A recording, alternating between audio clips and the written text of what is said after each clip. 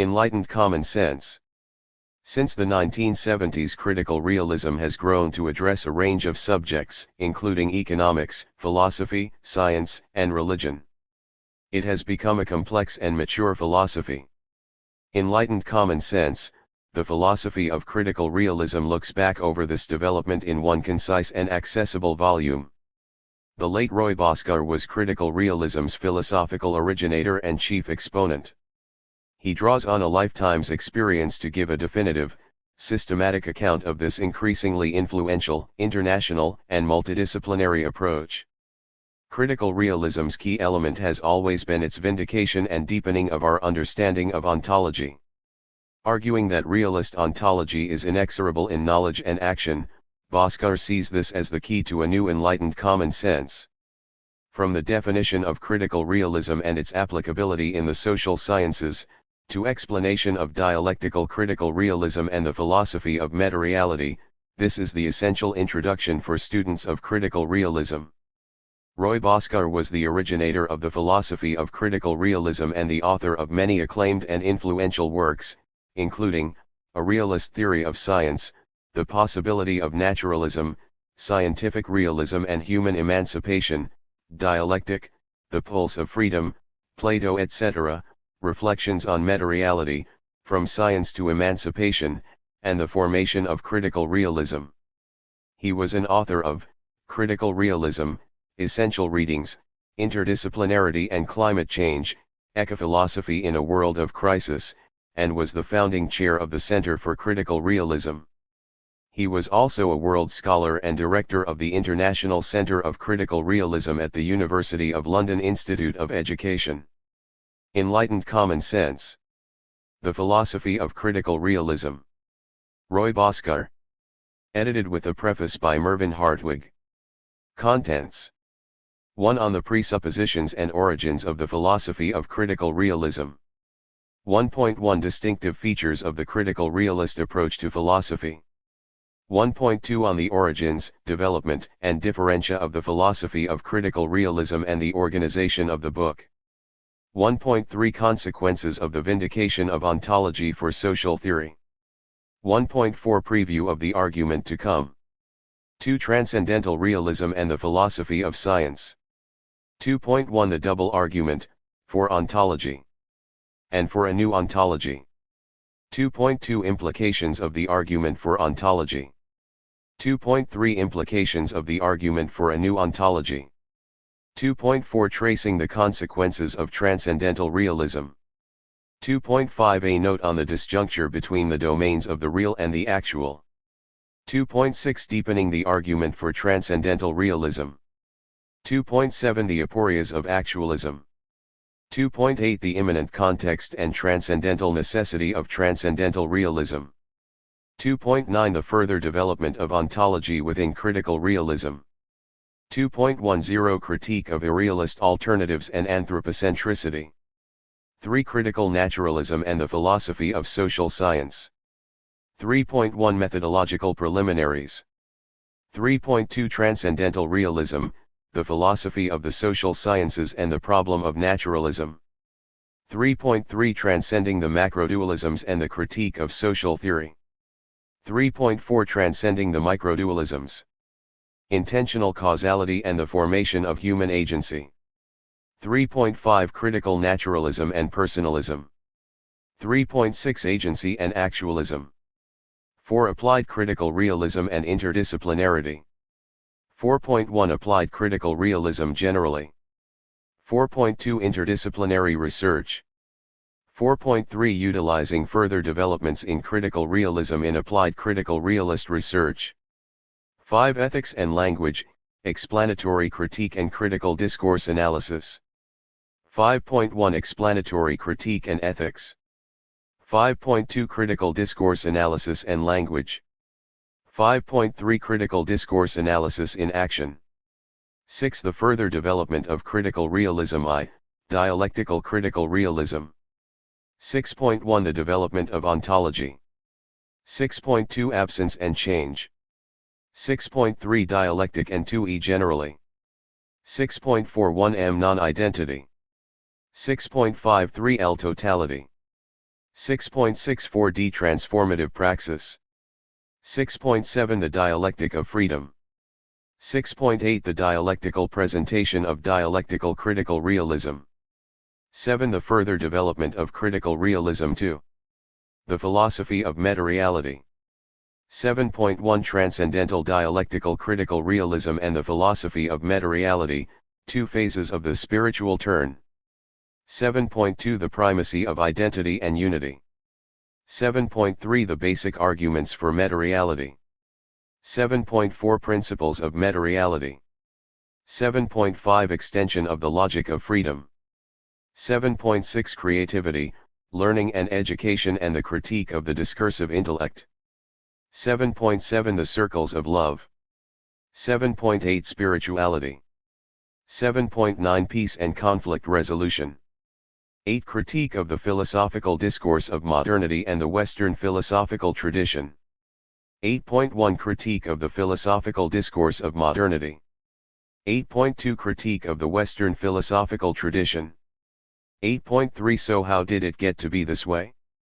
9 Critical realism and the ontology of the good society.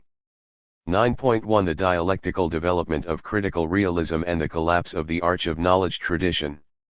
9.2 Critical realism and the ontology of the good society. 9.3 Advantages of critical realism. Thoas.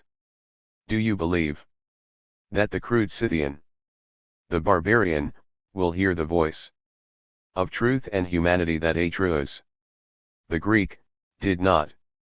Iphigenia.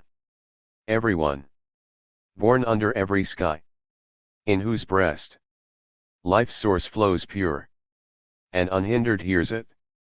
1.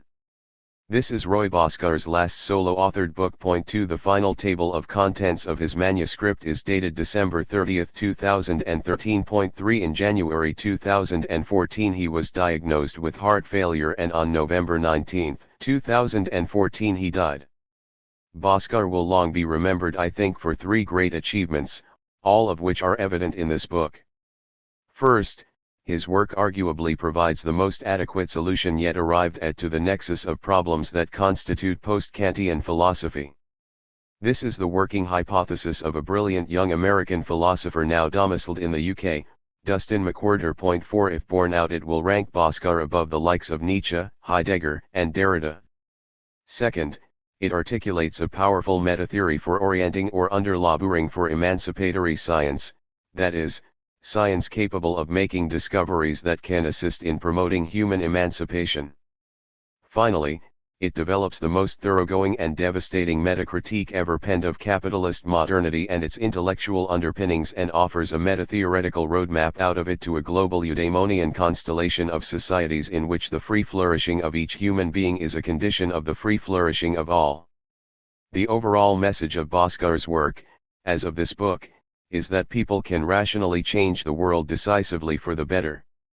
Enlightened common sense, the philosophy of critical realism brilliantly fills an egregious void in the critical realist corpus, the absence of an introductory account in a single volume of Bhaskar's philosophy as a whole. Andrew Collier's Critical Realism, an introduction to Roy Bhaskar's philosophy, is superb, but because of the time of its writing could say little about dialectical critical realism and nothing as such about the philosophy of meta-reality. Enlightened common sense provides an accessible, lucid, and coherent account of Bhaskar's system overall, achieving a high level of simplicity and clarity without sacrificing profundity. It will finally lay to rest at least one of the libels Bhaskar had to endure, that he was an abominable writer who cared not a jot for his readers. As will be evident to any impartial reader, before one can attain the high level of clarity and perspicacity achieved here, an immense amount of difficult and complex argumentation and analysis has to be engaged in at the highest level. The most difficult and impenetrable Bhaskarian text is by no means as difficult or impenetrable as its Heideggerian or Kantian counterpart, and all Bhaskar's main works are indispensable to the lucid distillation presented here. This is not to suggest that readers who are relatively new to critical realism and/or philosophy will find the book plain sailing. It operates at the highest level of abstraction on matters that are intrinsically difficult, adroitly following Albert Einstein's wise advice that things should be made as simple as possible, but not any simpler. I would like to underline a related point that Bhaskar makes in chapter 1.2. Although dialectical critical realism goes beyond basic critical realism and the philosophy of meta-reality goes beyond dialectical critical realism, they arguably both presuppose and are broadly presupposed by basic critical realism, such that the three form a single system. What I want to emphasize is that this carries no implication that deploying critical realist meta-theory to orient one's research or practice entails accepting the whole package. On the contrary, since the later phases presuppose the earlier, work making use of any of the phases in either their specificity or their constellational unity is equally valuable and important from the perspective of the system as a whole. Whatever critical realist work scholars do, it matters. Of course, emancipatory philosophy and science, while indispensable for making a transition to eudaimonia, are not the only, or even the main thing. If we are ever to get much further with that project, philosophical and scientific work will need to be articulated creatively with proliferating social and political movements, as this book emphasizes. Our greatest resource for building the good society is people everywhere and their inexhaustible capacities for freedom and creativity, love and hope, for hearing and living by the voice of truth and humanity, as Goethe understood so profoundly. The manuscript Bhaskar left is 70,000 words long. The book before you is some 92,000 words. It is evident from the manuscript that, working to a deadline and over very long hours, Bhaskar's energies were flagging during the writing of the last section of chapter 6 and the whole of chapters 7 and 8. Lee Price, who most generously typed and checked most of the manuscript on an unpaid basis, confirms that parts of the later chapters were written under intense pressure in a few days before she flew to Zimbabwe at short notice after receiving news that her mother was terminally ill. Although the overall structure of the argument is clear to a reader who is familiar with Bhaskar's work, the writing becomes elliptical and definitions sparse.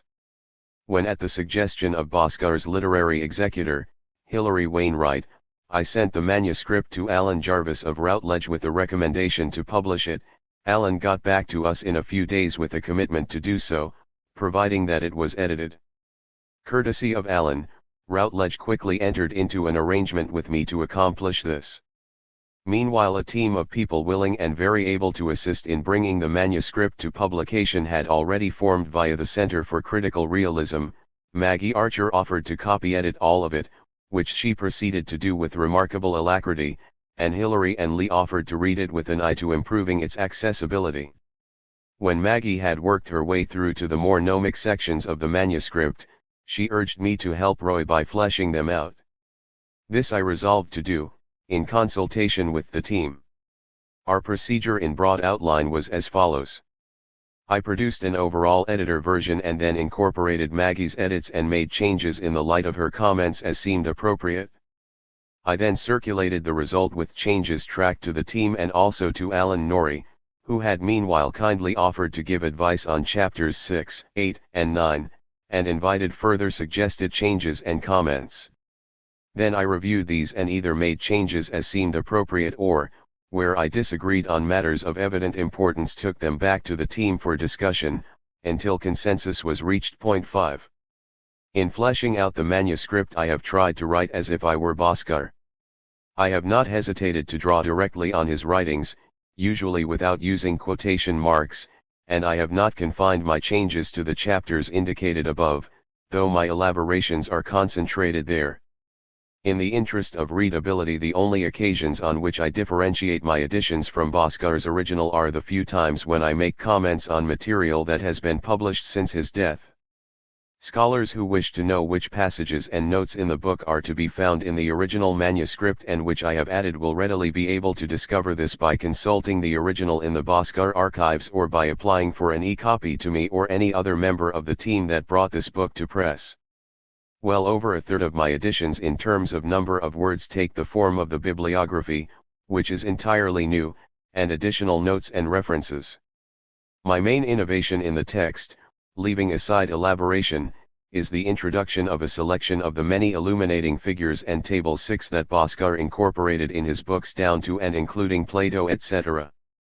The drawing of the figures, Bhaskar once told me, came mostly after the writing as part of the dialectics of recapitulation to double-check the analysis and embed it within his innermost being. It is hoped that they will serve that purpose for the reader too, but after illuminating the analysis. I am most grateful to members of the editorial team for their excellent work, especially to Maggie, who encouraged me to do what needed to be done and whose experience I picked up many things of importance that I missed on a first edit or that served as valuable prompts for me to clarify or elaborate. The usual disclaimers apply.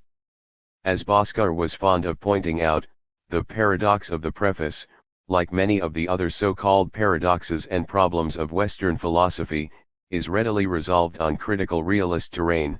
In an open, developing world I can be sure that weaknesses and mistakes in my elaborations will come to light, but I can't know now with any confidence which or where.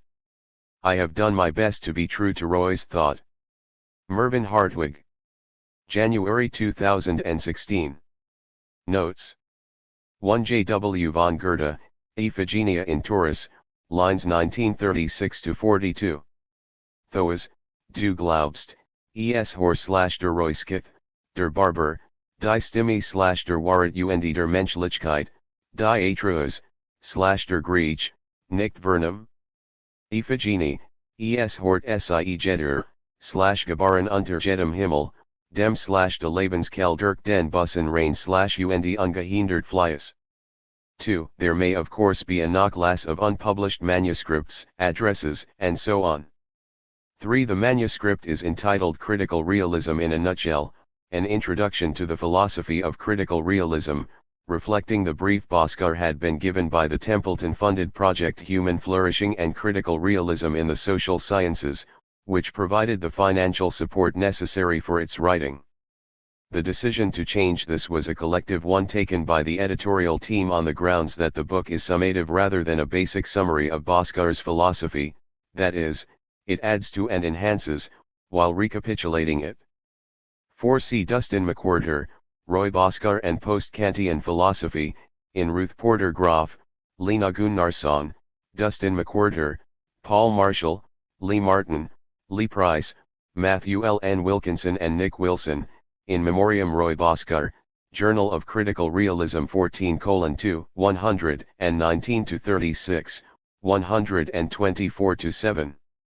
5. The title Enlightened Common Sense was chosen by Bhaskar's literary executors. There was some concern within the editorial team that readers might interpret enlightened primarily in a spiritual or religious sense, or in the sense of the 18th century European Enlightenment. This is far from our intention. The concept enlightened common sense was first deployed by Bhaskar in 1989 in a context that explicitly envisages a new, post-capitalist enlightenment. See Roy Bhaskar, Reclaiming Reality, A Critical Introduction to Contemporary Philosophy, 1. The concept calls attention to the transcendental necessity of transcendental realism, that is, the inexorability of transcendental or critical realist ontology, and to the importance of critique to demystify or enlighten common sense understandings, themes that are at the core of Bhaskar's philosophy in all its phases. 6. The 20 figures included are all by Bhaskar, whereas only 2 of the 10 tables are. The original manuscript called for the inclusion of 2 tables from my own writings. I have taken the liberty to include 4 more, as I am aware that Bhaskar thought them very useful. They display in a spatial spread the correspondences that Bhaskar carried around in his consciousness and deployed to ordinate his presentational, systematic, and critical dialectics. Figures and tables are not included in the total word counts given above. Acknowledgements. The writing of this book was funded by the John Templeton Foundation and would not have been possible without the loving assistance of Roy Bhaskar's partner and carer, Rebecca Long, the support of Hilary Wainwright and the provision of accessible accommodation by the Wainwright family.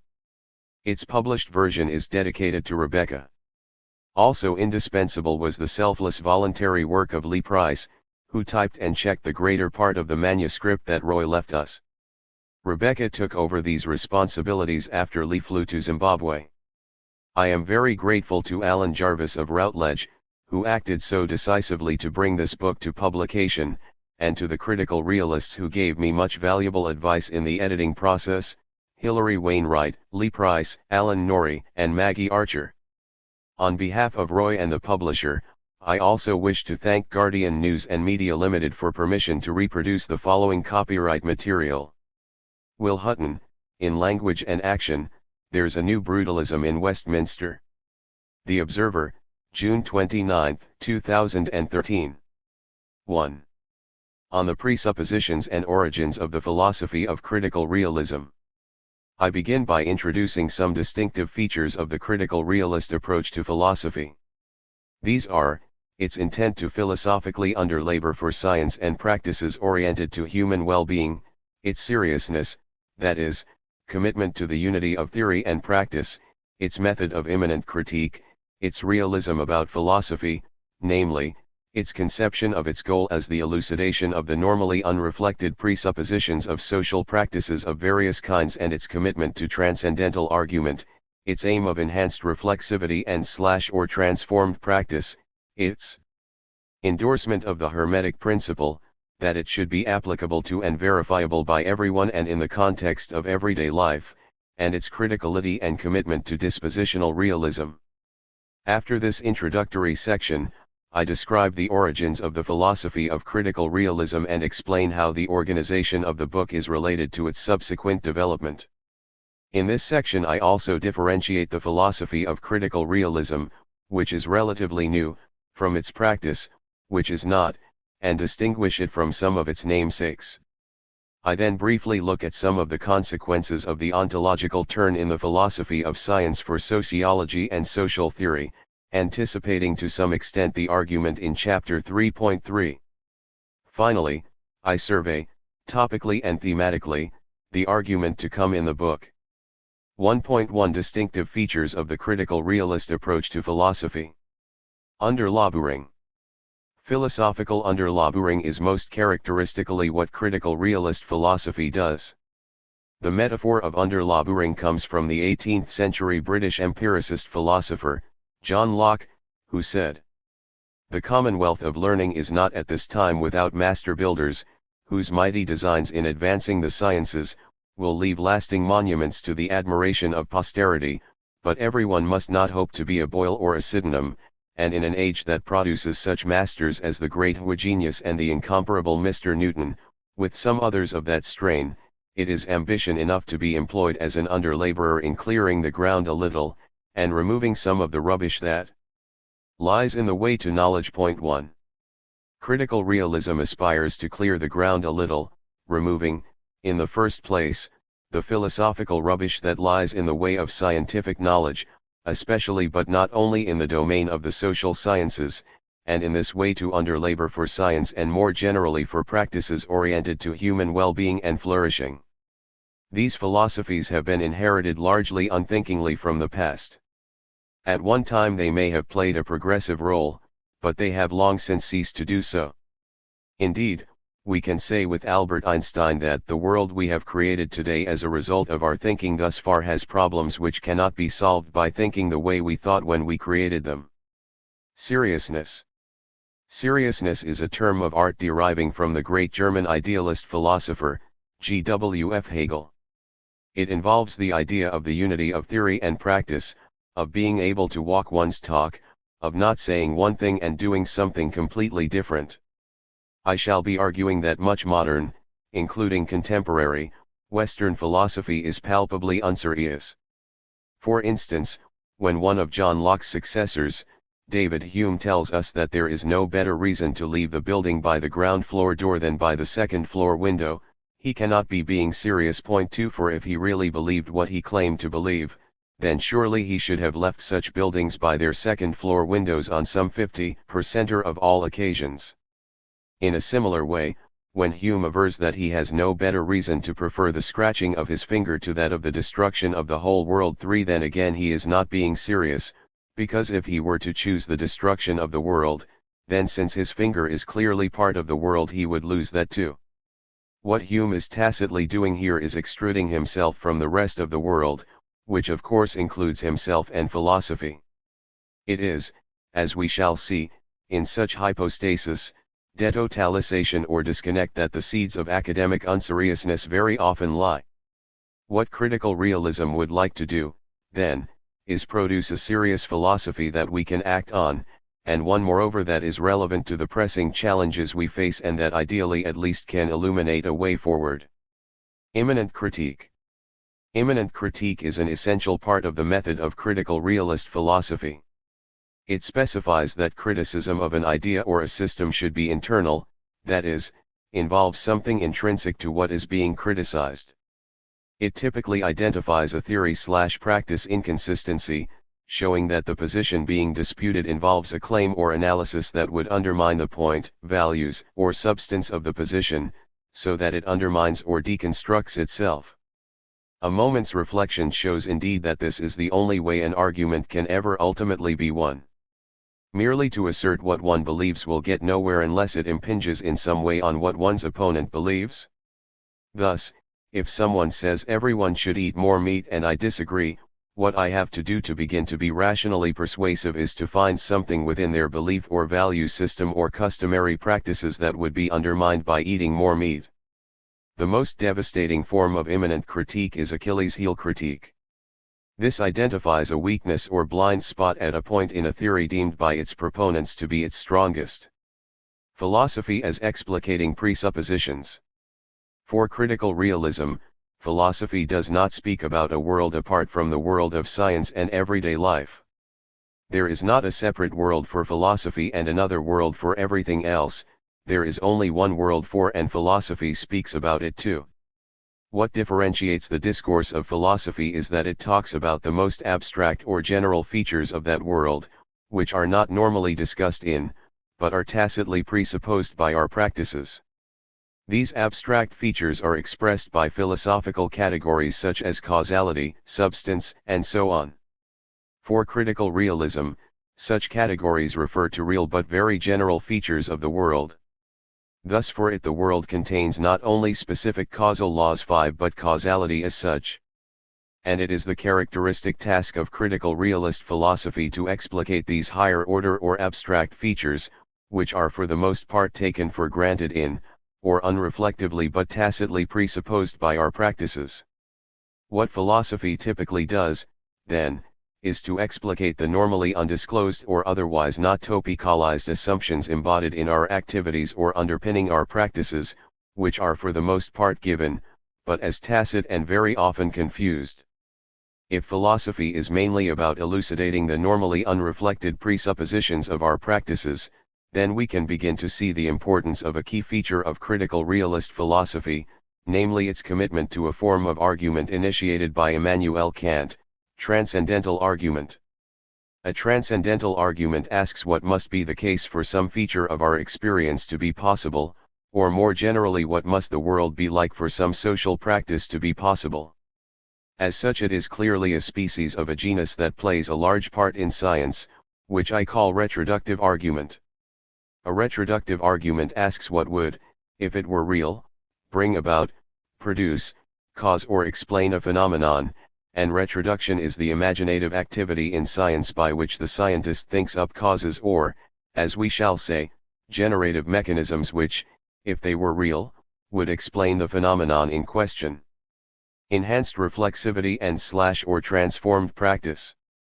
Pre-existing philosophy has seriously misdescribed the presuppositions of most of our everyday and scientific practices.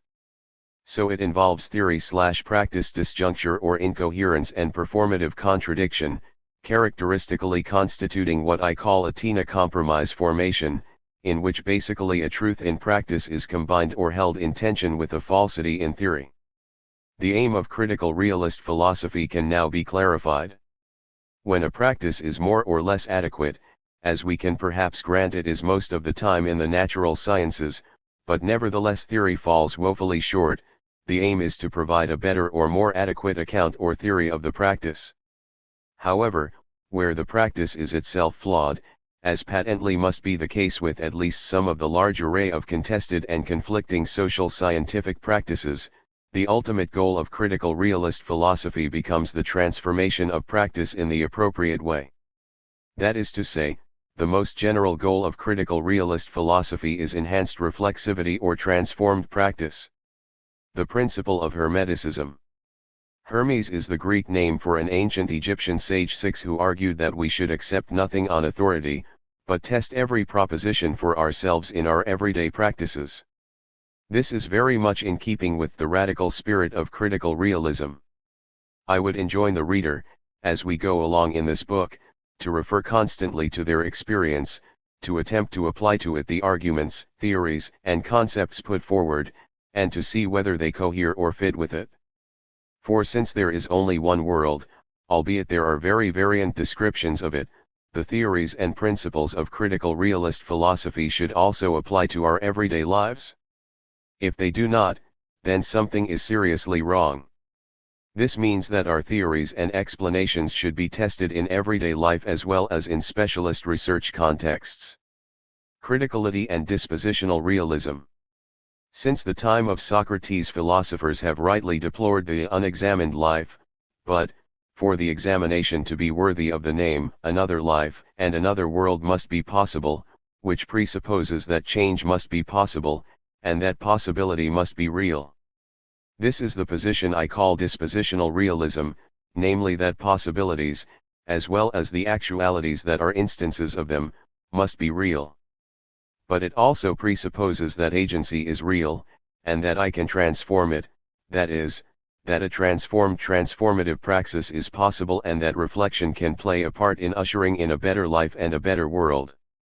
If this is so, an underlaboring philosophy such as critical realism, seriously committed to the project of universal human flourishing, can aspire to be more than a nuisance, a Nietzschean gadfly on the neck of the powers that be.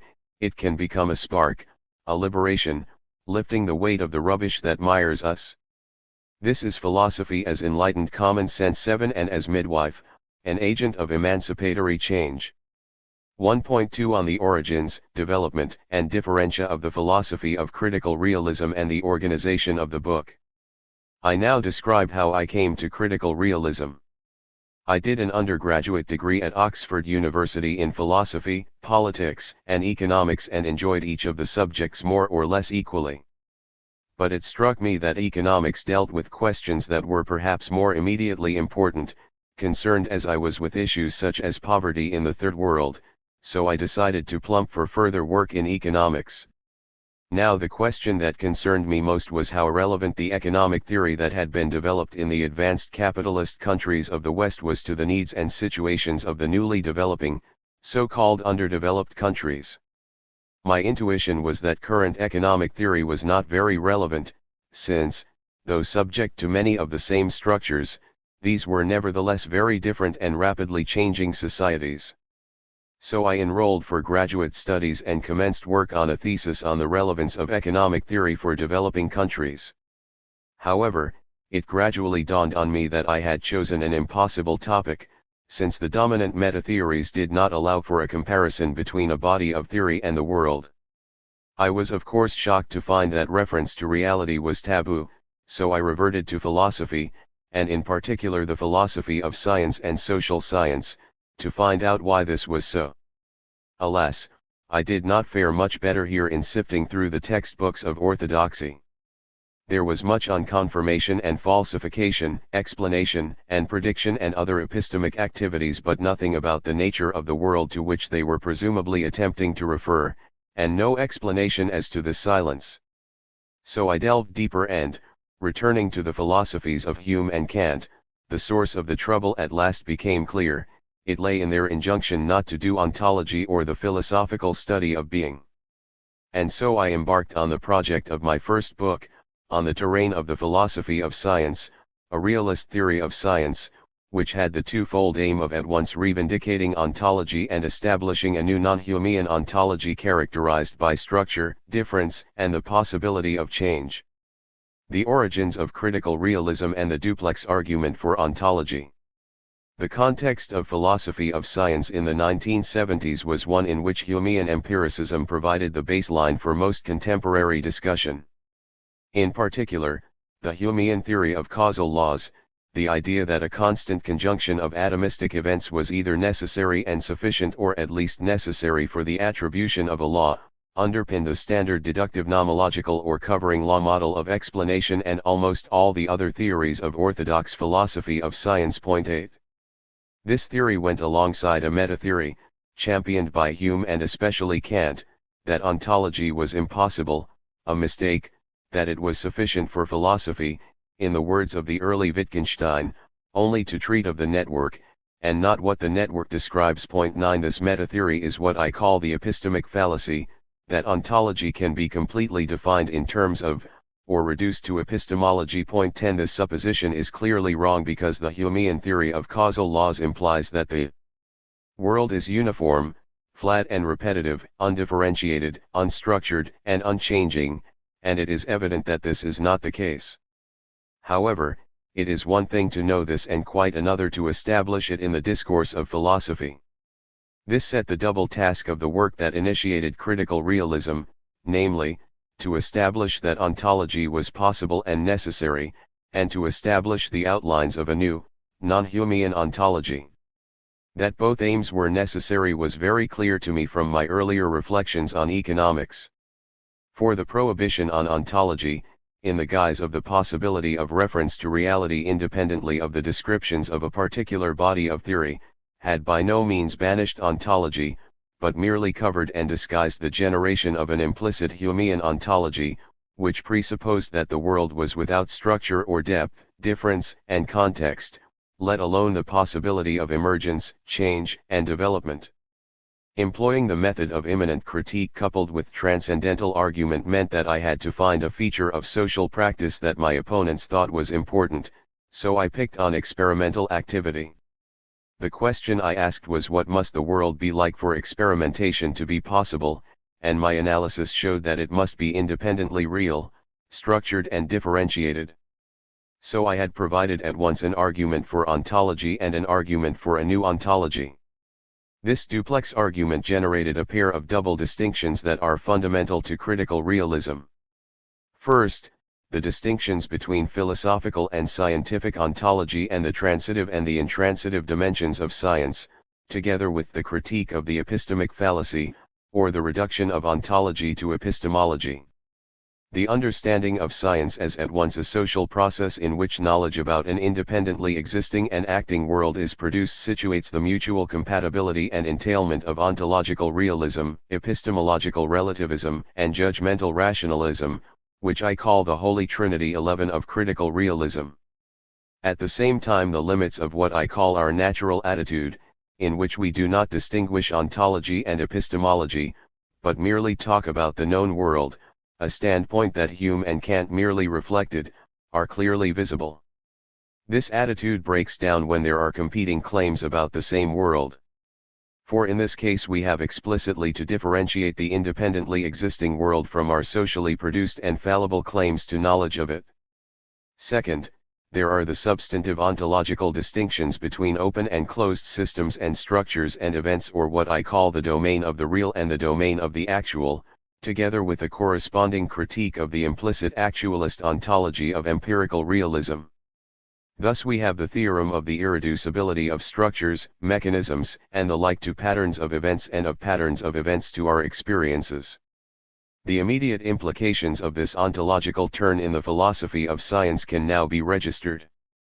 The transcendental argument from experimental activity, together with other arguments from the context of applied and practical science, establishes the inexorability and irreducibility of philosophical ontology and the necessarily stratified and differentiated character of this ontology.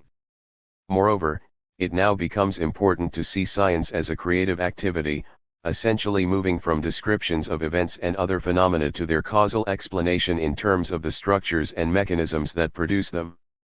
Furthermore, the history of science reveals a multi-tiered stratification in nature, which accordingly defines a continually reiterated dialectic of discovery and development in science. Following on from this, there is the DREI model of theoretical explanation, in which science moves continually from the description of phenomena to the retroduction of possible explanatory causal mechanisms for them, the elimination of competing explanations, through to the identification of the generative mechanism at work. Science then proceeds to describe this newly identified level of reality, and a further round of discovery and development follows.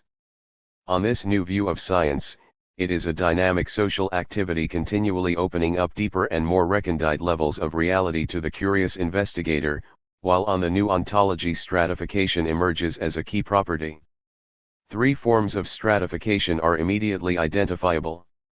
There is the simple stratification implied by the distinction between structures and the patterns of events, the multi-tiered stratification revealed by the history of science, and that special form of stratification shown by emergence. Generalizing and developing the core argument. The question of transapplicability. The original argument of critical realism raises the question as to whether this characteristic retroductive pattern of activity, involving the movement from descriptions of events to that of the explanatory structures producing them, can take place in other sciences, domains, and practices. More specifically, it raises the question of the transapplicability of the results of the philosophy of the experimental natural sciences to the social sciences 13 or the biological sciences 14 or to new domains of the social sciences, for example, of language and the contexts of the variety of human practices. However, it is important to note that the method of immanent critique prohibits any simple-minded or unmediated transfer of results from one context to another. There must always be an independent analysis of the new domain before the possibility of any transapplication can be considered.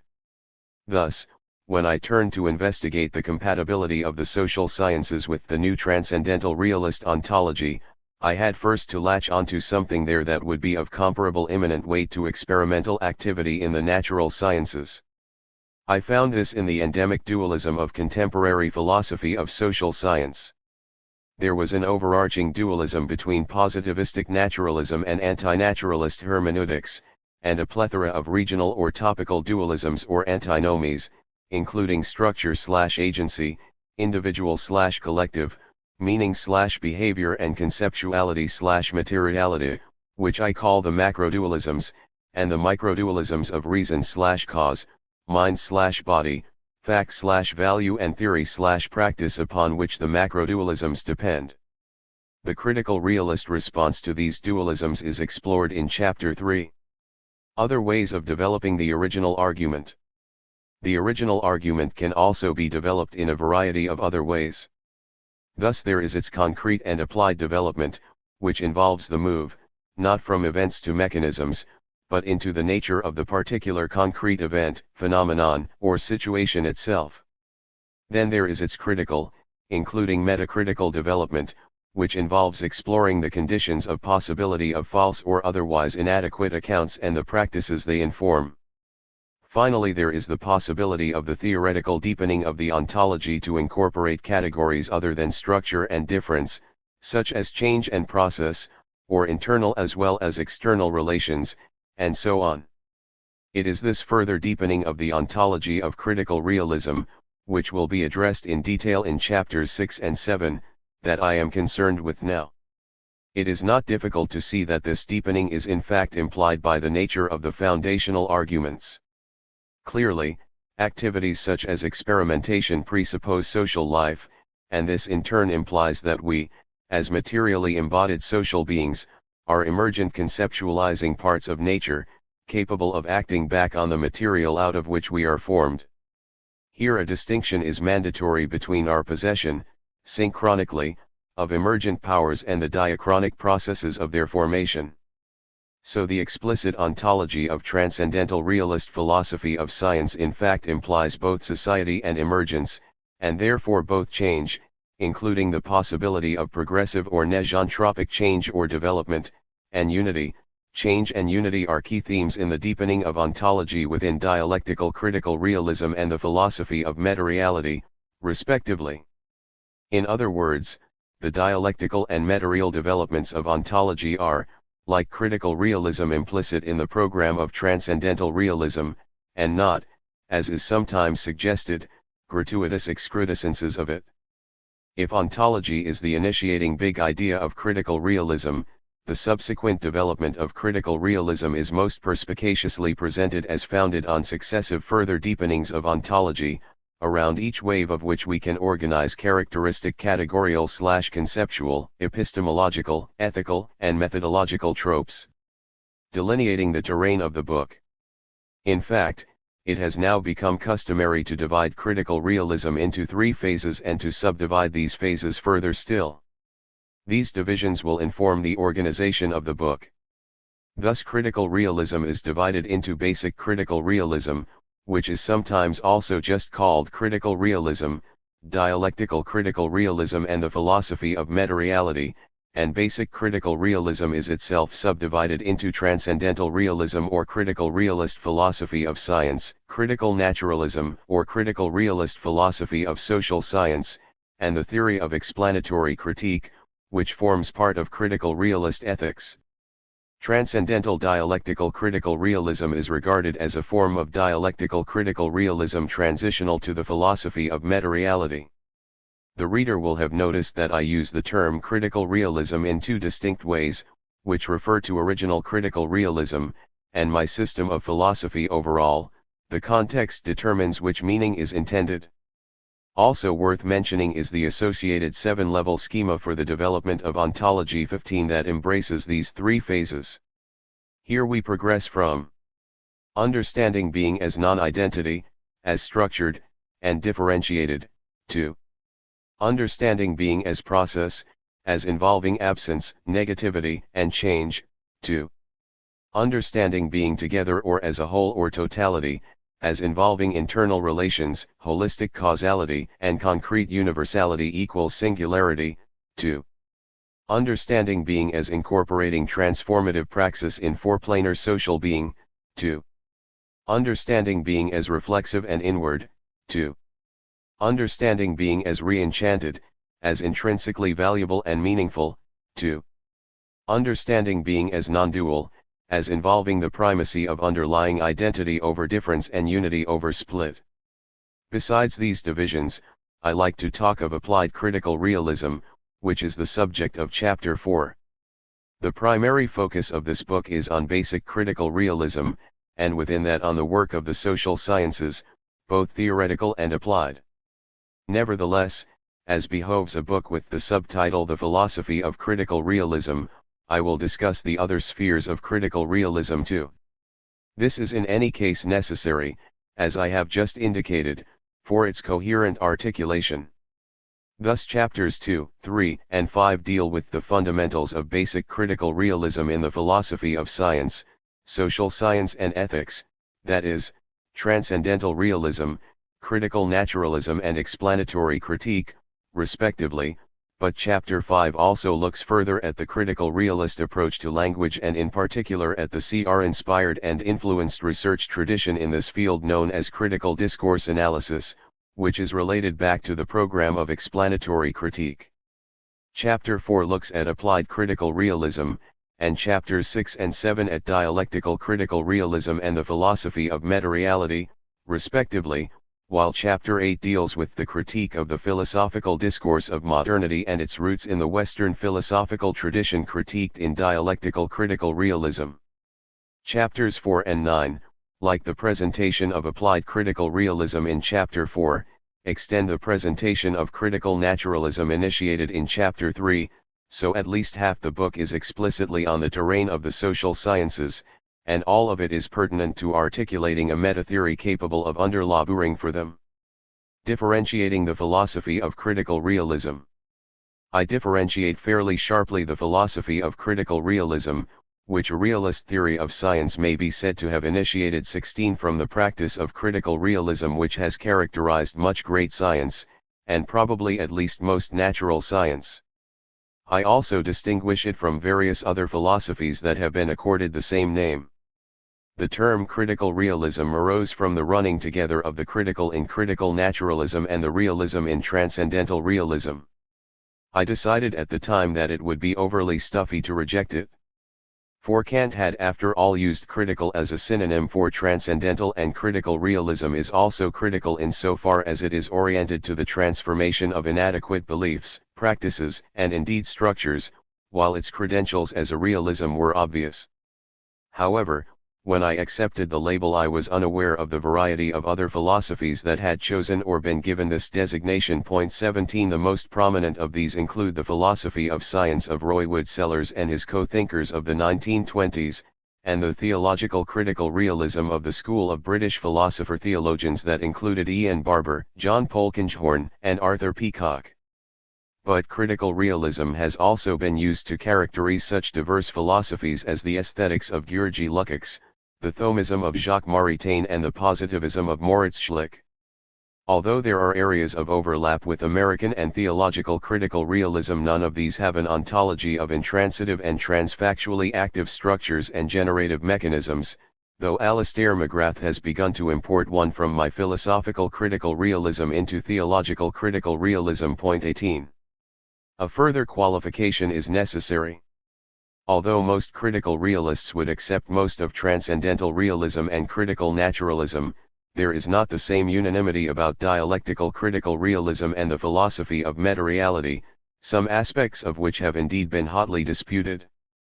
However, while many critical realists have chosen not to explore or use the dialectical and meta-real developments, there is by now widespread appreciation of at least their potential value and interest.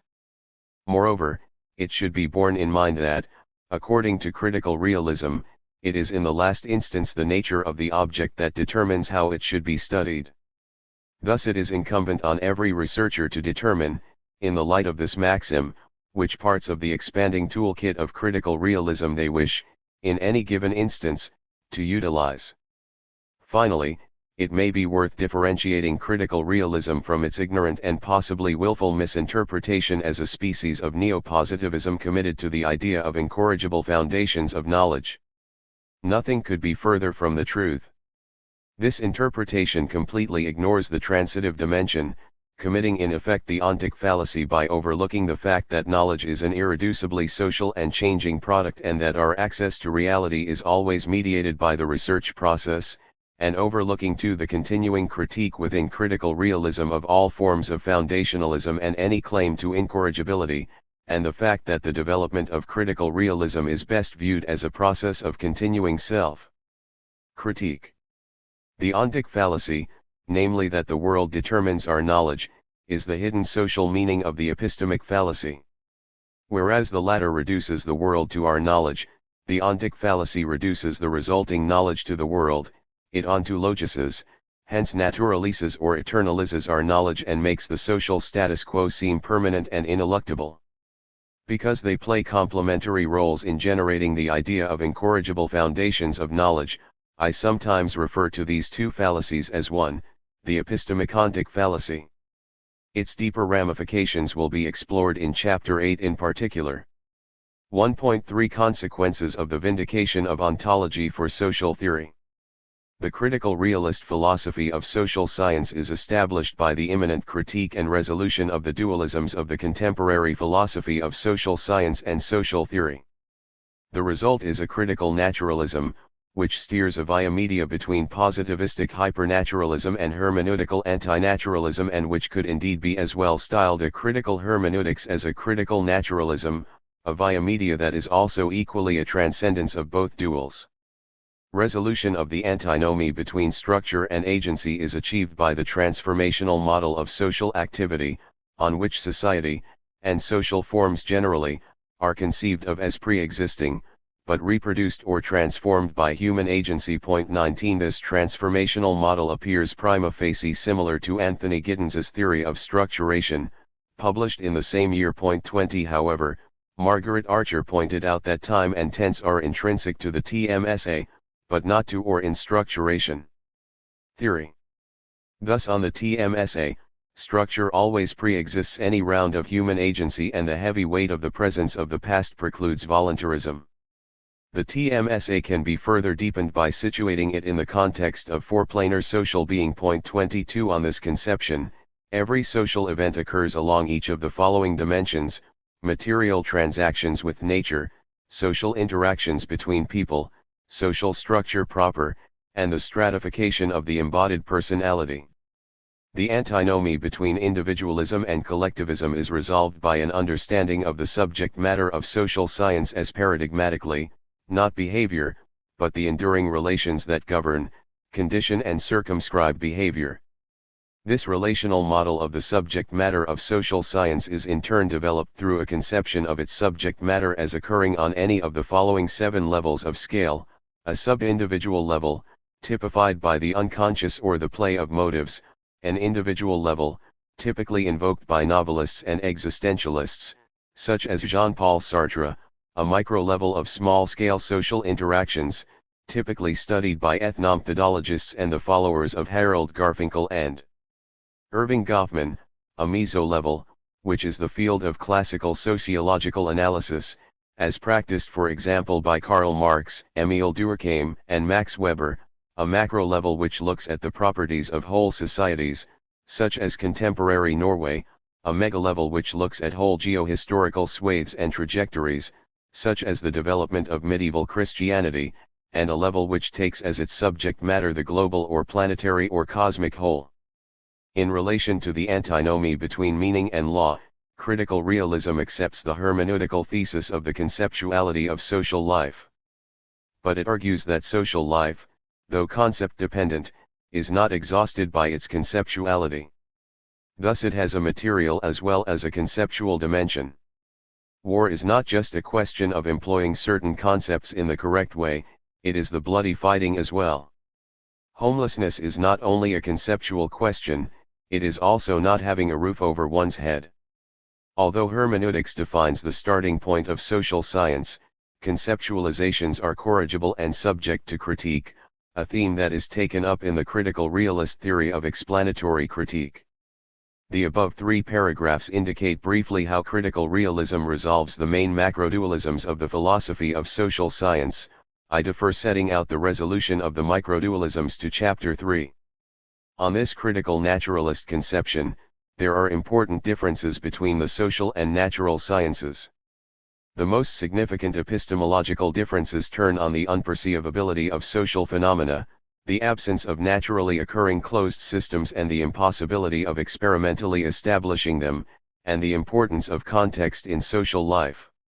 The most significant ontological differences turn on the activity dependence, concept dependence, and characteristically greater space, time specificity 23 of social structures and forms, together with the internality of social science to its subject matter, which defines a relational difference. However, it is just in virtue of these differences, critical realism contends, that social science is possible. The social and natural sciences can both be sciences in the same sense, but not in the same way. We can now identify the chief defects in pre-existing meta-theories of social science. Contra empiricism, empirical regularities can be neither necessary nor sufficient for a causal law. Contra neo-Kantianism, structure is not only imposed on the empirical manifold by the human mind or the social community, but is a feature of being itself. Contra hermeneutics, although conceptuality is important and hermeneutics defines the starting point of social science, social forms are not exhausted by the conceptuality on which they depend, and conceptualizations are corrigible and subject to critique. Strong social constructivism can be seen to involve either a neo-Kantianism in the transitive dimension or a form of hermeneutics in the intransitive dimension. But from the fact that we have to define, say, an illness, linguistically, in order to study it, it does not follow that it is constituted by our definition or that it would not exist apart from it. Similarly, although social agents' understanding of social reality may be an intrinsic part of the reality has an irreducible material dimension to it as well, and our understandings of it may be false or otherwise inadequate. As for critical theory, it is affected by the weaknesses of the neo-Kantianism that informs it. Thus, the absence of explicit ontology means that what are in reality ontological mediations are rendered as epistemological divisions. For critical realism, the causality of reasons means that what is described in the meta-language of hermeneutics is intrinsically part of the very same reality as that described by physical action discourse. Indeed, human action typically takes the form of the manifestation of intentionality in the physical world. Furthermore, critical theory, like most pre-existing meta-theories of social science, fails to see that factual discourse may and, indeed must, license values. To criticize a belief is ipso facto to criticize actions informed by that belief, and if we can also explain the belief in question, that is cateris paribus to criticize whatever it is that explains the belief as well. Point 24. It follows from this that values are not so much a presupposition or condition as an implication or consequence of explanatorily powerful social theory. Point 25. 1.4 Preview of the argument to come. Chapter 2 is situated on the terrain of the philosophy of science and sets out to give a simple exposition of transcendental realism. After describing tensions in recent and contemporary philosophy of science, the chapter rehearses the double argument that initiates critical realism, for the revindication of ontology, or the explicit study of being, as distinct from and irreducible to epistemology, or the study of knowledge, and for the development of a new ontology, in which structure, differentiation, and change move to the fore, as against the flat and undifferentiated implicit ontology of empiricism and orthodox accounts of science. The transcendental analysis of experimental activity is shown to establish the existence of a level of reality independent of human activity, and thus to demonstrate both that an ontology is possible and that it is independently existing, structured, and differentiated. The distinction between transitive and intransitive dimensions is now introduced and explained. The critique of the epistemic fallacy is developed and its basis in the natural attitude is shown. The holy trinity of critical realism, involving the compatibility of ontological realism, epistemological relativism, and judgmental rationalism, is now unfurled. The distinctions between open and closed systems and the domains of the real, the actual, and the empirical are outlined, and the basis of the critique of the Humean theory of causal laws, and the doctrines of orthodox philosophy of science that depend upon it are seen to involve actualism and the collapse of all domains of reality into one in empirical realism. Three senses of the stratification of reality are distinguished and the three criteria for emergence discussed. The transcendental realist vision of science as a social process moving essentially from description of patterns of events to identification of the structures that explain them is outlined, and a logic or dialectic of scientific discovery, involving description, retroduction, elimination, identification, and correction, is displayed. In this way, Chapter 2 articulates the basic ontology and epistemology of the critical realist account of science. Some implications of this are explored, and the weaknesses of empiricist, neo-Kantian, and super-idealist philosophies of science are demonstrated, and the resolution of the aporias they create is sketched. Chapter 3 considers the trans-applicability of this account of science to the social world. As I have already noted, the method of immanent critique rules out reliance on a simple transplant. Instead, a pincer movement is deployed. First, the possibility of naturalism is developed through immanent critique of the dualisms or dichotomies and antinomies of social theory and the human sciences. These dualisms are most prominently those between structure and agency, holism and individualism, and meaning and law, which in turn rest upon the dualisms between mind and body, reasons and causes, facts and values, and theory and practice. Then we can display the emergence from the natural order of human beings as persons, and of a social world similarly emergent from human being. Concepts of intentional causality, on which reasons can be causes, and of mind as a synchronic emergent power of body are developed, and social structure is seen to be the condition and outcome of human agency. As already indicated, resolution of the antinomy of structure and agency is shown to lie in the TMSA. This is then developed and generalized in the concept of four-planar social being, on which all social activity, and all social being, is seen to occur simultaneously 26 on each of the planes of material transactions with nature, social interactions between people, social structure sui generis, and the stratification of the embodied personality. The dichotomy between individualism and holism is resolved first in a relational conception of social reality, and second in the development of a hierarchy of orders of scale involving up to 7 levels of agency and structure, from the sub-individual to the planetary and cosmic. Finally, the oppositions between meaning and law, and anti-naturalist hermeneutics and hypernaturalist positivism are resolved in a view of social life as dependent upon, but not exhausted by, conceptuality, and of the social as both material and conceptual. On this view, hermeneutics is the starting point of social science, but conceptualizations are both corrigible and in principle subject to causal explanation in a research process in which qualitative and quantitative considerations can both find a place. Chapter 3 moves on to consider the differences between the social and natural sciences. Epistemological, ontological, and relational differences emerge. The most important epistemological differences lie in the impossibility of establishing experimentally closed systems, which entails that there is a necessary asymmetry between explanation and prediction, and the relative unperceivability of social structures. The most important ontological differences are the activity and concept dependence of social structures, which make possible a quasi-transcendental mode of argumentation in conceptually fundamental social science. The most important relational difference is the fact that social science is part of its own subject matter, which presages the transition from facts to values discussed in Chapter 5.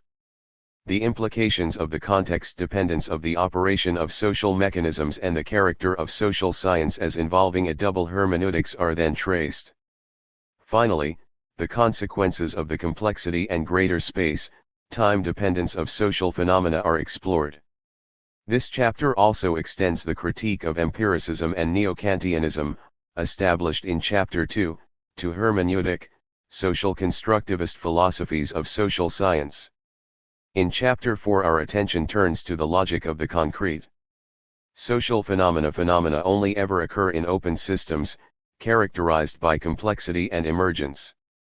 The explanation of concrete open system phenomena is shown to involve the resolution, redecryption, retrodiction 27 elimination, identification, and correction of claims about their component parts. This characteristic multiplicity of causes, mechanisms, and theories does not, however, in itself license the transition to multidisciplinarity. For that we need also the emergence of levels, such that some of the mechanisms in an applied or concrete explanation are ontologically distinct and irreducible to the more basic ones. This gives us multidisciplinarity. But that is not yet interdisciplinarity. For interdisciplinarity one needs non-additive relations between the distinct levels, or the emergence of outcomes. Emergence of the mechanisms themselves yields interdisciplinarity. Turning from ontology to epistemology, the concepts of transdisciplinarity and cross-disciplinary understanding are introduced. Cross-disciplinary understanding is essential for the effective epistemic integration that must inform a united or integrated policy intervention or response to the open systemic phenomenon, which could be climate change, an increase in demand for a commodity or a car crash. The important concept of a laminated system is then introduced. 4 kinds of laminated system are discussed, those constituted by different ontological levels, as in the original introduction of the concept for a case of disability, 28 different dimensions of social life, such as the 4 planes of social being, different levels of scale, such as the 7-tier model introduced in Chapter 3, and different spatio-temporalities, such as in the opening of Parliament or a New Delhi street scene. 29 The idea of a lamination is designed to underwrite the irreducibility of, and necessity for, the various levels used in an applied or concrete interdisciplinary investigation. The deleterious consequences of reductionism, and the actualism that underpins it, is now exemplified in various domains. The holy trinity of interdisciplinary research and interprofessional cooperation quickly follows. This involves meta-theoretical unity, methodological specificity and substantive theoretical pluralism and tolerance. The applied critical realist research process itself is conceived of as doubly specific, both to its place in the research cycle of the science concerned and also to the nature of the subject matter under investigation. This chapter ends by describing the ways in which critical realism can empower and facilitate a typical research project and showing how this in turn can avail itself of the resources provided by critical realism in its inquiry. Chapter 5 outlines how the criticality of discourse establishes a basic argument for the evaluative implications of all factual discourse. This is further developed in the critical realist theory of explanatory critique, on which one can pass from negative valuations of beliefs, to negative evaluations of actions informed by them, and thence to negative evaluations of their causes and to positive valuations of action rationally directed at their removal. This model of cognitive explanatory critique can both be generalized to embrace non-cognitive and non-communicative ills and be embedded within a depth emancipatory praxis. At its heart lies an ontology of human being in which our desires, needs and unfulfilled potential depend on the understanding and actions of others, that is, in which freedom and solidarity are interdependent, an ontology to be further developed in the course of this book. The various senses of objectivity are now distinguished, and the ways in which the intrinsic criticality of the social sciences is, and is not, consistent with objectivity are explored. The consequences of the reflexivity of social life are then traced. The important idea of concrete utopianism is now introduced and explained.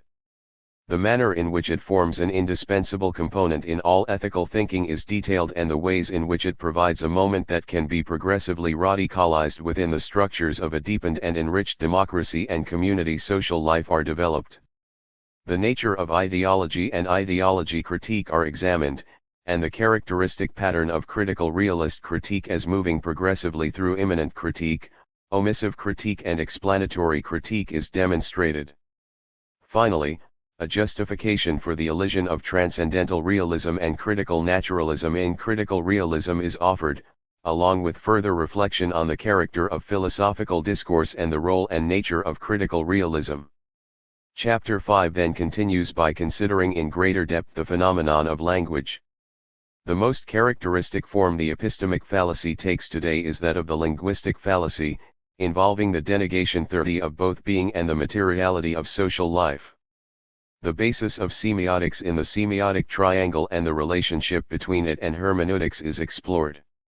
The importance of the referent and of the activity of referential detachment is emphasized. Post-structuralism follows Saussure in eliding the referent, while Anglo-Saxon linguistics typically elides the signified.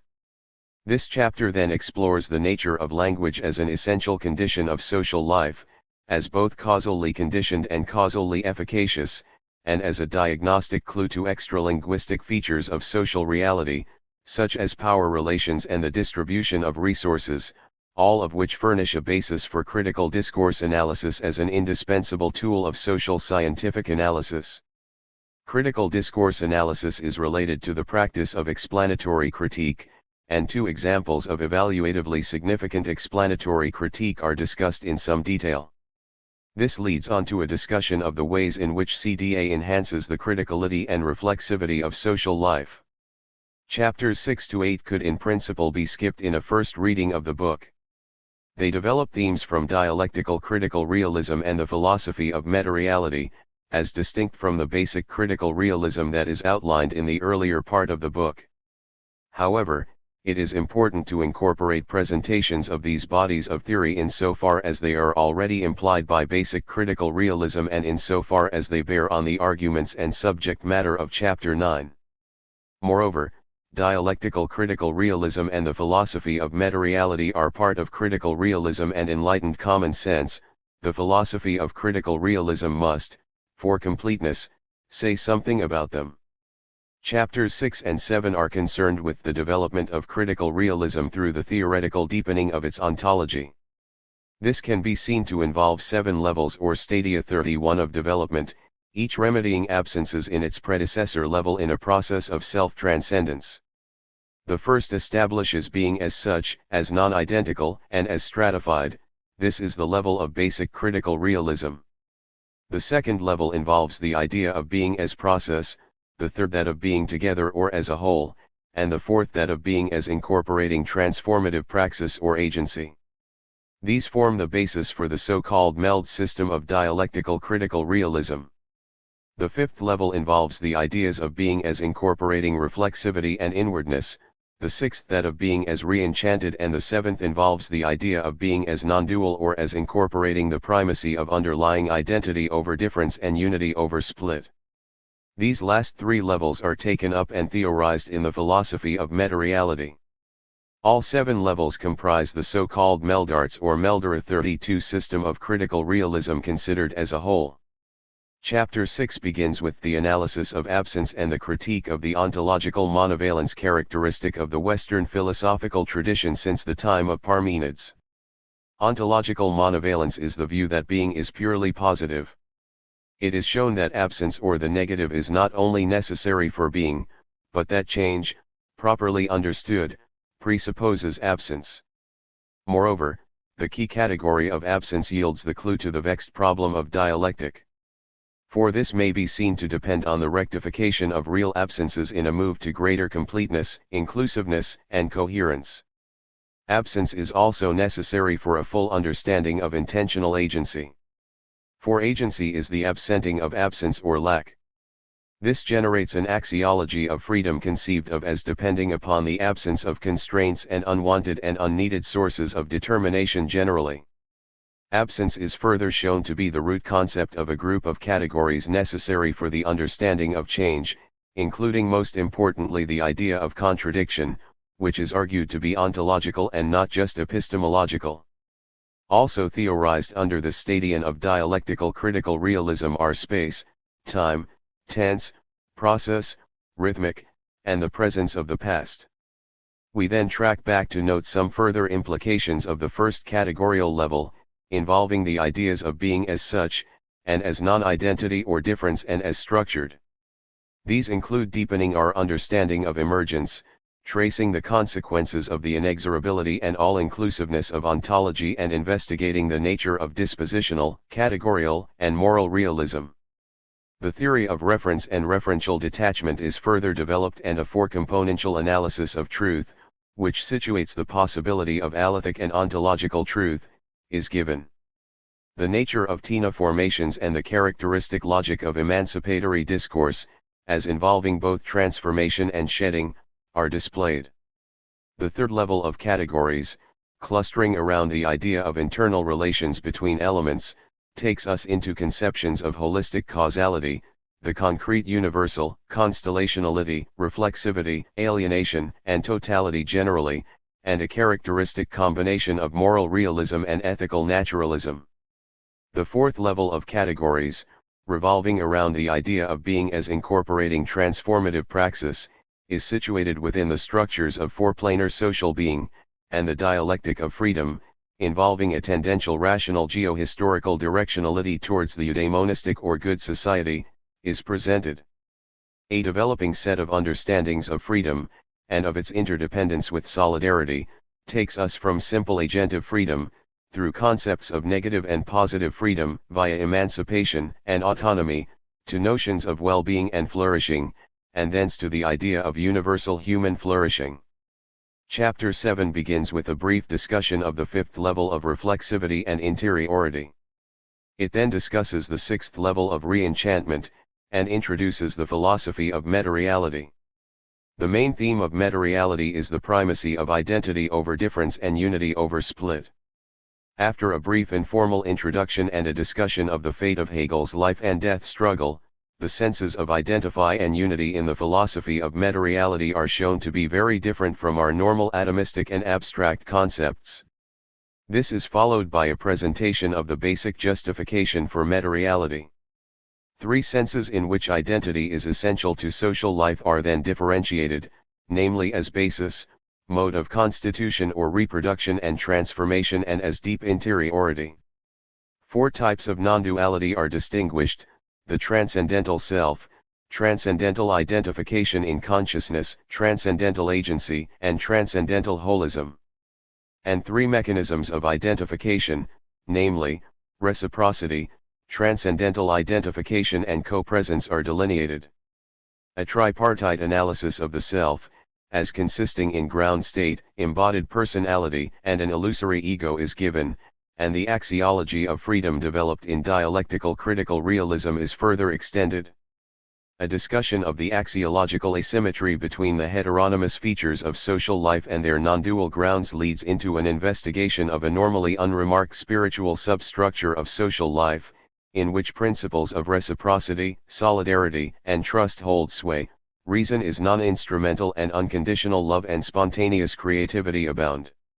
It is argued that this level underpins the other more visible ones, such as those of all commercial transactions and all relations of oppression or exploitation.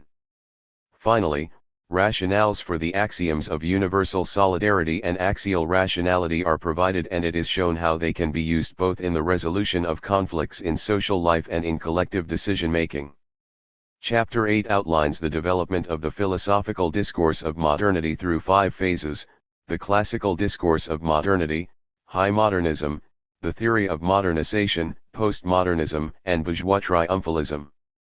The onset of each of these phases is marked by a revolutionary moment: 1640, 60/1789, 1848/1917, 1945-49, 1968, and 1989.33. The fundamental feature of the classical discourse of modernity is defined by an atomistic individualism and abstract universality, but it is already present in the Cartesian Cogito 34, which opposes thought to body, I to other human beings and society, humanity to the natural world and other species, and the present to past and future.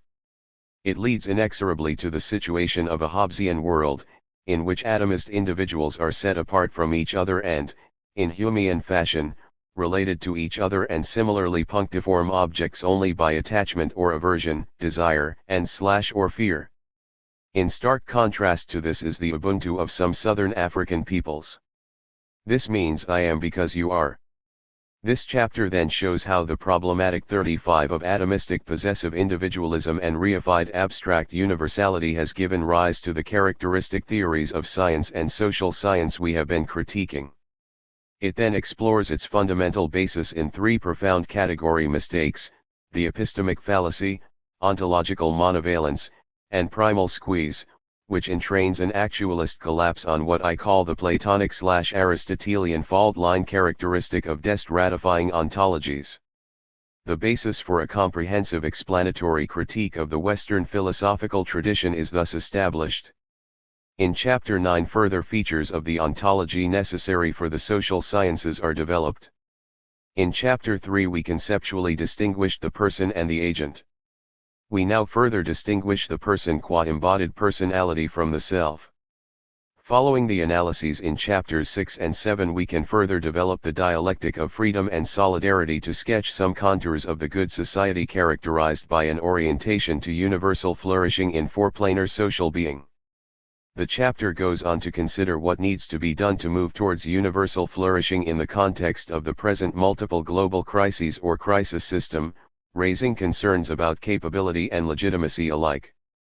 This leads into a recapitulation of the dialectic of desire to freedom, which is the ethical high point of dialectical critical realism, and its radicalization in the philosophy of meta-reality in the idea of the eudaimonistic society as dependent upon and oriented towards the project of universal flourishing and self-realization. The chapter looks critically at some contemporary currents in social and philosophical theory, specifically the new speculative realists in continental philosophy and the analytical causal powers or dispositional realists in analytical philosophy of science. In volumes planned I will examine actor network theory, rational economic actor theory, genetic reductionism, and the proponents of evidence-based empiricism in social theory and, in the more philosophical field, consider the contemporary legacy of Nietzsche and Heidegger, contemporary critical theory, the new neo-Aristotelians, the new Neoplatonists and the new right-wing post-structuralist Hegelians. The main themes of the book are then summarized and the advantages of critical realism briefly sketched. These include its ontological inclusiveness, epistemological coherence and comprehensiveness and methodological fertility, the susceptibility of alternative theories to devastating immanent and Achilles heel critique, their proneness to and dependence upon TINA formations, implicitly relying on a tacit and under-theorized critical realism, and the need for explicit ex-ante methodological commitment to critical realism in an epistemic situation riven by the claims of competing meta-theories. Following this, we describe the critical realist embrace, sketching a mechanism by which irrealists can become aware of their implicit critical realism and learn to enjoy it. After rebutting some common misconceptions about critical realism, the book then turns critically and self-reflexively to the respects in which critical realism remains weak and considers the ways in which it needs to develop today to under-labor for the challenges humanity and its sciences face. 2. Transcendental realism and the philosophy of science. 2.1 The double argument, for ontology, and for a new ontology. When we talk about the world in the normal way, we do not make a distinction that will be crucial to critical realism and in particular its philosophy of science. Thus, if I ask you how far London is from New York and you tell me that it is about 3,500 miles, and I then ask you whether that is a statement about your knowledge or about the world, you might, understandably, be taken aback. For your statement would not have been so much about one or the other, but about both, about the known world.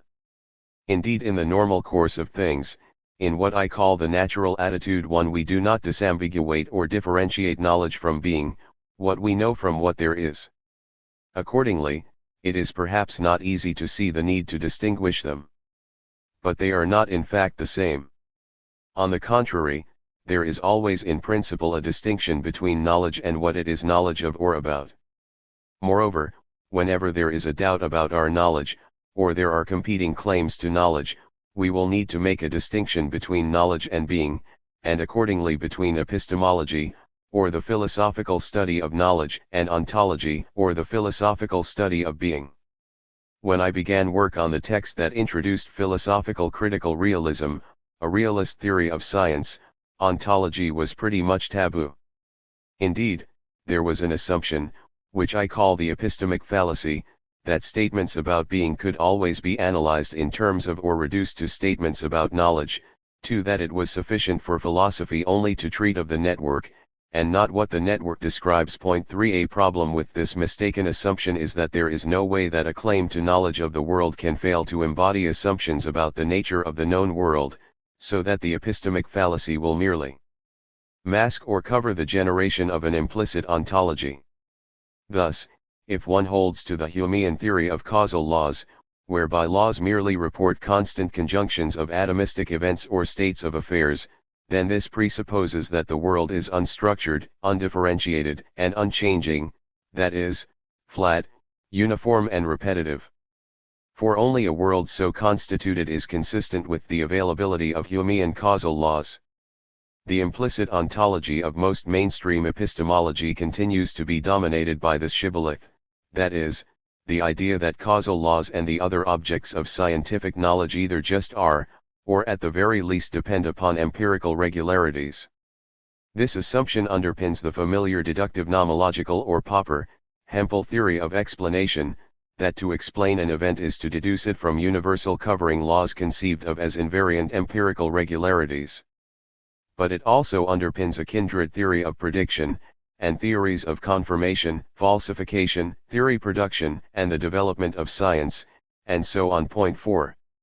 However, the deductive nomological theory is clearly wrong. One only gets a unique result under experimentally or otherwise closed conditions. Outside such a context there is no invariant regularity, but inside it, the significance of the regularity lies entirely in the fact that it represents access to something, at a different ontological level, something that continues to prevail outside that context. In experimental activity we do not produce a causal law, but rather the empirical grounds for such a law. That is to say, we produce the conditions under which it can be realized in actuality and empirically tested. What the Humean theory of causal laws does is to collapse three levels of reality, which I call the domains of the real, the actual, and the empirical, into one, and to assume that all systems are closed. The collapse of the real to the actual is what I call actualism. 5. It presupposes the collapse of open to closed systems and, when coupled with the additional collapse of the actual to the empirical, results in empirical realism. Point 6. Both actualism and empirical realism are forms of subject-object identity theory. Point 7. We are now almost in a position where we can display the basic architecture of critical realist philosophy of science or transcendental realism. However, before we can do so, we need to consider the way in which critical realism approaches the traditional terrain of the theory of knowledge.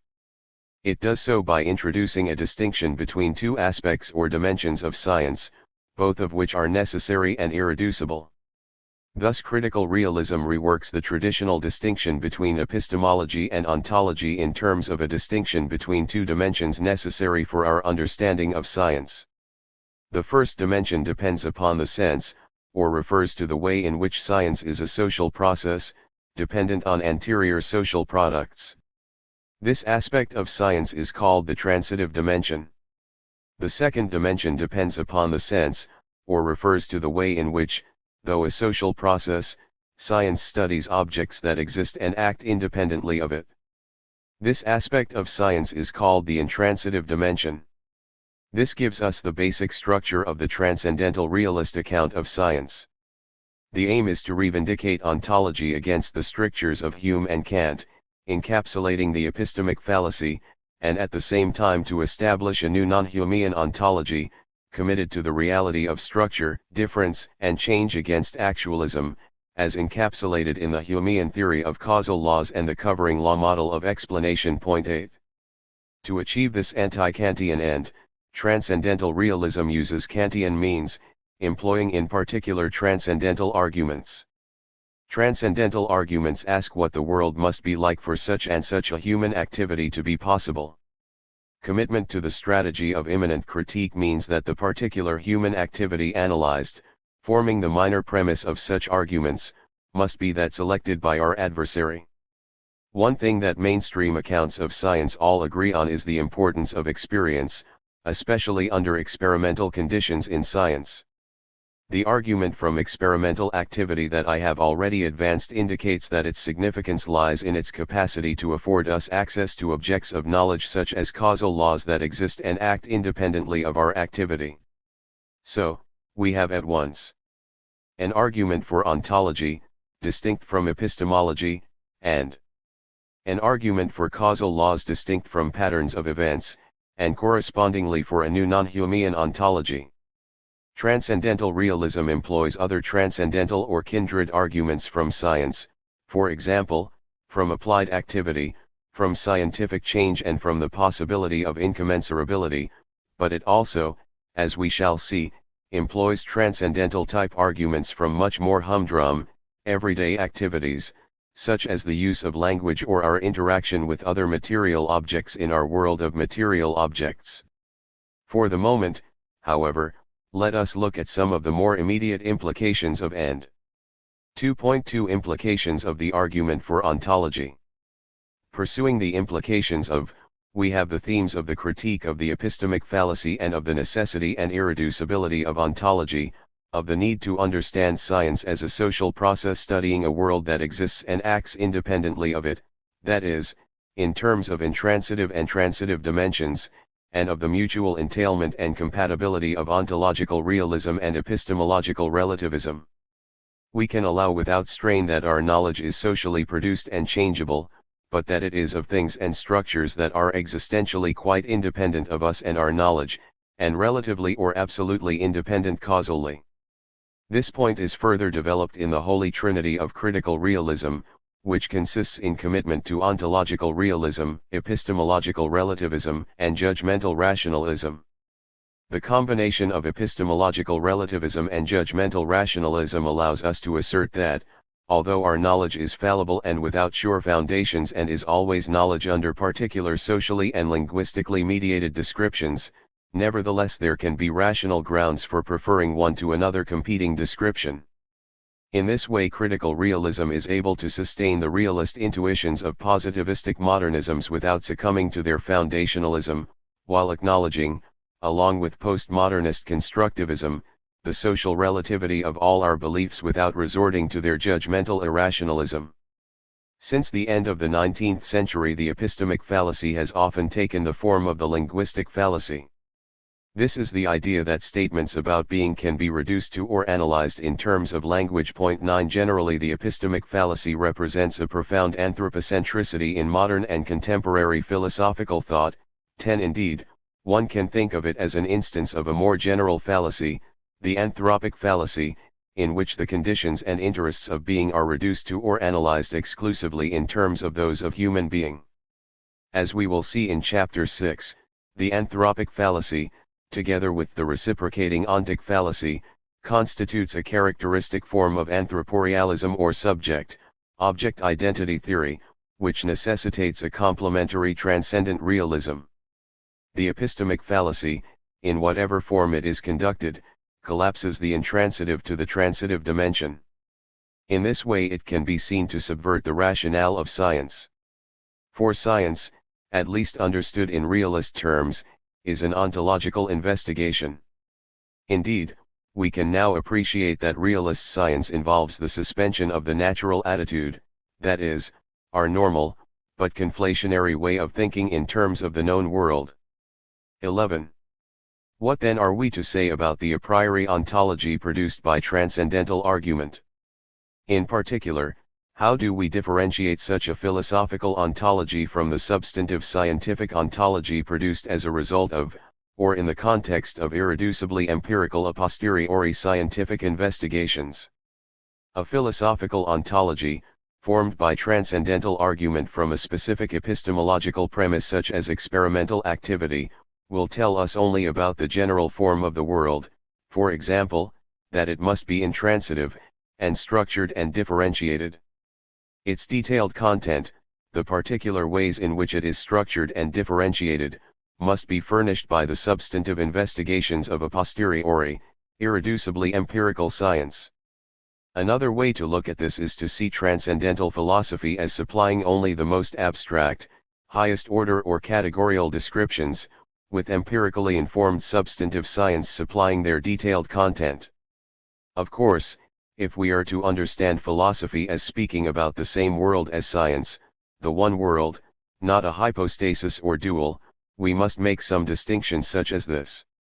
A Kantian, or someone who wishes to tie ontology always to some epistemology, might object that our transcendental argument does always involve a specific epistemology and that you cannot talk about things in themselves apart from our ways of knowing them. But if you can't talk about the world apart from our ways of knowing it or our grounds for certain cognitive claims, you will never be able to talk about anything. For if you can't make a claim about the world without bringing in its supportive context, then you are never going to have any local, sectoral, separate, or particular knowledge. For if you can't establish a conclusion about anything apart from our way of proving or establishing it, then ultimately the only knowledge you can have will involve the whole, indeed possibly everything, and indeed the process of everything. If we are going to have knowledge of particular things or of any discrete subject matter, we must be able to detach the conclusion of some epistemic investigation from the epistemic investigation itself. A similar fallacy is often committed in the sociology of science when the argument is put forward that one cannot talk about a natural ontology, because scientists are always working in a social context without which the ontology might, at least arguably, have been different. This is of course to confuse what a claim is about, its referent, with all the conditions without which it might have been different. And without the detachment of conclusions, you are not going to have any science, argument, or investigation. Point 12. There is of course a fine balance to be struck about exactly when, and how far, ontological detachment from epistemological premises and conditions should be taken. Thus Kant's strictures against ontology can be understood partly as a warning that ontological reflection should never become too severed from epistemological considerations, as well as continuing the polemic of Bacon and Descartes against scholastic metaphysics and for the new experimentally based sciences of physics and chemistry. But I take it that we can in principle distinguish the transcendental and critical underlaboring philosophical ontology of critical realism from the dogmatic metaphysical and largely a priori ontology of classical rationalism. In sum, it follows that critical realism respects a difference between philosophy and science, form and content, with detailed content being supplied by empirically grounded science, and regards ontological detachment as only relatively autonomous from epistemological considerations, and sees philosophy in the last instance as needing to be consistent with the findings of science. 2.3 Implications of the argument for a new ontology. Here the big category mistake is actualism, namely the reduction of the domain of the real to the domain of the actual. This is expressed most starkly in the Humean theory of causal laws, and for this, and for actualism generally, the presupposition of closed systems is necessary. The Humean theory of causal laws and the covering law model of explanation imply an ontology that is flat, undifferentiated, and repetitive. In contrast to this, the critical realist ontology is structured, differentiated, and susceptible to change.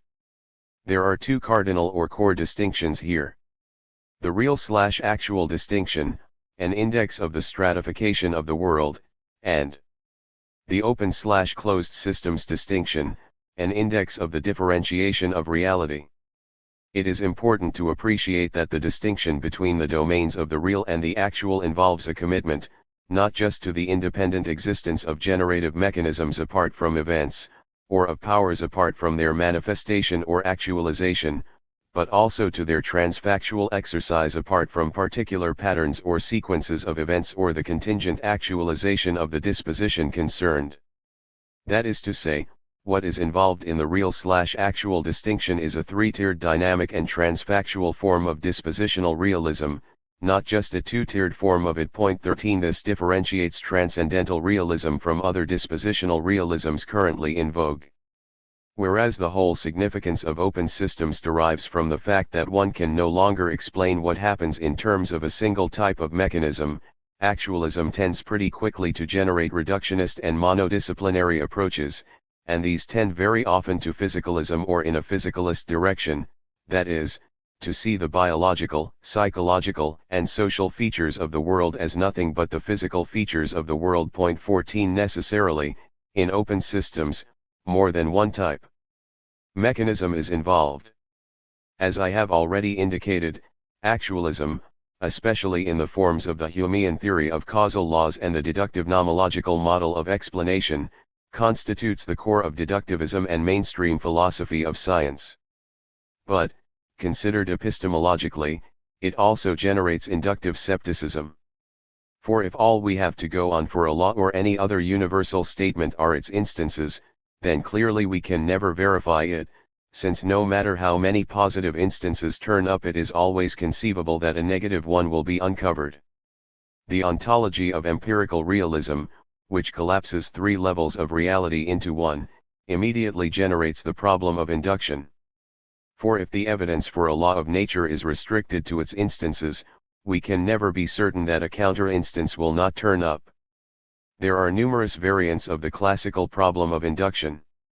There is the problem that if all emeralds examined up to midnight tonight have been green, what is to justify the supposition that after midnight tonight they will continue to be green rather than blue? This is because the evidence for all emeralds are green is equally evidence for all emeralds are green until midnight tonight and thereafter blue, that is, all emeralds are grue. This is Nelson Goodman's new riddle of induction. 15 Then there is the problem of how you can distinguish a necessary from an accidental sequence of events. If there is a perfect correlation between the importation of bananas into Sweden and the UK birth rate, why is that not a necessary connection? There is also the problem of subjunctive conditionals. What justifies my supposition that if I walked out the front door into the rain, I would get wet? Then there is Hempel's paradox. There is no reason why the sighting of a black raven should confirm the proposition that all ravens are black better than the sighting of a red herring or a white shoe, which are logically equivalent contrapositives, non-black things that are not ravens. 16. These problems are all unresolvable on empirical realist or actualist grounds. What is the critical realist resolution of them? There is a real reason, located in their molecular structure, why emeralds differentially reflect green light. However, this reason is located at a deeper level of structure than that described by their manifest color of green. Given this reason, emeralds must be green, that is to say, anything that did not possess the structure would not be an emerald, and anything that does possess the structure must appear, or tend to appear green.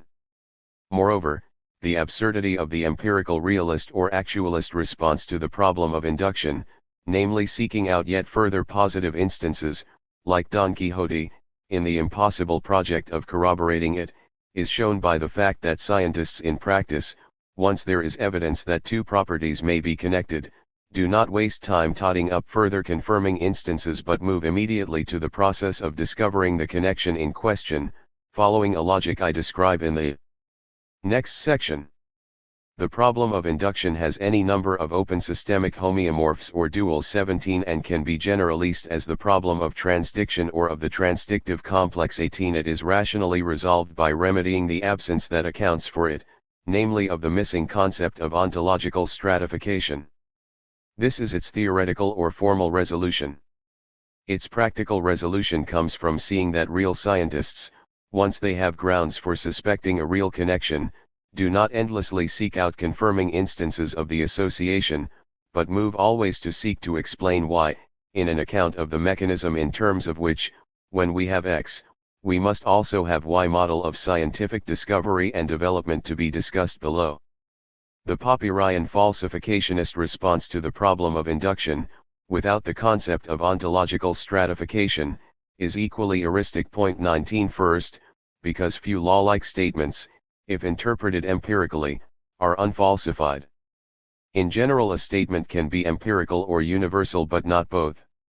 Second, because the refuting instance must be repeatable and in general universalizable. This again raises the original problem of induction and the non-existing warrant for the supposition of the uniformity of nature. 20 And third, because the actual response to a putatively falsifying instance is invariably modification of the statement or theory rather than its outright rejection. Since the time of Hume, and especially Kant, many have indeed felt that there must be something wrong with deductivist criteria for a causal law, explanation, and so on, namely, that a constant conjunction of events cannot be sufficient for an explanation. However, critical realism, while underlining the lack of sufficiency of Humean criteria, denies even the necessity of such criteria.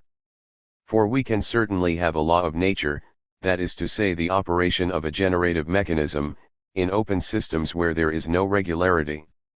This is just as well because, upon inspection, it is extremely difficult to find informative, non-trivial, non-falsified law-like statements or explanations conforming to deductivist criteria in open systems, either in the natural or the social domains. Moreover, in practice deductivism generates epistemically disastrous reductionist and interactionist regresses. Table 2.1 Status of constant conjunctions of events 21. Necessary. Sufficient for law. Classical empiricism. Transcendental idealism. Transcendental realism. 2.4 Tracing the consequences of transcendental realism. A new vision of science. On transcendental realism the world is seen to be stratified and differentiated, and corresponding to this we have a striking new vision of science as exploratory, essentially concerned with explaining why, searching for the currently unknown causes of known phenomena, always on the move from manifest phenomena to the mechanisms that generate them. In short, science comes to be seen as something wonderful again. It tells us about a world that we did not previously know and about the currently unknown causes of known phenomena, that is, why things work in the world that we do know. It is an exciting, creative process of discovery that expands our knowledge and experience rather than producing redescriptions of our everyday knowledge and ordinary experience. The DREI model of scientific discovery and development. A simple model of scientific discovery and development follows from this ontology and account of science as consisting essentially in the movement from events to the structures that generate them. What I call the DREI schema defines a characteristic logic of scientific discovery. The first step, D, consists in the description of some pattern of events or phenomena. The next step involves retroduction, R. This consists in the imagining of possible mechanisms, which, if they were real, would account for the phenomenon or pattern in question. Since, clearly there will often in practice be a large, and perhaps infinite, number of mechanisms which may be imagined. The next stage in this process will be the elimination, of those which do not apply in this case. There then follows a most exciting stage consisting in the identification, of the causally efficacious generative mechanism or structure at work. The final stage stands for the iterative correction of earlier findings in the light of this identification. Figure 2.1 The DREI model of theoretical scientific explanation 22. Note, S equals structure, equals period of anomaly, equals period of revolution. When a science has moved through the cycle to the identification of the structure or generative mechanism causing the phenomenon or pattern in question, it does not proceed to endlessly confirm, or to disconfirm, its descriptions, but moves immediately onto a new round of discovery, beginning retroductively with the imagining of plausible mechanisms which, if they were real, would account for the phenomena of the newly identified level of reality. This model also allows us to reconcile competing accounts of natural necessity. On it, science moves successively through Humean, Kantian, Lockean and Leibnizian levels of natural necessity. At D, we have simple Humean necessity, a correlation, but no causal connection, between the events described. At R, we have a Kantian level in which the necessity is a product of the scientific imagination. At I, we have a Lockean level where the generative mechanism or structure responsible can be empirically identified. This is then followed by a Leibnizian level at C where the mechanism or structure is now taken as defining the kind of thing in question. At this level, having discovered that the possession of a free electron is what accounts for the fact that metals conduct electricity, the possession of a free electron comes to be regarded as defining what it is to be a metal, so that anything that did not conduct electricity would not be metal at all. 3 senses of stratification.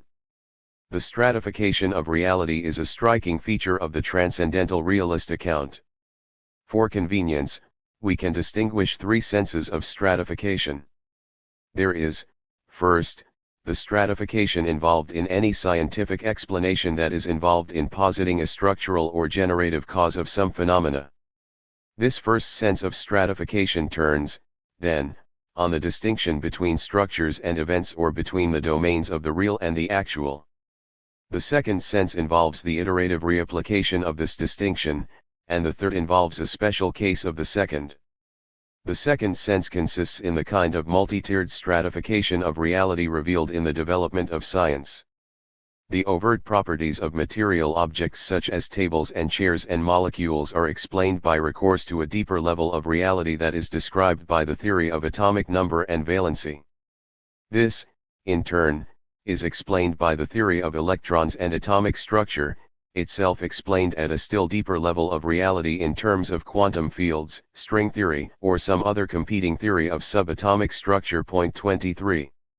A third sense of stratification is defined by the special case of this multi-tiered stratification that consists in emergence. Emergence.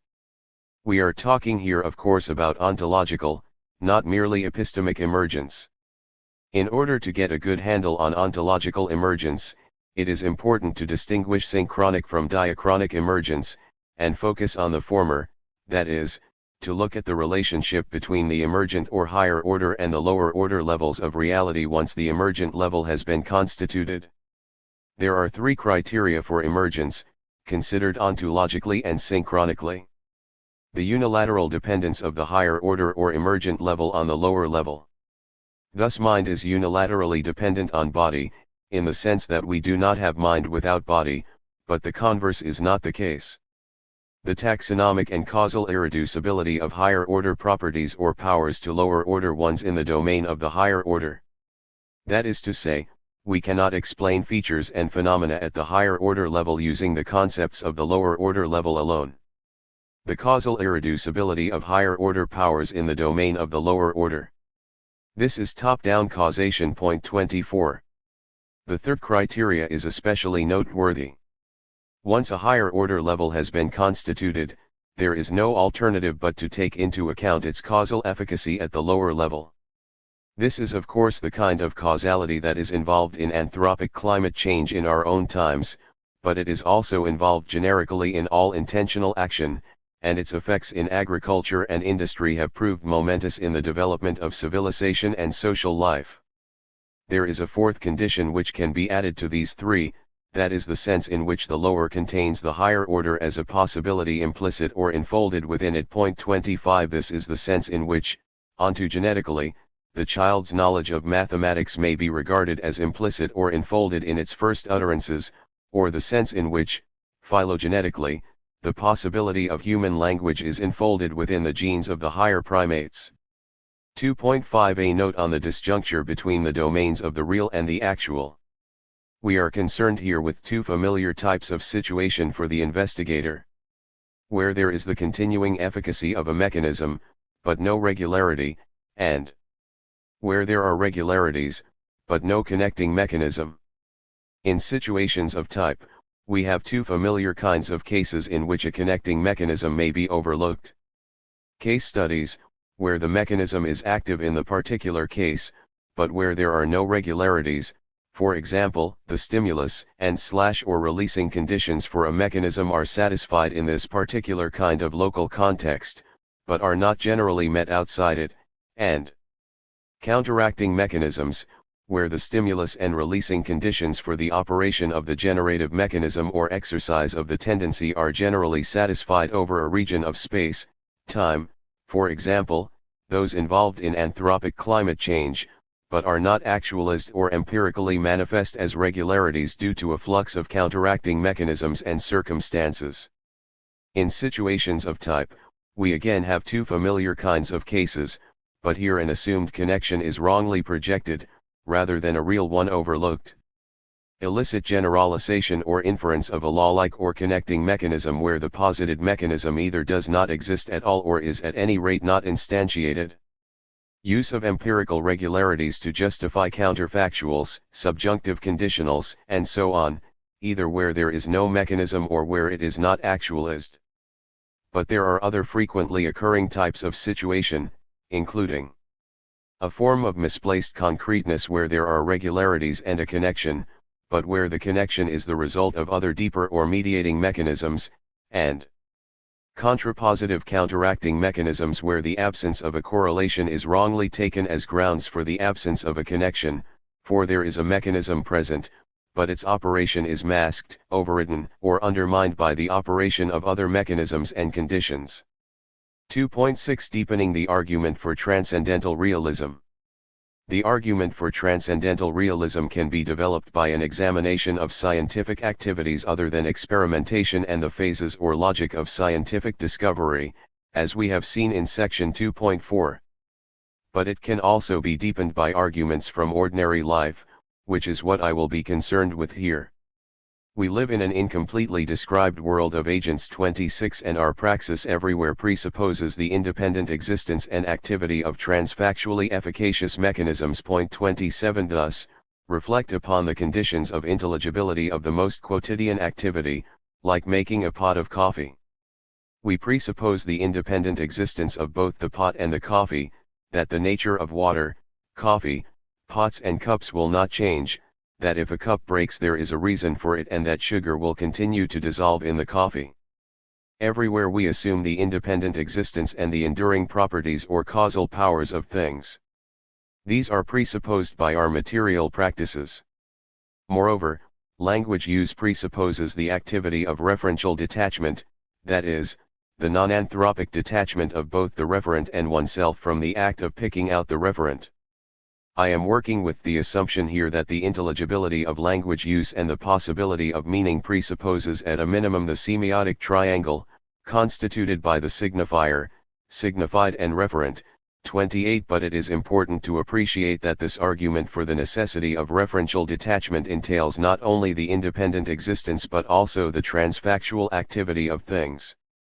Consideration of the intelligibility, or indeed the possibility of both material practices and language use presupposes that the world in which they occur is not a closed system constituted by invariant empirical regularities, but that it is nevertheless determined at a deeper level of reality by existentially intransitive and transfactually efficacious things, in other words, the world of everyday life, as much as that of the objects of scientific activity, presupposes the ontology of transcendental realism. Indeed, this can be argued to be a necessary condition for our sense of self, as we increasingly learn to pick out, describe and manipulate objects that are objectively other than, and so must be subjectively detached from ourselves. More about this in section 2.8. Figure 2.2 The semiotic triangle 29. 2.7 The aporias of actualism. Undergirding actualism is the assumption of regularity determinism. This is the thesis that for every event y there is an event x or set of events x1, xn, such that x or x1, xn are regularly conjoined under some set of descriptions, that is, that there are Humean causal laws such that for every event the simple formula whenever this, then that applies. Regularity determinism must be differentiated from ubiquity determinism, which asserts merely that every event has real causes or that there are explanations for differences, which is acceptable and arguably presupposed by science. 30. Regularity determinism of course assumes closed systems. Elsewhere, I have set out the very restrictive conditions for closed systems. 31 These are, for the systems, either isolation or the constancy of extrinsic conditions, for the individuals within them, either atomicity or the constancy of intrinsic conditions, and for the principle of organization of the system, either additivity or the constancy of any non-additive principle. Failure to satisfy these conditions generates in practice notorious interactionist and reductionist regresses. 32 The requirements of atomicity and additivity strongly insinuate what I have called the classical paradigm of action, and more generally the classical corpuscularian/mechanical worldview, which can be summarized as follows. 33. The externality of causation. The absence of internal structure and complexity. The absence of preformation, and of material continuity. The passivity of matter and the immediacy of effects. The atomicity of fundamental entities, and the subjectivity of transformation and of apparent variety in nature. Reductionism strongly encourages physicalism, a prevalent perspective among physicists and many other natural scientists, on which emergence is denied and qualitative change and variety is regarded as illusory, so making intentional agency impossible.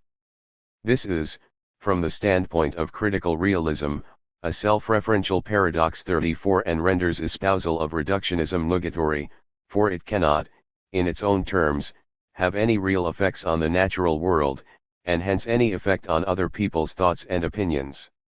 Ontologically, regularity determinism of this Laplacian sort was widely held to follow from the celestial closure achieved by Newtonian mechanics, and in its wake, epistemologically, a view of science as proceeding algorithmically became widespread. The role of human agency in experimentally establishing closed systems and in imaginatively retroducing scientific theories was ignored. Sooner or later a reaction to this tacit view of human beings as mechanistically determined was bound to be forthcoming, and when it arrived in the shape of Romanticism, the human world was typically held to be totally distinct and separate from the world of nature studied by science. The implied view of agency still did not see human beings as endowed with transformative powers capable of engaging in and affecting the course of the natural world. Epistemologically, of course, the Humean theory of causal laws generated the insuperable problem of induction, and indeed the whole problem field of what I call the transdictive complex. 35 The problem can be resolved only if one allows for a non-algorithmic response to an apparent regularity, involving the introduction of new concepts that can neither be induced nor deduced from existing data. From a critical realist standpoint, these new concepts refer to a newly discovered mechanism located at a deeper or fuller level of reality, the understanding of which explains why the world is the way the problem of induction and the covering law model assumes that it is. Induction and deduction form the upward and downward limbs or curves of the arch of knowledge tradition, the founding principles of which were laid down by Aristotle, the keystone of the arch is supposedly comprised of general laws or principles. 36 But an induction is only valid if there is a generative mechanism connecting the instances concerned and one has established a closed system. And deducibility is only possible if one has knowledge of that generative mechanism as well, that is, not that they are, but the reason why the events in question are connected, that is to say, if and when one has moved, through a process of abductive redecryption or retrodiction, elimination and identification to a new, deeper or fuller account of reality. The limbs of the arch of knowledge tradition could never have met in a keystone of general laws. The keystone was in reality lacking. To supply the keystone, the skeptic in theory had to be a dogmatist in practice. 37 But once we have knowledge of natural necessity, we have no need of induction, and what one can deduce from such knowledge is a tendency of a natural kind of thing, which is by no means an inductive generalization of any number of instances or empirical regularities. The whole arch of knowledge tradition presupposes actualism. 38 We will discuss it further in chapters 8 and 9. 2.8 The immanent context and transcendental necessity of transcendental realism. Transcendental realism was formed by a combination and deepening of two contemporary currents in the philosophy of science of the early and mid-1970s. The first was an anti-monist current represented by the work of Karl Popper, Thomas Kuhn, Imre Lakatos, and Paul Feyerabend. This yielded the necessity for a distinction between the transitive and the intransitive dimensions as essential for the coherent description of scientific change. 39 Without this distinction, the anti-monist current quickly fell into a more or less self-acknowledged incoherence. Take, for example, a well-known passage in Kuhn's The Structure of Scientific Revolutions, where he says that he is convinced that we must learn to make sense of sentences like "though the world does not change with a change of paradigm, the scientist afterward works in a different world." 40 Unfortunately, Kuhn does not make sense of such sentences. However, once we recognize the necessity for both the intransitive and transitive dimensions and their irreducibility to each other, we can transcribe the puzzling sentence without strain as "though the world does not change with a change of paradigm, the scientist afterward works in a different world." The second, anti-deductivist current, associated with the work of Norwood Hanson, Stephen Thalman, Mary Hesse, and Ram Hare, showed that scientific knowledge was stratified. However, lacking the concept of ontology, it had great difficulty in sustaining real depth in the world, so that the stratification involved in science always appeared somewhat arbitrary and lacking rational justification. This is indeed the aporia of this tradition's theory of models, which recognizes that science needs something more than empirical regularities or constant conjunctions of events, but locates this extra or surplus element in the scientific mind or community rather than the world. Such a neo-Kantianism or transcendental idealism is an advance on empiricism, but, without ontological stratification, it is still subject to the aporias of the problem of induction. Moreover, it faces a difficulty in justifying the particular surplus element posited for knowledge. This problem is there in the Kantian original: what grounds are there for assuming that the categories will be valid or applicable to all domains of reality and whatever the development of our worldviews or belief systems? Anyway, how can we talk of the synthesizing powers of the categories of the understanding unless they are assumed to be real? The philosophy of science of Ram Hare in the early 1970s 41 represents perhaps the most advanced antecedent to transcendental realism, but lacks three ingredients essential to it. First, there is no notion of the lack of necessity to complement the neo-Kantian critique of the insufficiency of a constant conjunction of events or invariant empirical regularity for a law or scientific explanation, nor, following on from this, is there the notion of the transfactual exercise as well as existence of the causal powers of things. Second, it lacks explicit thematization of ontology, and of ontology as distinct from epistemology. Third, it lacks a meta-theory or principled methods of philosophical argument. Neither transcendental argumentation nor immanent critique are theorized or systematically employed. In other words, Hare lacks critiques of ontological actualism, of the epistemic fallacy, and of non-transcendental philosophy. The transcendental necessity of transcendental realism. Transcendental realism involves a categorial realism, that is, the supposition that the principles of philosophy, if true, are true to the world. So causality, for instance, is not just something designed to make sense of the world but rather an intrinsic feature of the world itself. As such, the principles elaborated by transcendental realism will constitute axiological necessities for science, that is, principles that must be met in its practice. Point 42. Now, no physicist or chemist could possibly work without a tacit distinction between experimentally constructed closed systems and the open systems to which the knowledge garnered in the laboratory is supposed to apply. As such, this distinction, though not licensed by mainstream philosophy of science, will inform their practice. Thus, to apply scientific knowledge, the physicist or engineer will have to presuppose in practice its transfactual efficacy. This defines a sense in which transcendental realism is an essential part of the practice of any working scientist, a sense that imparts to their practice a key aspect of what I call a TINA compromise form, where TINA stands for there is no alternative. A TINA compromise form, which holds truth in practice in tension with falsity in theory, will of course readily lend itself to imminent critique. But consideration of the axiological necessity of the distinction between epistemology and ontology allows us to see that in practice every philosophy of science and every continuing scientific practice must contain or involve a realism, and indeed a transcendental realism of some sort.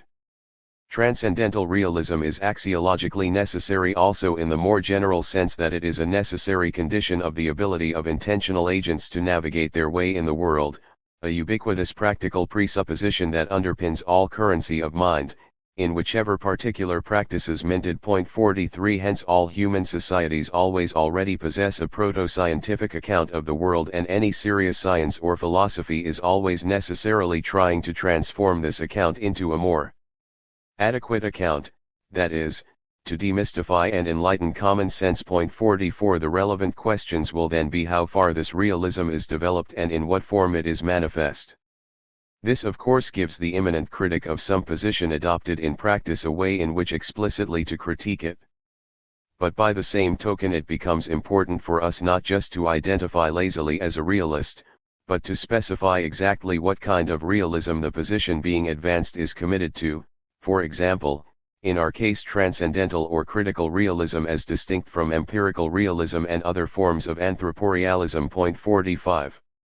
The contemporary resurgence of realism.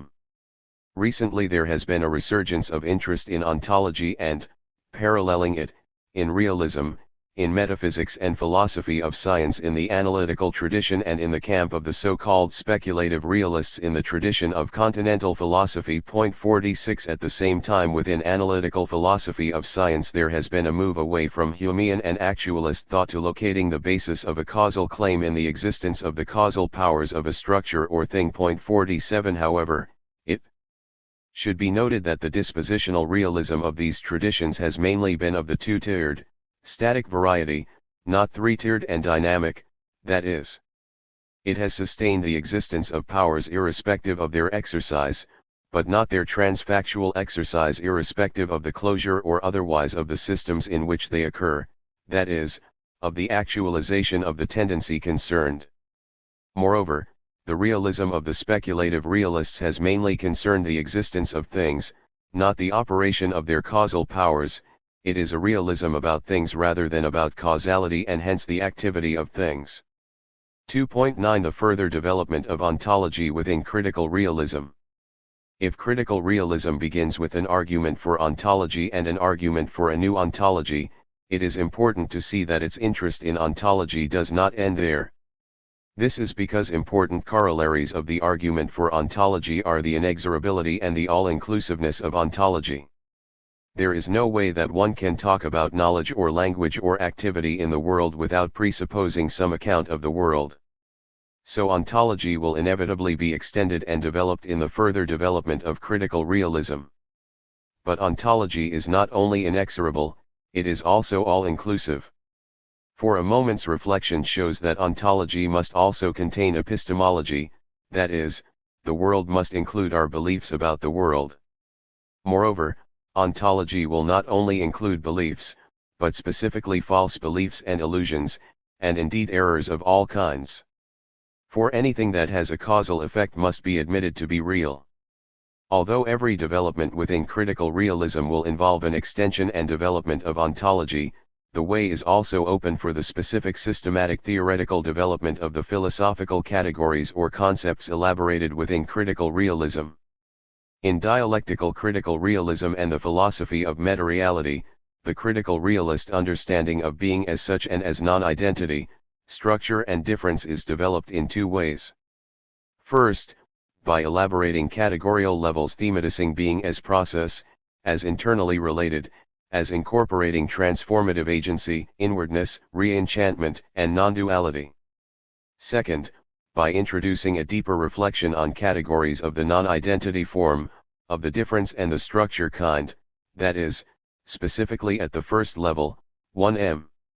Here the simple elaboration of non-identity, difference and structure and with it the abstract possibility of change in transcendental realism is built on enormously to include dispositional realism, that is, realism about possibilities and powers, and categorial realism, that is, realism about the referents of philosophy, realism about truth, and in particular analytic realism, and about reference, compromise formation, and error, and the logic of emancipatory discourse. 2.10 Critique of Irrealist Alternatives and Anthropocentricity. By irrealism I mean any philosophy that is not a transcendental realism. 48 This section is a prolegomenon to the critique of irrealism I developed throughout the book but especially in chapters 6 and 8. Classical empiricism. Philosophical problems of the problem of induction genre may be further generalized as the problem of transduction and the problems of the transdictive complex. 49 Such problems are insoluble on empiricist assumptions, and admitted to be insoluble. This means that strictly speaking there is no way that classical empiricism can reach even the first rung of knowledge, the Humean level of natural necessity. However, if the existence of an empirical generalization is assumed, there is no way its survival can be secured in open systems, where events are generated by a conjunctive multiplicity of mechanisms and where any particular tendency is bound, on occasion, to be defeated. These two lines of argument are totally damaging to classical empiricism. Neo-Kantianism. This accepts the ontology of classical empiricism but adds to it a surplus element deriving from the nature of the scientific mind or community. However, even if the surplus element is regarded as providing some inductive warrant over and above instances, its nature and specific content require justification. Epistemological stratification may enhance our understanding of the scientific enterprise but leaves us no better off ontologically or epistemologically, at least in terms of judgmental rationality. For that, one requires ontological stratification and the dialectic or logic of discovery outlined in section 2.4. Superidealism. By superidealism I mean the view that when our theories change, the world they investigate changes with them. 50 The superidealism, for example, of Kuhn or Feyerabend, together with the strong social constructivism in much sociology of science and knowledge are all based on the collapse of the intransitive dimension, that is, of the independently existing and transfactually efficacious referents of scientific discourse. As such they cannot coherently account for critique of, or change in our knowledge, which presuppose for their coherence relatively unchanging objects. They therefore succumb to a judgmental relativism. In contrast, the epistemic relativism of critical realism, embedded within ontological realism, is consistent with the possibility of judgmental rationalism in what I call the holy trinity of critical realism. Non-anthropocentricity. Kant's so-called Copernican revolution can now be seen to be in effect an anti-Copernican revolution, anthropocentrically placing humanity at the center of the known world. To correct this we need the concept of the unity of subjectivity and objectivity in the known world as situated within an overarching objectivity. This can also be theorized in terms of the concept of a meta-reflexively totalizing situation. 52 We know of course that our world came into existence long before human beings and that it or the cosmos, which is after all being, will survive our species, human beings. We know that the laws of nature, to which for example a golf ball is subject, exist and operate quite independently of our activities, just as we cannot alter the speed of light or the specific gravity of alcohol. The standpoint of critical realism, which here depends upon ontological detachment, is the only standpoint consistent with enlightened common sense. However, it is also a standpoint that can see science, and in particular natural science, as a success story, telling us far more about the natural world than we could have known without it. This is in contrast to the aporetic and trivializing caricatures of science in the mainstream and other irrealist traditions. Critical realism is indeed a new philosophy, but, as I argued in section 2.8, it is not a new practice. Genuine science, whether great or ordinary, revolutionary or normal, has always been critical realist. 3. Critical naturalism and the philosophy of social science. 3.1 Methodological preliminaries. The argument of Chapter 2 can be developed, extended, and/or generalized in various ways. In particular, we can ask to what extent the basic move within science, from events, or more generally phenomena, to the generative mechanisms, explanatory structures, or causes that explain them, can be made in fields other than the experimental natural sciences.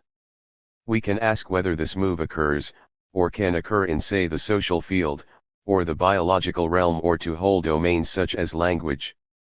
Alternatively, we can, as indicated in Chapter 2, seek to develop theoretically and extend the newly established philosophical science of ontology. Or we can pursue the metacritical question of the conditions under which the accounts of science critiqued in Chapter 2 are possible. Point 2. Or we can take a concrete turn, concerning ourselves not so much with the move from events to structures but with the constitution, structure, or formation of the event itself and how it should be explained. Then of course we may decide to adopt a more specific focus, corresponding to which are the large number of sectoral critiques, reconstructions, analyses, and engagements pursued by critical realists in specific subject domains or on particular topics of inquiry, for instance in an area or field such as education, or on a particular topic within it, say, the nature of assessment practices in secondary schools in the UK today. In this chapter we are concerned with the applicability of the general account of science outlined in Chapter 2 to the field of the social, and to an extent the psychological sciences, that is, the human sciences. However, as we have already seen, our commitment to the method of immanent critique prohibits the simple trans-application of results from the philosophy of the experimental natural sciences to another field. That would beg the question of the extent to which their subject matters are indeed comparable. Rather, an independent analysis of the subject matter of the social sciences is required. A prominent feature of the philosophy of social science, social theory, and indeed the practice of the social sciences today, as in the 1970s when I first considered this question, is the prevalence of dualisms. It will thus be convenient to take the dualisms of social science as our imminent starting point. These may be conventionally divided into the macrodualisms and the microdualisms. They are displayed in Table 3.1, together with their critical naturalist resolution. The main macrodualisms are those of structure and agency, society and the individual, and the dualism between those who would explain human affairs by reference to our conceptuality or some feature associated with it, and those who would explain it by reference to our behavior or at any rate to properties associated with our being materially embodied objects or things. The main microdualisms are those between mind and body, reasons and causes, fact and value, and, to an extent, theory and practice. Point 3. The macrodualisms rest squarely on the microdualisms, but the microdualisms derive much of their plausibility from the macrodualisms. The macrodualisms converge on perhaps the overarching dualism of the field as whole, that between naturalism, the dominant form of which has been positivism, and antinaturalism, the dominant form of which has been hermeneutics. This overarching dualism is between the naturalists, who hold that social affairs can be studied in the same kind of way as nature is studied in the natural sciences, and the antinaturalists, who believe that human affairs must be studied in a radically different way. Table 3.1 Dualisms in Irrealist Social Thought and their resolution in Critical Naturalism. Dualism. Critical Naturalist resolution. Overarching Macrodualism. Naturalism/anti-naturalism Qualified Critical Naturalism. Other macrodualisms. Society/individual relationism, emergentism. Structure/agency transformational model of social activity. Materiality/conceptuality conception of materially embodied and conceptualizing agent of human and social being. Microdualisms. Body/mind synchronic emergent powers materialist theory of mind. Causes/reasons reasons can be causes. Facts/values and theory/practice explanatory critique, ethical naturalism. Critical realism adopts a via media between naturalism and anti-naturalism, but of course it does so on the basis of a radically different account of science and a radically different ontology or account of the world presupposed by it. I call this middle way critical naturalism, but it could also be called, fairly enough, critical hermeneutics. The critical naturalist response to these macro and microdualisms will be to critique the account of the terms typically opposed, enabling us to transcend their opposition, thus resolving the dualism, and moreover, in such a way that justice can be done to both terms of the erstwhile dualism, but now on radically transformed grounds. 3.2 Transcendental Realism, the philosophy of the social sciences and the problem of naturalism. The problem of naturalism, namely, of the scientificity of social and psychological studies, has been linked inextricably in the domain of the human sciences to the debate over the adequacy of the Humean theory of causal laws, the Popper-Hempel model of explanation and indeed the whole structure of the deductivist account of science. But as we have already seen, there must be serious reservations about the adequacy of deductivism in the domain of the natural sciences. Indeed, it will be recalled, the deductivist theory of scientific structure had already come under fire before critical realism for the lack of sufficiency of Humean criteria for causality and law, of Hempelian criteria for explanation and of the associated Nagelian criteria 5 for the reduction of one science to another more basic one. Transcendental realism generalized this critique to incorporate in addition the lack of necessity of such criteria. Thus positivism is seen to be unable to sustain either the necessity or the universality, and in particular the transfactuality, of laws. And the way is cleared for an ontology that is irreducible to epistemology, does not identify the domains of the real, the actual, and the empirical with one another, and is both stratified, allowing emergence, and differentiated.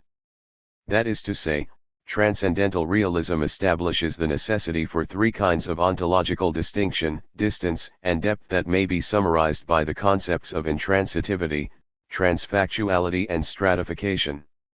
The linchpin of deductivism is of course the Popper-Hempel theory of explanation, according to which explanation proceeds by deductive subsumption under universal laws.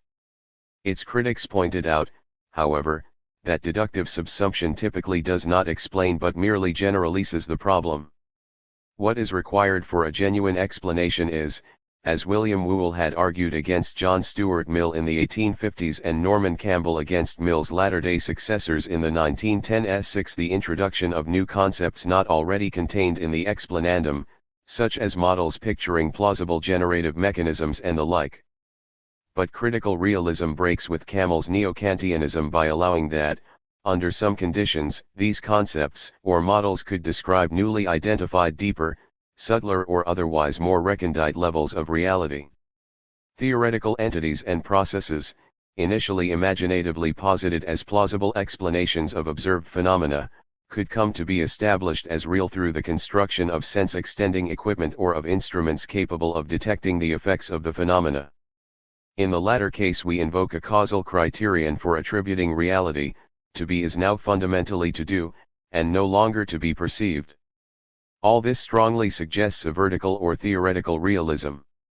As we saw in Chapter 2.4, Science could now be seen as a continuous or reiterated process of movement from manifest phenomena through creative modeling and experimentation or other empirical controls, to the identification of their generative causes, which now become the new phenomena to be explained. The stratification of nature thus imposes a certain dynamic logic upon scientific discovery in which progressively deeper knowledge of natural necessity is uncovered a posteriori, that is, as a result of an irreducibly empirical process. However, transcendental realism argues that a horizontal or transfactual realism is additionally necessary to sustain the universality of the workings of generative mechanisms or laws. Thus, as we have seen, it is a condition of the intelligibility of experimentation that the laws that science identifies under experimental or analogously closed conditions continue to hold extra-experimentally, but they do so transfactually, not as empirical regularities. This provides the rationale or ground for practical and applied explanatory, exploratory, and diagnostic scientific work too.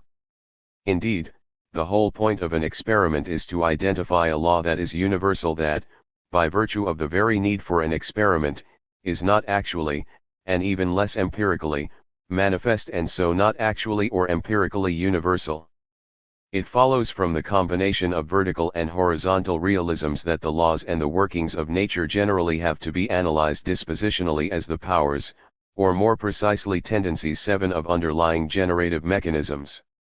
These mechanisms may, on the one hand, be possessed unexercised, exercised unactualized, and actualized undetected or unperceived by human beings, and, on the other, be discovered in an ongoing irreducibly empirical open-ended process of scientific development.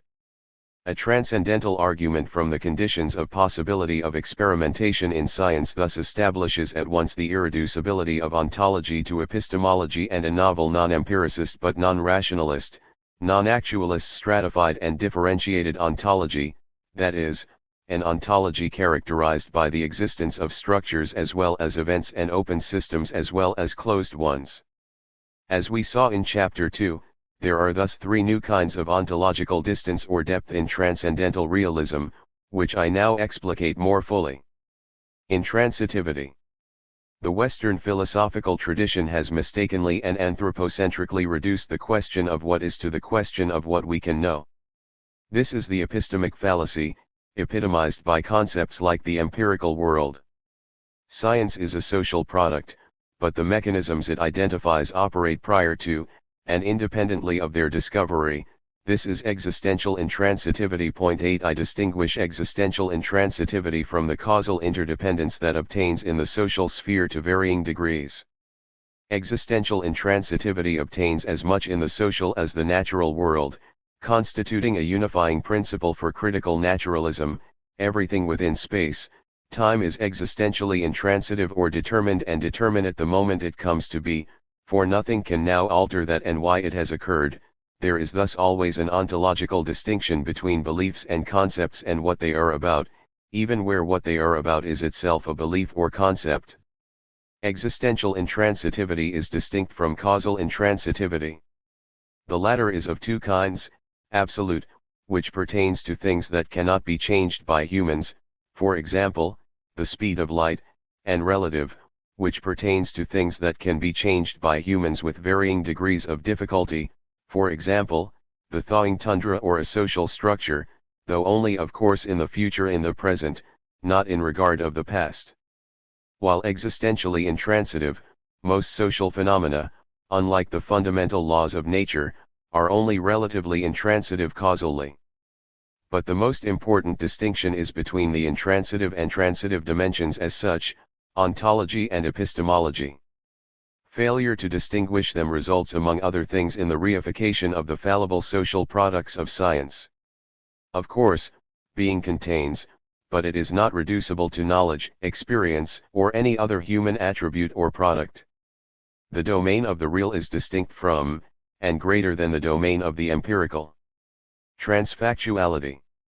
The laws of nature operate independently of the closure or otherwise of the systems in which they occur. And the domain of the real is distinct from, and greater than, the domain of the actual. Failure to appreciate this results in the fallacy of actualism, which collapses and homogenizes reality. Once the ubiquity of open systems and the necessity for experimentation or analogous procedures are appreciated, then laws must be analyzed as transfactual, as universal but neither actual nor empirical. Constant conjunctions are produced, not found. Generative mechanisms and laws operate independently of both the conditions for their identification and their empirical identification alike. Theoretical explanations, for their part, explain laws in terms of the structures that account for them, while they are applied transfactually in the practical explanation of the phenomena they co-produce in open systems. Stratification. There is stratification both in nature and, reflecting it, in science, and both within a single science or subject matter and within a related series of them.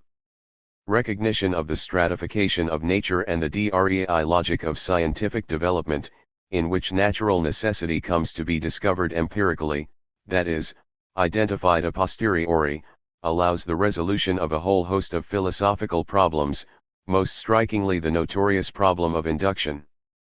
The unanalyzed or tacit condition of possibility of this problem, indeed problem field, may now be seen to be actualism, itself presupposing the ubiquity of closed systems.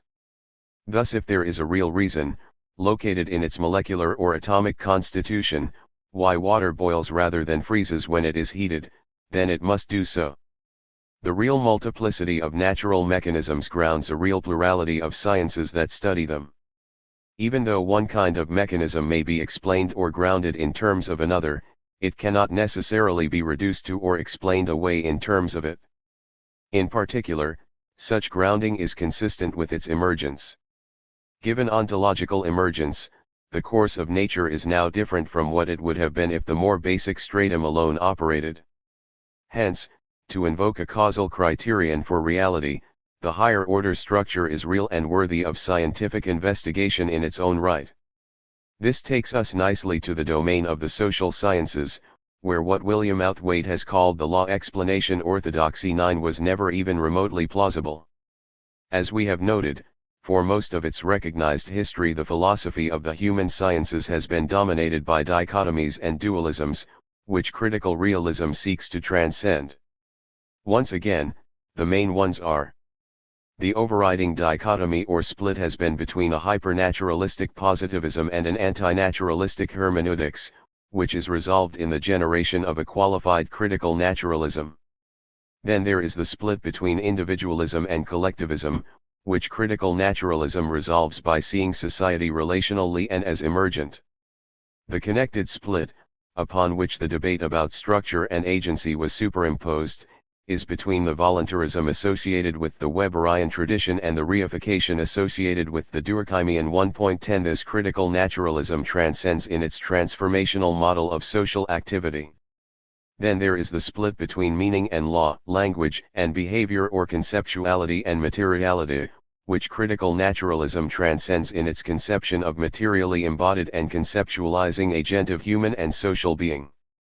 Then, fueling the positivism/hermeneutics debate has been the dichotomy between reasons and causes, which critical naturalism resolves by showing how, once Humean causality is rejected, reasons can be causes sui generis on a critical realist conception of causality. Underpinning many of these dichotomies is the dualism between mind and body, which critical naturalism seeks to overcome by seeing mind as an emergent power of matter in its synchronic emergent powers materialism. Finally there is the dichotomy between facts and values, most sharply expressed in Hume's law to the effect that there is no legitimate way of inferring values from facts, which critical naturalism refutes in its theory of explanatory critique. Discussion of this is postponed until Chapter 5.1. The possibility of naturalism was oriented primarily to the first of these questions, which was whether or not society and human phenomena generally could be studied in the same way as nature, that is, scientifically. It was oriented against two main positions, dualistically opposed. A more or less unqualified naturalism that asserted that they could be so studied. This normally took the form of positivism, dominant in the philosophy and practice of the social sciences. Its immediate philosophical antecedents lay in the work of Hume, Mill, Mach, and the Vienna Circle, providing the spine of the orthodox conception of science, which it transplanted to the social world. An anti-naturalism, based on a distinctive conception of the subject matter of the social realm, that is, as pre-interpreted, conceptualized or linguistic in character, hermeneutics, the official opposition to positivism. The philosophical ancestry of hermeneutics derived from Dilthey, Simmel, Rickert, and Weber, who fused Hegelian and Kantian dichotomies to produce a contrast between the phenomenal world of nature and the intelligible world of human freedom, so as to ground dichotomies between causal explanation and interpretive understanding, the nomothetic and ideographic, the repeatable and unique, the realms of physics and of history. Whereas positivism found expression in the Durkheimian sociological tradition and in behaviorism, structuralism, and functionalism, hermeneutics did so in aspects of the Weberian tradition and in phenomenological, ethnomethodological, and interpretive studies. Within the second camp it is important to discriminate between those who sought to synthesis or combine positivist and hermeneutical principles, such as Weber and Habermas, and those, such as Hans Gadamer or Peter Winch, who denied positivism any purchase in the human sphere. Both positivist and hermeneutical views, that is, the standard baseline naturalist and anti-naturalist positions, share an essentially positivist account of natural science. If this is, as I have contended, false, then the possibility arises of a third position. A qualified, critical and non-reductionist naturalism, based upon a transcendental realist account of science and, as such, necessarily respecting the specificity and emergent properties of the social realm. Moreover, if the positivist account of natural science is false, then positivists in the domain of the social sciences have to make out a special case as to why positivism should be uniquely and applicable to the human realm. And hermeneuticists, for their part, have to reassess their contrasts. Thus both of Winch's two main arguments in his very influential The Idea of a Social Science 11 are parasitic on positivist ontology. The first argument is that, whereas the natural sciences are concerned with constant conjunctions of events, the social sciences are concerned with intelligible connections in their subject matter. Point 12 But constant conjunctions of events are neither necessary nor sufficient either for natural or for social scientific understanding, and both alike are concerned with the discovery of intelligible connections in their subject matter. The second argument is that social things have no existence, other than a purely physical existence, that is, as social things, apart from the concepts that agents possess of them. But the conceptual and the empirical do not jointly exhaust the real. In natural science, leaving aside thought, to be is not just to be perceived, it is also more generally to have a causal effect, whether or not it is detected or perceived by human beings. Critical realism can allow that conceptuality is distinctively social, without supposing that it is exhaustive of social life. Let me elaborate on this. The social world is characterized by the complete absence of laws and explanations conforming to the positivist canon. In response to this, positivists plead that the social world is much more complex than the natural world, or that the laws that govern it can only be identified at some more basic, for example, neurophysiological level. But positivists are wrong to expect the social sciences to find constant conjunctions in the human world, for they are scarce enough in the natural realm, while hermeneuticists are wrong to conclude from the absence of such conjunctions that the human sciences must be radically different from the natural sciences. Closed systems cannot be established artificially in the human world. But this does not mean that one cannot identify generative mechanisms at work in specific contexts or construct theoretical generalizations for them, or that there are no criteria for theory choice or development, or that there are no empirical controls on theory. Rather, it follows from the absence of closed systems that criteria for choice and development of theory will be explanatory, not predictive, and that empirical controls will turn on the extent to which events indicate or reveal the presence of structures. Point 13 Moreover, the fact that social life is pre-interpreted provides a ready-made starting point for the social sciences. That said, there are no grounds for treating these data as exhaustive of the subject matter of social science, or as incorrigible, or for that matter as non-causal, that is, as neither causally produced nor causally efficacious. Thus, rejecting the Humean account of causality and acknowledging emergence allows us to see reasons as causes, but causes that may, for instance, be rationalizations or otherwise false. The positive case for critical naturalism turns on the extent to which an independent analysis of the objects of social and psychological knowledge is consistent with the transcendental realist theory of science. It is this analysis that the resolutions of the dualisms argued for in the next two sections are designed to yield. 3.3 Transcending the macrodualisms and the critique of social theory. The three macrodualisms with which I will be immediately concerned here are, as already mentioned, those between structure and agency, society and the individual, and conceptuality and behavior. In the possibility of naturalism, the first two dualisms were taken together, but it is normally better to differentiate the two. Given this, strong cases could be made for starting with either dualism. However, I will begin here with the structure/agency one. Structure/agency. The perspective of critical naturalism here is that of the transformational model of social activity. The nature of the TMSA. The characteristically quasi-teleological or goal-oriented character of human action suggests an essentially Aristotelian model of agency as creative or productive, such that it involves work on pre-given materials, at least some/one of which is transformed into a product or result, such as a speech act, a chair, or a wedding. Among the pre-givens are social structures. Our society always stands to us as something that we have not created, into which we are thrown or indeed hurled 14 but that would not exist without our continuing activity. Social forms then pre-exist human agency. Such forms are deployed by agents in their activity which they enable or constrain, and so are, in virtue of this deployment, reproduced or more or less transformed by that activity. Thus human beings, in their substantive activities, must not only do/make things, for example, get married, they must also do or remake the conditions of their doing/making, reproducing, for example, the institution of marriage, a making that is for the most part unintended and indeed may be unconscious. This then is the TMSA. It has close affinities with Margaret Archer's morphogenetic/morphostatic model. 16 In fact, the M/M model can be regarded as an elaboration of the ontology of the TMSA, with three clearly successive temporal phases, namely of structural conditioning, socio-cultural interaction, and structural elaboration in any round or cycle of structural transformation or reproduction. 17 However, the TMSA does not depend on the assumption that change comes from interaction between elements. On it, change can occur endogenously or by interaction and as a result of incompleteness or contradictions within or between elements, which are, nevertheless, activity dependent.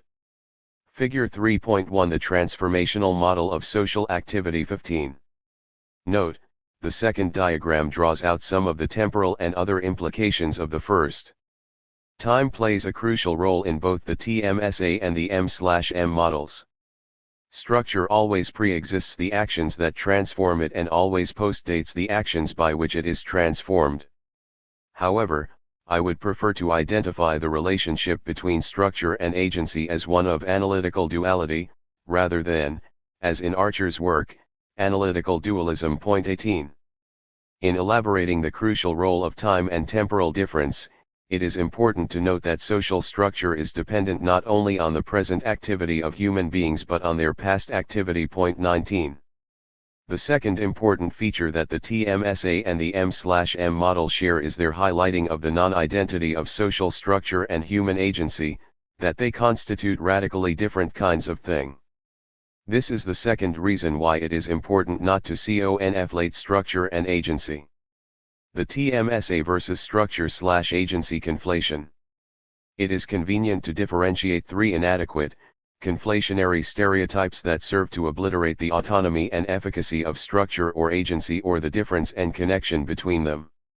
On the upwards conflation of the Weberian and utilitarian stereotypes, structures are in effect the immediate products of actions, and on the downwards conflation of the Durkheimian and social constructivist stereotypes, actions are effectively predetermined by structures, whereas on central conflation actions and structures are mutually constitutive, different moments of the same process or different aspects of, or perspectives on fundamentally the same thing. Point 20. I will revisit these stereotypes shortly.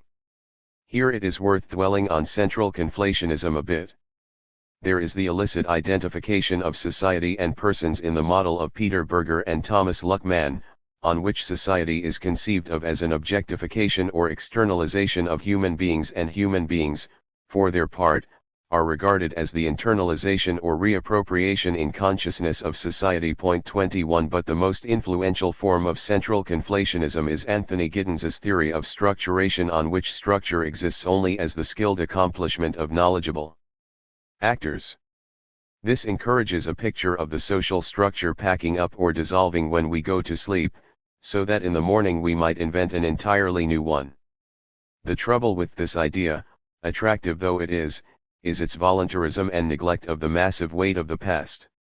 Change always involves material as well as efficient causality, chipping away at the given, work on the old, transformation properly so called.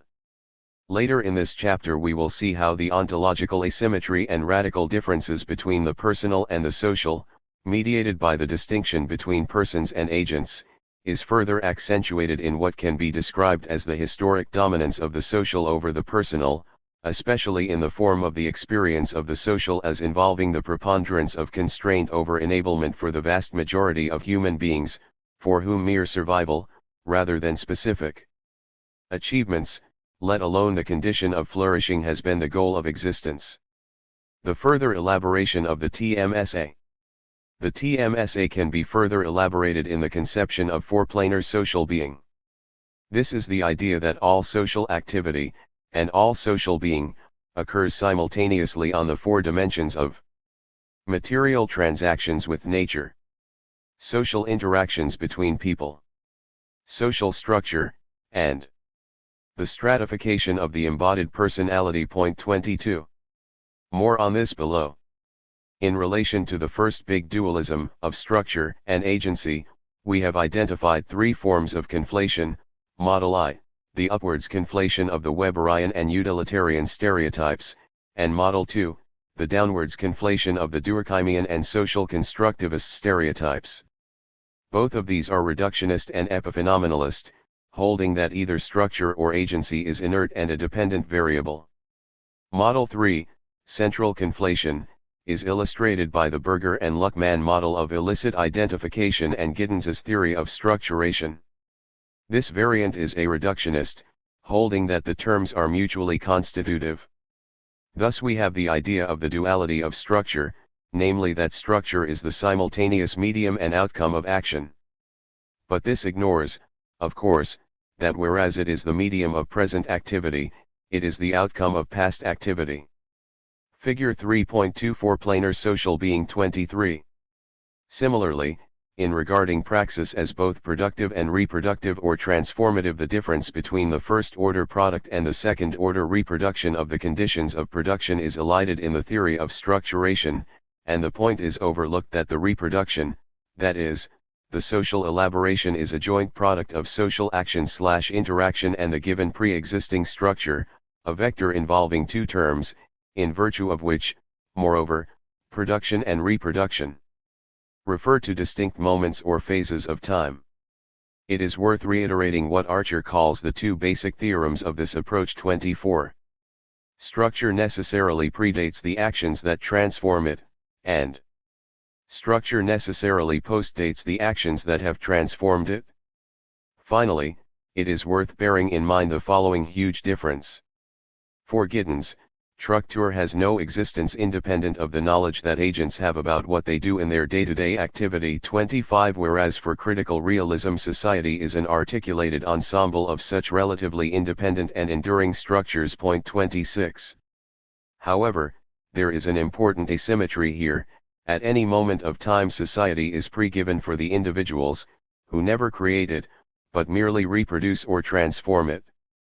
The social world is always pre-structured. This means that agents are always acting in a world of structural constraints and possibilities that they did not produce.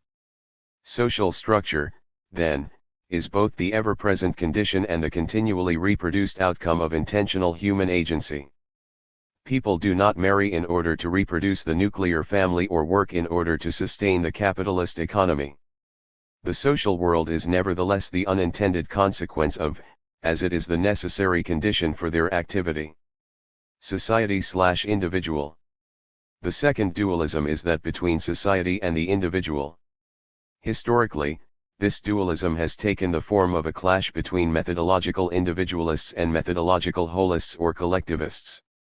Unfortunately, the holist camp has not normally been informed by a robust concept of the social, normally identifying it with a mass of individuals, such as a crowd or audience. The argument has been over whether the behavior of such entities can be reduced to the behavior of the individuals who compose it. For critical naturalism, this is a very inadequate conception of the social. For the social is not primarily about either individuals or groups of individuals as such, nor their behavior. Indeed, it is not concerned in the first instance with behavior at all. Instead, it is concerned with the more or less enduring relations between individuals and groups, such as between husband and wife or parents and children in the family, or between debtors and creditors, or owners, managers, and workers, or politicians and their constituents. 27. Such a relational conception of the subject matter of social science is well adapted to thematis relations of oppression and exploitation alongside other forms of domination or subjugation, such as exclusion. I call such relations of oppression master-slave type relations or power-to relations. It is important here to disambiguate two frequently confused senses of power, power in the sense of transformative capacity, which I call power 1, from power in the sense of domination or oppression, power 2. Clearly, emancipation from power 2 relations will in general depend on an augmentation of the transformative capacity or power 1 of the oppressed. Equally clearly, this will normally depend on, or indeed consist in part in knowledge of the power 2 relation, that is, of the explanatory structures and mechanisms that account for power 2, and of the conditions under which they can be transformed.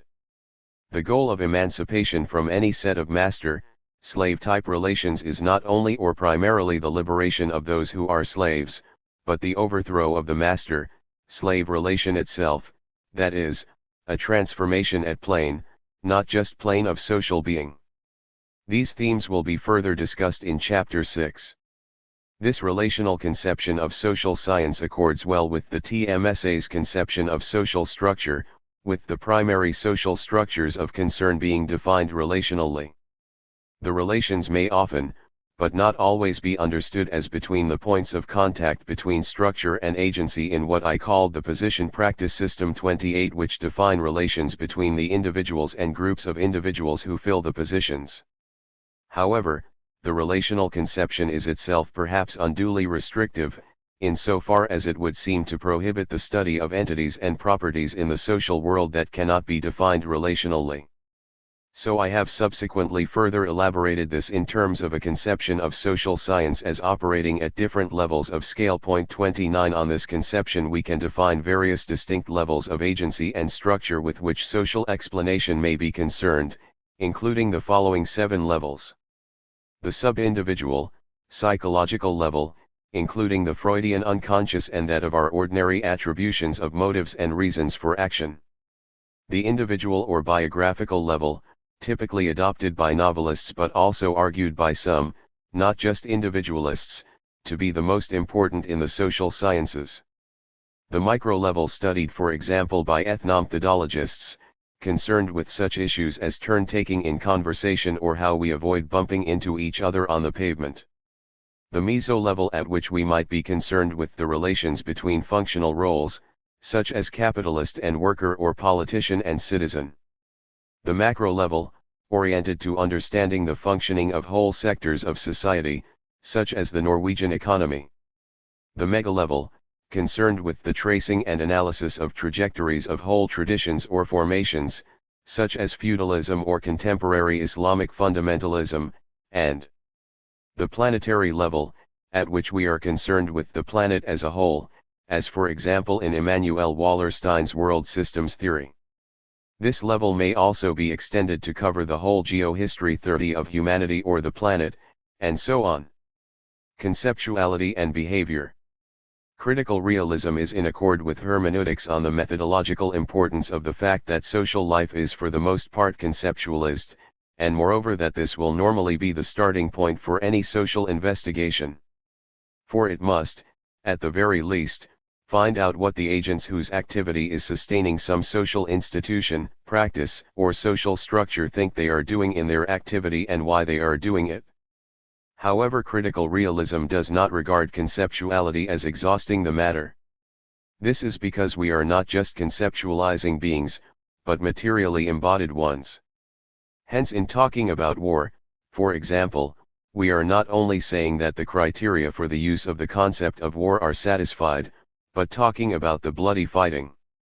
Critical realism sees social activity as concept-dependent, but not concept-exhausted, that is, as dependent on, but not exhausted by its conceptuality. Thus we would not characterize a situation as one of homelessness unless we had a clear concept of, and criteria for the use of the idea of home. But homelessness is not just a condition in which the criteria for the concept are satisfied, it is importantly also having the embodied experience of not having a roof over one's head. Similarly, just as war involves bloody fighting and homelessness getting wet at night, so hunger involves excruciating pains. These are left out by a purely hermeneutical account. Moreover, the particular conceptualizations we have are both corrigible and subject to critique, and there may be dimensions of the social that have not been conceptualized. Again, the possibility of saying this depends on the fact that we can continue to refer to the material aspect of the social reality, while criticizing its conceptualization. Finally, because we are materially embodied as well as conceptualizing beings, the human sciences must be prepared to use quantitative as well as qualitative research, that is, to measure and count our material features, as well as interpret and record our conceptual activity, to employ, in effect, mixed methods research. Critical naturalists, then, see social activity as both material and conceptual. We remain materially embodied and engaged in the natural and practical orders as well as the social order, even if much of our natural and practical activity is socially and linguistically mediated. Indeed, as we will see in Chapter 5.2, these two aspects of the social world are seamlessly united in a critical realist/critical discourse analysis of language, in which the linguistic is seen as at once causally conditioned by and causally efficacious on extra-linguistic reality. The increasing prominence given to language in the 20th century has led to at least two philosophically significant ways of overstating the importance of language, two forms of the linguistic fallacy. The first is the reduction of all reality to, or its analysis as language, involving the epistemic fallacy and the collapse of the intransitive dimension. This is primarily an epistemological thesis. This mistake has been committed by post-structuralist philosophers employing neo-Kantianism in a linguistic key. Then there is the reduction of social reality to, or its analysis as language. This is primarily an ontological thesis about the nature of specifically social reality, involving the collapse of the material side of social life, the disembodiment of social reality, including the dematerialization of planes and of foreplanar social being. This is the characteristic fallacy of hermeneutics. Social constructivists often commit both mistakes. Given that language constitutes an inside or interior to social life, it is understandable to regard hermeneutics as the starting point for social investigation. Given, further, that it is subjectivity that is constitutive of this interior, it seems natural to see social life generally as, at least in part, consisting in or constituted by subject-subject interactions and relations. Social science will then partake of the character of a subject-subject relation that is carried into the investigation of subject-subject relations, and so we have the motif of a double hermeneutic.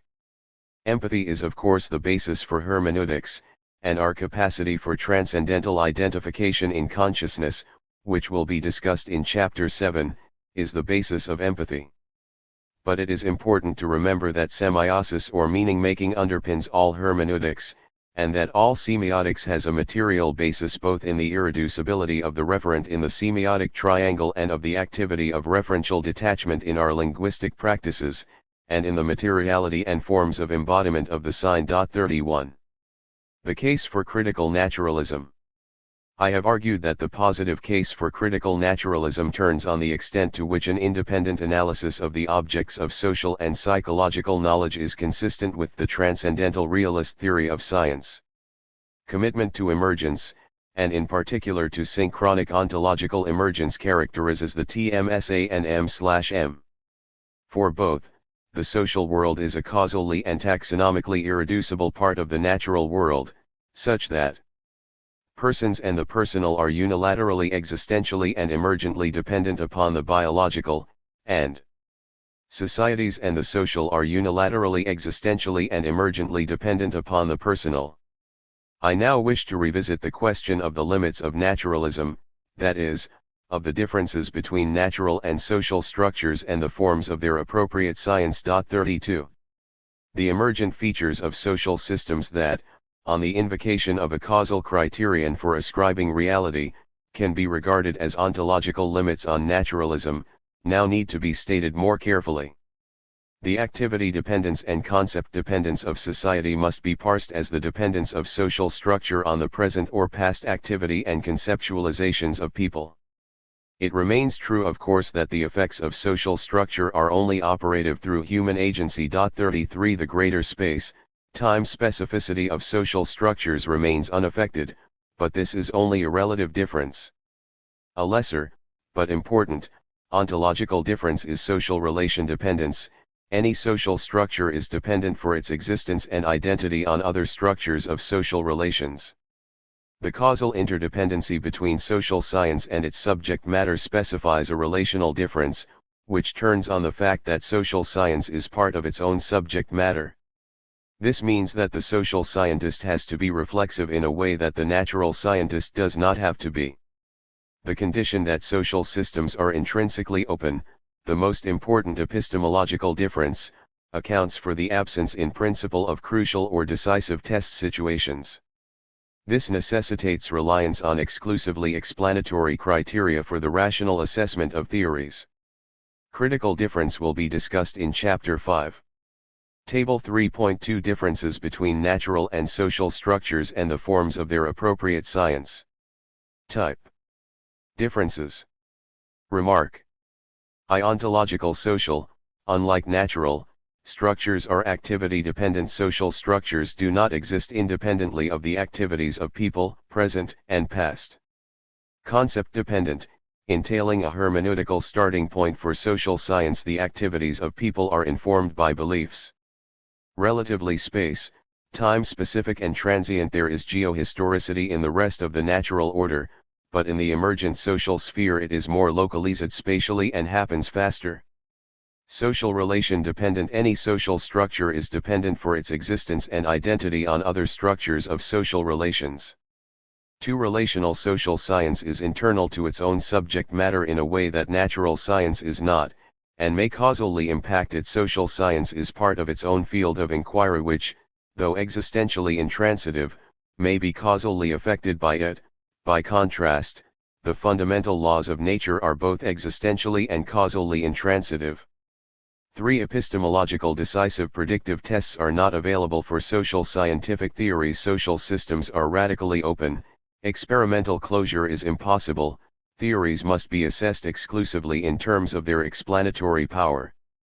4. Critical social, unlike natural, objects include beliefs about themselves, and human agency may have unacknowledged conditions, unintended consequences, tacit skills. And unconscious motivation situates the possibility of explanatory critique of consciousness and social forms as false or inadequate, hence of the collapse of the fact/value and theory/practice dichotomies. However, Subject to these differences, the characteristic modalities of both theoretical and applied explanation that critical realism specifies appear to be possible to some degree in the social, just as in the natural sphere. Thus, as we saw in Chapter 2.4, theoretical explanation proceeds by description of significant features, retroduction to possible causes, elimination of alternatives and identification of the generative mechanism or causal structure at work, which now becomes a new phenomenon to be explained and in the light of which our previous theoretical understanding is corrected. Applied explanation proceeds by resolution of a complex event into its components, theoretical redescription of these components, retrodiction to possible antecedents of the components, elimination of alternative causes, and identification of causally efficacious components, followed by correction of earlier results. On the critical naturalist account, then, the social sciences can be sciences in exactly the same sense as natural ones, but in ways that are as different as their objects. If the hermeneutical starting point of the social sciences in some preconceptualist social practice lends to them a closer affinity with the transcendental and dialectical methods characteristic of philosophy, any slight on a critical naturalism is banished by reflection on the fact that these forms of argument are merely species of the wider genus of retroductive argument found in all the sciences. On this conception, then, in contrast to the hermeneutical perspective, actors' accounts are both corrigible and limited by the existence of unacknowledged conditions, unintended consequences, tacit skills, and unconscious motivations, but in opposition to the positivist view, actors' accounts form an indispensable starting point for social inquiry. The TMSA entails that social life possesses a recursive and non-teleological character, as agents reproduce and transform the very structures that they utilize in their substantive activities. It also indicates, as we have seen, a relational conception of the subject matter of social science, in contrast to the methodological individualist and collectivist conceptions respectively characteristic of the utilitarian and Durkheimian traditions of social thought. Related to this is the controversy about ideal types. For critical realists, the grounds for abstraction lie in the real stratification of nature and society.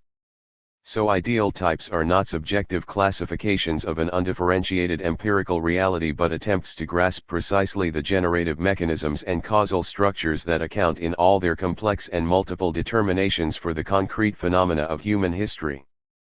3.4 Transcending the microdualisms, intentional causality and the formation of human agency.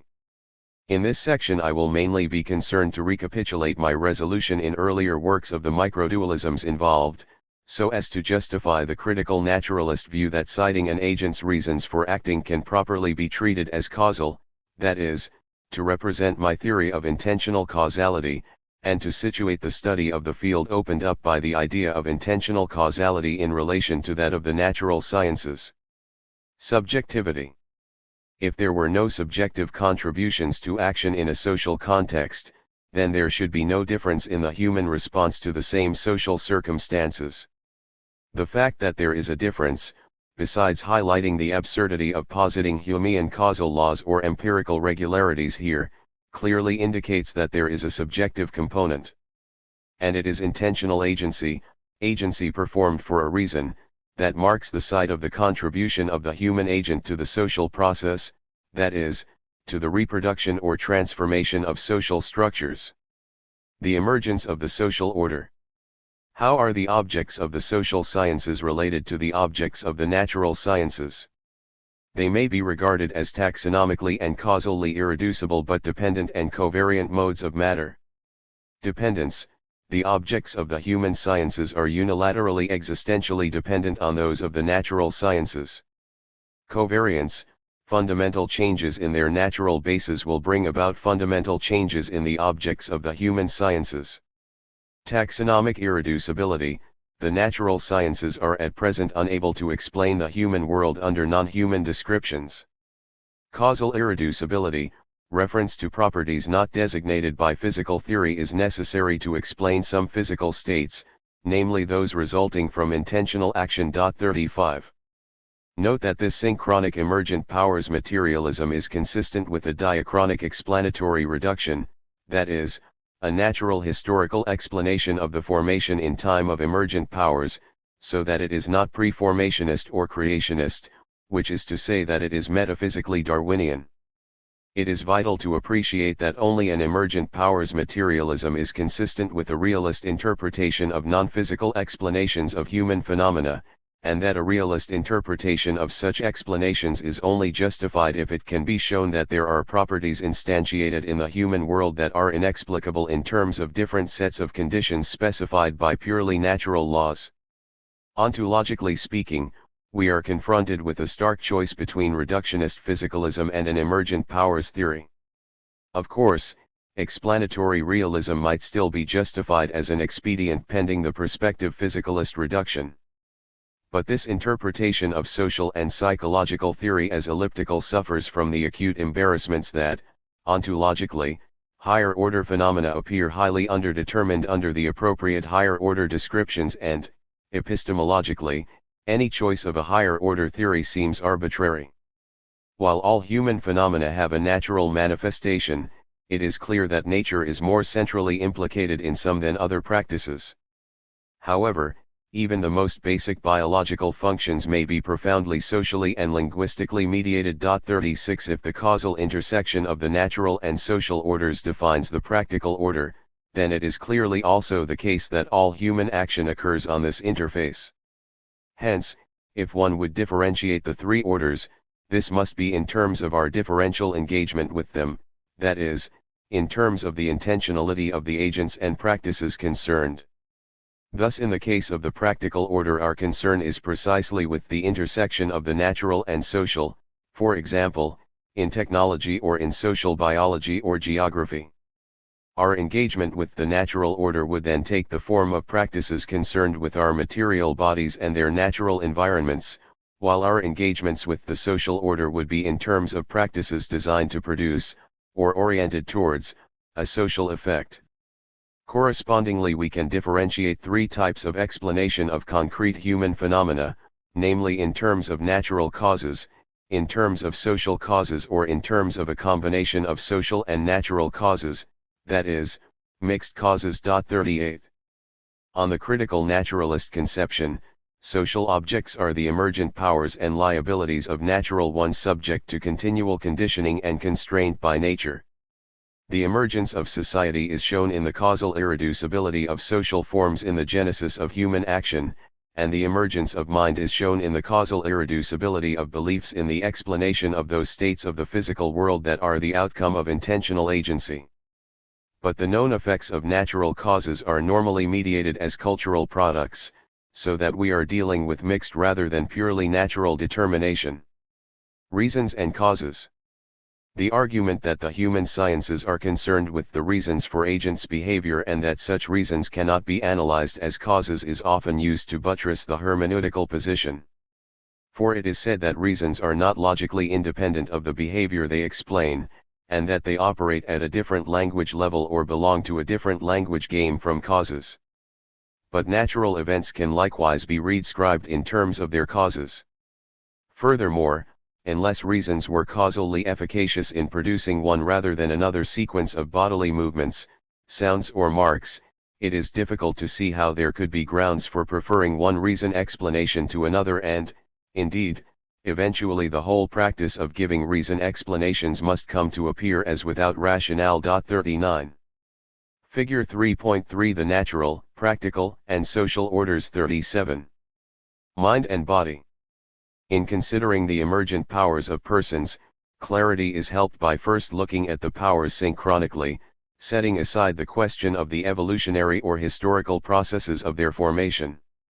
Specifically, as we have seen, the synchronic emergent powers materialism advocated by critical realism is consistent with the possibility of a diachronic explanatory reduction. 40. The program of any reductionist materialism, such as central state materialism, faces enormous problems.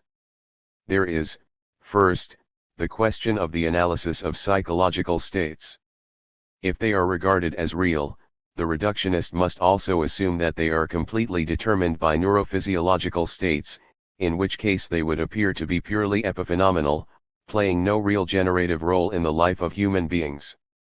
Second, there is the problem of causality, for the reductionist must assume that our behavior is completely governed by lower-order neurophysiological states. So if I get up from my desk in order to shut the window, the reductionist must assume that my movement across the room and the shutting of the window would have occurred just as it did, even if I had not had the conscious intention to do so. This seems patently absurd. But an even more acute problem is at hand. Suppose I am having a meal with some friends and I ask one, M, to pass the pepper. We must assume that M would have passed the pepper pot even if I had not asked her. For my request has been completely determined by my neurophysiological states and her response has likewise been completely determined by her neurophysiological states. But clearly there has been no interaction between our respective neurophysiological states. We have the specter of some universal synchronicity such as was involved in Leibniz's theory of a pre-established harmony of monads. Discounting this far-fetched hypothesis, we would have to allow that mind is causally efficacious on body, and body on the world, and in particular that I am a causal agent of the acts I perform, including my request, and that M is similarly a causal agent of her response.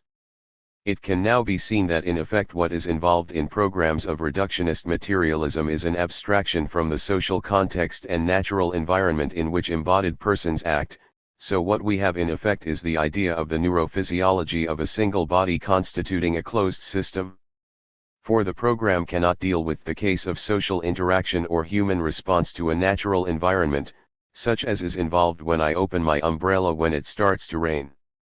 It is most unlikely that I would have opened my umbrella unless it had begun to rain. My friend would not have performed the action of passing the pepper pot without my request.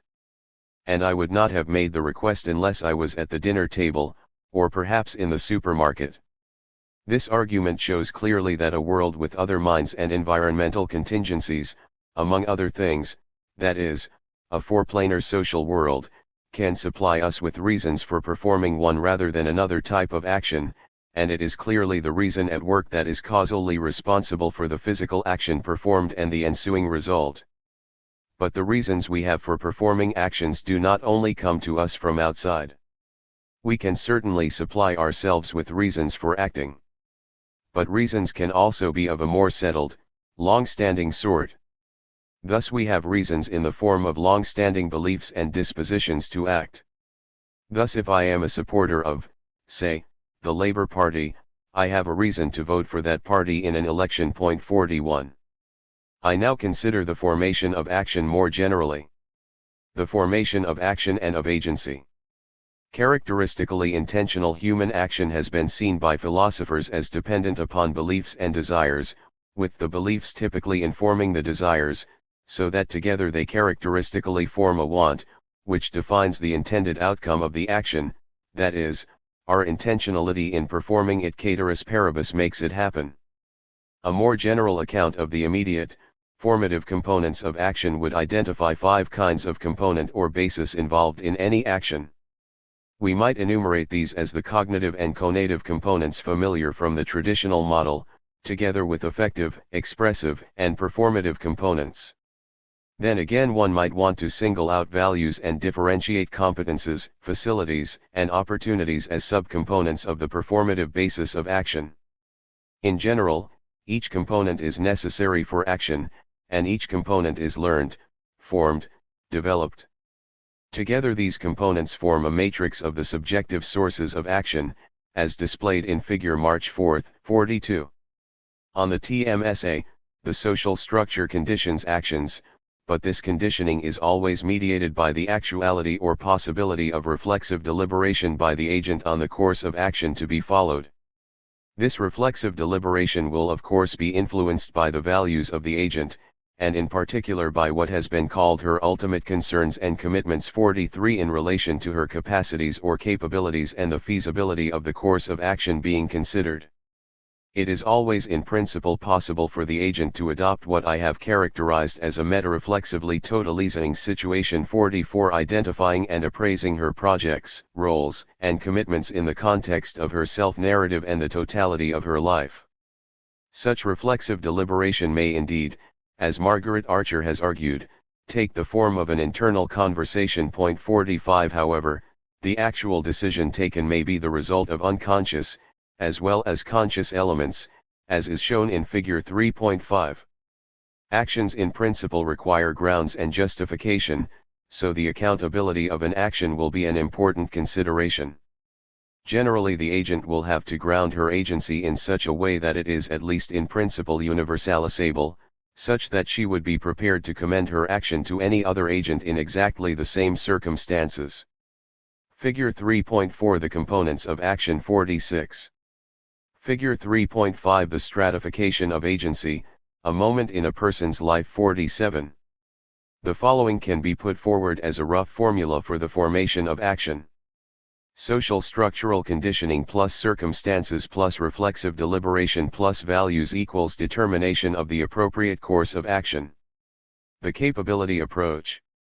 Much social science has focused on actions or behaviors, relatively atomistically, abstracting from the life projects and possibilities of the agent concerned. An exception to this is the capability approach of Amartya Sen and Martha Nussbaum. Point 48 According to this approach, our focus should be on the beings and doings that agents value, which they call their functionings.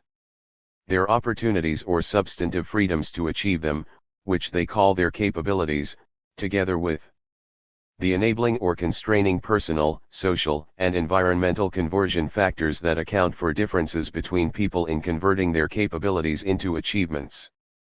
Augmenting this approach with critical realism, we may regard the agent's reasons as a causal mechanism that triggers a particular course of action. Such a course of action may be regarded as a tendency, subject to the play of enabling and constraining conversion factors in the context of four-planar social being.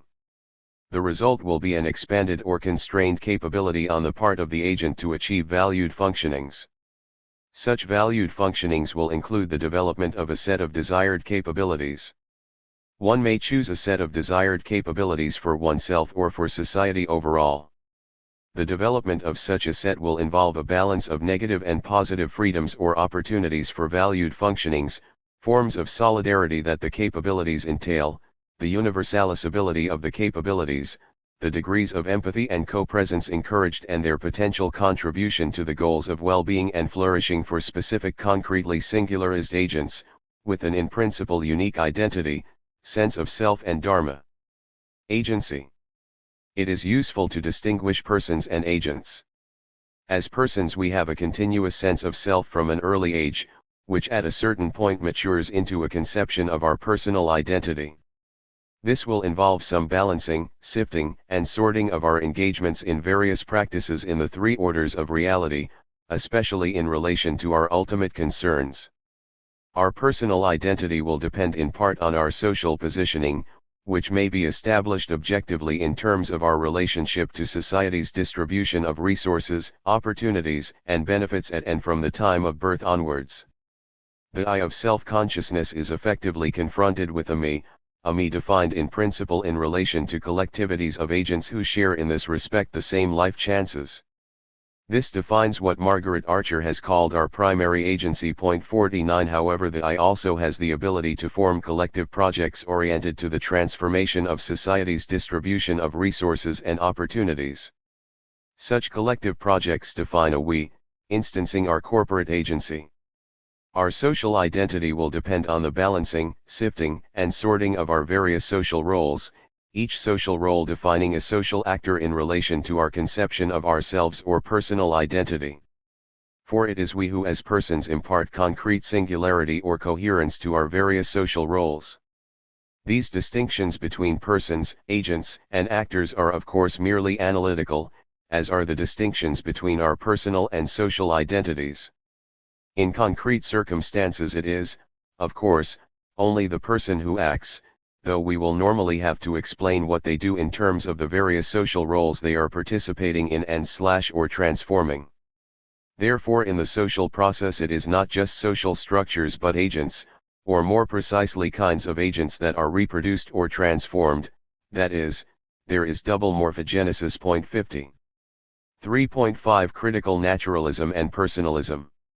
The point of transcending dualisms is, among other things, to be able to establish specific connections and relations between the terms hitherto dualistically opposed. So what I want to do in this section is to explore some of the implications of the ontological asymmetry between social structures and persons stemming from the non-identity and radical differences between them already noted.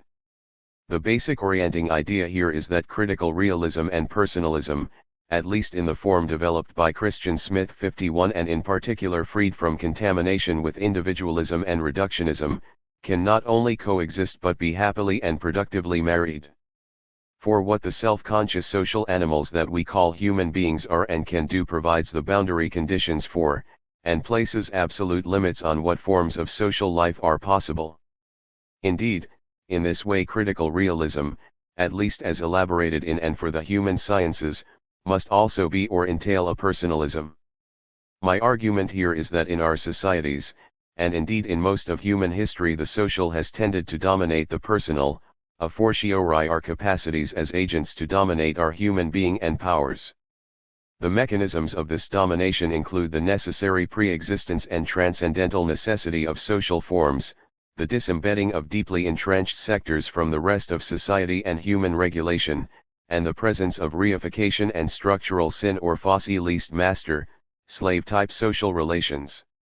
This asymmetry and this domination has also led to a relative neglect of one particular dynamic, namely the drive to freedom, and a conundrum that seems to me to be central to the human predicament, namely, how to harness the solidarity and reciprocity necessary to make such freedom non-heuristic and conducive to generalist or universal human flourishing. I will develop this argument in a series of stages. The ontological asymmetry between societies and persons. In section 3.3 I argued that there is an ontological asymmetry between the personal and the social, such that the social is existentially dependent upon the personal, just as the personal is existentially or emergently dependent upon the biological, whereas the social is not existentially, but rather only contextually and developmentally dependent on the personal.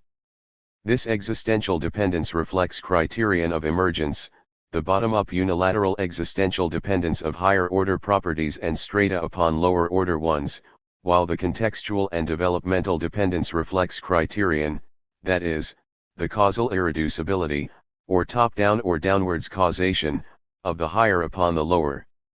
This goes along with a useful contrast that can be made between the proactive ontogenetic emergence of persons and the responsive emergence of societies. This ontological asymmetry between the personal and the social flows directly from the TMSA. The sense in which critical realism may be said to entail personalism is thus the sense in which the only efficient cause in the social world is human agency. 52 Everything that happens in the social world happens in virtue of human agency, that is, the actions of human beings. Or to put it another way, human beings are the only moving forces in geohistory. It is in this sense that critical realism implies personalism. Persons and agents. This ontological asymmetry can be sharpened by the distinction between the person and the agent. This is an analytical distinction, but it reflects the real ontological distinction between a thing and its circumstances, such that we explain the behavior of the thing by reference to its nature and the conditions in which it finds itself. Thus we can imagine the same person in different social orders, and we can also analytically differentiate the natural, practical, and social orders such that our engagement in the natural and practical orders provides a basis for cross-cultural comparison and a common context for the exercise of our axial rationality, for example, in conflict resolution or collective decision-making. 53. On the TMSA, society and persons have radically different kinds of properties and constitute radically different kinds of things. Thus one cannot impute intentionality to society. However, we can certainly argue that society is transcendentally necessary for any intentional agency. As already argued, another important feature of social forms is their pre-existence. The pre-existence of society and the presence of the past. What characterizes society is precisely its pre-existence in respect of any round of human agency. It is there, something into which we are thrown and which provides the means and media we must use in our agency. It is that which we must take into account in order to act, and that which, in acting, in our activity, we reproduce or transform. The difference between structure and agency can be accentuated further with the theme of the presence of the past in our built environments, constitutions, institutions, problem fields, practices, languages and ideas. Point 54 Recognition of the pre-existence of social forms in respect of agency and the presence of the past form an important counterweight and corrective to voluntarism.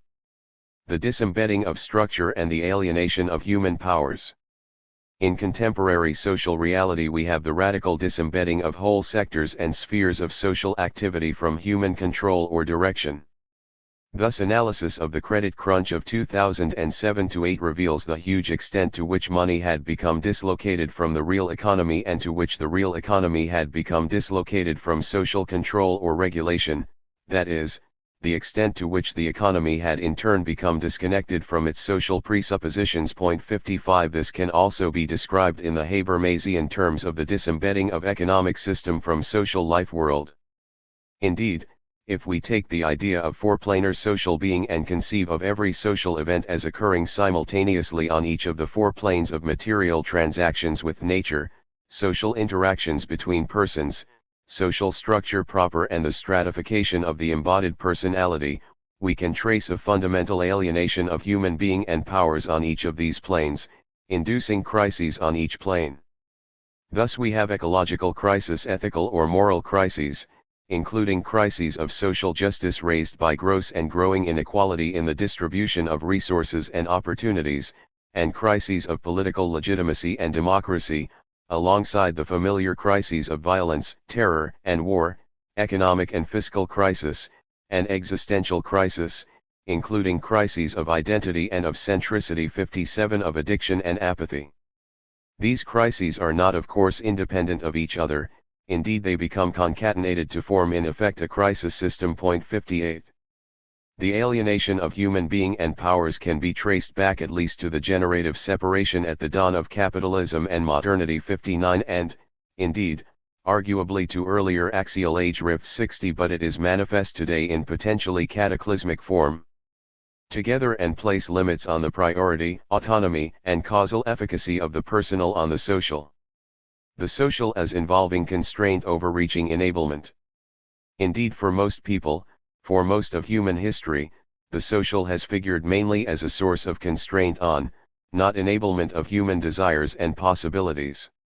Not to acknowledge the constellational overreaching of enablement by constraint, the huge weight of the presence of the past, structural disembedding and structural sin is idealistically to prioritize the personal over the social and slip back into individualism and misplaced voluntarism. Similarly, failure to appreciate the massive role of counter-finality 61 and thwarted intentionality can encourage a corresponding neglect of the huge role played by the absenting of lack and, that is, by the drive to satisfy desire, need and unfulfilled potential and to absent the constraints on their satisfaction, in human history. It follows from this that not all human motivations are on a par. The first thing that must be satisfied and the prerequisite for everything else is to stay alive. The stratification of basic motivations. Thus basic motivations or ultimate concerns are not all on a par, rather, survival is a precondition for the others, and it is on this that most of humanity has been engaged for most of its history. What well-being or flourishing is possible will depend largely on what bits of negative and positive freedom have been won and or settled on a person in life's lottery. However, we could certainly argue that once survival is assured, the goal of a human life is or should be to flourish. If universal human flourishing is undoubtedly the end, then the question arises as to what is the mechanism that will take humanity there? What is the logic or dynamic that will take us to the good or eudaimonistic society? The drive to freedom. I have argued that the desire to be free, to be self-determining, and to absent constraints on our freedom constitutes a basic mechanism, applicable both to the life of a person and to her community. 62 The drive to freedom necessitates of course commensurate solidarity, and entails a drive to self-realization and ultimately the free flourishing of all. This drive connects our desire to be free with our dependence on the desires of others to be similarly free, so that our human predicament may be seen as involving our harnessing of our dependence on others in ways that enable them to fulfill their goals in universal free flourishing. Flourishing and the purpose of a life. A person may of course choose not to flourish as best they can, but rather to work for or towards the flourishing of others, and ultimately of all. Thus a person may have as a purpose in life to heal or to nourish, and this will be their specific vocation, calling or dharma, that is, a sense of what specifically they are here to do. 63 To understand a person's dharma will of course involve understanding a person in their uniqueness or their concrete singularity equals concrete universality. 64 The role of stratification and asymmetry. Ontological stratification and asymmetries within strata may play important roles in determining the directionality of process. Thus our basic agentive freedom, our capacity to do otherwise, ultimately underpins the human moral goal or object/ive of universal human flourishing. In the philosophy of meta-reality, a spiritual infrastructure is identified as underpinning the everyday world. Thus commercial transactions can be seen to presuppose trust and buying and selling to presuppose forms of reciprocity close to the golden rule. Indeed, it may be argued that in the case of many social binaries or opposites, the terms involved reveal a similar and profound asymmetry. Thus war presupposes some peace for it to be possible in a way that peace does not presuppose war. Arguably, hate presupposes love, and certainly the instrumental world of the workplace presupposes both the care and unconditionality of home and the tacit solidarity and right action of one's co-workers and colleagues. This is the asymmetry of axiology and emancipation. A research program of esoteric sociology. From the standpoint of the philosophy of meta-reality, the dominance of the personal by the social can now be seen more precisely as the dominance of the ordinary world by what I call demi-reality, which is constituted by generalist master, slave type or oppressive relations and alienation at all four planes of social being.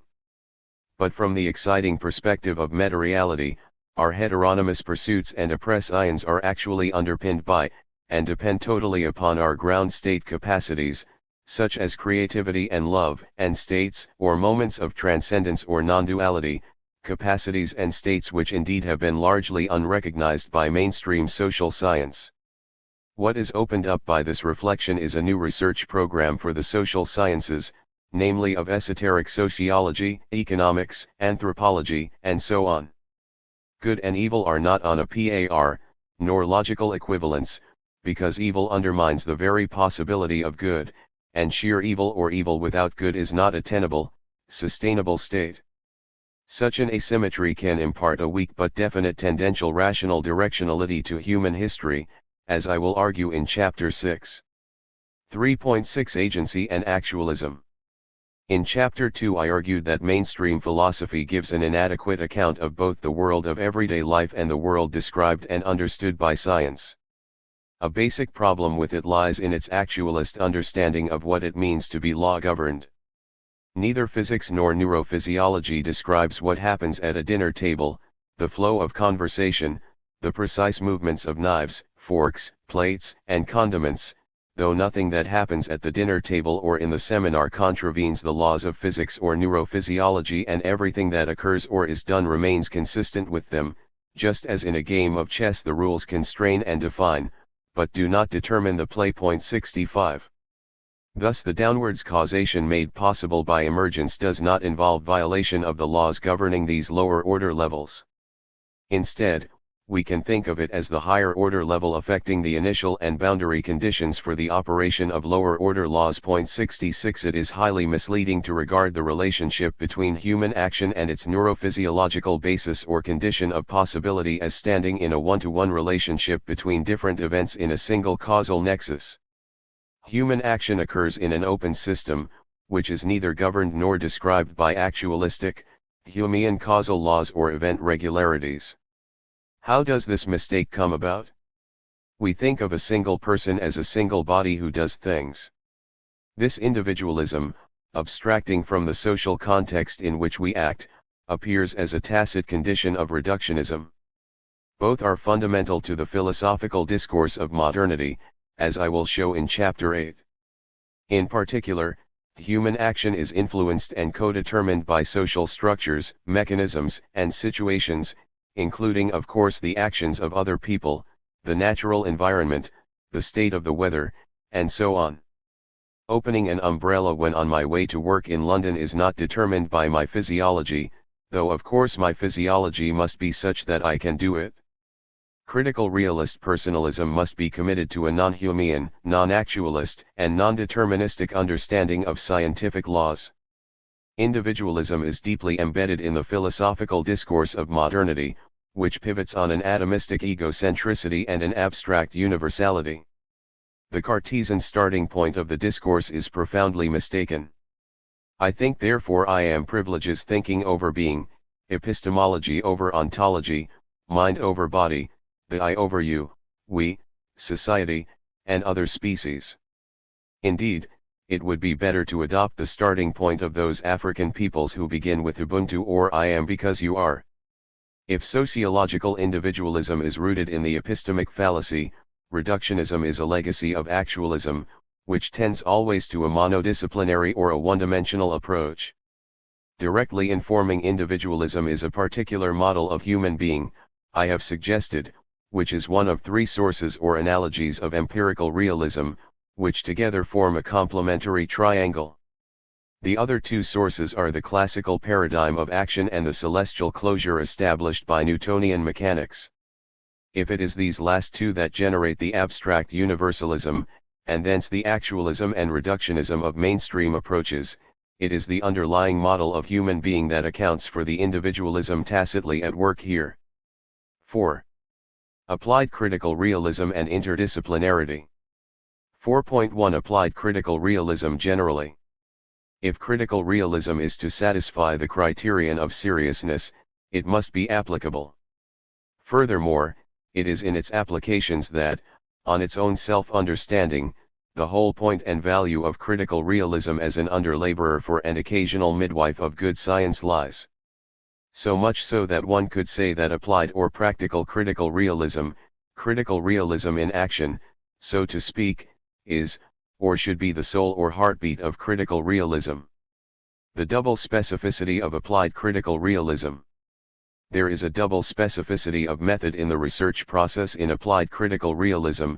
First, with respect to subject matter, thus, unless an object could talk, there would be no point in interviewing it, and second, with respect to the location of the particular activity in the total research process or cycle, thus, if a generalization is inductively well corroborated, there is little point in adding further confirming instances, instead, retroduction to possible explanatory mechanisms will be the order of the day. Just as critical realism purports to be ontologically maximally inclusive in allowing, not just knowledge, but even false beliefs and illusions, at least when causally efficacious, to be real and so part of ontology, it also claims to provide a more general and comprehensive epistemology than its irrealist rivals. These typically remain fixated on a particular moment of the research process. Thus, if one defines a round of scientific inquiry as the movement of the research process from knowledge of one stratum of reality to knowledge of the next, then one can readily see how classical empiricism or Kantianism or Popper's falsificationism each derives their plausibility from a particular phase of scientific inquiry.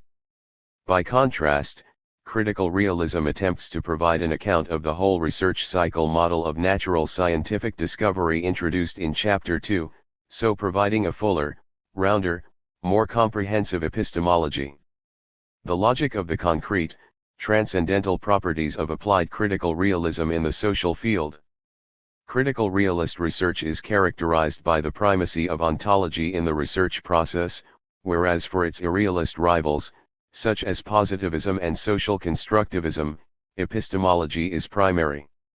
Accordingly, the interests of critical realists in empirical research are typically exploratory. Point 1 Indeed, they are characteristically to identify, discover, uncover structures, blocks and causes, and the particular sequences, combinations, and articulations of them at work at specific times and places, whereas the interests of positivists and constructivists and others from the irrealist mainstream are typically to prove/disprove and justify propositions, theories and so forth. Moreover, critical realism is primarily interested in explanation and only secondarily in prediction. Point 2. Furthermore, in critical realism our primary focus is on structures and mechanisms, not regularities or patterns of events, that is on the domain of the real, including the non-actual real, rather than that of the actual or empirical.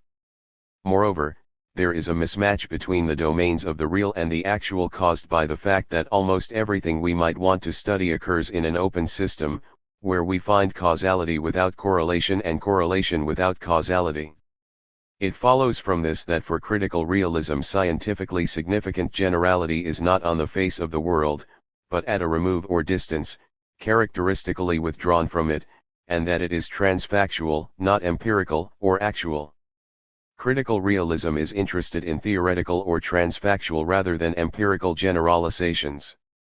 Critical realism will thus necessitate specific research designs with distinct logics of inquiry. These logics will not involve centrally either induction or deduction. Instead, abduction and retroduction come to the fore. Abduction involves redecryption or recontextualization, most usually in terms of a causal mechanism or process that serves to explain the state, condition, or happening referred to. Retroduction involves imagining a model of a mechanism that, if it were real, would account for the phenomenon in question. Retroduction features centrally in the DREI model of theoretical inquiry introduced in Chapter 2.4. I have differentiated this from the Ray model of applied scientific research 3, characterized as it is by a conjunctive multiplicity rather than a disjunctive plurality of causes. In the DREI schema, D stands for the description of some pattern of events or phenomenon, R for the retroduction of possible explanatory mechanisms or structures, involving a disjunctive plurality of alternatives, E for the elimination of competing alternatives, I for the identification of the causally efficacious generative mechanism or structure, and C for the iterative correction of earlier findings in the light of this identification. In the Ray schema, the first R stands for the resolution of the complex event or phenomenon into its components, involving a conjunctive multiplicity of causes, the second R for the abductive redecryption or recontextualization of these components in an explanatorily significant way, the third R for the retrodiction of these component causes to antecedently existing events or states of affairs, E for the elimination of alternative competing explanatory antecedents, I for the identification of the causally efficacious antecedent, and C for the iterative correction of earlier findings in the light of this completed explanation or analysis. However, in addition to these general features, applied critical realism has some significant differentiating features in the social field. In Chapter 3 I have discussed the differences between the experimental natural and the social sciences. It will be remembered that these fall into four main types: epistemological, ontological, relational, and critical. I have space here to discuss only the most significant implications for applied critical realism of these four types of difference. A hugely important epistemological difference is that social phenomena only ever occur in open systems, in which events are determined by a multiplicity of mechanisms, perhaps of radically different kinds, that is to say, such open systems are characterized by both complexity and emergence. It follows from this that it will not in general be possible to specify how a mechanism operates independently of its context. Hence we must not only relate mechanisms back to explanatory or grounding structures, as in the theoretical natural sciences, but also to context or field of operation. This means that in the social field in principle we need always to think of a context-mechanism couple, C plus M, and thus of the trio of context, mechanism, outcome, or more fully the quartet composed of context, mechanism, structure and outcome. Now one problem with the application of the Ray schema in the field of the human sciences is that we do not have a body of independently validated theoretical knowledge of structures and mechanisms that we can apply straightforwardly, or at least unproblematically and without contestation, to retrodict antecedent states of affairs. And one reason for this is that very often in the social world, even if we know what the mechanism is, we do not know how it will operate in the specific context concerned. It follows from this that discovery and application must often proceed in tandem and may be only analytically distinguishable. Hence we have the theorem of the contingent duality of discovery and application, together with that of the coincidence of retroductive and retrodictive moments in research. This means that every application of critical realism in the open systemic world potentially is a creative process of discovery. Figure 4.1 Determination of events in open systems 4. Note, in case 2 the mechanisms and in case 4 their effects are modified. Both may obtain simultaneously. More formally, it is possible, by temporally separating the retroductive and retrodictive moments, to develop a unified general model applying properties of both schemas. We would then have the following, more complex pattern of development. Resolution, abductive redecryption, retroduction. Inference to the best explanation, most plausible mechanism or complex. Retrodiction, elimination, identification of antecedents and correction. This would be the Ryeree 5 model of exploratory investigation. The most important ontological differences are the activity and concept dependence of social, in contrast to natural, structures, which can be taken together with the important relational difference that the social sciences are internal to their subject matter, that is, part of their own field of inquiry. Ontologically, the social world is an emergent, concept and activity dependent, value drenched, and politically contested part of the natural world. In it, social structures pre-exist and enable or constrain human activities, which are in turn causally efficacious in the material world.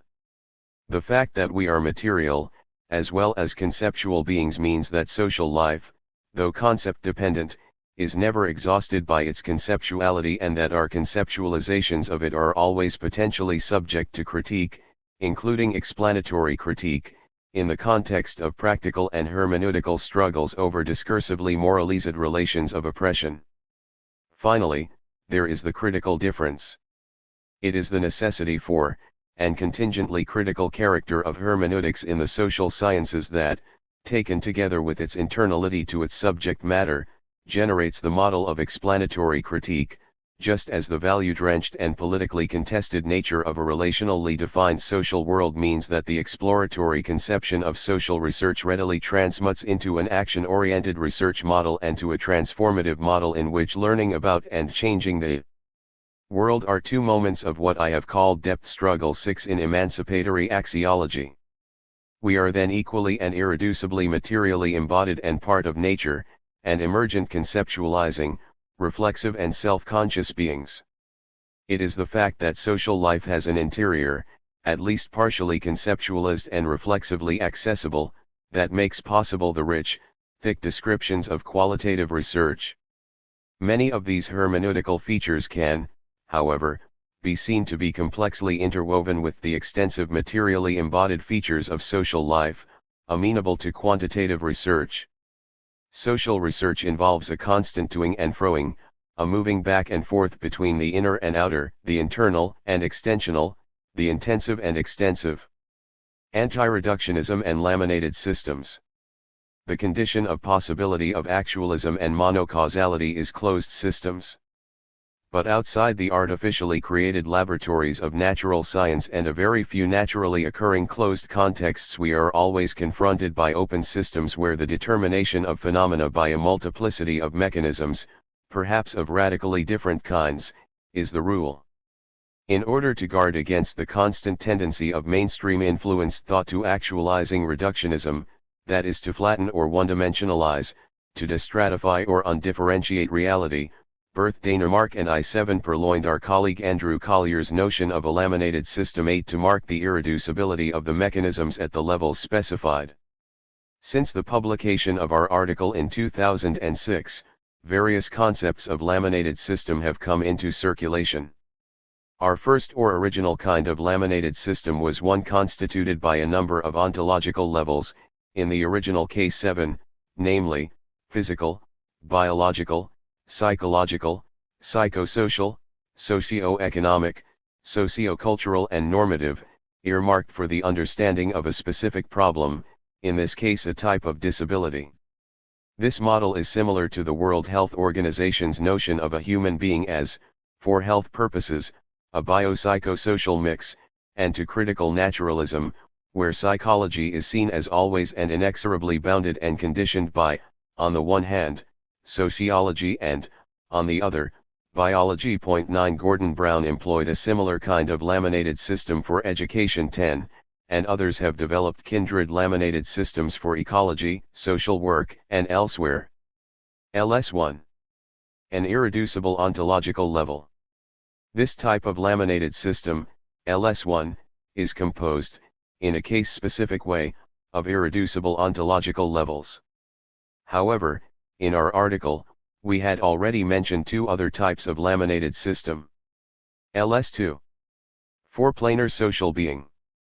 This model, first introduced in Scientific Realism and Human Emancipation 11, was an elaboration of the transformational model of social activity and sees social life and in principle every social event as occurring simultaneously at each of four planes of social being. These are constituted by material transactions with nature, social interactions between people, social structure sui generis, and the stratification of the embodied personality. This model, like the first type of laminated system, highlights the irreducibility of planes of being that the researcher or analyst might be inclined to overlook. One obvious immediate virtue of the four-planar model is that it pinpoints the ecological dimension of social being that social theorists have been prone to ignore. LS3. 7 Scalar social being. This is a laminated system based on levels of scale. These range between the sub-individual level of motives and depth psychology, the individual level of the biography of the individual personality, the micro-level of small-scale interaction, the meso-level of functional roles and structural positions, defined in relation to ongoing practices and institutions, the macro-level, concerned with the properties of large wholes, such as the UK economy or contemporary Norway, the mega-level, occupied with long geohistorical stretches or swathes of space, time such as medieval Christianity or feudalism, the global or planetary whole, or even the planetary whole of world geohistory. In articulating such a laminated system, it was not my intention to suggest an exhaustive taxonomy. Clearly the pie can be carved in other ways and, for example, various regionally specific classifications inserted. However, one virtue of the 7-scalar model I have articulated is that with it we are less likely to abstract illicitly from levels of causation that are practically indispensable for, but different from the analytical focus of the study. 12. However, following the publication of our 2006 article, another kind of laminated system quickly hove into view. In looking at emergent spatiotemporalities in my book on dialectic, I had argued for the reality of intersecting or overlapping spaces and times, or more generally rhythmics, as illustrated in figure April 2, 13. This raised the possibility of a fourth type of laminated system constituted by co-present spaces, times, spatiotemporalities or rhythmics, forming so many condensed geohistorical layers, as in the pentimento or layered levels of drawing or painting found on the canvas of an old work of art. 14. So we have LS4. Coexistent emergent space temporalities, or pentimented social being. However, it was now becoming clear that in principle the idea of a laminated system could be used in any case where it was important not to leave out an irreducible and necessary but causally variable element in the non-reductionist explanation of a phenomenon.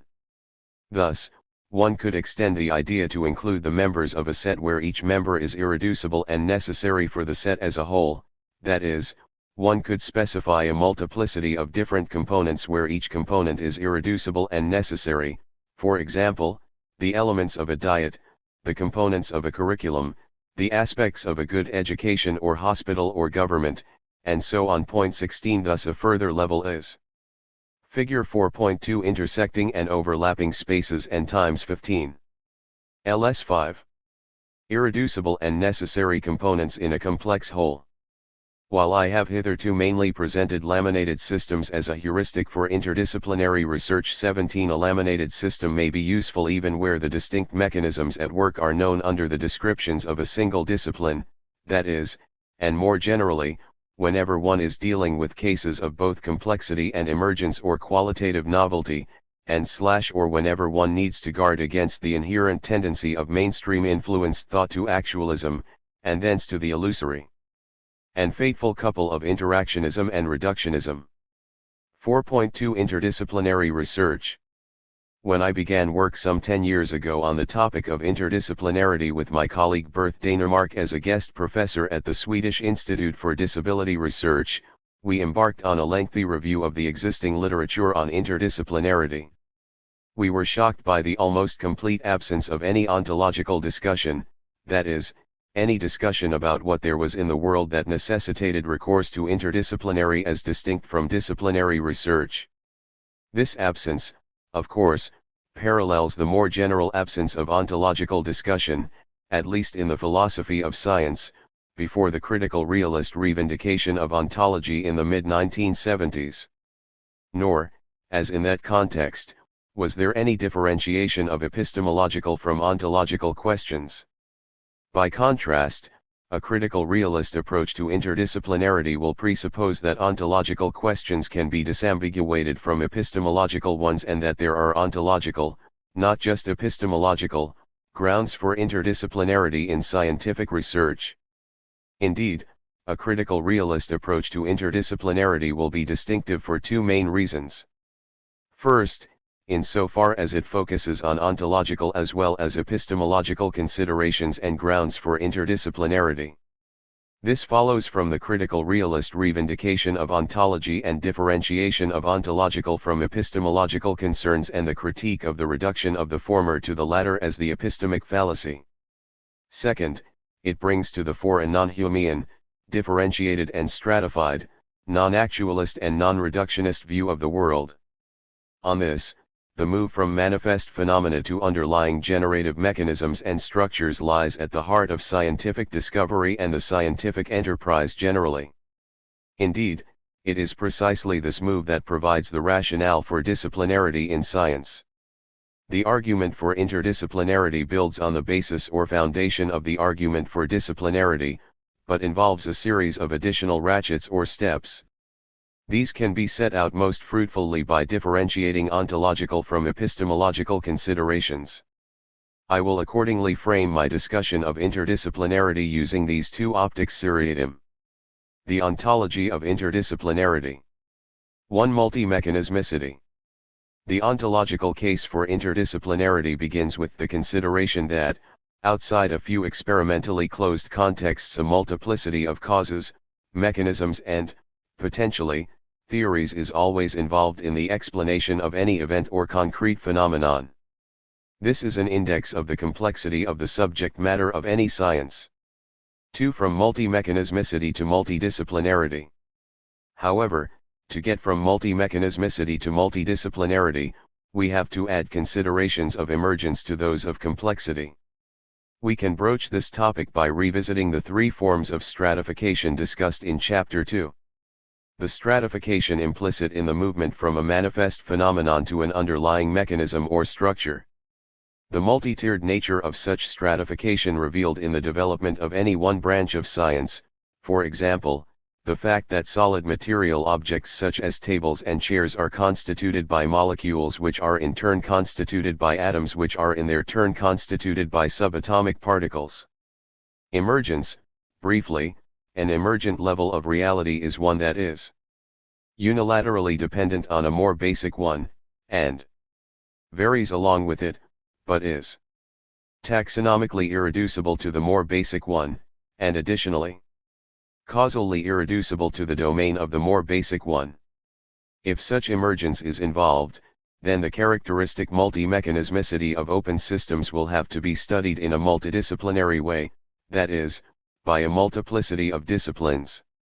3. From multidisciplinarity to interdisciplinarity. If in addition to an emergent level, a qualitatively new or emergent outcome is involved in the causal nexus at work, then the knowledge required can no longer be generated by the additive pooling of the knowledges of the various disciplines concerned, but requires a synthetic integration, or genuine interdisciplinarity. 4. Interdisciplinarity. If in turn the mechanisms are themselves emergent, then we have the case of what may be called interdisciplinarity. 5. Anti-reductionism, laminated systems, and the axiom of methodological specificity. After our review of the general literature on interdisciplinarity, Dänemark and I undertook a critique of the existing literature in disability studies, which had witnessed the successive dominance of three forms of reductionism since the mid-1960s.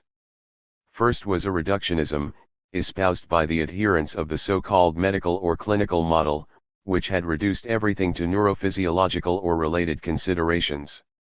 This was displaced by a second form of reductionism, which sought to explain the phenomena in socio-economic terms, as arising from the existing distribution of socio-economic forces. This reductionism of the so-called social model was in turn replaced by that of the cultural or social constructivist model from the 1980s onwards. Here it was assumed that the problem arose from the particular language used to describe it. Each form of reductionism made good criticisms of the other reductionist positions, but failed to see how similar criticisms applied to their own position. Clearly, Dänemark and I felt, what was needed was an approach to the study of phenomena such as disability that could make use of biological or neurophysiological, socio-economic, and cultural considerations alike, without assuming that any one of these sets of considerations would be sufficient for a complete analysis of the phenomenon in hand. This was the origin of our invocation of the idea of a laminated system, which we introduced as a device to guard against the reductionism encouraged by actualism and in relation to phenomena where it was vital to take the mechanisms at different levels together, that is, where they were each irreducible and necessary components of a whole. It should be noted that the different levels of a laminated system may, and in general will require different methodologies for their study. As discussed in section 4.1 of this chapter, in general method will always be specific to both the nature of the relevant subject matter and the place of the particular research project in the total research process in the field in question. This may be called the axiom of methodological specificity.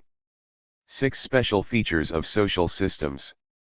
Open systems in which human beings act will be characterized not only by emergence but by some other special, categorially distinctive features. The first of these relates to the irreducibility and co-implication of social structures and human agency.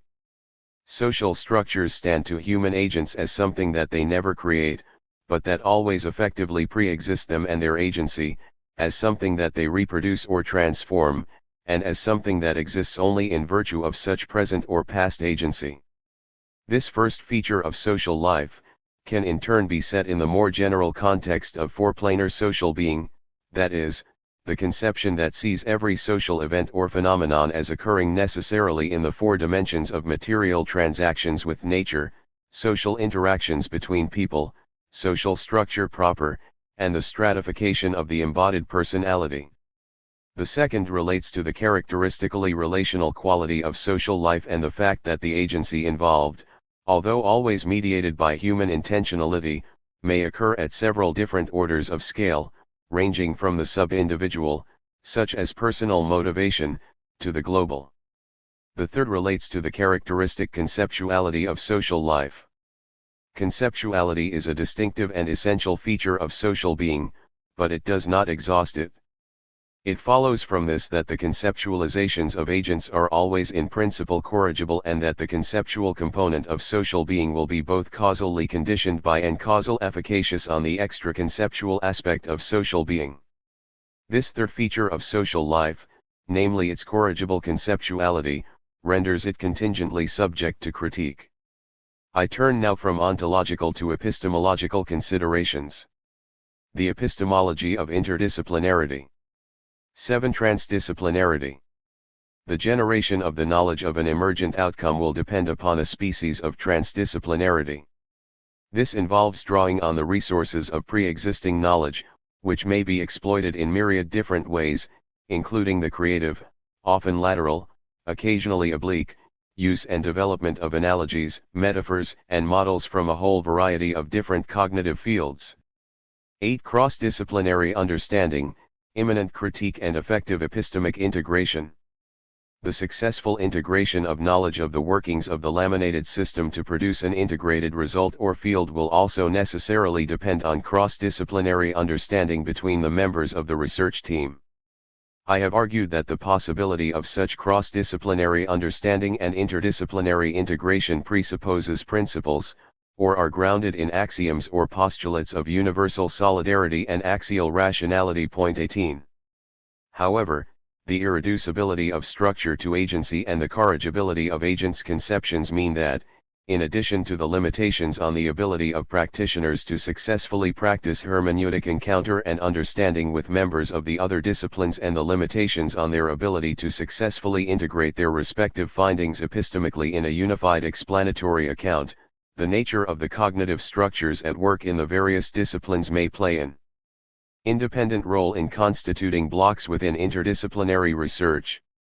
Thus, characteristically, economics does not allow a space for the social presuppositions of economic activity, nor does medicine typically specify all the components of the holistic chain of care necessary for healing. In such cases, hermeneutic encounter with the practitioners in a research team must be supplemented by immanent critique of one or more of those disciplines for any effective epistemic integration to be possible. Another possibility is that the substantive scientific ontology of the disciplines may be so discrepant that there is no referential overlap between them and the mechanisms they postulate or describe. In this case, one or both of them will need to be immanently developed or extended until some commonality of object or reference frame is obtained, possibly with the help of a mediating discipline or discourse. The order of these processes will typically be: hermeneutic encounter with the practitioners of the other disciplines in a research team whose expertise is necessary for the construction of an adequate articulated laminated system. Immanent critique or development of one or more of the other disciplines involved in the research, if necessary. Effective epistemic integration. For such integration to become possible in an open systemic world, we will often have to reconsider the question of the education and training of the relevant researchers or professionals to ensure that they are fit and primed to work in an interdisciplinary team, that is, with others from different backgrounds and with different disciplinary concerns. The practical goal is an integrated policy response to an integrated problem. The real-world problems with which the researcher or professional is faced come to their attention as integrated, not broken up into distinct disciplines. The end of successful interdisciplinary research, or interprofessional work generally, will achieve a similarly integrated understanding of the problem, epistemologically and axiologically, to achieve the formulation of an equally integrated policy response. We can sum up the conditions for successful interdisciplinary research as follows: the disambiguation of ontology from epistemology, and the concomitant acceptance and understanding by practitioners of the triunity of ontological realism, epistemological relativism, and judgmental rationality, that is, of the holy trinity of critical realism. Anti-reductionism. The idea of explanation in terms of a laminated system. What I have called the holy trinity of interdisciplinary research, consisting in metatheoretical unity, comprising minimally points, above. Methodological specificity as the norm of the different levels of components of the laminated system, and theoretical pluralism and tolerance. The achievement of sufficient and generalist cross-disciplinary understanding, and epistemic integration to enable a unified explanation and/or policy response. The dissolution of career, administrative and financial barriers to interdisciplinary research. A dialectic of disciplinarity and interdisciplinarity in the research process and in the education or training and nourishment or support of putative interdisciplinary research workers. Disciplinarity is required for depth explanation and, pedagogically, for familiarity with the move from manifest phenomena to explanatory structure, whereas interdisciplinarity is required to integrate the knowledge of the different mechanisms at work at the various levels of the laminated systems. In other words, Successful interdisciplinary work requires both depth and integration. As research on interdisciplinary research has itself made clear, one of the biggest blocks to successful interdisciplinary research is the non-understanding and non-communication between those trained in the hard natural sciences and those trained in the soft social sciences. We still seem to be living in the world of C.P. Snow's two cultures, in which many researchers with a natural science background find great difficulty in understanding reason explanations or reference to social structures, and in which many arts and humanities graduates freeze at the sight of anything mathematical. Indeed, it seems that we still suffer from too early and too complete specialization, especially perhaps in the UK. For successful cross-disciplinary understanding, the prerequisite for effective epistemic integration, our educational system would seem in dire need of reform. It is important to move to a situation in which graduates in the social sciences feel at ease in at least one of the natural sciences, and vice versa. However, there is a further problem, which showed up in some research done on the graduates of the Swedish Institute of Disability Research. Research on those graduates who went on to do interdisciplinary research revealed a widespread malaise with it, a feeling that the researchers reported of being strays, being not entirely at home, to some extent definitely alienated in their interdisciplinary research environments. What was missing was the common background and shared assumptions of a regular disciplinary home. Perhaps one way around this is an educational and social research context in which interdisciplinary research workers can readily acquire a second or third home, especially in subjects or disciplinary fields drawn from the other side of the cultural divide. 4.3 Utilizing further developments in critical realism in applied critical realist research. Ultimately, I hope it will be possible to regard critical realism as, among other things, a box of tools for applied critical realist research without differentiating the toolkit into compartments marked basic critical realism, dialectical critical realism and the philosophy of meta-reality. However, at present the uneven reception of non-basic critical realism means that this is how we must proceed. I want to illustrate the rich potential of dialectical critical realism and the philosophy of meta-reality in applied critical realism with just a few concepts or figures, drawn mainly from dialectical critical realism. Negativity. Absence. Absence is a hugely valuable diagnostic category. Looking at what is missing in a social context/situation or entity/institution/organization will often give a clue as to how that situation and so on is going or needs to change. The absence of rain presages shortages, inflation, and food riots, of free speech, the demand for civil society, of a public sphere, constitutionality, and democracy. Epistemological dialectic. In the epistemological dialectic we start with some relevant absence or incompleteness. This generates aporias or problems that become increasingly troubling, as inconsistencies and contradictions in the cognitive or practical situation proliferate. These contradictions act as a signaling device to the relevant community, telling them that something is radically wrong, and in particular that they have left something out of the theoretical or practical mix. This entropic degeneration can only be halted by repairing the omission, namely by incorporating what had been excluded in a more comprehensive, inclusive totality. Such a totality may in turn again leave out something relevant, triggering a further round of this dialectic. It is largely the scheme that Marx hailed as the rational kernel of Hegelian dialectic. 19. Rhythmic. We have already encountered this concept in section 4.1. It connotes some tense spatializing process that consists in the exercise, in space and time, of the causal powers of a structure or thing. Thus for many purposes we may want to take the causal, spatial, and temporal properties of a process together. The seasons, agriculture, industry, the university term, Kant's daily stroll around Königsberg, the office Christmas party, each have their own rhythmics.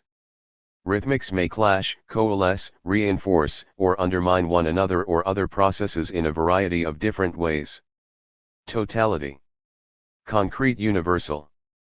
Universals in the real open systemic world are not abstract universals specifying that A is always B, rather they specify that this particular A, while sharing. The universal tendency of A to B is also characterized by distinctive mediations, she, xn. A specific geohistorical trajectory, gx high, and an irreducible singularity. It is the concrete universal that allows an English soccer fan to say, though I was born in Chelsea, I support Arsenal. Every universal in the world is of this type, and every particular thing has these four aspects. Point 20. In applied critical realist research, we must move both from the empirical to the transfactual and from abstract to concrete universality. Holistic causality. Holistic causality presupposes internal relations between the members of a complex, such that what happens to one element affects the other, so that for explanatory and research purposes they cannot be treated separately or individualistically but must be taken together. This is clearly a widespread condition in the social world. This sentence is internally related to the last: your well-being is affected by that of your family and friends. Generally, in holistic causality, the form of the combination of elements causally codetermines the elements, and the elements causally codetermine each other, and so causally codetermine the form of the whole. Constellationality. This is a figure that describes the relationship between two terms that are distinct and initially defined in relation to each other, but where one term overreaches and contains the other. Thus being may be said to constellation contain thought or knowledge, while at the same time the distinction between knowledge and its object, or the existential intransitivity of the object in relation to its knowledge, is maintained. So epistemology is both a part of ontology and distinct from it. Transformative agency. For planar social being. We have already discussed this notion in chapter 3.3, but it is interesting to note that, like holistic causality, it was already introduced in basic critical realism, as was the next concept. Point 21. THIRD compromise form. This is the theory/practice compromise that results from the combination of a theoretical falsity and a practice that, in accordance with axiological necessity, nevertheless upholds or respects the categorical truth theoretically denied. Understanding THIRD compromise formation enables us to see how ideologies can render themselves plausible. More on this in chapters 6.4 and 6.6. Concrete utopianism.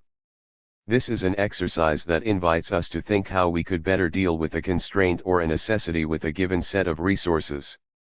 It is grounded in dispositional realism, the idea that possibilities as well as their actualizations are real. From this perspective, the actual is only one instance or manifestation of the real, and other, different, and better manifestations of it are possible. Concrete utopianism is a key figure for thinking about how to effect a transition to the good society. This will be explored further in chapters 5, 6, and 9. The philosophy of meta-reality.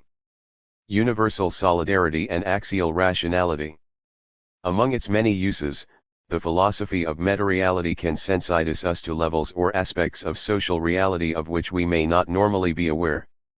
Thus the axioms of universal solidarity and axial rationality can be used to show the limiting conditions under which the participants in a conflict situation would no longer be disposed to give radically incommensurable descriptions, while the identification of a meta-real substratum in some particular instance of demi-reality can indicate a level of human goodness on which some social horror or evil depends, a level that, once recognized and mobilized, can begin the process of transforming the source of that evil. Point 22.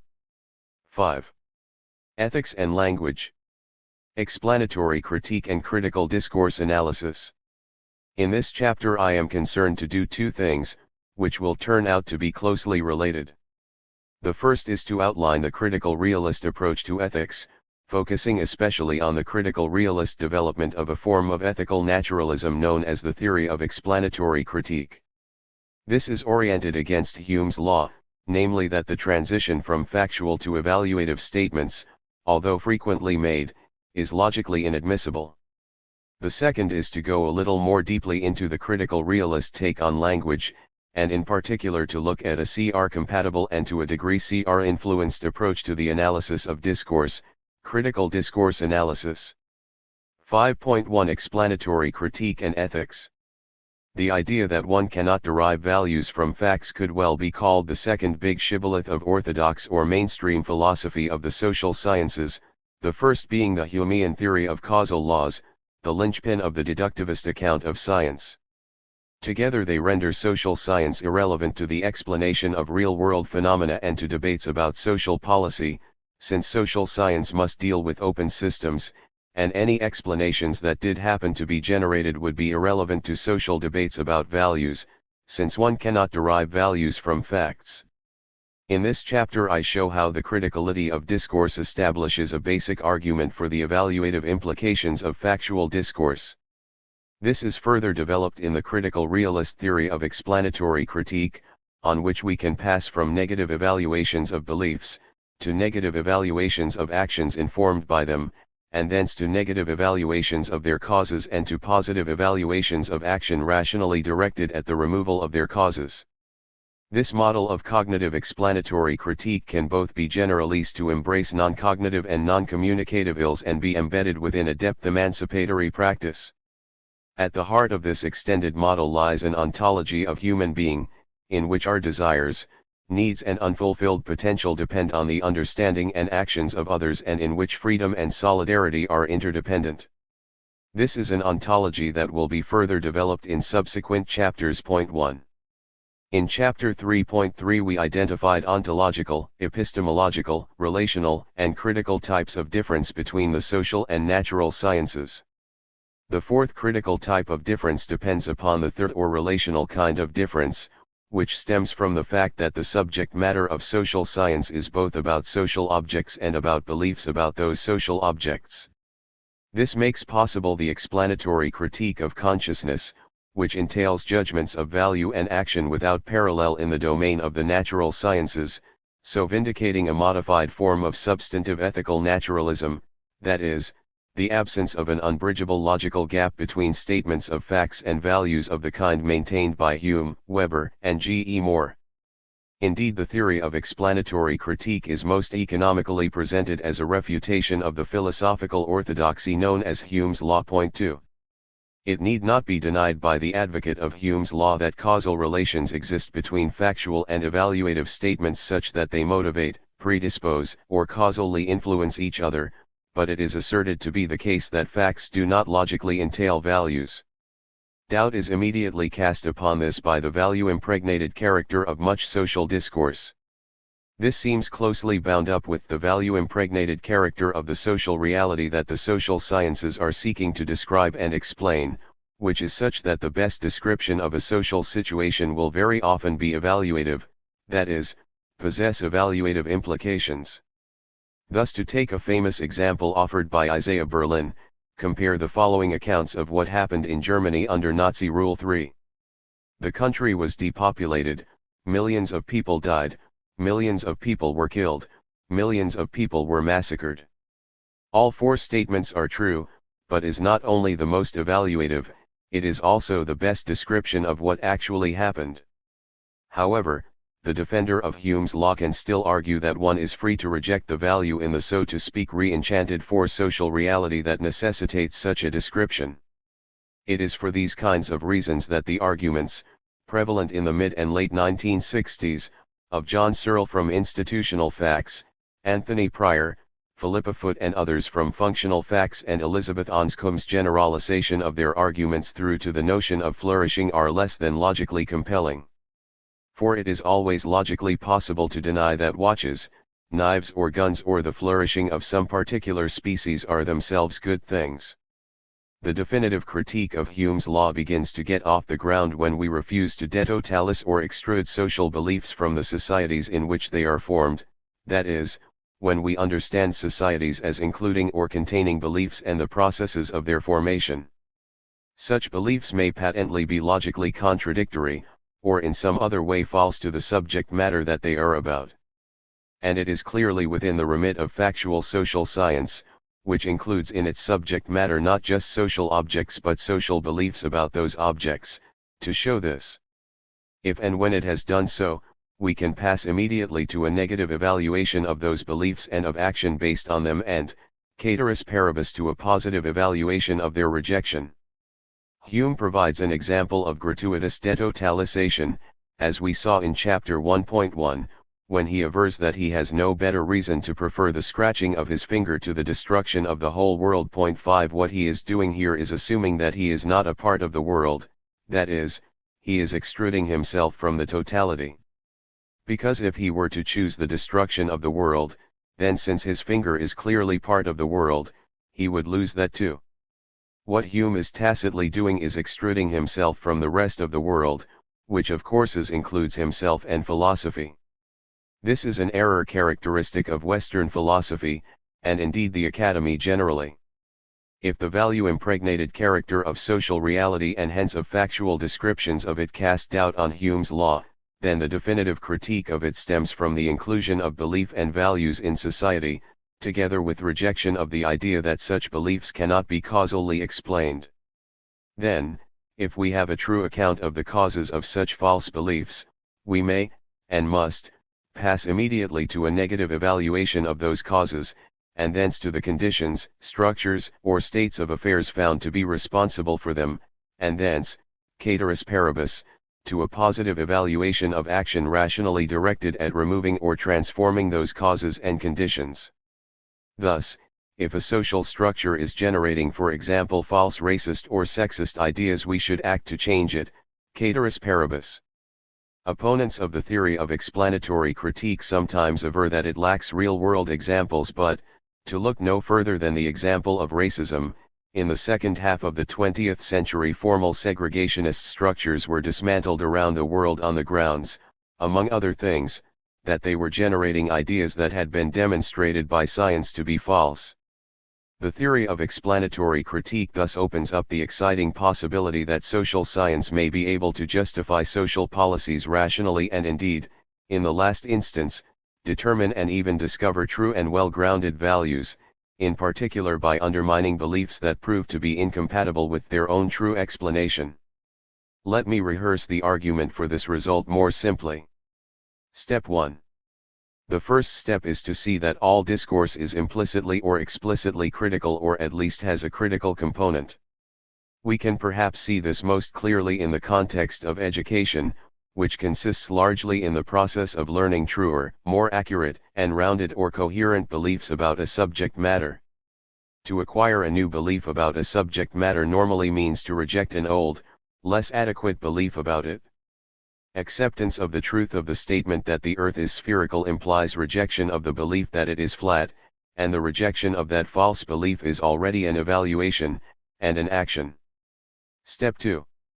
Once we have rejected a belief as false, then we are logically committed to rejecting any action informed by that belief. All intentional action is informed by beliefs, together with desires, values, and a variety of other components of one sort or another. And as we come to improve our understanding and knowledge of the world, then we need to modify our actions accordingly, or rather our actions will be modified if informed by the new, more adequate, beliefs. Thus to reject the idea that there are witches is to reject practices informed by such a belief. Step 3. The third step is to see that, once we form a new belief, we must not only reject action informed by the old false belief, but we must also be committed in principle to an inquiry about the causes of that false belief, especially if that false belief is persistent or widespread and insusceptible to rational criticism. Let us now consider some possible rejoinders. First, it might be objected that this refutation depends upon our acceptance of the value that truth is a good and falsity is an ill. But that this is so is a condition of factual discourse, and so it does not involve anything other than considerations intrinsic to factual discourse to legitimate the deduction of values, which is denied by Hume's law. It should be noted that this recasts the positivist understanding of what a fact is. A fact is not value-free but incorporates a commitment to truth. The positivist account of a fact was always in fact false. Other values and interests besides truth do enter into the constitution of facts, but my claim is that commitment to truth is the only value that necessarily does so. This is at one with our everyday intuitions. Thus we do not suppose that the science that discovered the Ebola virus is necessarily contaminated by the desire of scientists to attract more research grants or of funding corporations to make profits. It is not an objection to point out that truth is not the only social good, or falsity the only social ill, so that the inference scheme 6 of explanatory critique may be overridden by other considerations. Science is only one amongst other social institutions and truth is only one amongst a number of values, but this does not gainsay the fact that, other things being equal, truth is a good and falsity an ill.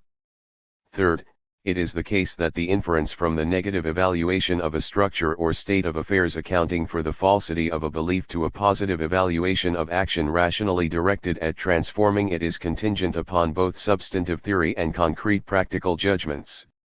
That something should be done cateris paribus is however undeniable, what should be done is a different matter. Finally, the inference schemes of explanatory critique hold only cateris paribus, other things being equal. But this has an exact parallel in ordinary scientific discourse. To invoke a causal law is not to say what will happen, but rather what tends to happen or what would happen cateris paribus. The cateris paribus clause is the condition for moving from fact to fact in the open systemic world to which the laws of nature transfactually apply, as much as it is to moving from fact to value in the practical social world of beliefs, judgment, and action. Where philosophical orthodoxy posits radical dichotomies, critical realism finds instead exact parallels. In scientific realism and human emancipation I generalize the argument for explanatory critiques from cognitive ills, such as falsity, to non-cognitive and non-communicative ills, such as poverty and ill health. This is something that will prove important when we turn to the appropriation of explanatory critique in discourse analysis. I also show how the model can be embedded within a depth emancipatory praxis. Point 7 In doing so we logically presuppose a theory of a feasible better state, and a theory of transition to it.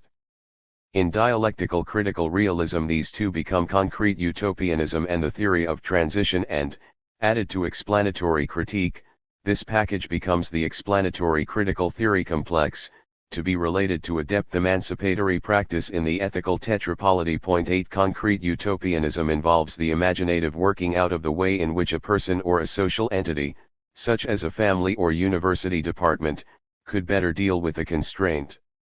It is philosophically grounded in dispositional realism, especially the idea that possibilities, as much as actualities, are real, and indeed ontologically prior to them. Point 9. I now want to recapitulate the part of the argument for explanatory critique in scientific realism and human emancipation that moves through 7 levels of rationality. Point 10 The first 2 levels involve merely instrumental rationality, specifically technical rationality and what I will call contextually situated instrumental rationality. Thus, technical rationality involves the use of the social sciences as sheer technique, and no interesting normative conclusions are entailed, but at level of contextually situated instrumental rationality social science is no longer neutral in the context of power-to relations. For the oppressed have an interest in knowledge that their oppressors may, and perhaps must lack. Point 11 Moving on to critical rationality, at level. We have intradiscursive critical or practical rationality. To say that a belief is false is to apply a negative evaluation of actions sustained or informed by the belief in question. All the sciences are intrinsically critical and so evaluative, since they all make judgments of truth or falsity on beliefs about their object domain. But the human sciences, in virtue of the distinctive nature of their domain, that it includes, among other things, beliefs about social objects, also make judgments of truth or falsity on aspects of that domain in pursuing their explanatory charter. At level, we have explanatory critical rationality. We have that if we possess adequate grounds for supposing that proto-scientific 12 theory, P, is false or misleading, and adequate grounds for supposing that structure, S, co-explains P. Then we may, and must, pass immediately to a negative evaluation of S, and a positive evaluation of action rationally directed at the removal of S. The next two levels are of emancipatory rationality. At level of depth, explanatory critical rationality. Simple models of psychological rationalization and ideological mystification may be sketched. Point 13. Such mystification results in constraints on human well-being or free flourishing.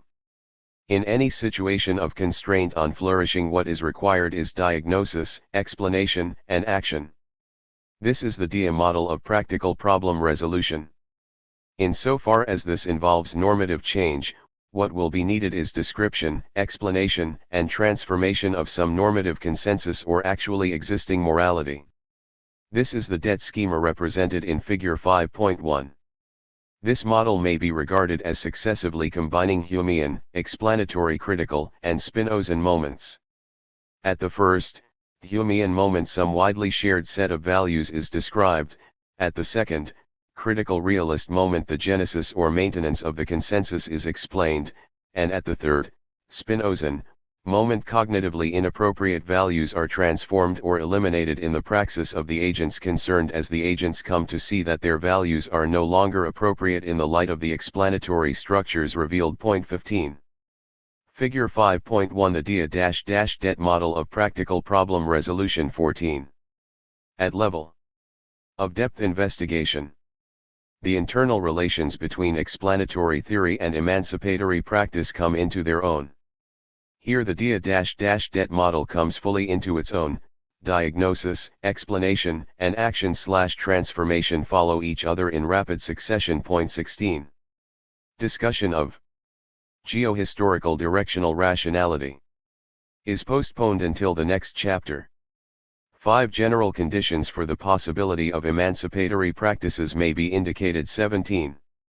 The causality of reasons. The immanence of values. The internality of critique to its object, together with the engagement and reflexivity of social theory. A coincidence of objective needs and subjective possibilities. Emergent powers must operate for qualitative change to be possible. A stark contrast with critical theory now heaves into view. For critical realism, explanatory theory implies, rather than presupposes, a commitment to emancipation. Point 18. Thus we need not preface our search for explanatory mechanisms with our interest in emancipation; on the contrary, our interest in emancipation can flow from the search. The error of critical theory comes from acceptance of a fundamentally positivist conception of natural science. For once the natural world is so described, there is no room for human action to make any difference to it. The theory of explanatory critique does presuppose a definite view of human nature and human possibilities in four-planar social being. This philosophical anthropology, or more generally ontology, that it presupposes is argued for in scientific realism and human emancipation, and developed further in dialectical critical realism. It is one in which the satisfaction of our desires, needs, and our meta-desire to remove constraints on their satisfaction depend irreducibly upon the actions of others, in the dialectical interdependence of freedom and solidarity, discourse and praxis, and the dialectics of discourse and praxis. Here there are two fundamental mechanisms or dialectics, one involving discourse and the other desire and action generally. What links freedom and solidarity and these two dialectics is the logic of dialectical universalizability. The practical presupposition of discourse is given by the assurance, trust me, act on it, and the discursive presupposition of action is given by the assurance, my action is justified because it seeks to remove a constraint on my freedom, and I am committed to the removal of such constraints in all dialectically similar circumstances. Thus I am saying or presupposing that there is something about this case, a specific difference, that entails a commitment to act in the same kind of way in all dialectically similar circumstances. This is because for any act there must be a ground or justification, and the same action must be performed in exactly the same circumstances, unless there is a relevant difference between the cases.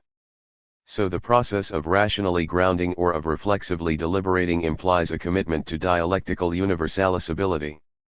This itself may be seen as an application in the moral realm of the principle of ubiquity determinism. Point 19. This principle needs to be suitably concretist and dialecticized, and this, together with the force of the dialectical in the idea of dialectical universalizability, will be discussed in Chapter 6.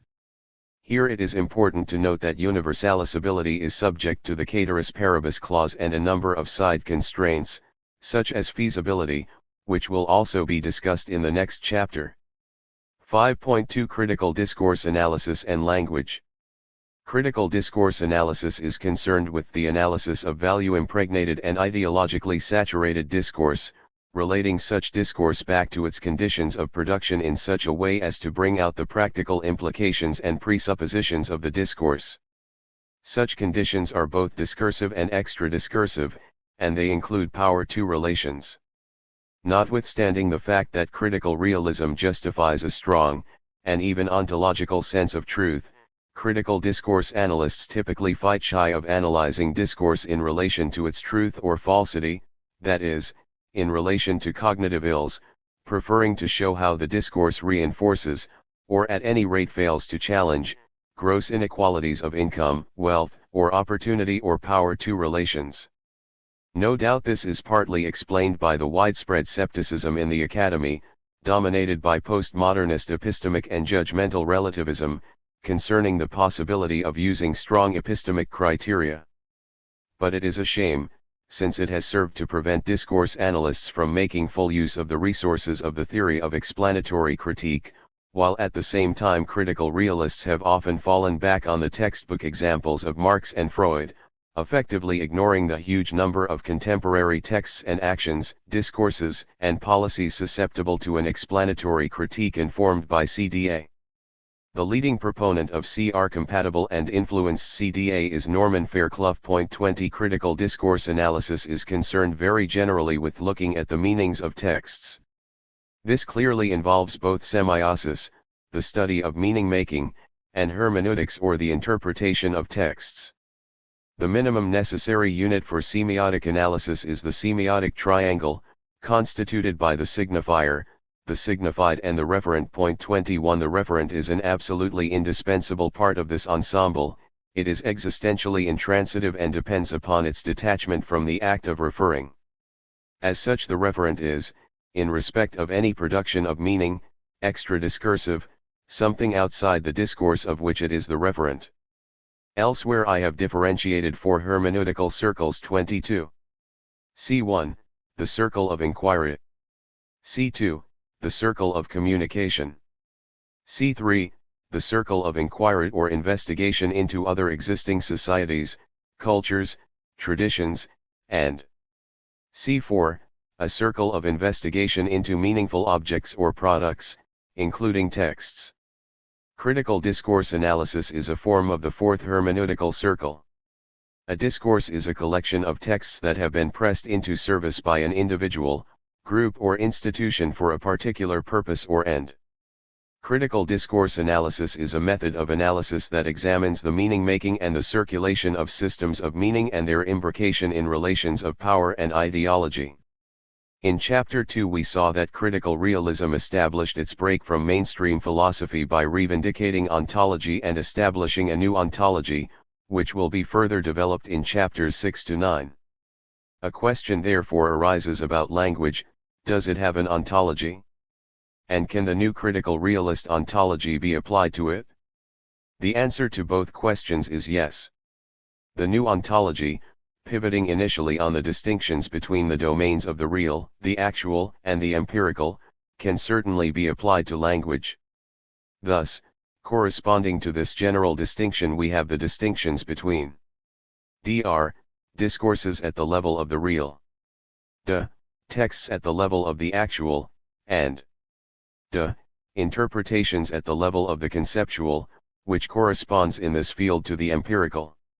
However, a further set of questions immediately arises, given that language use is a social activity, and therefore necessarily part of social ontology. Does it exhaust social ontology, or is there an extra conceptual component of social ontology? We have already noted how in the 20th century a growing concern with language resulted in an exaggeration of its role in two distinctive ways, which it is important to differentiate here. In both cases, inflation of the role of language served to eliminate any other to language in the relevant domain. The first form of the linguistic fallacy consists in the supposition that one can analyze being in terms of the language used to describe it. This form of the linguistic fallacy, which I shall write LF1, is clearly a variant of the epistemic fallacy. As such, it represents a form of the anthropic fallacy and, together with the reciprocating ontic fallacy, establishes a characteristic form of anthroporealism, necessitating a complementary transcendent realism. This form of the linguistic fallacy can be refuted by reference to the arguments we used to establish ontology in Chapter 2, arguments turning on the conditions of possibility of experimental and applied activity. But it can also be refuted by reference to the material practices of ordinary life. For all language use presupposes the semiotic triangle, constituted by signifier, signified and referent.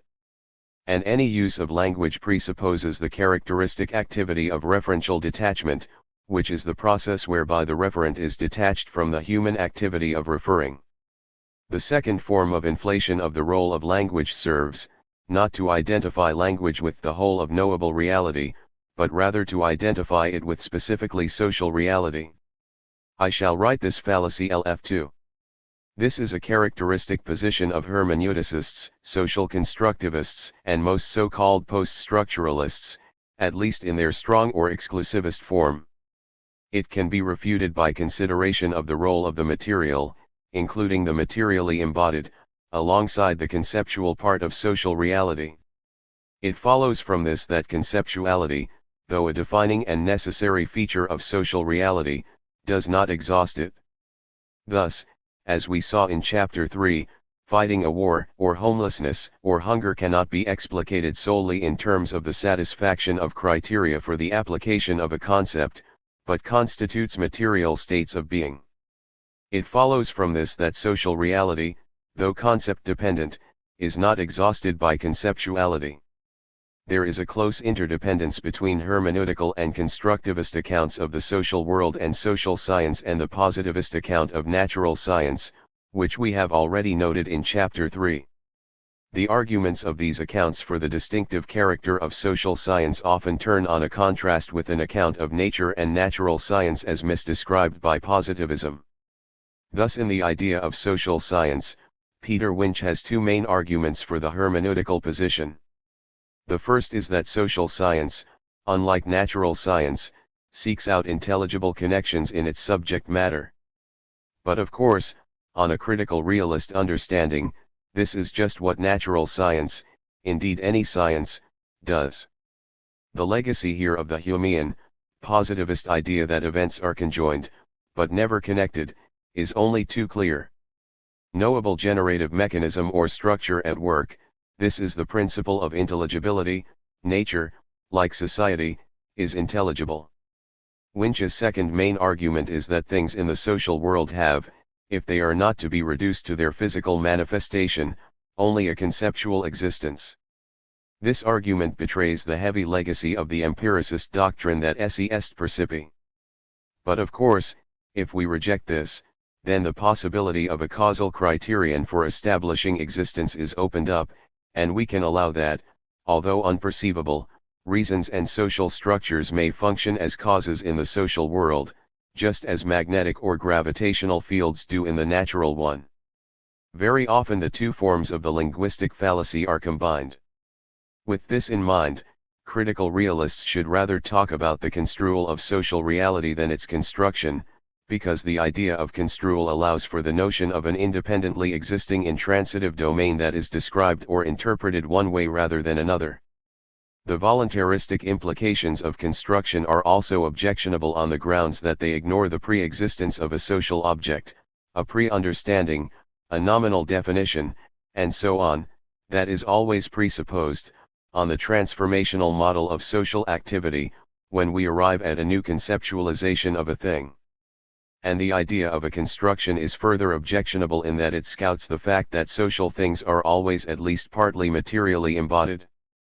In sum, social reality is always existentially intransitive to any construction, and insofar as it is social it is also at least in part preformed and at least partially materially embodied. Despite the inflation of the role of language by hermeneuticists, critical realism accords the activity of hermeneutics an absolutely indispensable role. Indeed, it will typically form the starting point of a critical realist investigation, because we must at least know what agents think they are doing, and why they are doing it when we set out to describe and explain a social form of life. However, critical realism will insist, of course, that all such conceptualizations are fallible and subject to critique, including explanatory critique.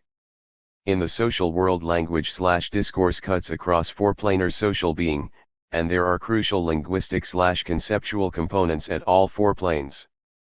Furthermore, in considering discourses we may differentiate order of discourse from a discourse, and in considering the operationalization of discourses we may distinguish genres from styles and their objectification, for example, in bodily gesture or the built environment. We may focus on the production or emergence of meaning in texturing, which will often occur at the intersection of two discourses, or involve the interlacing of several different discourses, in intertextuality.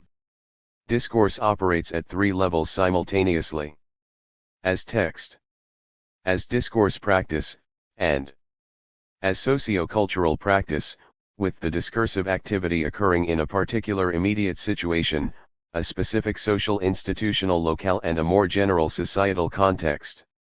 Any of these three may then be described and analyzed in their complexity, using any of the laminated systems introduced in Chapter 4.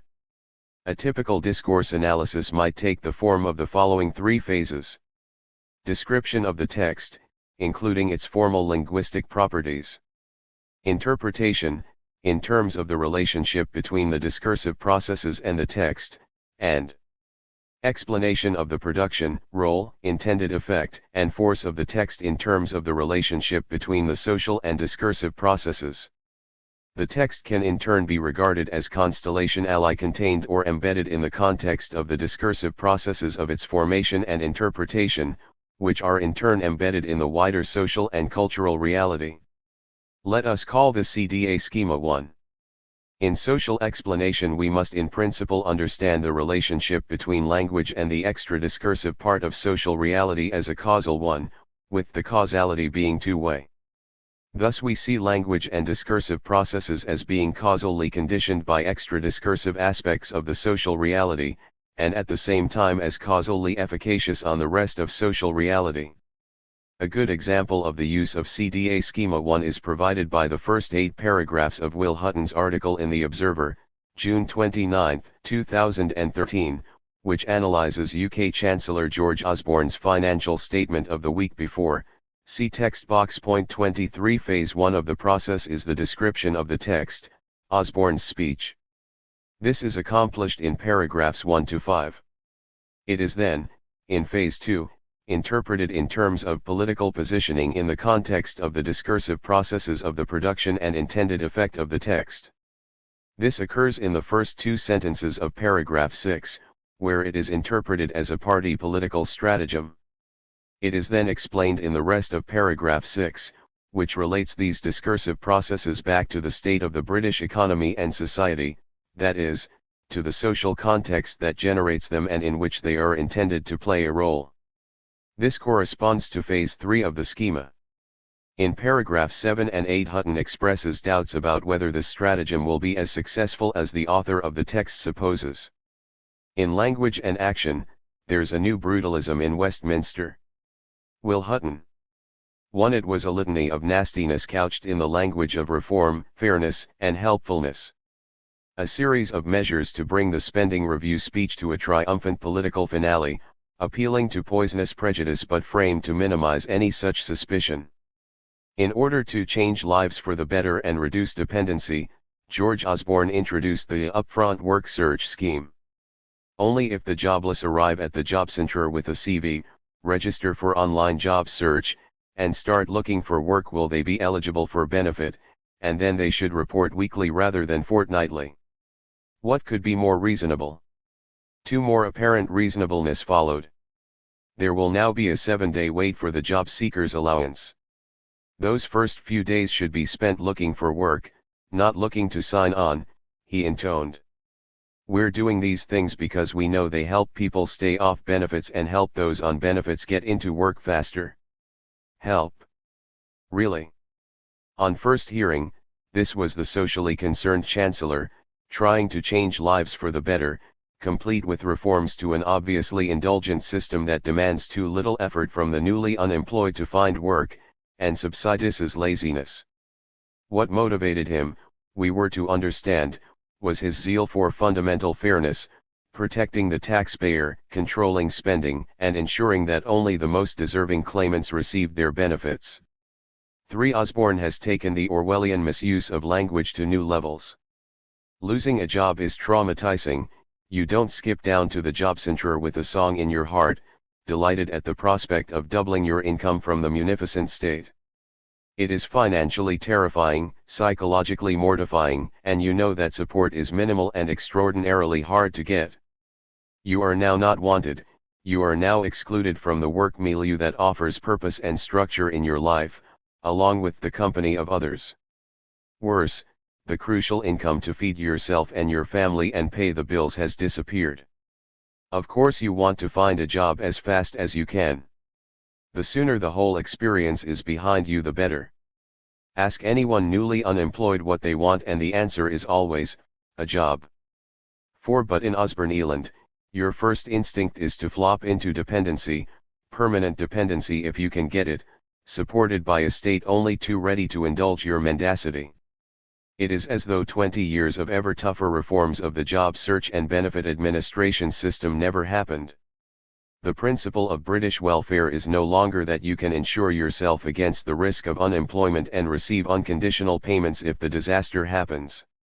Even the very phrase job seekers allowance, invented in 1996, is about redefining the unemployed as a job seeker who has no mandatory right to a benefit he or she has earned through making national insurance contributions. Instead, the claimant receives a time-limited allowance, conditional on actively seeking a job, no entitlement and no insurance. Britain has led the world in linking the administration of benefits to the job search. What's more, at £71.70 a week, the job seeker's allowance is one of the least generous in the EU. 5. In this context, it's insane to describe as help making an unemployed person wait 7 days for a mean benefit they need at a moment of crisis in their lives. And to present upfront work search as a pioneering transformation of the job center's operations, already entirely based on making benefit conditional on actively applying for jobs, is to compound the felony. 6. Osborne was not interested in help. His purpose was political positioning, to locate the Conservative Party as the friend of the taxpayer, Labour as the welfare party, and to make his reforms the baseline normal. It is a big bet that those at the receiving end of the punishment will remain voiceless and illegitimate while the majority will continue to see welfare as a burden and the breathtaking rollback of the state as an unavoidable necessity. To succeed, there must be no big questions asked about the operation of the British economy and its management, none about the impact on British society, and widespread acceptance that the state in any guise is useless. We are all conservatives now. 7. I am not so sure. The evidence of growing hardship is all around. The Children's Commissioner has reported that the number of children living in poverty will have risen from 2.3 million in 2010 to 3 million in 2015. 2 million people survive from week to week courtesy of payday loans. The Resolution Foundation found that the numbers of people working on zero-hour contracts has risen to 208,000, a figure it considers a massive underestimate because 150,000 domiciliary care workers alone are known to be on zero-hour contracts. The use of food banks is exploding. 8. The TUC austerity bus, on a national tour, features harrowing personal stories of how the new bedroom tax is forcing councils, themselves under enormous pressure, to move tenants from their homes. The Joseph Rowntree Foundation says that over the last 5 years social housing rents have risen 26%, energy costs 39% and transport costs 30%. Yet benefits for both those in and out of work are being cut in real terms for the first time since the 1930s. As need becomes acute, provision of services at the local level is being emasculated. Sir Merrick Cockle, Tory chair of the Local Government Association, says the further 10% cut in local government budgets, on top of the existing cut of a third, will stretch services to breaking point. When he also accuses the whole top-down approach as futile, take note. This is civil society beginning to stir itself. 9. There is a plausible alternative, a slower pace of cuts, more revenues from a wider tax base, a new social settlement, a recasting of the relationship between the centre and locality and, above all, a dramatic reshaping of British capitalism to make it more innovative and productive.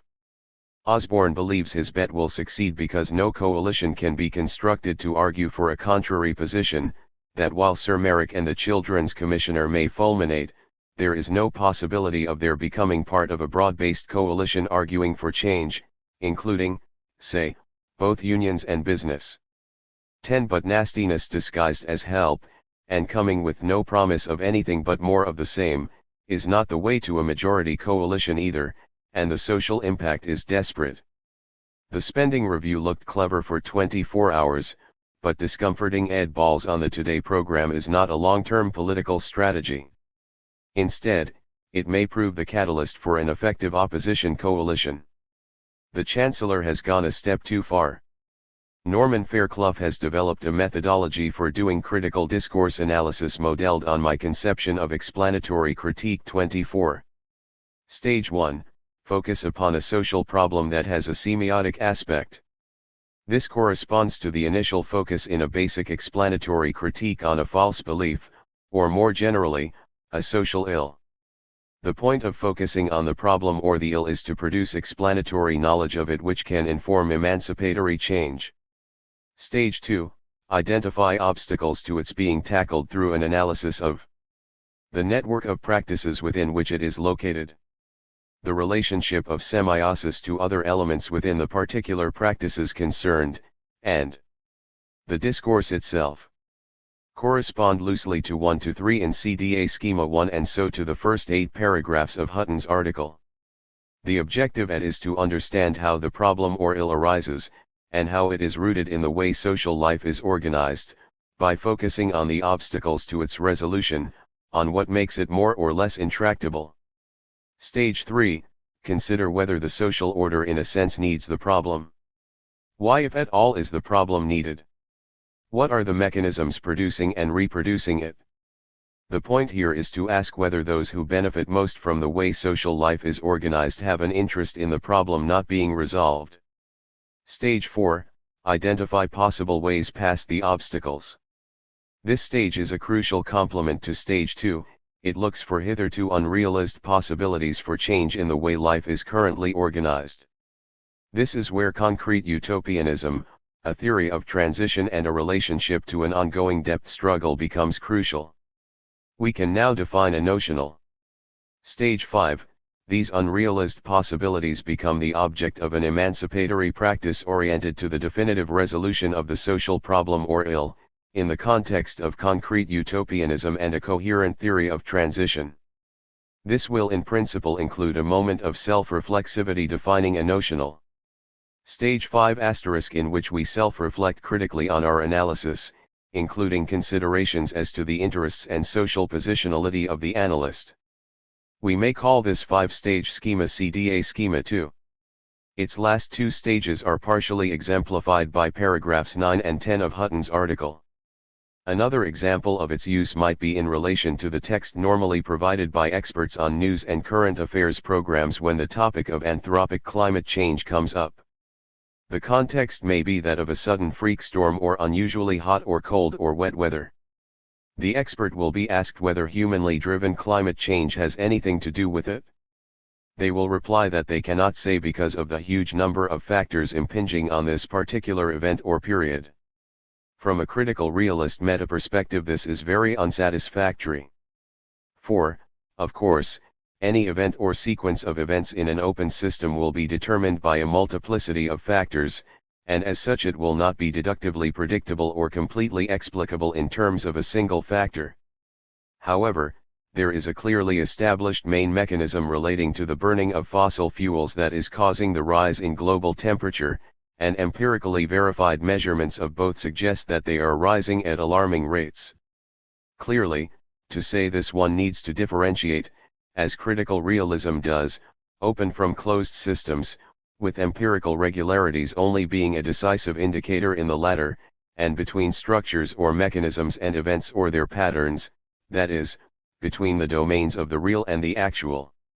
The discursive processes in relation to climate change include those of newsworthiness, the prevention of media bias, and the generation and maintenance of an empiricist deductivist conception of science.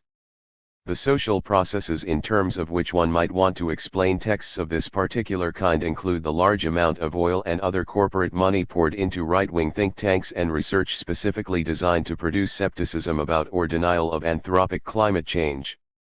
This can be taken together with the fear on the part of those in the media and in the climate science community or its periphery of suffering the same kind of fate that the climate scientists in the University of East Anglia experienced just before the Copenhagen Summit on Climate Change in December 2009.25.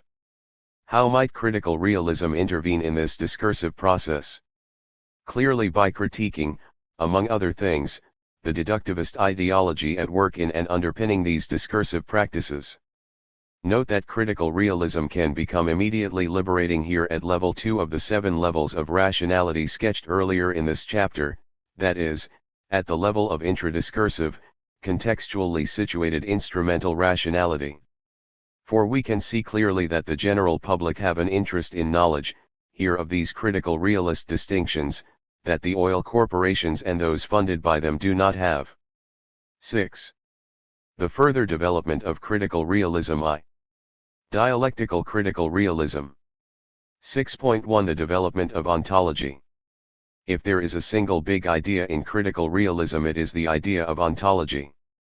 Thus in Chapter 2 we saw how critical realism began with a double argument about ontology, an argument for ontology, reivindicating ontology, in which the epistemic fallacy was isolated, and an argument for a new, stratified and differentiated, non-Humean ontology that critiqued the actualism of existing accounts of science.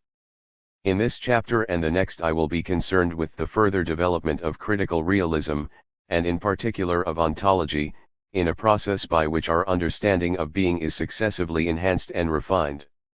There are 7 levels in this development, the first 4 of which are mapped by dialectical critical realism, and the last 3 by the philosophy of meta-reality.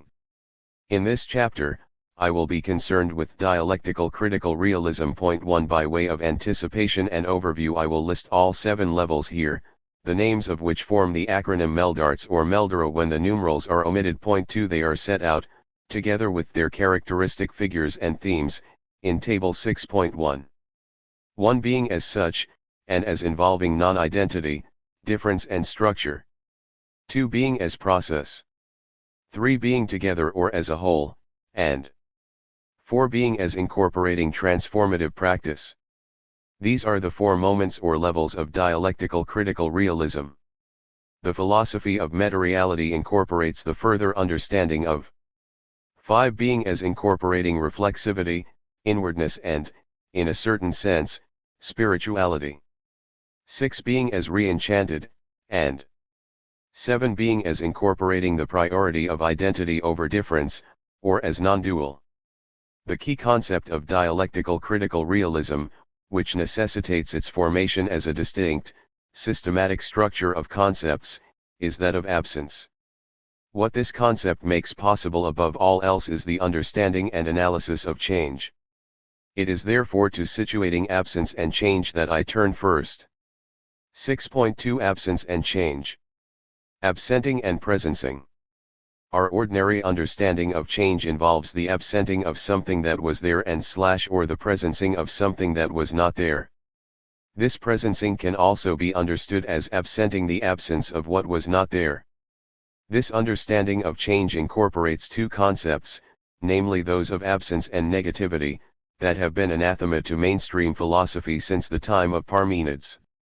Consequently there has been a taboo against their use, a taboo that has had momentous and extremely undesirable effects.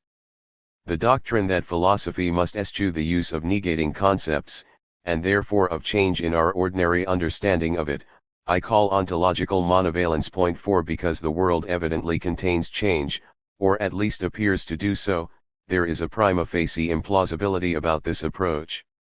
It was Plato who rescued Parmenides' injunction not to speak the not.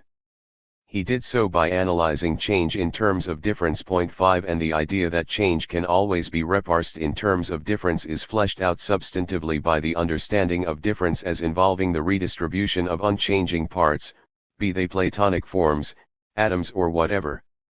In a moment I will show why the category of absence is necessary for the coherent understanding of change. But first we might reflect on why and how absence is necessary for being. Consider for a moment the articulation of sounds or marks in a sentence. They would be unintelligible without their boundaries and the spaces within and between them. If we were packed together, with no space between us, we couldn't breathe. We know in fact that we are, like other solid, material objects, and like the universe generally largely constituted by absence, empty space. Point 6.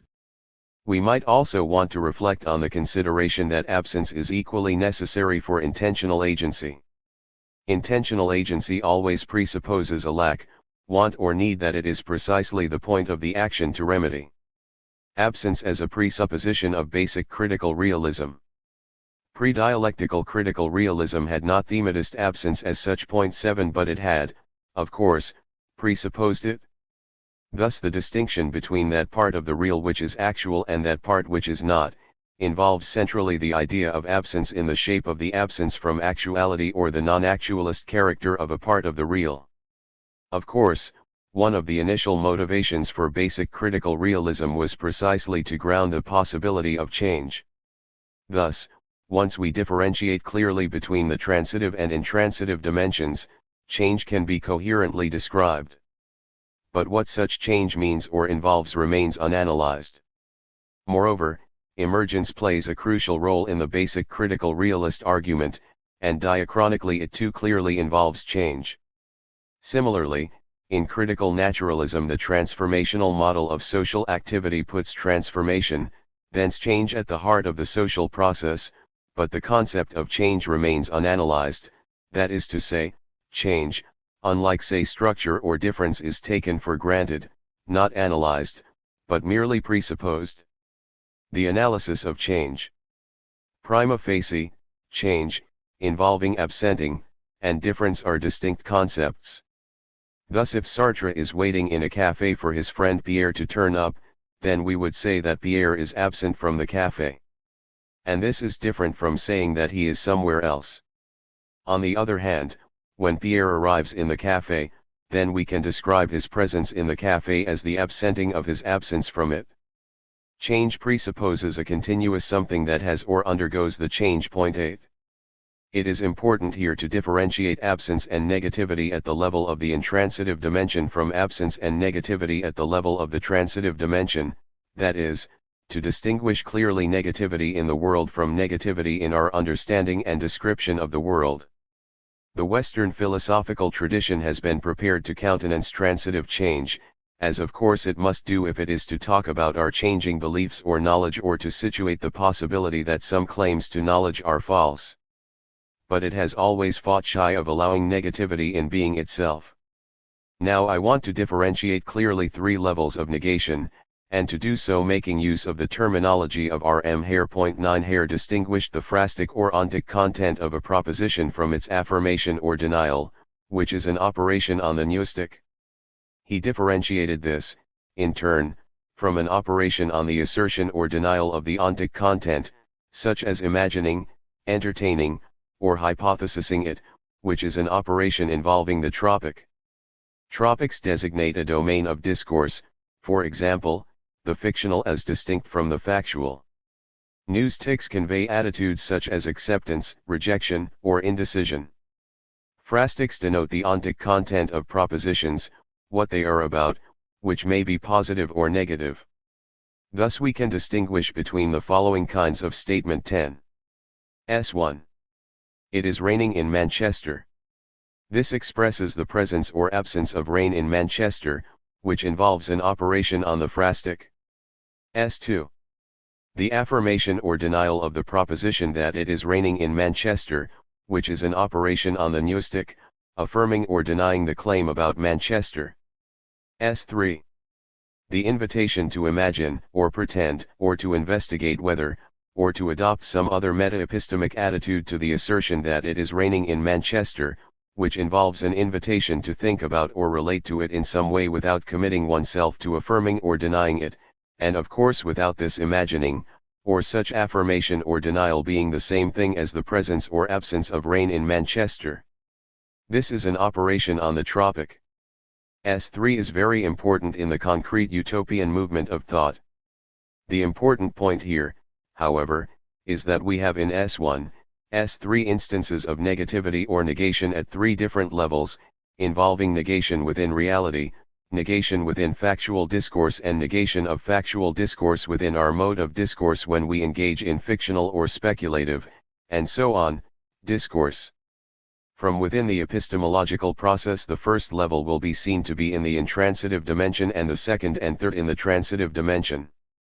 But if we switch perspectives to an ontological point of view, all three levels are seen to be constellation alli contained within the intransitive dimension as parts of the world. 11. In other words, there is a real difference between S1, being in Brighton, S2, making a statement about Brighton, and S3, acting in a play about Brighton. That is to say, there is a difference between being in Brighton, being in a discourse about Brighton, and being in a play or fiction about Brighton.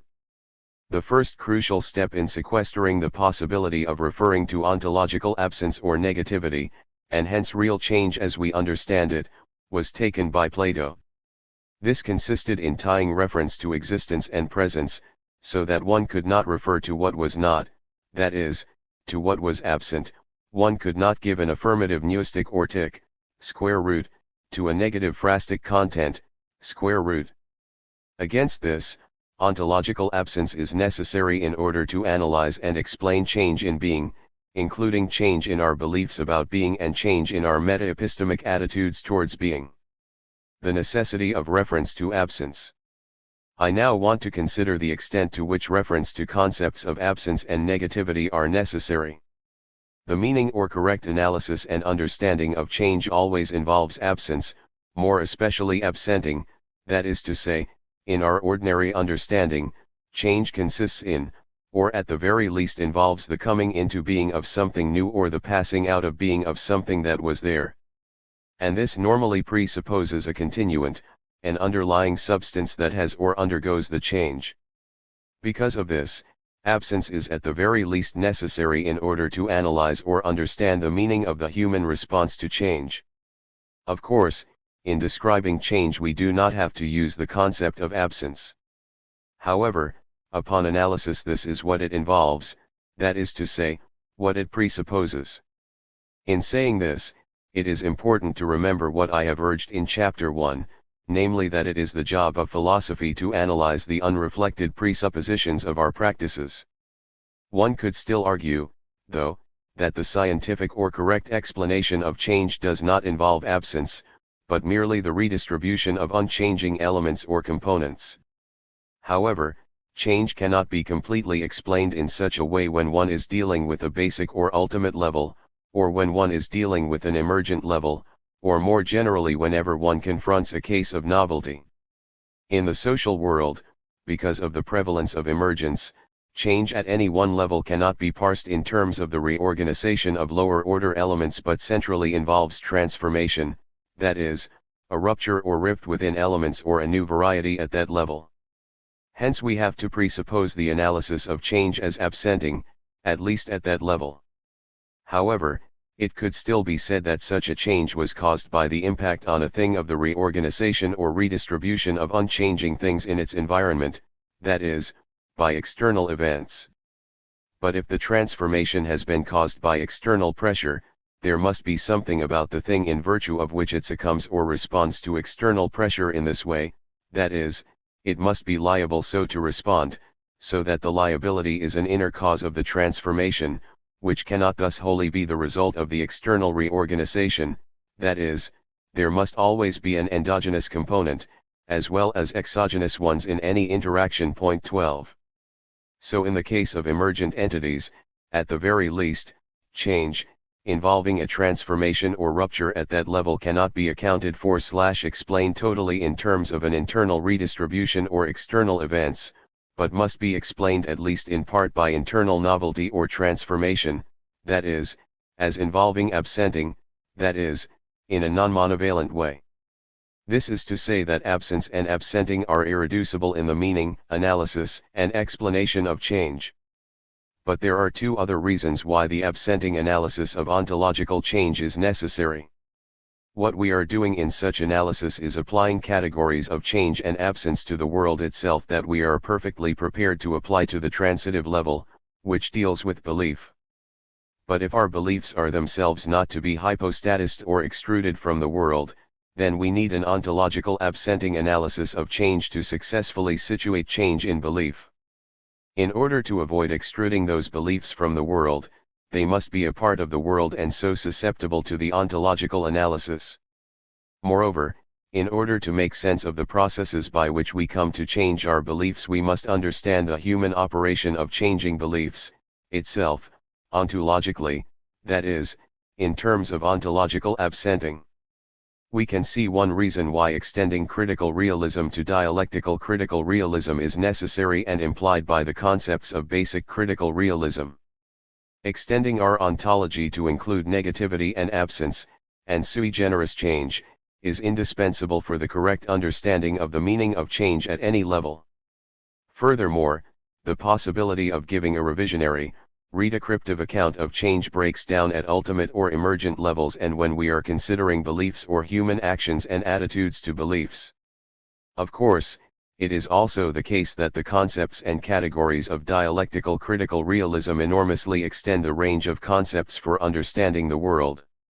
Critical realism, insofar as it underlabors for science, must underlabor for a science that deals with changing subject matters, and this underlaboring will involve a defense and elaboration of the ideas of absence and absenting, negativity and negation in reality, and a defense of the categories and concepts we need to understand changes and their causes, including the concepts of contradiction and other concepts traditionally banned from use to describe the world. The analysis of change in terms of difference.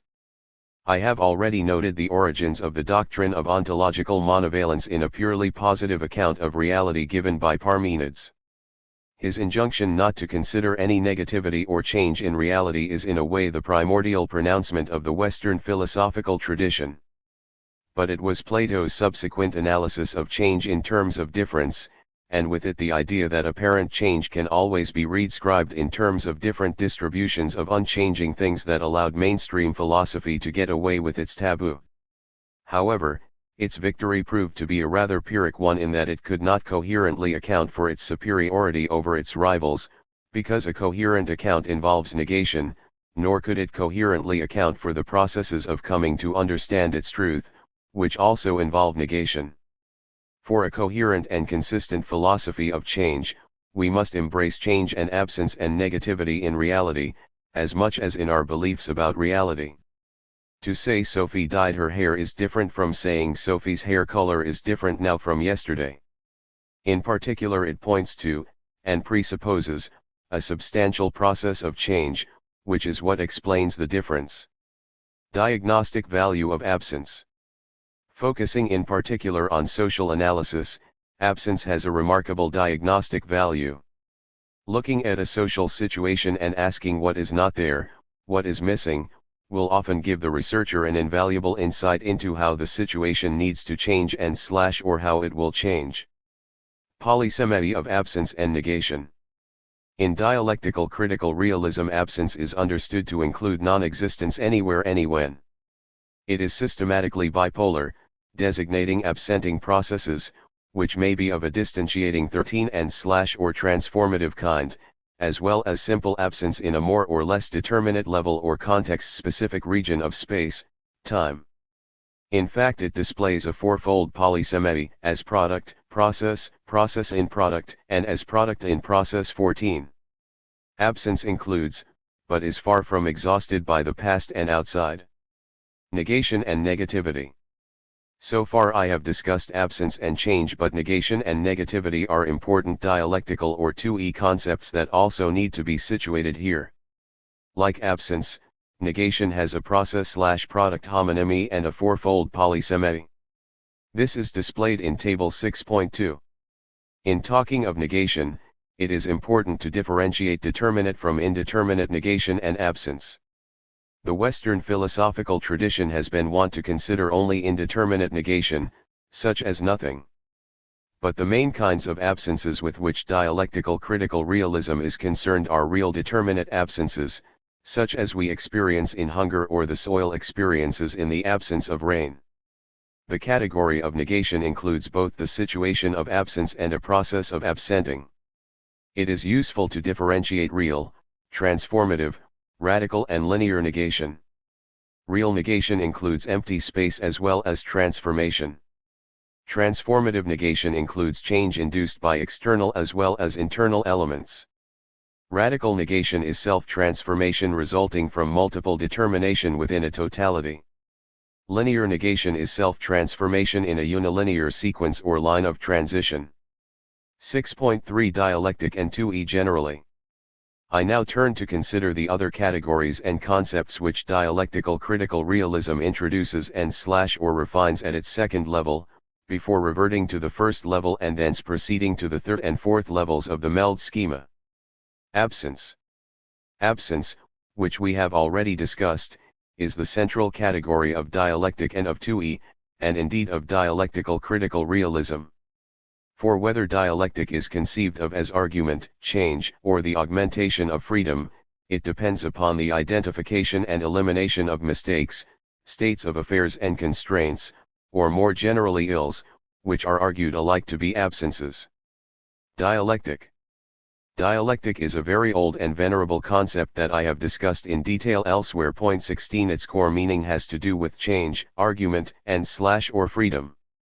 Dialectical critical realism seeks to give a real definition of dialectic as involving the absenting of absences, and more especially as absenting absences on absenting absences, or, in effect, the axiology of freedom. Point 17 This definition covers ontological matters of socio-historical change, epistemological questions of remedying argument or reasoning, and ethical questions of human freedom.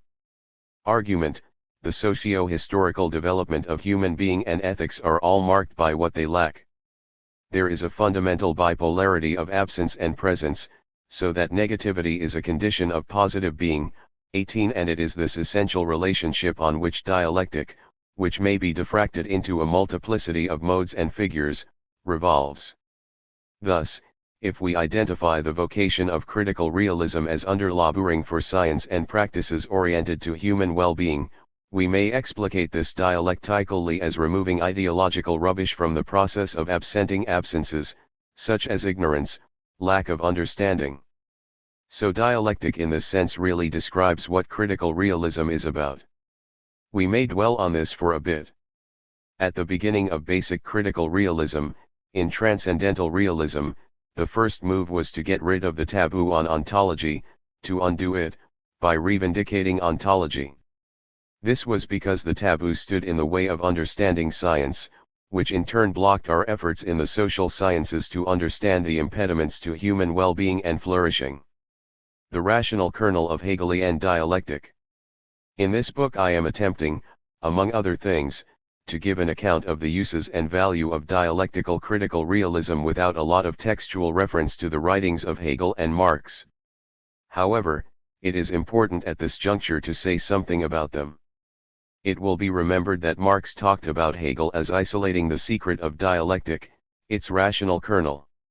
Marx averred, in a letter to Engels, that if he had time, he would like to explain this secret in 2 or 3 printer's sheets to the world at large. 19 Unfortunately he did not have time, and so the rational kernel of Hegelian dialect has largely remained a secret ever since.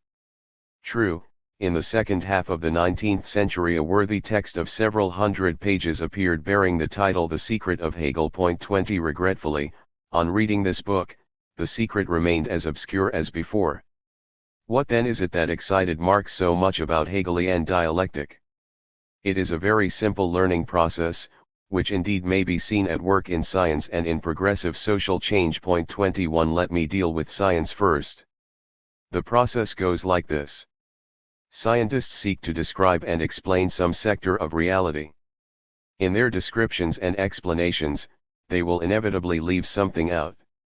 In many cases this will not matter, what they have left out will not be relevant to what they are seeking to explain. If, however, they have omitted a causally relevant factor, then sooner or later, as their work proceeds, the omission of this factor will generate a problem for the theory, a problem that may take the form of contradictions or other modes of inconsistency or dualism generally. Point 22. On a Kuhnian description of the scientific process, at this point we pass from normal to exceptional or revolutionary science. Failure to remedy this omission will result in the proliferation of contradictions or problems until the theory degenerates into entropic collapse. Clearly, what needs to happen when a scientific theory is in crisis is for the absence that is causing the problem, the incompleteness that is generating the inconsistencies, to be remedied. From an ontologically realist meta-perspective, this remedy will take the form of the discovery of something new that the scientific theory had not taken into account. This discovery, once sufficient theoretical work has been done, will eventually allow the restoration of consistency in the discipline. Generally, the role of contradiction or inconsistency in this process is to act as a signaling device, telling the relevant community that the universe of discourse needs to be expanded. In effect, it signals to the scientific community that it has left something causally relevant out of its description of reality. Something similar to this goes on in the social world. Thus one can take the case of the suffragettes, campaigning in the early 20th century for the inclusion of women as electors, as part of the voting franchise. In effect, the suffragettes were saying, we women have been excluded from the body politic. Thus within the first 20 or so years of the 20th century, the electoral systems of the Western world were forced to move over to a more universal franchise. One can also extend this second example to include a further twist of this dialectic by showing how the situation in the 1920s and 1930s had failed to remove another huge, glaring absence or omission from the body politic of the major countries of the Western world. For what had not been included were the colonies and their people. Thus one can see that a process of decolonization would need to follow. There is, of course, a further argument as to whether decolonization was a substantive, or merely formal, change, and similarly one can argue about whether democracy does not need to be extended into, say, the economy or about whether one does not need to extend our existing concept or practice of democracy. This is what I think excited Marx about Hegel's dialectic, and it surely pinpoints an essential mechanism of progress in science and social life, a dialectic of learning processes, whereby incompleteness rightward arrow inconsistency rightward arrow movement to greater totality, that is, a more inclusive or comprehensive theoretical or social situation. Point 23. From the point of view of this dialectic, the crucial thing is what happens when a theory or a society faces contradictions or other kinds of problems. There are two characteristic responses to this, the dialectical or negentropic response, which is a movement towards greater coherence and inclusiveness, and the entropic or degenerative response. The prevalence of problems, whether manifest as contradictions or not, makes this a very useful schema for the analysis of social changes or non-changes of all types. If this is the rational kernel of Hegelian dialectic, what is the mystical shell that Marx also claimed to find? The mystical shell is precisely ontological monovalence, that is, the way in which Hegel was wont to resolve his contradictions no sooner than he announced them, in the restoration of positivity. This is what I call Hegel's analytical reinstatement. Point 24. In Dialectic and elsewhere I have elaborated on Marx's critique of Hegel and the dialectical critical realist critique of Hegel and metacritique of Marx's critique of Hegel, a process which allows us to cast significant further light on Marxism, and so-called actually existing socialism in practice. Point 25. Of course, differentiating entropic from negentropic or dialectical responses to problems and inconsistencies and so on is not to say that this is the only dimension along which to understand change. Thus we can distinguish endogenous from exogenous sources of change, revolutionary from reformist changes, and so on. Nor is it to say that there may not be a long stretch of time during which the way a situation is developing remains unclear, or a long stretch of semi-equilibrium in which various alternatives to a negentropic resolution are tried out. Nor is it to make any kind of prediction. The rational directionality of geohistory implied by the dialectic of learning processes is at best a weak tendential one. This is especially so in a multiply fractured world of unresolved contradictions, where the dialectics of material change are diffracted in ever more complex ways. Point 26. I have argued elsewhere that there is no reason to suppose that analogous processes of the dialectical kind do not apply to nature in the way in which absence, absenting, and contradiction clearly do. Point 27. The constellational containment of analytical within dialectical reason. Reference to Hegel's analytical reinstatement reminds me to say something about the difference between dialectical and analytical thought. Analytical thought is thought in which meanings and truth values do not change. In science it is in fact relatively rare for meanings and truth values not to change. Generally, it is only at the end of a round of scientific inquiry, for instance, at the Leibnizian moment in the DREI cycle of development I outlined in Chapter 2.4, when the research report or a paper is being prepared, that there is insistence on strictly analytical thought. It thus may be regarded as an occasionally useful moment or level of the more encompassing dialectical thought in which science, like every creative process, is more normally engaged. At certain critical moments in this process, science breaches the cardinal principle of analytical logic, that of non-contradiction, without however discarding it. Point 28. Thus it is best to think of a dialectic of dialectical and analytical thought or reasoning, in which dialectical overreaches analytical thought. More generally, dialectic can indeed be seen as the great loosener, freeing up our concepts from fixated or excessively fixed meanings and usages. Point 29. There are a host of important categories including process, contradiction, and development that pivot on this analysis of absence, negativity and change. In particular, it is important to see that the ontological employment of the category of contradiction is perfectly permissible. Thus, there is nothing wrong in saying that a sustainable world is inconsistent or in contradiction with our current levels of use of fossil fuels. Contradictions point to the need for a clear choice or resolution because, left to themselves, they will proliferate, and in themselves they put the agent in a double-bind situation, with the choice of action chronically underdetermined. Point 30. Also very important in the dialectical critical realist development at 2e is the elaboration of the categories of space, time, tense, and process. Space, time, and causality may be especially fruitfully brought together in the idea of a rhythmic, or causally efficacious spatio-temporalising process. It is this set of categories that underpins and informs critical realism's understanding of natural necessity in the social world, and that change is inexorable. 31 Also thematist in dialectical critical realism are the important concepts of the presence of the past and future, and the intrinsic exterior or the presence of the outside. 32 I now revert to the first level of MELD. 6.41 Non-identity. Basic critical realism is already present at 1m and to an extent at 4d.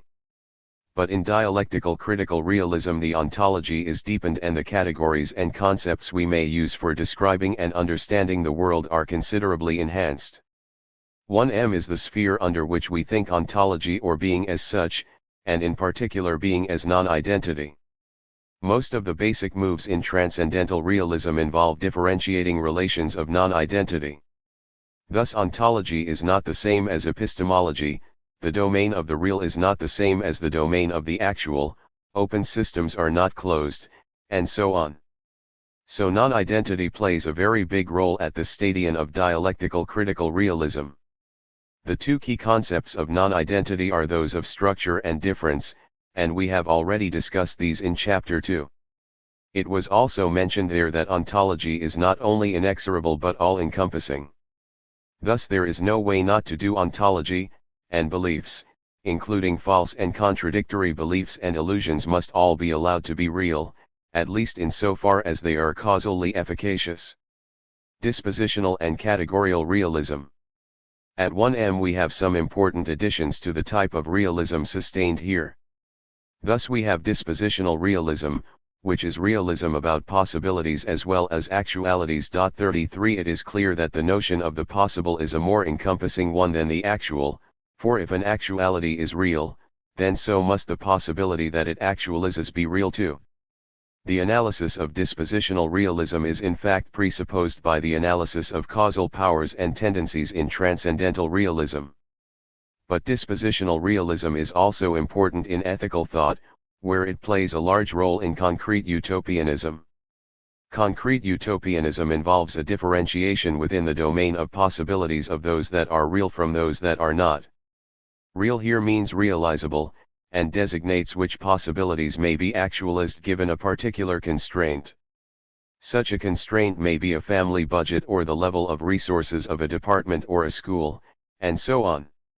A second kind of realism developed here is categorical realism. 34 Categorical realism says that the categories and concepts developed by philosophy are themselves real. This is to say that the world is characterized not just by particular causes but by causality as such. Clearly, categorical realism is necessary if we are to present transcendental realism consistently in a transcendental realist way. Otherwise, in presenting it we would not be talking about the world, but a space somehow extruded from it, such as a space of Platonic forms. Categorical realism is important because philosophers, especially from Kant onwards, have regarded the categories as things we impose on the world, subjective impositions on being rather than inherent in being itself. Reference and referential detachment. Following from dispositional and categorical realism, we have an analysis of reference as essential to semiosis or meaning-making, referential detachment, involving the detachment of the act of referring from what is referred to, is essential to science and everyday life. These concepts were introduced in Chapter 2.2 and 2.6. In Section 2 of the present chapter we argued for an extension in the philosophical concept of the referent to include negative existence, phrastic content generally, totalities, whole states of affairs, and so on. This is perfectly in accord with our normal usage of course. The truth tetrapolyty, a multicomponential theory of truth.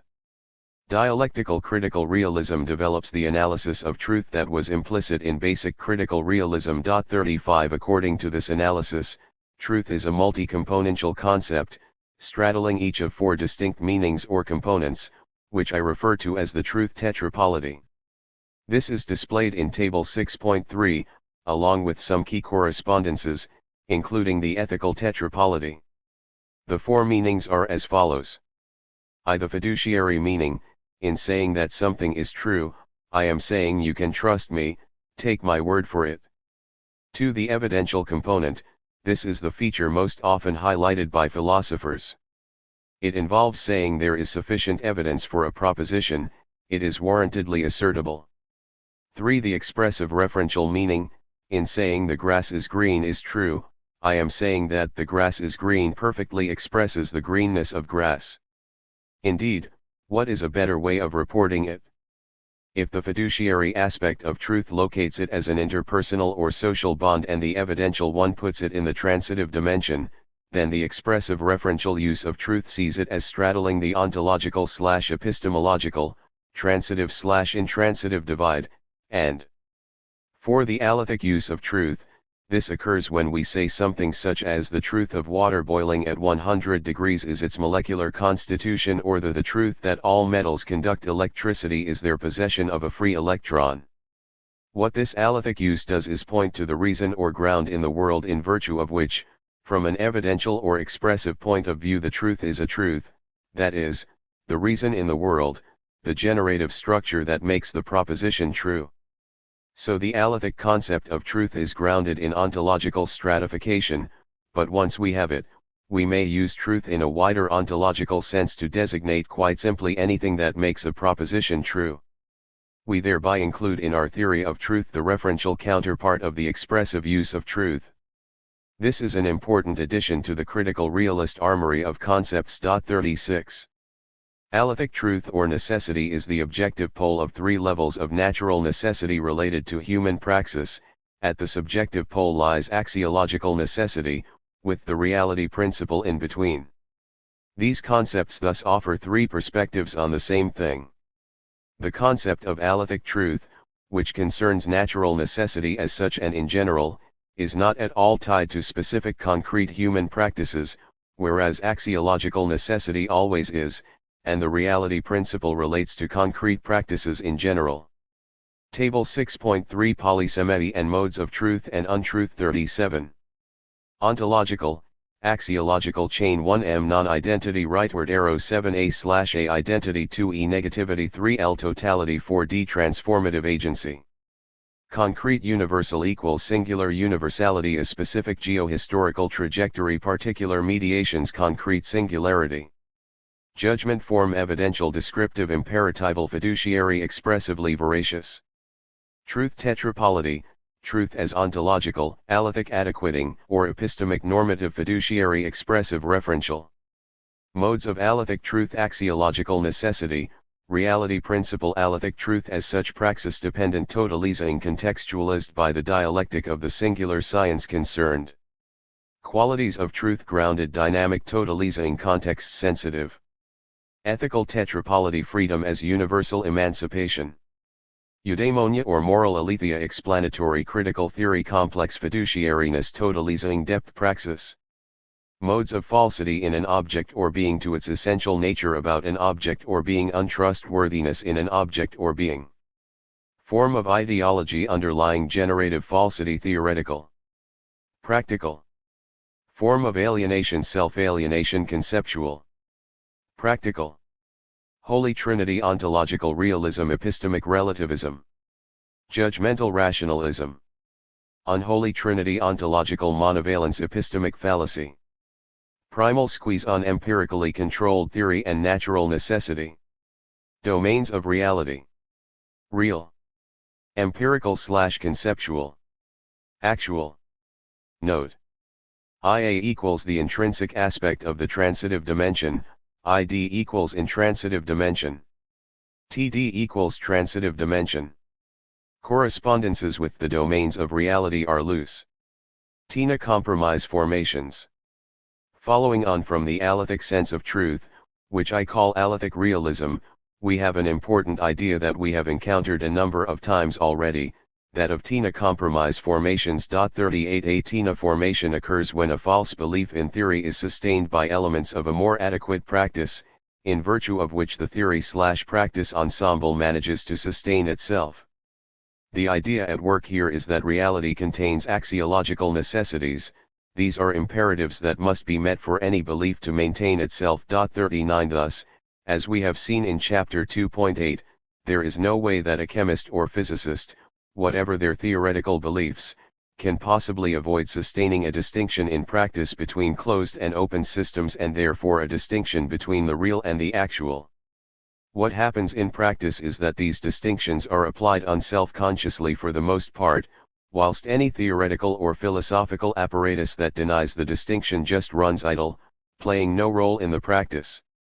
However, in the social world TINA formations are not always so benign, for the greater role of philosophy and methodology means that false philosophical beliefs impinge on the realm of practice and so we get all kinds of mishmash compromises with reality by virtue of which a false or otherwise inadequate theory/practice ensemble is able to stumble on. The TINA formation is accordingly a cardinal concept for the metacritique of irrealism in section 6.6 of the present chapter, which is further elaborated in chapter 8. The logic of emancipatory projects. Also justified by a 1M analysis is an elementary logic of emancipatory discourse. Typically an emancipatory project will posit a subject, such as humanity, or some section of it, that has untrammeled or effectively unlimited possibilities in virtue of the possession of a capacity or power. At the same time, this capacity is constrained by the existence of a level that denies or suppresses it. So we have an effectively unlimited capacity and a superstructure that suppresses it or prevents it developing. The logic of emancipation thus consists in the jettisoning or throwing off of the superstructure. This can often be seen as an act of dismergence, but when it is in part or in whole within the subject it takes the form of an act of shedding as well as overthrow or transformation. This theme is resumed in the next chapter. 6.53 Totality. Internal relations versus ontological extensionalism. Moving now to 3L, totality involves taking two or more things together or as a whole. Within this category the most important philosophical concept is that of internal relations. Two objects may be said to be internally related when a change in one affects the other. The idea of internal relations may be illustrated by the relations between successive statements of speech acts within a discourse or action within a frame of social life generally. Thus, D1 a statement or discourse about Brighton is, or may be, internally related to D2 a question about Sussex or travel, but it will not typically be internally related to D3 the absence of rain in Manchester or a game of chess in Springfield, Illinois, or D4 the onset of the Crimean War, or D5 the importation of bananas into Sweden. It is sometimes possible to treat objects separately in our dealings with the natural world, but in the social world the philosophical dogma of ontological extensionalism 40 that it is always possible to treat objects as distinct, self-contained individuals, atomistically, seriously breaks down. Thus the words that I utter or write now are internally related to the words in the last sentence. A question is internally related to an answer. Relations between the members of a family are clearly like this. Internal relations may be developed and systematically presented in terms of the idea of holistic causality. This involves a combination of internally related elements, which cohere as a whole in as much as the form of the combination causally codetermines the elements, and the elements causally codetermine and so causally codetermine the form. The concrete universal. Also very important here is the idea of the concrete universal and concrete universality. 41 Mainstream philosophy, at least in the analytical tradition, has normally been committed to abstract universality. This is the idea that for any element X its relationship with any element Y may be expressed as a universal, such as all pens are. However, there are no such abstract universals in the world. All the instances of universals we encounter in science and in everyday life are concrete universals. That is to say, they take embodied, concretist, particular forms and as such must be analyzed as multiple quadruplicities, that is, as involving the following four components. A universal component, as instantiating transfactually applicable properties and laws. As constituted by particular mediations which differentiate it from others of its kind. For example, this particular woman may be a nurse, trade unionist, mother of three, fan of the Rolling Stones, and so on. Moreover, each instance of such a differentiated universal will be characterized by a specific geohistorical trajectory. This will further particularize it from others who share its universal components and particular mediations. Moreover, each geohistorically specific and mediated instance of a universal will also be irreducibly unique or a concrete singular. This irreducible uniqueness would differentiate two instances of a universal even if they were found to satisfy all the same mediations and have the same geohistorical trajectory. Every instance of a concrete universal must be analyzed in this fourfold way, but by the same token, every particular thing or individual will reveal these four aspects, which thus appear as the aspects of the concrete universal equals singular. Totality and constellationality. Analyzing things in terms of their systematic interconnections inevitably leads to looking at things in terms of the concept of totality. Clearly, in science, or in a practical situation when faced with a problem, what one needs to do is to understand the world or the situation in its totality, by which one means in a way that includes all relevant components. In social life we are generally concerned with partial totalities, which are constituted by some external and some internal relations. In particular, one kind of partial totality is especially important, a subtotality, where there is a block or hiatus between the parts of the totality. Connected to this is the concept of alienation. Alienation is the condition of being something other than oneself or than what is essential and intrinsic to one's nature or identity, for example, of being split off from or set over against the world from which we emerged. This important concept was introduced in Chapter 3.5 and is further discussed in Chapter 8.1. In general, when things are internally related, I talk of intraconnection or interaction rather than interconnection and interaction. Interaction is as important as inaction in social life. A very important 3L concept is that of constellationality. This defines a situation where one term that is normally opposed to another term overreaches and contains it. Thus, as we have seen, we can talk of ontology including epistemology, that is of beliefs as real and therefore included within the subject matter of ontology, even when we continue to insist on existential intransitivity, that is, the idea that beliefs have an object independent of them. In such a situation we can say that ontology constellation-ally overreaches and contains epistemology. We have also seen how dialectics constellation-ally embraces analytics. 6.64d Transformative Praxis. Transformative practice and related concepts. The dialectical critical realist dialectic is differentiated from the Hegelian dialectic in that it starts with non-identity rather than identity, involves a radically different concept of negativity and is concerned with open, not closed totalities. But, very importantly, it also has a fourth element, that of human praxis. This is important because it is human agency that must resolve the contradictions and dilemmas of social life, even when these are purely theoretical ones. A fourth range of concepts is therefore developed around human agency or the idea of transformative practice 42 and includes the notions of the irreducibility of intentionality, agency, and spontaneity in social life. Thus one can neither not intend, nor not act basically or spontaneously if one is to do anything, that is, perform any action at all. 43 This is what I have called the axiological imperative. 44 Agency must of course be conceived of in terms of the idea of fourplanar social being, which we have already discussed in Chapter 2 and elsewhere. Also important here is the idea of the disjoint duality of structure and agency introduced in Chapter 3. Power to relations and their metacritique. In dialectical critical realism, the contrast between power to or power over, the kind of power exercised by masters over slaves in master-slave type societies, and power one or transformative capacity as such assumes increased importance.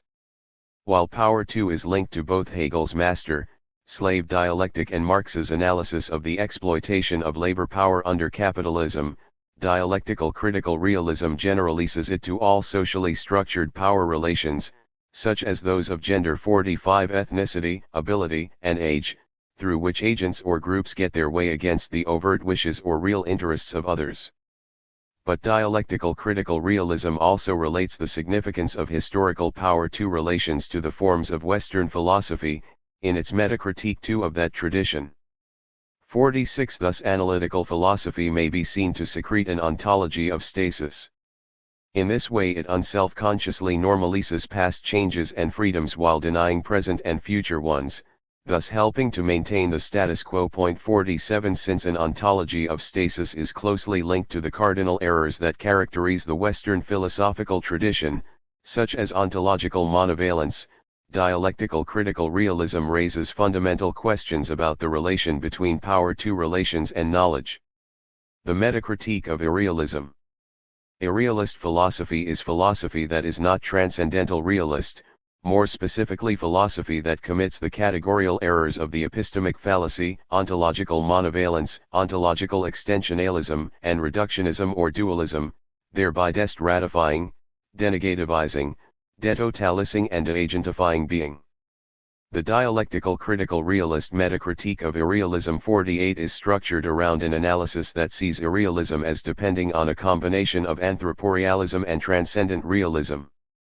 The epistemic fallacy conceals a deeply rooted anthropocentric bias in irrealist thought, underpinning which is what I call the anthropic fallacy, the analysis of being in terms of human being, and coexists with the reciprocating ontic fallacy in what I call the anthroporealist exchanges. Here the result of the categorical error of defining being in terms of attributes of human beings is manifest in the duplicity of subject-object identity theory.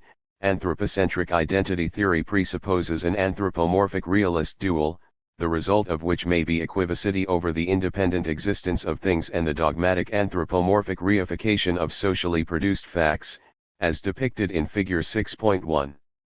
At the core of anthroporealism or subject-object identity theory lies egocentricity and abstract universality, resulting in a repetitive uniformity and inner emptiness, a McDonaldized world. This vista of the incessant production of sameness and nothingness, however, always both leaves traces of something determinate, a definite footprint, and depends upon human ingenuity and teamwork, definite degrees of interhuman solidarity and skill. The necessary complement to anthroporealism or the reduction of being to a superficialist or depthless knowledge is an imaginary transcendent realism. This is required to compensate for anthroporealism's lack of a concept of ontological depth and stratification. In the absence of such a concept, an achieved identity theory is impossible, because regardless of the theory the world exists independently and acts transfactually. The aporias of, for example, the transdictive complex thus appear irresolvable to the identity theorist unless a transcendent realism is tacitly or implicitly invoked. At the heart of transcendent realism lies various imaginaries, in which reality TV, a lottery ticket, the cult of celebrity, window gazing in the shopping malls of the filthy rich or the promotion of one's football team in a different culture on the other side of the world commingle in a fantasy world of Disneyfication, the imaginary rewards for real drudgery and or boredom. However, just as the world of the repetition of the same in anthroporealism leaves traces and residues on material reality, so does the surrogate world of fantasy necessitate and depend on definite psychic states and real changes, however seemingly shallow, in real human beings. Together anthroporealism and transcendent realism constitute the irrealist ensemble. Even with a transcendent reinforcement, this internally inconsistent system, in the face of the axiological necessities it violates, requires a defensive shield incorporating a metaphysical lambda clause or safety net. The resulting TINA formation is depicted in Figure 6.2. Its core structure, displayed in Figure 6.3, is that of any TINA formation. As we will see in Chapter 8.2, the epistemic fallacy is very closely bound up with ontological monovalence, the view that being is purely positive, which has its authoritative source in Plato.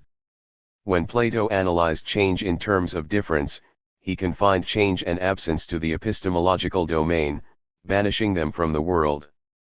But the epistemic fallacy has a similar effect, since it forbids talk about the world. Absence and change are repressed. Ontological monovalence is thus also at the heart of irrealism. Together with the epistemic fallacy it involves a dialectic of fusion and fission that produces irrealism's characteristic errors. Fusion collapses distinct strata of being into the level of the empirical, negativity into positivity, the parts into the whole, mind into matter. Fission splits off knowledge from the world, absence from presence, the parts from the whole, and mind from matter. While apparently opposed, fusion and fission tacitly complement each other, that is, they are dialectical antagonists or counterparts. 52 As Aristotle and Plato arguably were 53 united in a common mistaken problematic defined by the epistemic-ontic fallacy, ontological monovalence, and what I call primal squeeze or actualism. Nor are they confined to philosophy, which always resonates with its social context.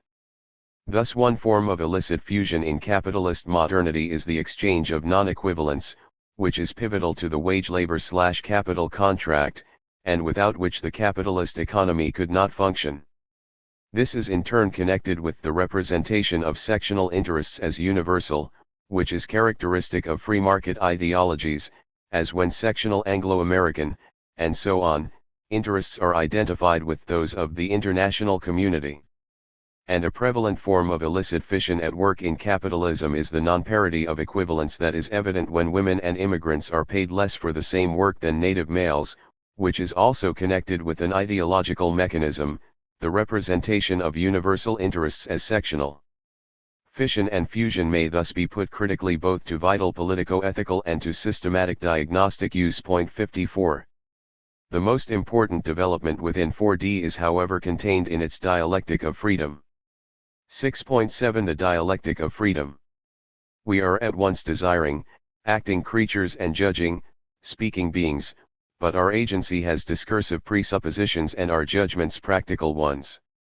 Dialectical critical realism's dialectic of freedom 55 argues that we can derive the formal criteria for the good society, involving the free flourishing of each as a condition for the free flourishing of all, from either our agency or our discourse alone.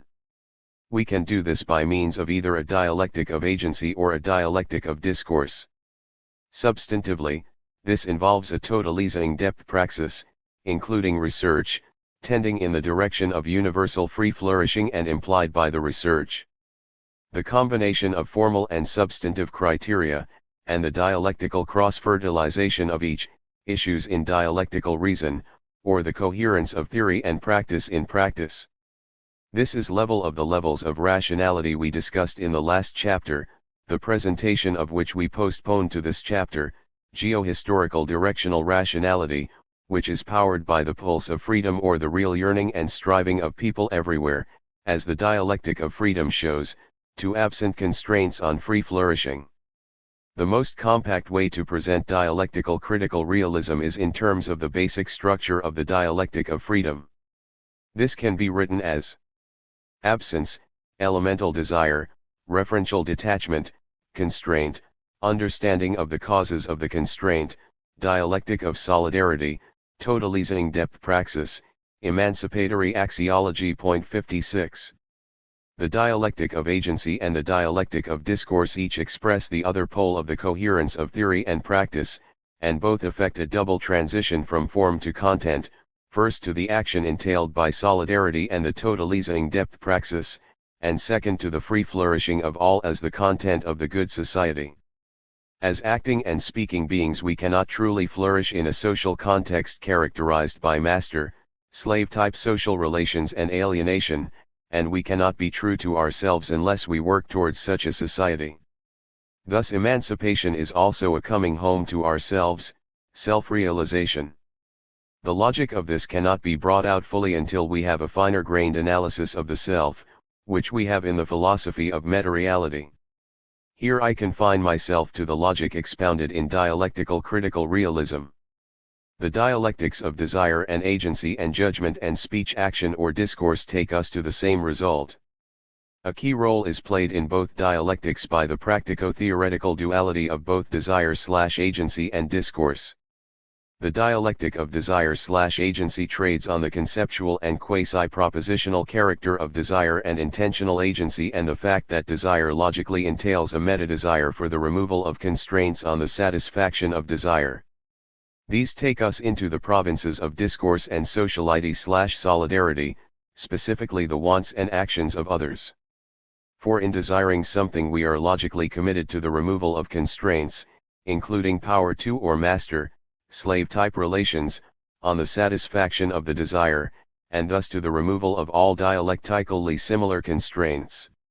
Here it is important to recall that the concrete universal embraces all concretely singular instances of a kind, here humankind. If I exclude any human being from my concern to remove constraints, I define myself by that relation of exclusion and so limit my own freedom. Freedom is dialectically indivisible. Point 57.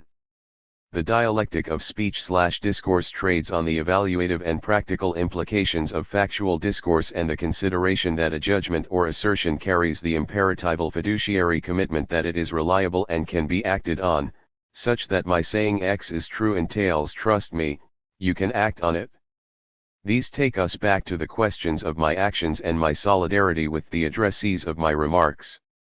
For to say trust me, you can act on it is to say that in your circumstances we ourselves would do it, and this commits us to acting in solidarity with all such addressees.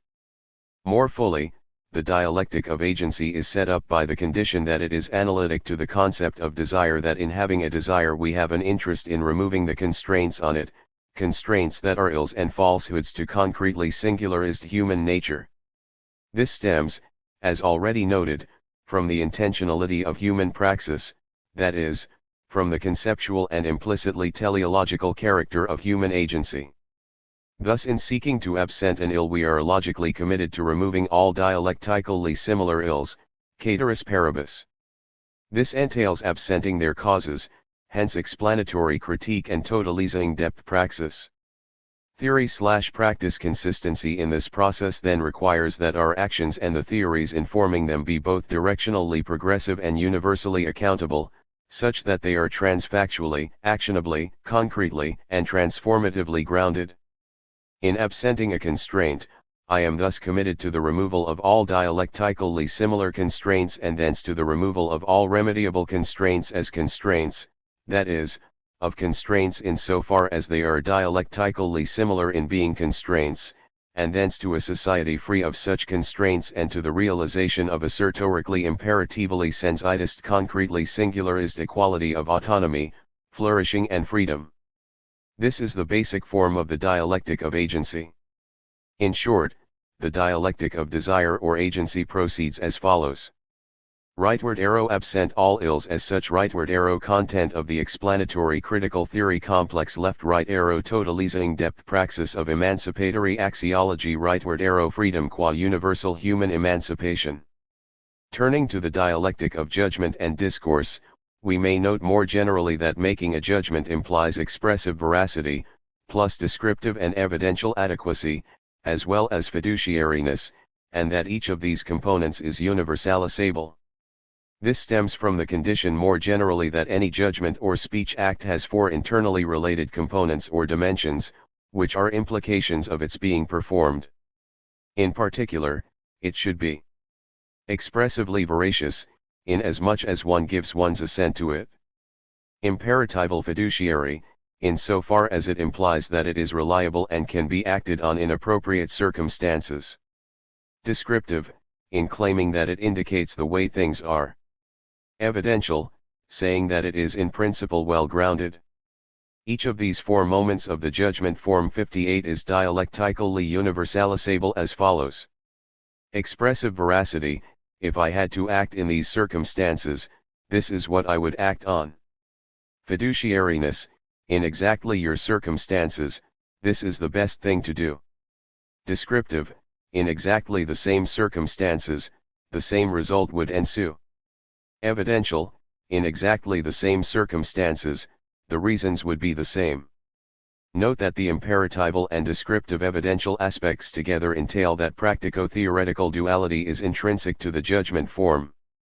A certorically imperatival sensitist solidarity entrains a dialectic of self and solidarity presupposing a commitment to remove constraints on the addressee's flourishing or, in other words, to absent her alienation from anything intrinsic to her well-being. That is to say, the goal of concretely singularized universal emancipation is implicit in every expressively veracious remark. Universalizability is implicit in the fiduciary nature of the expressively veracious remark, and we can move progressively through the logic of simple universalizability to that of assertorically sensitist, concretely singularized equality and thence to that of assertorically sensitist, concretely singularized autonomy. In so far as the speaking creature asserts a judgment as to what another should do or what should be the case, this implies a commitment to solidarity, that is, in so far as ought presupposes not just that the agent can but that the addressor will engage a commitment to a totalizing depth praxis. In short, the dialectic of discourse or speech action goes as follows. Rightward arrow fiduciariness rightward arrow content of the explanatory critical theory complex left right arrow totalizing depth praxis rightward arrow freedom qua universal human emancipation. To reiterate, the dialectics of discourse and of agency have fundamentally similar overall logics, each expressing the other pole of the coherence of theory and practice in practice. Their four moments comprise what I designate the ethical tetrapolity 59. Notice that in this tetrapolity the role of alethic truth in the truth tetrapolity has its counterpart in the human moral aletheia or object/I've. As acting and speaking beings we cannot be true to ourselves unless we are practically oriented to such a society, nor can we flourish in a demi-real social context characterized by master-slave type relations of domination and alienation. As we will see in Chapter 7, the deep content of these dialectics is thematized in the philosophy of meta-reality in terms of the transcendentally real or alethic self, so that emancipation is a coming home to ourselves, or self-realization. Concepts of freedom 60. What concept of freedom is implied in these dialectics? How do we get to the good or eudaimonistic society on these dialectics? And what is the role of solidarity? We start with a very basic concept of freedom. 1a. Agentive freedom. This is the capacity to do otherwise, which is analytic to the concept of intentional action. Then we have the following dialectical progression, in which the later concepts remedy weaknesses or incompleteness in the earlier ones. 1b.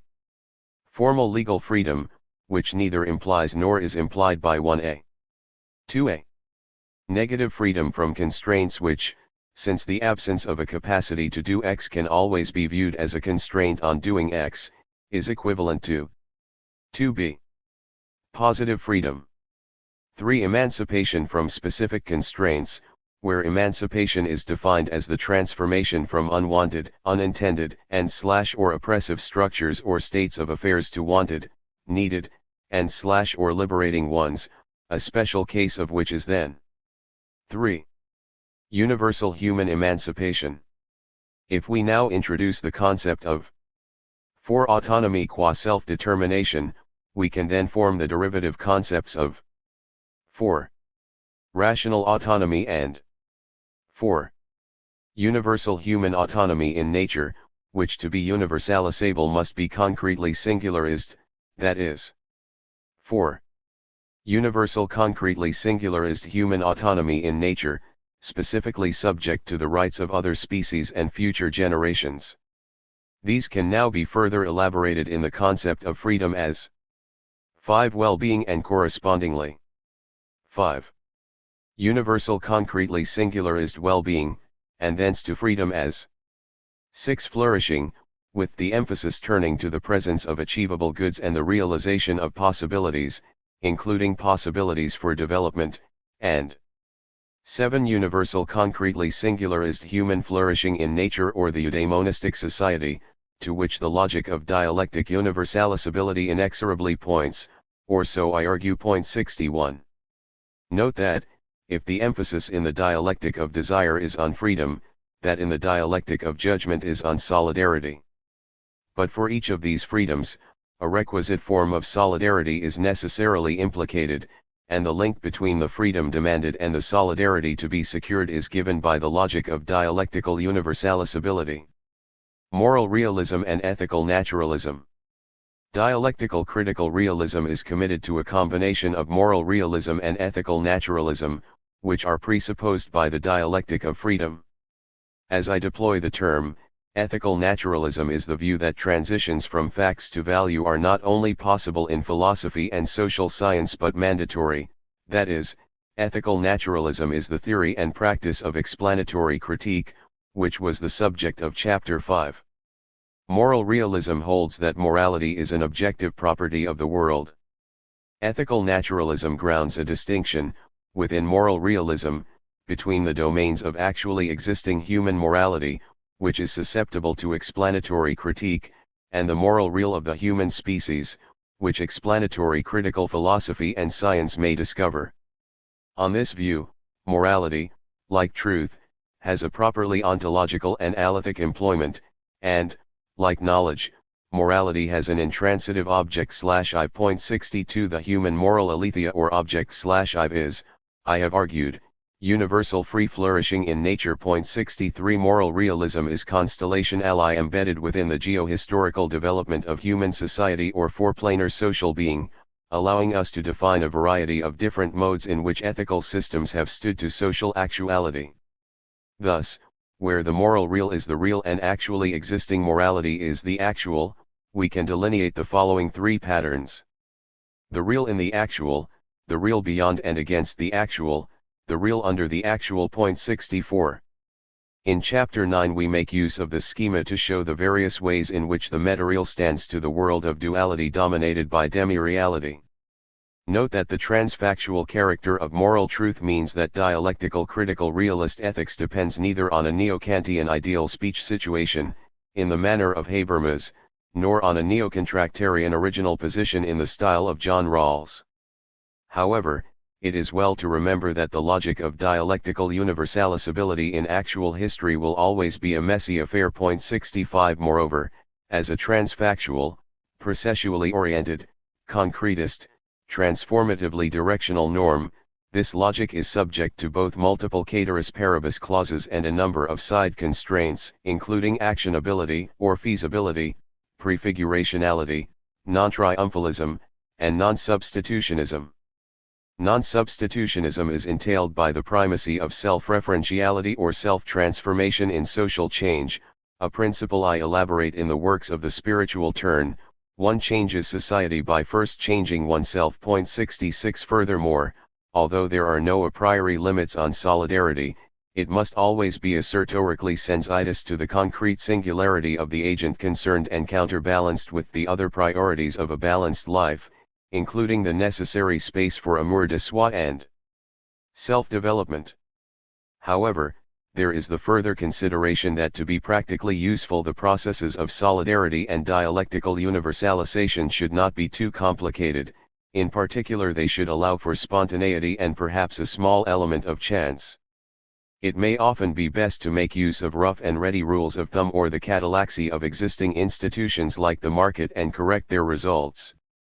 In practice, the realization in actual history of the dialectic of freedom, and the interdependence of solidarity and freedom it entails will depend on the extent to which circumstances or policy permit or necessitate education or consciousness raising oriented to all planes of social being and each of the cognitive, conative, affective, expressive, and performative components of action.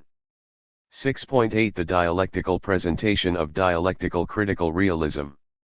The main theses and categories of dialectical critical realism can be presented in just 7 steps.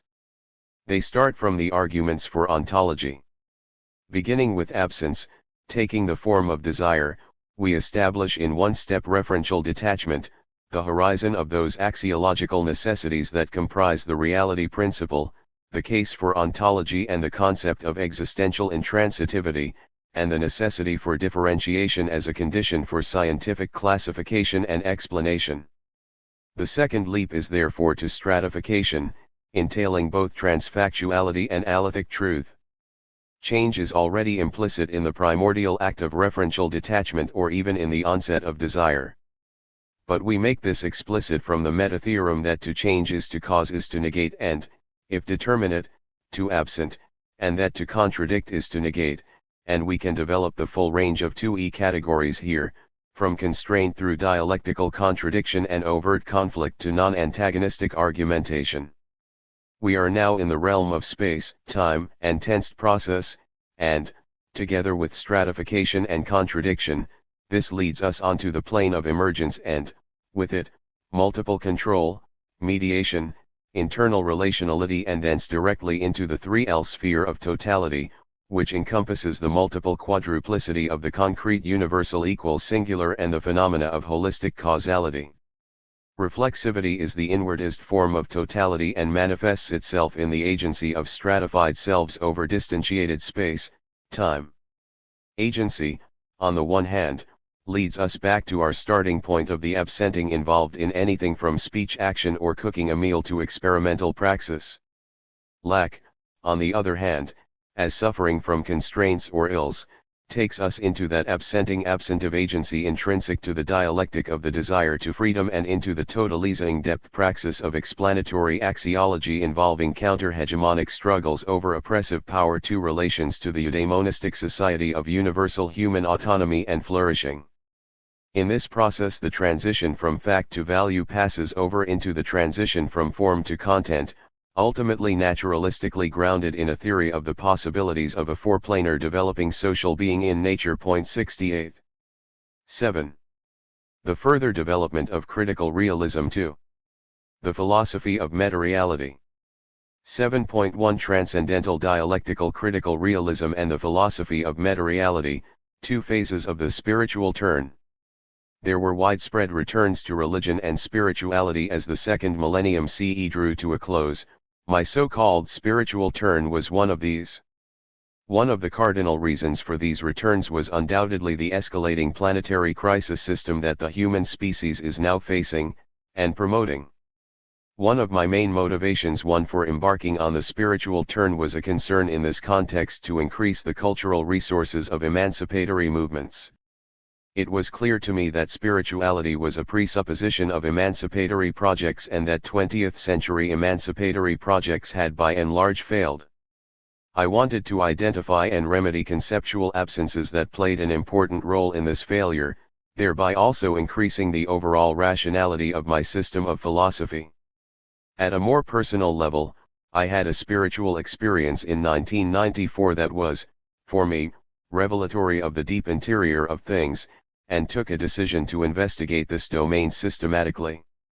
However, as noted in Chapter 1, there was always a certain developmental logic intrinsic to my philosophy that took it in the direction of spirituality and the theme of underlying unity and identity with a rich potential for differentiation. I sometimes refer to my spiritual turn as so-called because I believe that my philosophy has been strongly spiritual all along in its drive to overcome dualism, alienation, and split in practice as well as in theory.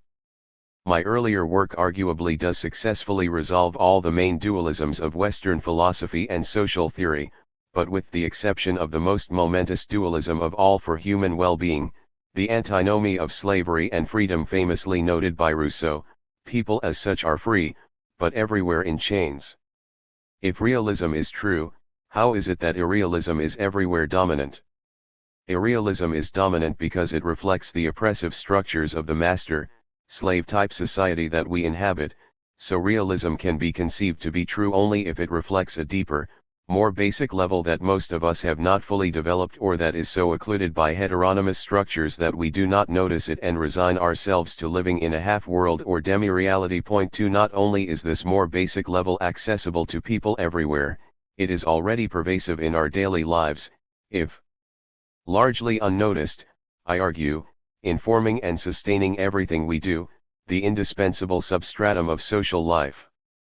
This is what I call the asymmetry of axiology and emancipation. The world we want emancipation from dominates and occludes the spiritual infrastructure on which it depends.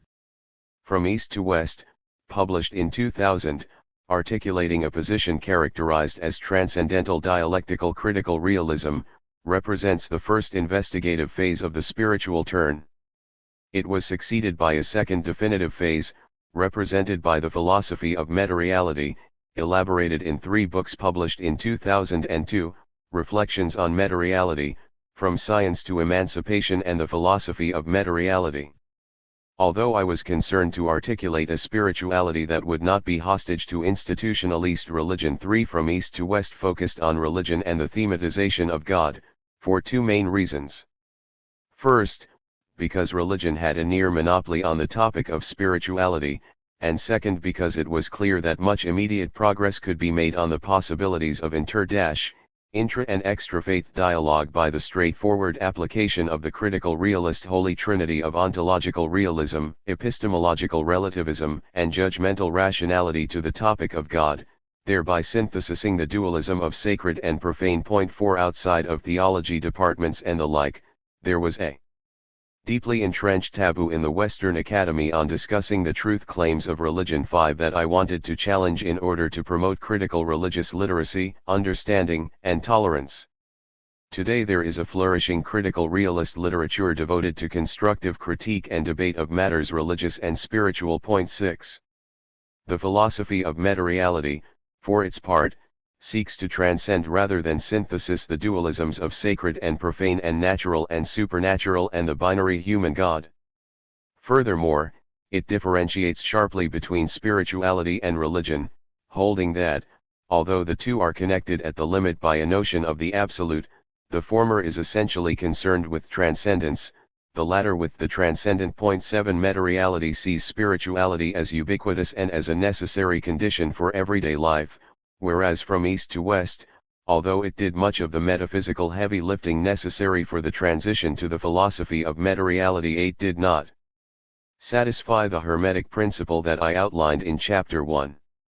Moreover, even though taking over from religion the ideas of the immanence of the divine and the actuality of enlightenment, the philosophy of meta-reality substitutes for the concept God in many world religions the secular concept of the cosmic envelope, which links the ground states of all beings.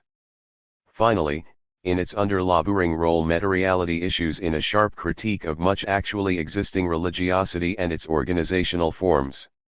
Religion includes much that is false in its teaching and, as a social institution, much that is oppressive and exploitative, mired in the wider context of master-slave type social relations. 9. 7.2 The primacy of identity and unity. The philosophy of meta-reality, which I sometimes abbreviate to meta-reality or PMR, involves the addition of 3 further levels of ontology to the 4 levels of dialectical critical realism. 5a. Thinking being as reflexive, inward and spiritual. 6r. Thinking being as re-enchanted, and 7z/a. Thinking being as involving the primacy of identity over difference, and of unity over split, and as non-dual. This is furthermore the level at which we pass from thinking or understanding being to being. Most of this chapter will be concerned with this 7th level. In addition, meta-reality gives its own inflection to the previous levels, both generally and in terms of human ground state qualities, as can be seen in Table 7.1. This table gives the key concepts of the philosophy of meta-reality mapped onto the stadia of the developed ontological, axiological chain or the self-structuration of being. 10. The 7th level, at which we are invited to think the priority of identity over difference, in a way reverses the position of 1m, the first level of development of critical realism, which thematist being as involving non-identity. Now we are prioritizing identity over difference. However, the non-identity thematist at 1m involves critique of the illicit fusions of the punctualist and atomistic concepts of empiricist foundationalism. These fusions were discussed in Chapter 6.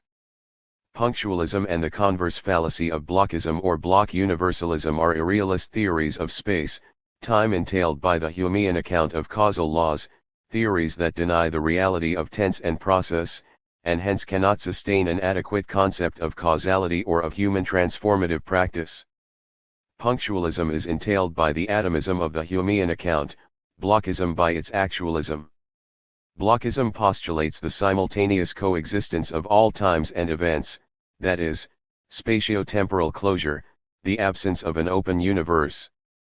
Punctualism is the converse fallacy that only the here-now exists. 11.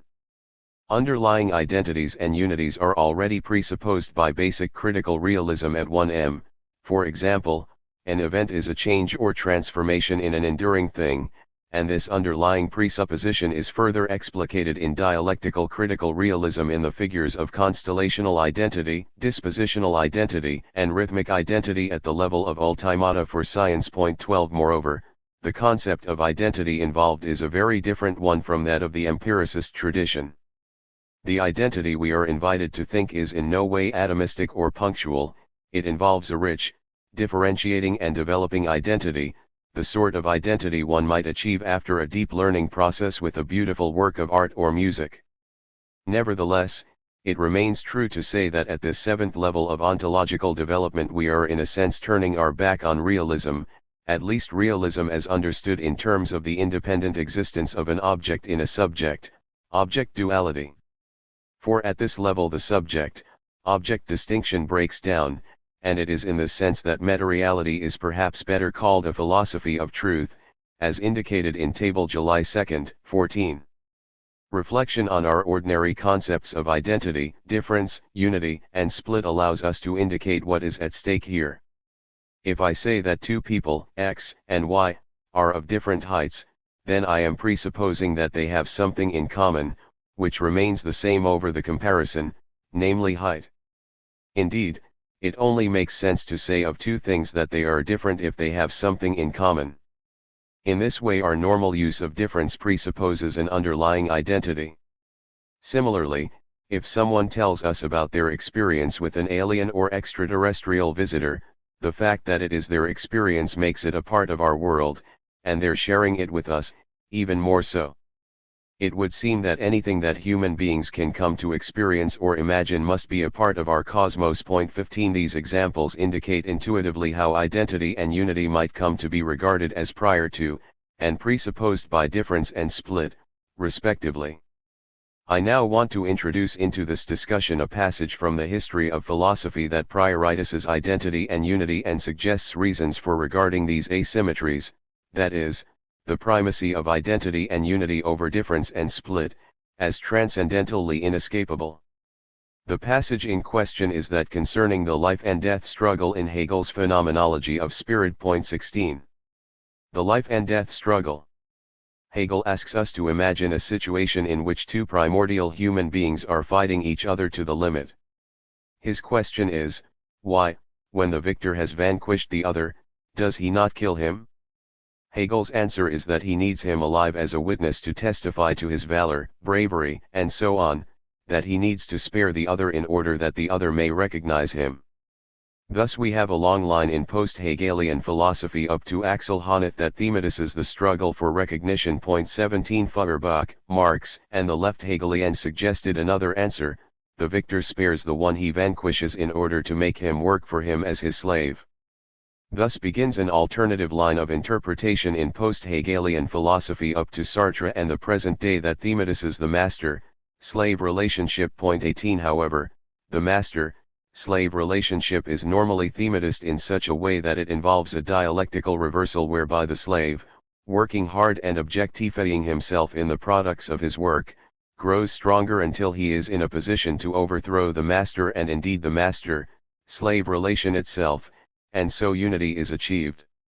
What Hegel's account lacks or fails to bring out, however, in contrast to his early theological writings, is that the dialectic of recognition presupposes an at least equal and complementary dialectic of trust, nurture and care, and so of love. 20 Whatever interpretation is adopted, it is these aspects that point to underlying unity and identity.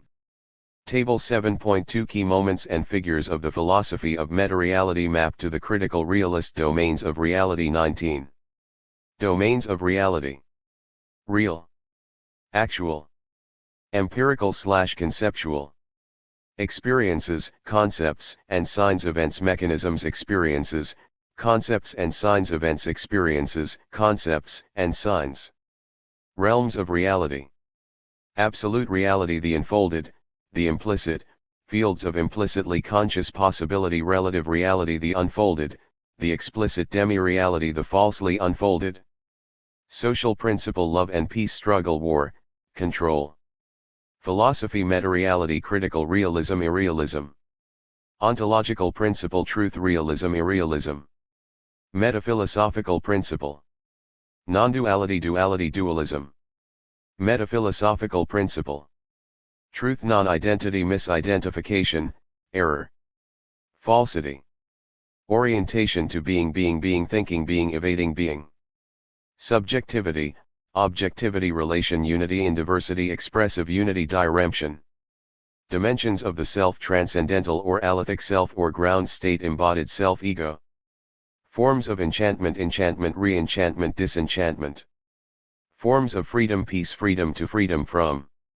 Modes of freedom and unfreedom: autonomy, unity, alienation. Form of ideology: underlying, generative, falsity, practical, theoretical. Form of alienation: self-alienation, practical, conceptual. Logic of master, slavery, exploitation, conditionality of transactions, desire. Paths to union with totality: truth, practice, love. The Holy Trinity of critical realism: ontological realism, epistemic relativity, judgmental rationality. Modes in which absolute reality sustains, is connected with, and is accessed in. The world of duality. Forms of unity or identity: ground or basis, mode of constitution via transcendence, fine structure or deep interior of all aspects of being. Mechanisms of identification: copresence, reciprocity, transcendental identification. dynamic or evolutionary form of mechanisms of identification, attraction, synthesis, economy. Forms of transcendence, transcendental consciousness at or of the ground state, transcendental agency or transcendental identification in agency, transcendental identification in consciousness. Fine structure pertains to the empirical/conceptual domain because it is implicit consciousness and can be experienced as such. It pertains equally to the domain of the real. Note: correspondences are sometimes loose, particularly in the case of those between domains and realms of reality. Each of the realms have real, actual, and empirical/conceptual dimensions. The items in bold in the rows after the second can be arranged in a triplex structure in exactly the same way as in the second row.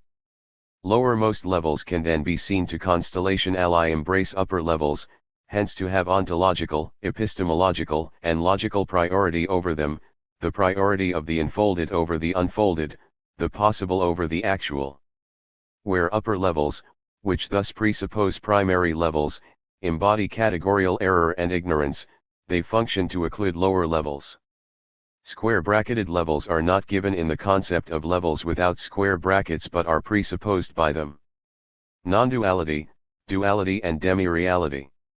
Meta-reality recognizes a distinction between three kinds or domains of being: non-duality, duality, and demi-reality. In particular, it thematizes the world of non-duality, which contrasts with our normal world of duality, where object is non-identical with and set apart from subject. This world of duality is not destroyed by the world of non-duality. Rather, it is underpinned by it. Thus, when we have an example of transcendence of the world of duality, for example by the transcendental identification of two consciousnesses in consciousness, the two consciousnesses remain materially embodied, living in the world of duality, separate and distinct from each other, even while the consciousnesses are fused as one. However, meta-reality claims that the world of duality is dominated by the realm of demi-reality. The key concepts for the analysis of this realm are shown in the fourth column of the first 2 pages of Table 7.2. This is a world of illusion and categorical error, which is however causally efficacious and indeed dominates the world of duality in the form of the master-slave type social relations and alienation that illusion and error both reflect and reinforce. It is a meshwork of concatenated TINA compromise formations in which categorical error is compounded on categorical error as attempts are made to patch up our theory/practice ensembles in the face of the inexorability of ontology and alethic truth. Point 21. Above all, in oppressing and exploiting people, masters suffer from and promote the illusion that people are not fundamentally free, creative, loving, right-acting, spiritual, and enchanted non-dual beings. Along with many of the oppressed, they all but lose sight of who they really are. There was thus a kind of geo-historical fall into structural sin or evil with the rise of master-slave type societies. Far from being primordial with the development of language and the symbolic order, and so irremediable, as a fashionable Lacano-Hegelian meta-narrative has it, alienation is geo-historical and reversible. Point 22. The philosophy of meta-reality brings out the way in which demi-reality and the world of duality more generally is undergirded by the world of non-duality. In doing so, it regards itself as a philosophy of non-duality and characterizes pre-existing critical realism, that is critical realism without the philosophy of meta-reality, as a true and indeed the best available philosophy of and for the world of duality, that is, the world of non-identity, difference, structure and change. The philosophies of irrealism, on the other hand, the theoretical ideologies that pre-existing critical realism critiques, are understood as philosophies of demi-reality. Another way of putting the distinctions between these worlds and their philosophies is to see meta-reality as describing a world of absolute reality, pre-existing critical realism as describing the world of relative reality in which for most of the time we live, and irrealism as describing illusory realities or demi-real relative reality to which the world of duality remains in thrall. Table 7.2 maps these worlds onto the critical realist domains of reality and displays the key figures pertaining to each. We can thus rewrite our list of these worlds as non-duality or absolute reality, duality or relative reality, and demi-reality or demi-real relative reality. Meta-reality claims that almost all pre-existing philosophy involves a huge scotoma or blind spot. It has overlooked, failed to recognize the world of non-duality, a veritable immanent heaven on earth, on which the world of duality and the demi-real structures, attitudes, and habits that dominate it totally depend. This is a huge claim, so let us see how meta-reality begins to justify it. 7.3 The basic arguments for meta-reality. I use the same principled method of argument to validate meta-reality as for pre-existing critical realism, transcendental critique. This is supplemented importantly by pragmatic arguments and retroductive and phenomenological analysis of experience and of the constitution of social life. I have elsewhere presented the main arguments in summary form in a variety of ways. Perhaps the most convenient way for the reader is to group them into objective considerations, subjective considerations, and the unity of objective and subjective considerations. Point 23 It should be borne in mind, however, that they are presented here in a necessarily highly condensed form. If you find them heavy-going, it might be advisable to skip this section on a first reading.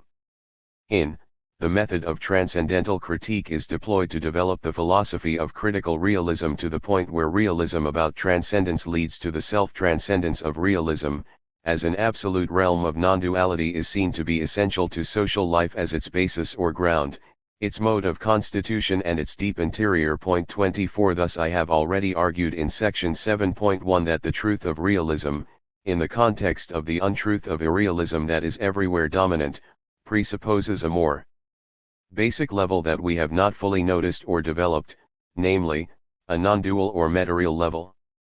The idea of meta-reality had its inception in my reflecting on the moment of absolute transcendence or transcendental identification in scientific discovery or indeed in any process of learning or discovery, the eureka or aha moment. Point 25 The flash of insight this brings cannot be arrived at by hard work alone, although that will play an indispensable preparatory role, nor can it be derived by deduction or induction or any algorithmic formula. It comes out of the blue in a moment of unthought. That is, of the suspension of thought. This can be rendered fully intelligible only on the basis that it involves the union between something already enfolded within the discovering agent, brought up to consciousness by a moment of anamnesis or recall, with the alethic self-revelation of the being known, existing outside the discovering agent, that is, that it involves the union of two beings at the level of the implicit, supramental, or transcendental consciousness of their ground states. Our capacity to identify transcendentally with beings that are not explicitly conscious presupposes that they are implicitly conscious, and insofar as we can in principle identify with all beings, as is implied by the fact that we are all constituents of a single universe, bound by the same cosmic envelope, we must say that everything is both implicitly conscious and at least potentially implicitly enfolded in our own consciousnesses and those of all other beings. Point 27 In this way we arrive at the theory of generalist copresence or interconnectedness, that at the level of fundamental possibility everything is implicitly contained within and interrelated with everything else. Point 28 One implication of this is that creative scientists, tacitly or otherwise, presuppose meta-reality and are in effect practical mystics. Point 29 This is a very radical meta-theory of discovery. Given that science has been the paradigmatic way of knowing for Western philosophy since Descartes if not indeed Aristotle. Point 30 We adopt a pragmatic approach, that is, one that presupposes the reality of meta-reality in order to appeal to practice. In essence it argues that if you act inconsistently with your ground state, that is, transcendentally real self, you will find that you are split and unhappy in some way. Try it, and see for yourself. Conversely, it is argued that when people act in a maximally effective way individually or collectively, as for example in Tahrir Square, Cairo, in the initial stages of the recent Egyptian revolution, or in the case of the 33 Chilean miners trapped underground for more than 2 months in 2010, their ground state qualities will be to the fore: will, determination and energy, creativity and freedom, unconditional love and all its circles, right action, a feeling of coming home to one's true self, a sense that the world is enchanted, and awakening to unity and non-duality as such.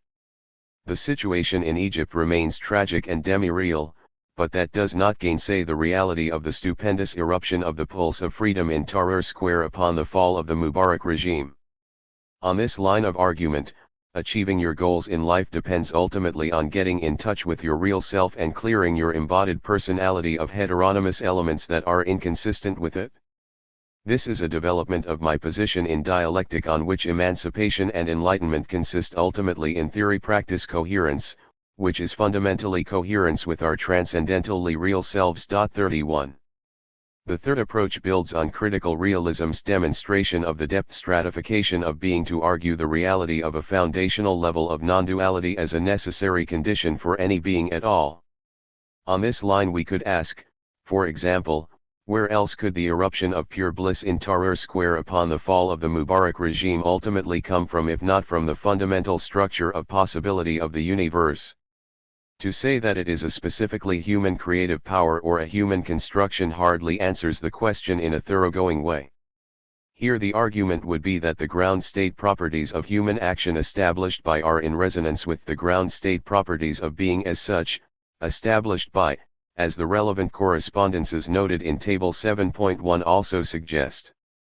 If we approach the arguments for meta-reality in terms of method used to justify the idea of the three fundamental modes in which non-duality sustains relative reality, as its mode of constitution, basis, or ground and deep interior, we can say that transcendental argument is the main method deployed for, that depends on a mix of transcendental and retroductive and phenomenological analysis of the genesis or constitution of any situation or complex in social life, and that also depends on such a mix, but that phenomenological analysis of experience now comes to the fore.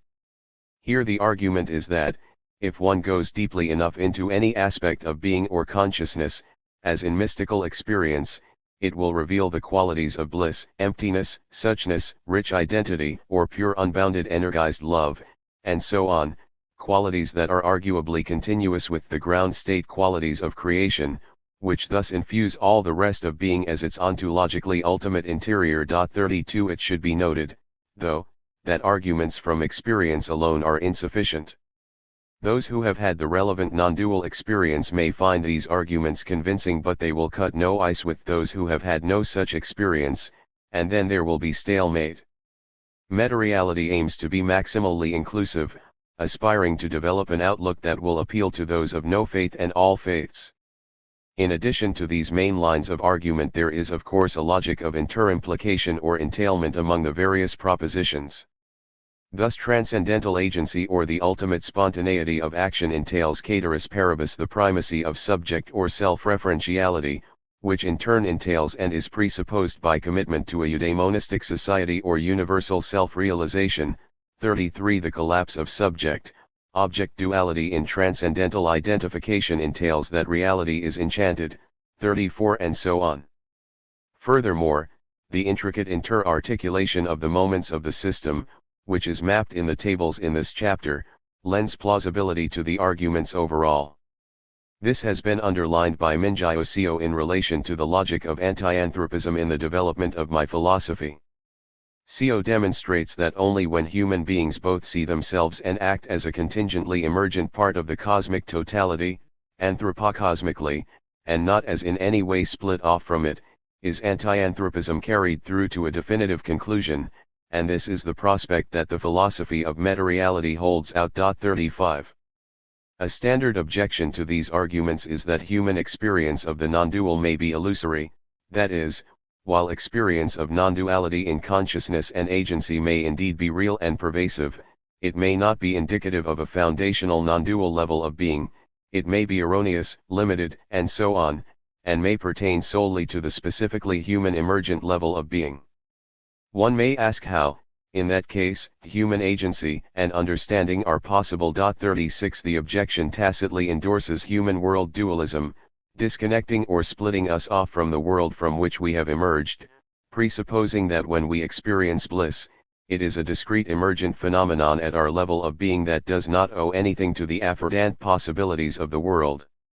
Similarly, if it is objected that experience of absolute transcendence in the epistemological dialectic is illusory, the onus is on the skeptic, who is also a scientific realist, to show how in that case such moments of revelation of truth are possible. On the meta-reality account, truth is most fundamentally revelation of underlying identity. 37. Again, it might be objected that direct mind-to-mind interaction with another person, namely in transcendental identity consciousness, is illusory on the grounds that there is no way of knowing that identical thoughts are in two different minds. 39. But this would be to misunderstand my position. Identification does not take place at the level of actual thoughts, but at the level of either our ground states or of the deep interior of our everyday dealings and perceptions. Point 40. If you understand what I am saying, the understanding is yours, not mine, but in the moment of understanding or listening or following there is no ego, no duality, no separation, just identification. You do not first interpret the sounds that you hear and then make out their meaning. There is no separation between the hearing and the meaning. Similarly, if you see a drawing as either a duck or a rabbit, you do not first interpret it, you just see it. Of course, there will normally be a physical medium or cue. The sounds of my voice travel to you on airwaves, but your understanding me is not reducible to its physical conditions, so this is quite compatible with synchronic emergent powers materialism. Point 41. The immediacy of hearing, perceiving, understanding, intuiting, reading, and so on, and more generally of just seeing or getting a point, is irreducible in social life. The semiotic triangle collapses in these moments, and reflecting on this we see that being is intrinsically meaningful and valuable or enchanted. Point 42. 7.4 Principles of Meta-reality. As I have just argued, there are three senses in which identity or non-duality is essential to social life. As mode of constitution, that is, as the way social life is reproduced or transformed. As the basis of social life, and as the deep interior of social life, and indeed of everything that exists.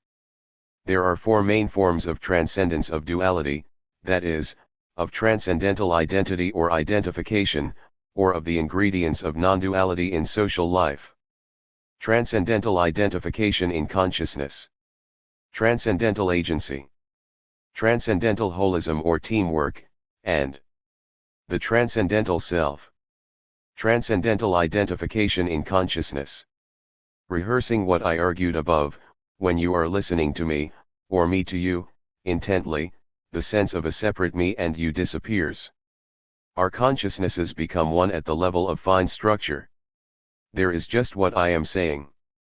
Similarly, often when you are reading a book, or watching a play, the separation, distinctiveness between you and the book or the play disappears. There is a unity, which on reflection, is involved in all interaction and perception as its fine structure. You may be incredulous about this. You may want to tell me that you don't understand me, but what you are saying is that the words that you hear, the words that I utter, make no sense to you. Similarly, if you cannot make out the words I am uttering, you can at least identify, are at one with the sounds that I make. This transcendental identification in consciousness is something that has been remarkably untheorized in philosophy except with respect to the context of a small number of kinds of peak experience, for example, becoming entranced with a beautiful work of art, or nature, say in an ecstatic, aesthetic high, or becoming engulfed in meditation on or worship of a divine figure such as Jesus or Mary. Teachers of meditation have long been aware of the paradox that if you think you are meditating, achieving the goal of transcending the world of duality, namely, transcendental identification with your real self or a state of emptiness, then you are not in non-duality. And of course it is difficult to achieve the kind of transcendental identifications typically attempted in prayer and meditation. But it has not been noticed that a related kind of transcendental identification is normally achieved effortlessly in everyday life and as a necessary condition for our perception and interaction alike. Transcendental agency. The second quotidian form of transcendence is transcendental or non-dual agency. This occurs at the level of what philosophers call basic acts. Point 43 Basic acts are acts that are just done, not done by doing something else. Thus for most of us, tying our shoelaces is a basic act, which we do spontaneously, that is, mindlessly, though of course tying one's shoelaces is something that, as a child, one had mindfully to learn to do. 44 And of course it is a skill or accomplishment that one can, in illness or old age, lose. Whatever one does ultimately spontaneously, as a basic act. Thus supposing I wish to invite a friend to dinner, I can work out the menu, go shopping and buy the food, take it into the kitchen, get all the relevant utensils out, but at some point I just have to begin cooking. Similarly, in a conversation you may think about what the correct word to use in it is, but when you are in a conversation at some point the thinking has to stop and you must just say something. Even with thinking itself, the thinking is the coming into your consciousness of a thought, not as such something you do by thinking about it. So transcendental agency is irreducible in our action in the world, which always presupposes a spontaneous or basic transcendental moment. In the last instance we either act spontaneously or we do not act at all. This is what I call spontaneous right action, action that is in and from our ground state. 45. Transcendental holism. The third kind of everyday transcendence of duality is transcendental holism, teamwork, or holistic synchronicity. You may experience this when preparing dinner with your partner, when you each effortlessly supplement each other's activity.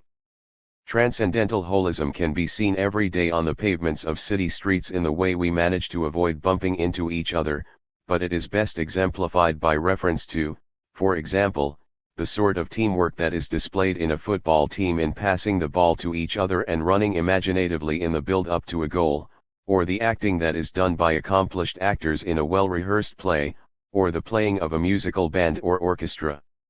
These are all everyday examples of transcendental holism, when we click as a team. The transcendental self. The fourth kind of transcendence we routinely accomplish or experience is awareness of the transcendental self, and in discussing this I now pass over wholly to the second sense in which identity is essential to social life, namely as a basis for it.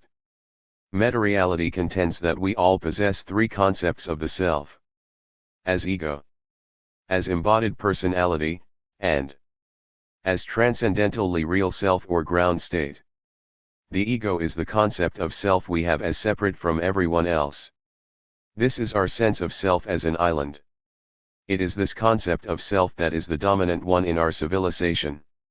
It is at the heart of the philosophical discourse of modernity and of capitalist economic life, which depends on it for its ideology of possessive individualism and the experience of emotions such as greed and fear in one's work regime and a whole host of social practices, ranging from advertising to assessment, which are more or less necessary to it.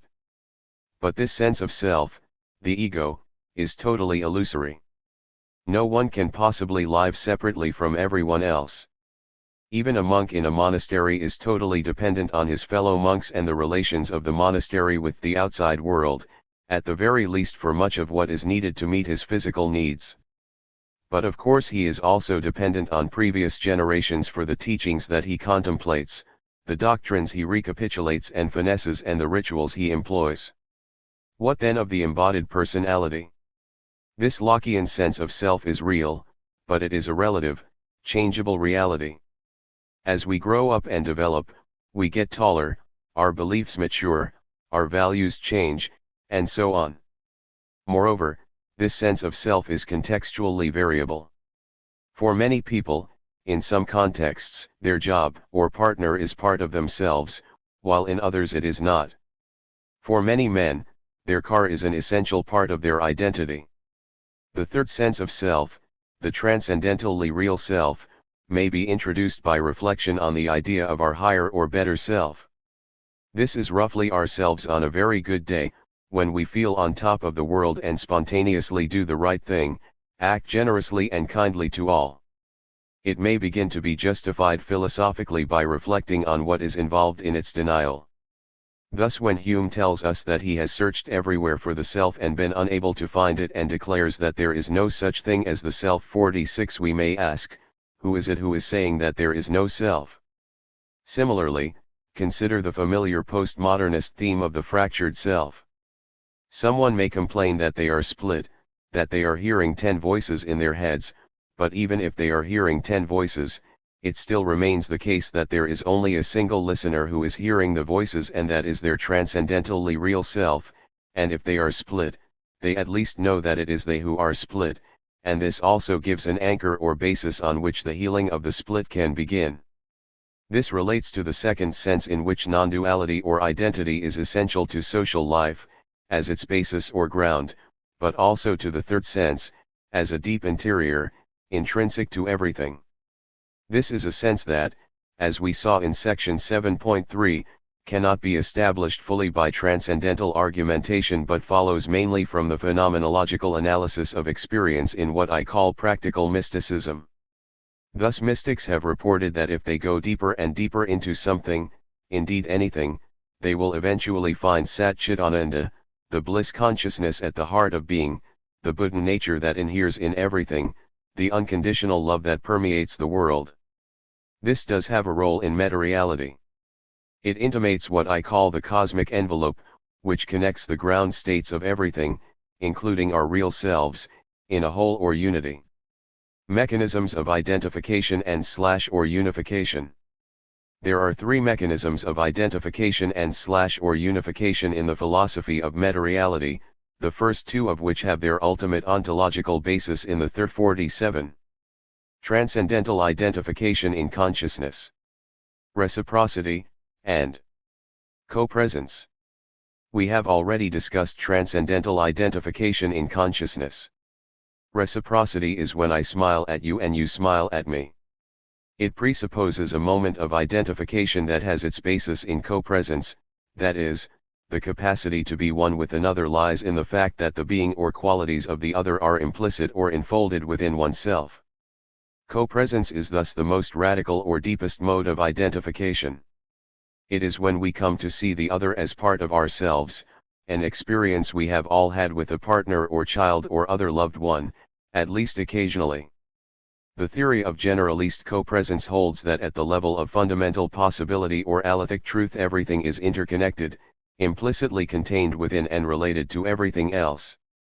This is what makes it possible for human beings to discover the alethic truth of other beings, such as the molecular structure of a crystal or the nature of gravity, and it explains why it is easy for us to identify with our fellow human beings and why we can experience a commitment to the fulfillment and flourishing of all beings and a yearning to see being as such unfold. I now want to develop some implications of the philosophy of meta-reality. My critique of the philosophical discourse of modernity, the strands of which I first wove together in the meta-reality books, will be discussed in the next chapter. 7.5 Extension of the Logic of Freedom. Dialectical critical realism sets out the goal of a eudaimonistic society as one in which the free flourishing of each is a condition for the free flourishing of all. We can now unpack what this involves at all four planes of social being in light of the philosophy of meta-reality. We can see, in particular, that on the plane of the stratification of the embodied personality it means the absence of ego, that your flourishing and development becomes as important to me as my own.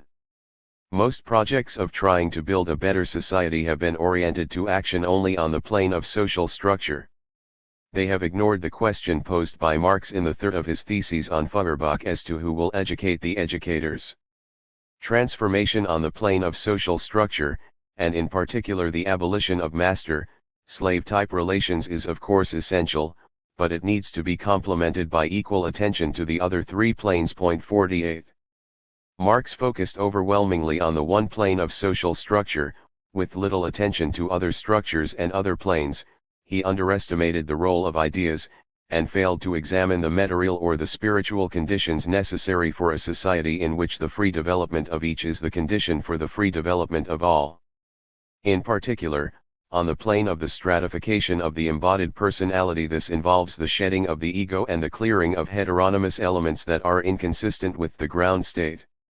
The free flourishing of each as a condition for the free flourishing of all involves not only the abolition of the ego, but the shedding of all heteronymous elements in the embodied personality, that is, all elements that are inconsistent with one's ground state.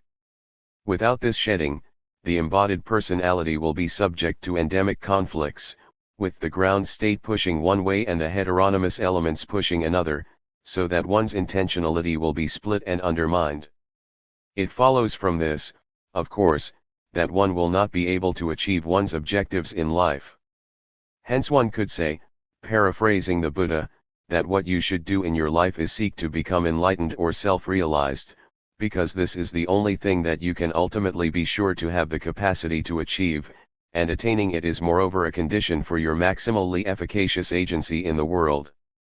The mechanism of the dialectic of self-realization is simple, insofar as there is an ego or heteronymous elements, the intentionality of the agent will be split, undermining the efficacy of praxis.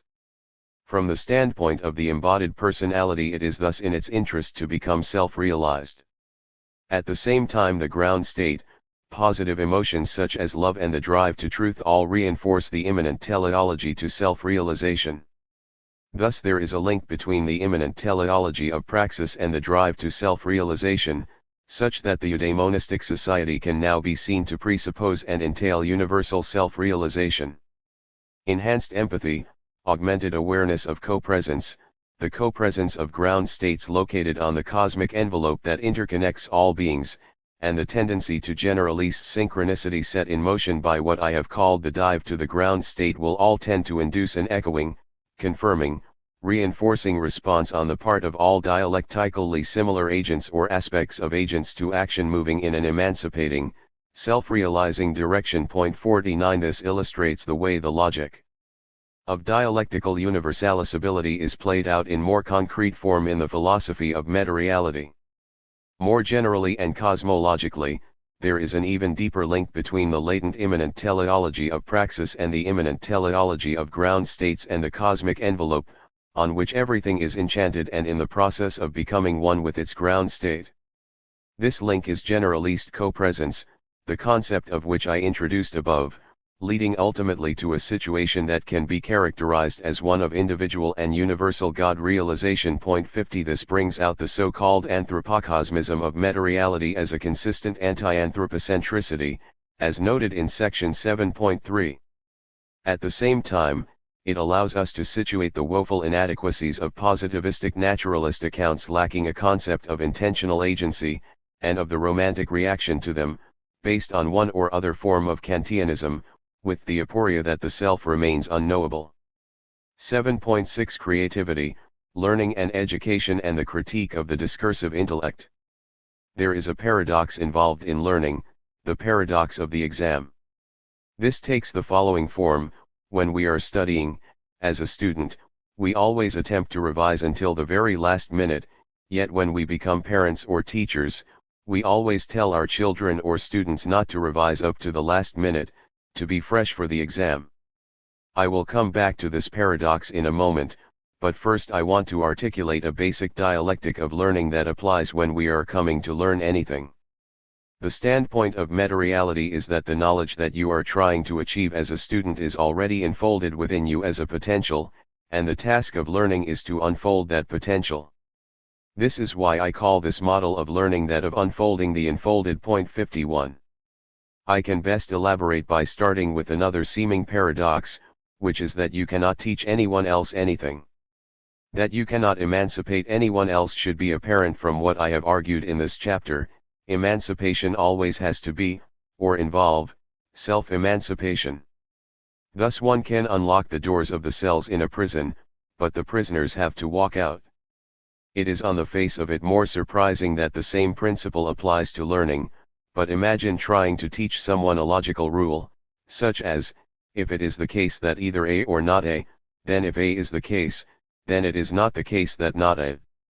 Now most people will immediately get this, but if you do not, then I can perhaps write on the blackboard a meta-theorem, establishing that under the circumstance envisioned, not A will not be the case. But what if you don't get that? It is not as if logic can, to use Wittgenstein's expression, grab you by the throat and force you to see it. You just have to see it, and if you don't see it, another approach can be applied, but at the end of the day it is you who have to get it. If and when you get it, this is the eureka moment, the self-referential aha or I see it. Without the I see it, the knowledge cannot be yours. Consider your first experience of learning how to ride a bike. No doubt you fell off over and over again. Then at one point you stayed on for 5 or 10 seconds. This was your eureka moment. You had begun to get it. But that was not, of course, the end of the process, because you would fall off again after 10 or 15 seconds. Moreover, you needed to learn the best technique for riding the bike in different conditions. So this was followed by a more or less lengthy period in which you learned how to ride a bike successfully on the different kinds of terrain and in the various contexts that you were likely to encounter. Then at a certain point, you knew how to ride a bike. You could do it. And now you just do it, spontaneously, without thought. This is you as a natural being in your ground state, acting consistently with your real self. There is a similar process involved in learning French, calculus, or to drive a car. 4 stages are involved. At the first stage you cannot do it, but the knowledge or capacity to do it is enfolded within you as a potential. At the second stage, you see how to do it, but haltingly. At the third stage you practice, explore, play with it, until, at the fourth stage, you can do it spontaneously. Then the knowledge is part of your being and you can perform the activity or skill relatively effortlessly, the way you speak in your mother tongue. At the second and third stages we have to carry the rules around in our heads. One might wonder, for example, which way to turn the wheel when one is reversing, or how to deal with ice or to control a skid. There is also a fifth level in which you can see your accomplishment reflected in your production or accomplishment in the world. These 5 levels correspond to 5 cycles of creativity 52 which are to be found in many ancient cosmotheogonies. These 5 cycles or phases are, first, the moment of calling. This is a moment of preparation, including a state best characterized by inner emptiness. Thus when one is beginning to learn something, probably the worst one can do is fill oneself with a lot of knowledge about it. The worst thing one can do in going to one's first class or lesson is to have one's head full of a lot of information about it. On the contrary, the best way to learn is in a state of inner emptiness. The second level is called the moment of creativity. This is the I see it, the eureka moment, when light bulbs flash and you get the first glimpse of the new world opened up by this learning. The third cycle is that of formation or shaping, playing with it, gradually mastering the techniques and rules for the skill or activity. The fourth cycle is that of making or objectification. This is the moment at which the knowledge becomes part of your being, so that it can be produced spontaneously when the occasion demands. The fifth moment is the moment of reflection, when you can recognize your intentionality reflected in an achieved result in the world. The first 4 levels of course correspond in a rough way to 1M, 4D in dialectical critical realism, and the first 5 to 1M, 5A in meta-reality. This schema now allows us to explain the paradox of exams. Your parents and teachers assume that you are already at the 4th stage, at which clearly you would be able to perform best when well rested. But you, as a student, recognize or fear that you are only perhaps somewhere in the 2nd or 3rd stage, and so desperately seek to cram your head full of information or knowledge until the last moment. The 5-stage dialectic of learning may be summed up as follows. 1M moment of calling, the knowledge is implicit or enfolded, and preparations can begin for the learning to unfold. 2E cycle of creativity, the moment of Platonic anamnesis 53 or the I see it or the eureka moment. 3L cycle of formation, the process of binding the new knowledge, so that at 4D cycle of making, it is inbuilt, part of one's being, and objectification or making can occur spontaneously, without thought. 5A cycle of reflection, the intentionality of the maker is perfectly reflected in the object or product made. Thus the role of teaching or pedagogy is to unfold the enfolded, helping to bring out what is already there within. You cannot teach anyone else anything. The critique of the discursive intellect and the limits of thought 54. The intellect is just the faculty of discrimination and choice. The discursive intellect, which includes dialectical as well as analytical thought, is formal, calculative and discursive intellectual activity. The philosophy of meta-reality does not regard thought in this sense as the crowning pinnacle of our civilization. On the contrary, it sees it as indeed a magnificent achievement, but something with definite limits. At least equally important is the intuitive intellect, and both intuition and thought are possible only on the basis of unthought or unthinking, the suspension of thought. When Descartes said "I think therefore I am," he took the presence of thought as continuous, a constant. We can begin to reverse this process by identifying, from a critical realist standpoint, some important things that are not thought, that is, that are the other of thought, but which are nevertheless essential for our knowing. The 5 that I wish to flag here are ones we have already rehearsed in various ways. Intuition. Intuition may be involved in processes of thought but is not itself thought. It is iconic, imaginative, spontaneous, and holistic intellectual activity by which we just know. Consciousness. Consciousness constellation ally embraces thought and intuition but also supramental consciousness or unthought, which is their basis or ground. Perception. Just seeing, or the non-dual becoming one with that which you would perceive or understand, which occurs without thought, is the basis of all our social life and learning. Being. The Cartesian tradition prioritizes thought over being. This is an enormous mistake, for patently there is being without thought, and thought must be, if it is real or efficacious in any way, a proper subset, that is, a small but real part of being. Absence. Nothing creative ever comes from thought as such. The creative act or discovery, the eruption of something new, can only come from the absent beyond or between thoughts, from the epistemically unmanifested. As we have seen, an empty mind is vital for understanding anything, for if our minds are full, how could we learn anything? Clear mind or empty mind, that is, no mind, is also don't know mind, that is mind that is willing and open to learn, mind that has never stopped learning, and the more realized you are, the more humble you become as you understand that the whole world is your teacher and there is nothing from which you cannot learn. 55. I now sum up this section. Alongside the discursive intellect we have the much neglected intuitive intellect, and underpinning and synthesizing both is a level of supramental consciousness or unthought. Creativity always involves a moment of the suspension of thought, of unthought, and occurs most easily when the mindfulness of focused attention has passed over to the mindlessness of spontaneous flow, when someone is, as we say, in the zone. 56. This is the level of supramental or transcendental consciousness, by which I mean the implicit consciousness of the ground state and cosmic envelope that is at once the source of the fundamental qualities of all beings and binds and coheres them as a totality. 57. 7.7 The circles of love. 58. Love is perhaps the most fundamental of all the emotions, since negative emotions such as fear or hatred are both parasitic on some rudimentary form of love and at the same time depend on love's absence or incompleteness. Love is paradigmatically unconditional.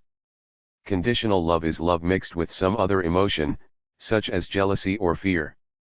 Love does not calculate or barter or seek to control or shape its object. Love loves to let the other be, to flourish in their concrete singularity equals universality. Love attracts love, and is self-accumulating, begetting more love. Indeed, love as automatically self-expanding is arguably the fundamental attractive force in the universe, and the coherence of love, trust, sharing, and solidarity is arguably the basis of human social life. What makes it possible. 59 To love and be loved is a fundamental human need as well as capacity. We cannot help but love. 60 Love is joy, sheer delight in being, becoming, bliss consciousness. Meta-reality posits 5 circles of love corresponding to 1m5a. Love of oneself, this should be of one's ground state and of those elements within one's embodied personality consistent with it. Love of another human being, if the love is from the ground state and reciprocated, then we have the situation of love loving love. 61. Love of all human beings, through generalist co-presence, aspiring to universal self-realization. Love of all beings, and love of God, the cosmic envelope or the totality. Re-enchantment. 62. As we have seen, The absolute non-dual or transcendental ground of reality immediately constitutes the enchanted character of relative reality via the collapse of the semiotic triangle which follows from the breakdown of subject-object duality in transcendental identity, consciousness and agency. Whereas creativity corresponds to 2e absence and love to 3l totality, re-enchantment is of course the main theme of 6r. Re-enchantment means to see the world once again, through the smog of the demi-real, as it always already is, intrinsically valuable and meaningful, and to relate to it as such in our practices. This includes critiquing the opposition of sacred and profane and indeed of materialism and idealism, embracing the moral realism we discussed in Chapter 6, which sees morality as part of the world, and transforming our understanding of perception, whereby perceivers stand over against the world, to one in which perceivers are also in the world as part of what they perceive. The intrinsic value of the world is entailed by the collapse of the fact-value dichotomy. The philosophy of meta-reality allows for emergent levels of mind, emotion, and supramental consciousness in such a way that the concept of four-planar social being needs to be generalized as n-dimensionally generalized social space. Each of the four planes can now be understood as having at least three dimensions, namely the dimensions afforded by its evaluative or feeling aspect, its meaningful or mental moment and its transcendental or spiritual dimension. This allows, for example, for mind-to-mind consciousness and other modes of non-physical connection, as we saw in section 7.3, and it involves a radicalization of the critique of the idea of the exhaustive physicality of being, of reductive materialism. 63 If we accept the theory of Big Bang, for example, the potential for consciousness as we know it must have been present as a real possibility from the inception of space, time. 7.8 Spirituality. Although spirituality and religion converge on notions of the absolute, as already mentioned in section 7.1, the philosophy of meta-reality differentiates sharply between them. 64 Spirituality is centrally bound up with transcendence in the sense of the achievement of unity and identity in a total context, as thematized above. Religion is essentially concerned with the transcendent or what lies beyond the human in the senses of a being or force transcendent to human beings and/or the cosmos, of humans becoming higher beings, and of human lives extending beyond this one in some sense. My philosophy rules none of these out, on the contrary, it endorses versions of them all 65 but not from the perspective of any particular religion. The only view it opposes in this domain is the notion that the divine is transcendent to the cosmos. 66. It is important to understand that meta-reality is not in competition with religion. On the contrary, it seeks to underlabor for religion and help it flourish in a manner conducive to human flourishing in general. It operates at a higher level of abstraction than religion and theology. This is most apparent in my concepts of the cosmic envelope or absolute and its understanding by the higher truth. 67 According to the higher truth, which has adherents in all the main religions, there is only one absolute but many epistemologically relative accounts of it. God both manifests, and is accessed differently in different regions and epochs of relative reality. This is by no means to endorse judgmental relativism and the notion that all religions are equally valid. The respective claims of religions can and should be rationally appraised and developed via inter- and extra-faith dialogue and assessments, and critical realist philosophy and social science can play a role here too in the critique of ethically problematic doctrines and oppressive institutional forms. 68 My own account of the abstract contours of the absolute is fallible and open to revision and not, I think, incompatible with the fundamental doctrines of any religion. 69 From the standpoint of epistemology, the only religious position that is opposed is absolutism, or what I call the ordinary truth, the notion that my way is the only way and yours is definitely wrong, which I also refer to as uniquism. 70.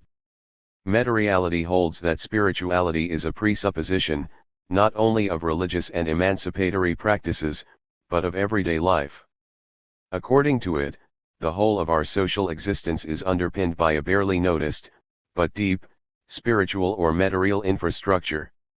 However, it is not that difficult to observe people acting on its basis. Thus commercial transactions, the buying and selling of commodities or stocks and shares are underpinned by trust. No transaction could be completed without this mutuality of trust. Consider what happens if I want to buy a newspaper from a newsagent and I ask her how much the paper costs. Suppose she tells me. If I don't make a gesture towards my wallet, she may become suspicious and will probably not make a move to give me the newspaper. Reciprocity of the do unto another as you would be done by sort underpins all such commercial transactions. This is the reciprocity of the Golden Rule, and it is founded on the ground state quality of trust. Similarly, reflection on, say, the practice of war, allows us to see that many peaceful activities must be going on for the war actually to take place. There is an asymmetry here. We could of course have these peaceful activities without the war, whereas we could not have the war without them. Similarly, at the psychological level, we could say that we only choose to hate things that we could, and perhaps do, love. If a stone falls on us, we do not express hatred of, or anger at the stone. It is typically, and perhaps only, things which they also love that people hate, and the love forms a hidden basis for the hate they express. In the same sort of way, the world of instrumental so-called reasoning, of means, ends rationality, is underpinned by the unconditional love we experience and give at home, and the spontaneous solidarity we show to our friends and indeed colleagues at work. Thus if someone's telephone is ringing while I pass their desk, and there is no sign of them, I will spontaneously pick it up, as we would help a colleague who had fallen and cut their knee. We would perform such acts spontaneously, without thinking. It is well known that if the workers in any organization worked to rule, that is, followed the rule book, the operation would quickly grind to a halt. It is our unremarked spontaneous loving natures that keep the whole show going in all these cases. This is as true for all the relations and institutions of the world of demi-reality as it is for other more anodyne institutions and relations in the world of duality. Reflection on the tacit material level in the world of everyday life is an important resource for overcoming the crisis system we face. Thus, considering the crises at all four planes of social being, the material response to the disembedding of money from the economy, and the real economy from the social structure and especially social and political control, is to seek to embed money and the economy at those levels, but also to embed the social structure in its material basis. Of course we need to develop the institutions that are necessary to make this possible. The argument from transcendental identification in consciousness has already suggested that conflicts and differences are underpinned by tacit identities, and I will turn to this further in the next section. I discuss healing processes on the planes of our transactions with nature and on the planes of the stratification of the embodied personality in Chapter 9. The philosophy of materiality sees the different religions, understood as distinct from spirituality, as involving various attempts to understand and access the Absolute. In this it is susceptible of a purely secular interpretation. However, in the field of comparative religion, I have argued that the holy trinity of critical realism, namely ontological realism, epistemological relativism, and judgmental rationality, can form a basis for a program for a greater interfaith, intrafaith and extrafaith understanding and dialogue, and that the philosophy of materiality can underlabor more generally for theology and the philosophy of religion, especially within the field of comparative religion. 71. 7.9 Peace and Conflict Resolution 72. Materiality contains a powerful argument for nonviolence. The reason why one should not hurt another is that the other is really, given generalist co-presence, a part of oneself. Thus, in hurting another one is hurting oneself. In fact, co-presence, rather than the revenge of the hurt one in a subsequent life, is the true basis for Gandhian ahimsa. The philosophy of materiality formulates two axioms or principles that may be very useful in conflict resolution. These are 73. P1, the axiom or principle of universal solidarity, which specifies that in principle any human being can empathize with and come to understand any other human being, and P2, the axiom or principle of axial rationality, which specifies that there is a basic logic of human learning applicable to the practical order. This basic logic is used by all human communities irrespective of cultural differentiations. P1 may be motivated by reflection on the contingency of any person's birth. If they had been born on the same day in a different country, or perhaps in the same place but at a different time, the beliefs, attitudes, and habits the person came to adopt would have been very different. This shows that they could have been, that is, had the capacity to be, someone very different from the person they actually became. Moreover, even if, as a result of a rational modification of these beliefs and customs, they came to the very same beliefs and customs, and so on, that they hold now, they would have come to them by a very different route. They must therefore have had the capacity, which meta-reality ascribes to their ground state, to have become very different persons from who they currently are, and they must therefore also have the capacity to become one with very different persons from themselves. This capacity to become one with someone other than oneself is of course something that may become stunted in the course of a life, but meta-reality posits that, however difficult and far removed from one's current concerns and dispositions, this possibility of becoming one with another is a permanent and essential possibility for any human being. P2, the principle of axial rationality, may be motivated by the thought that people everywhere ride bicycles, drive cars, operate computers and tote machine guns. This learning proceeds by a basic dialectic of diagnosis, identification, and rectification of mistakes. As such, it presupposes a universal capacity to learn, and this presupposes also the possibility of learning the meta-process of correcting one's learning procedure, and therefore of critique. Since human beings are also linguistic, this capacity must also be expressible in language, and hence within the cultural domain proper there must also be a mechanism for the diagnosis, identification, and correction of mistakes and hence for critique, including reflexive critique. Further reflection on this logic of axial rationality at work in our basic material practices of interaction with each other and the material world and, more generally, on the four planes of social being shows that there is always a possibility of critical reflection within any community. These two principles not only underpin conflict resolution, but also collective decision-making. For they represent ways in which people can come to understand and then reason with the perspective of others. The basic process involved in P1 is of course empathy, which is ultimately transcendental identification in consciousness. An important precondition for empathy is to see the other as a human being, with hopes and dreams and fears similar to one's own. This is of course why, when a country or a community is waging war, it seeks always to dehumanize the human beings of the enemy, for example, by calling them Jerrys or uniforms or pigs or whatever. Conversely, once the process of basic human interaction, including the swapping of life stories, gets underway, then gradually the move to more difficult topics can begin. However, there may be a surprise here. For it may often transpire that what the other whom we are fighting wants is something very similar to what we want. Thus probably the overwhelming majority of soldiers fighting in the First World War wanted bread, peace, and land.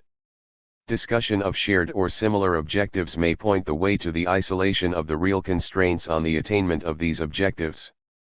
These may, for instance, lie at the level of social structure or necessitate joint work on the plane of material transactions with nature. Considering human conflict generally, what meta-reality allows us to see is that the other is often merely developing a part of oneself that one has chosen not to develop or to see, so that the other is merely showing us a repressed, denied, or forgotten part, aspect or possibility of oneself. 8. Critique of the philosophical discourse of modernity and the Western philosophical tradition. 8.1 Critique of the philosophical discourse of modernity. The philosophical discourse of Western modernity is in many respects encapsulated by the Cartesian cogito ergo sum, I think therefore I am. The think encapsulates the false priority of epistemology over ontology and of thought over body, emotion, and spirit. The I encapsulates the false assumption of the priority of the individual over others and society in general, and over nature and other species. From this basis we can derive the twin inaugurating and unifying characteristics of the problematic of the philosophical discourse of modernity, atomistic egocentricity and false abstract universality. A subject is set up in opposition to an object, and the subject relates to this object only by means of desire or fear, attachment or aversion. Other subjects too, according to this discourse, have this object form, and so, in place of the subject relations that characterize society alone, we have object-object relations conducive to dehumanization and reification. This couple of the atomistic ego and abstract universality has dominated the discourse of Western modernity from the outset. Phases of the philosophical discourse of modernity. In Reflections on Meta-Reality I essayed an account of the development of the philosophical discourse of modernity. Point 1. I am not claiming that it is the only possible account, but it is, I think, a rich and suggestive one. My analysis and critique of this discourse can be set out as in Table 8.1.2. The development of the discourse and my critique proceeds through 5 phases, each associated, because of the resonance of philosophy with its social context, with a characteristic revolutionary moment in society. Table 8.1. The philosophical discourse of modernity and the critical realist and meta-real critique. 3. The philosophical discourse of modernity, the critical realist and meta-real critique. Moment of PDM. Defining characteristics. Corresponding CR/PMR concepts and critique. Moment of CR/PMR. Main stadion and concept, understanding being as. Classical modernism. Ego-anthropocentricity or centrism, etc. Abstract universality, the intrinsic exterior. The self as social and interrelated at a fundamental level with the cosmos, dialectical universality. TRIM non-identity, being as structured, differentiated, and changing, Holy Trinity, judgmental rationality, epistemic relativism, ontological realism. High modernism. Incomplete totality, lack of reflexivity. Open totality, reflexivity, critiques substitutionism, elitism, reductive materialism. CN2E process, including absence or negativity and contradiction, emergence, irreducibility of mind. Modernization theory and practice, unilinearity, judgmentalism. Disenchantment. Multilinearity, open systems, dialogue, enchantment. EC3L totality, internal relationality, holistic causality, explanatory critique. Postmodernism, formalism and functionalism. Materialism. Accepts difference but reinstates unity or universality and critiques PM's judgmental irrationalism and lack of a concept of emancipation. DCR4D transformative agency, reflexivity, emancipatory axiology, unity in diversity. Triumphalism, ontological monovalence, ontological polyvalence, the reality of absence, accentuated critique of materialism, critique of subject, object duality, false absolute of market and other fundamentalisms. TDCR5A spirituality, the absolute, universal self-realization, co-presence, transcendence. PMR6R enchantment, being as intrinsically meaningful, valuable, and sacred. 7A/Z non-duality or the absolute, infinite or unending possibility, generalist co-presence, transcendence. Note, columns should be read vertically, such that T/FPMMHMCM, and PMRTDCRDCRECCNTR. Classical modernism, associated with the revolutionary moments of the English Civil War, the American Declaration of Independence and the French Revolution. High modernism, associated with the revolutionary moments of 1848 in Europe and 1917 in Russia. The theory of modernization, associated with the moments of 1945, 1947, and 1949. Postmodernism, associated with the events of 1968 and the early 1970s, together with the rise of the new social movements, and bourgeois triumphalism, associated with the upheavals of 1989 to 1991 and capitalist globalization. This last phase itself has 3 distinct subphases. The first subphase of globalization lasts until 9/11.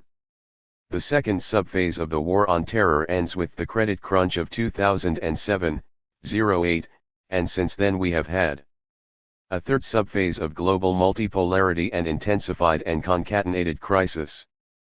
Key characteristics of the discourse. The philosophical discourse of modernity has 8 key characteristics. Atomistic egocentricity. Abstract universality. Atomistic egocentricity is of course a defining characteristic of capitalism and much else in our contemporary civilization.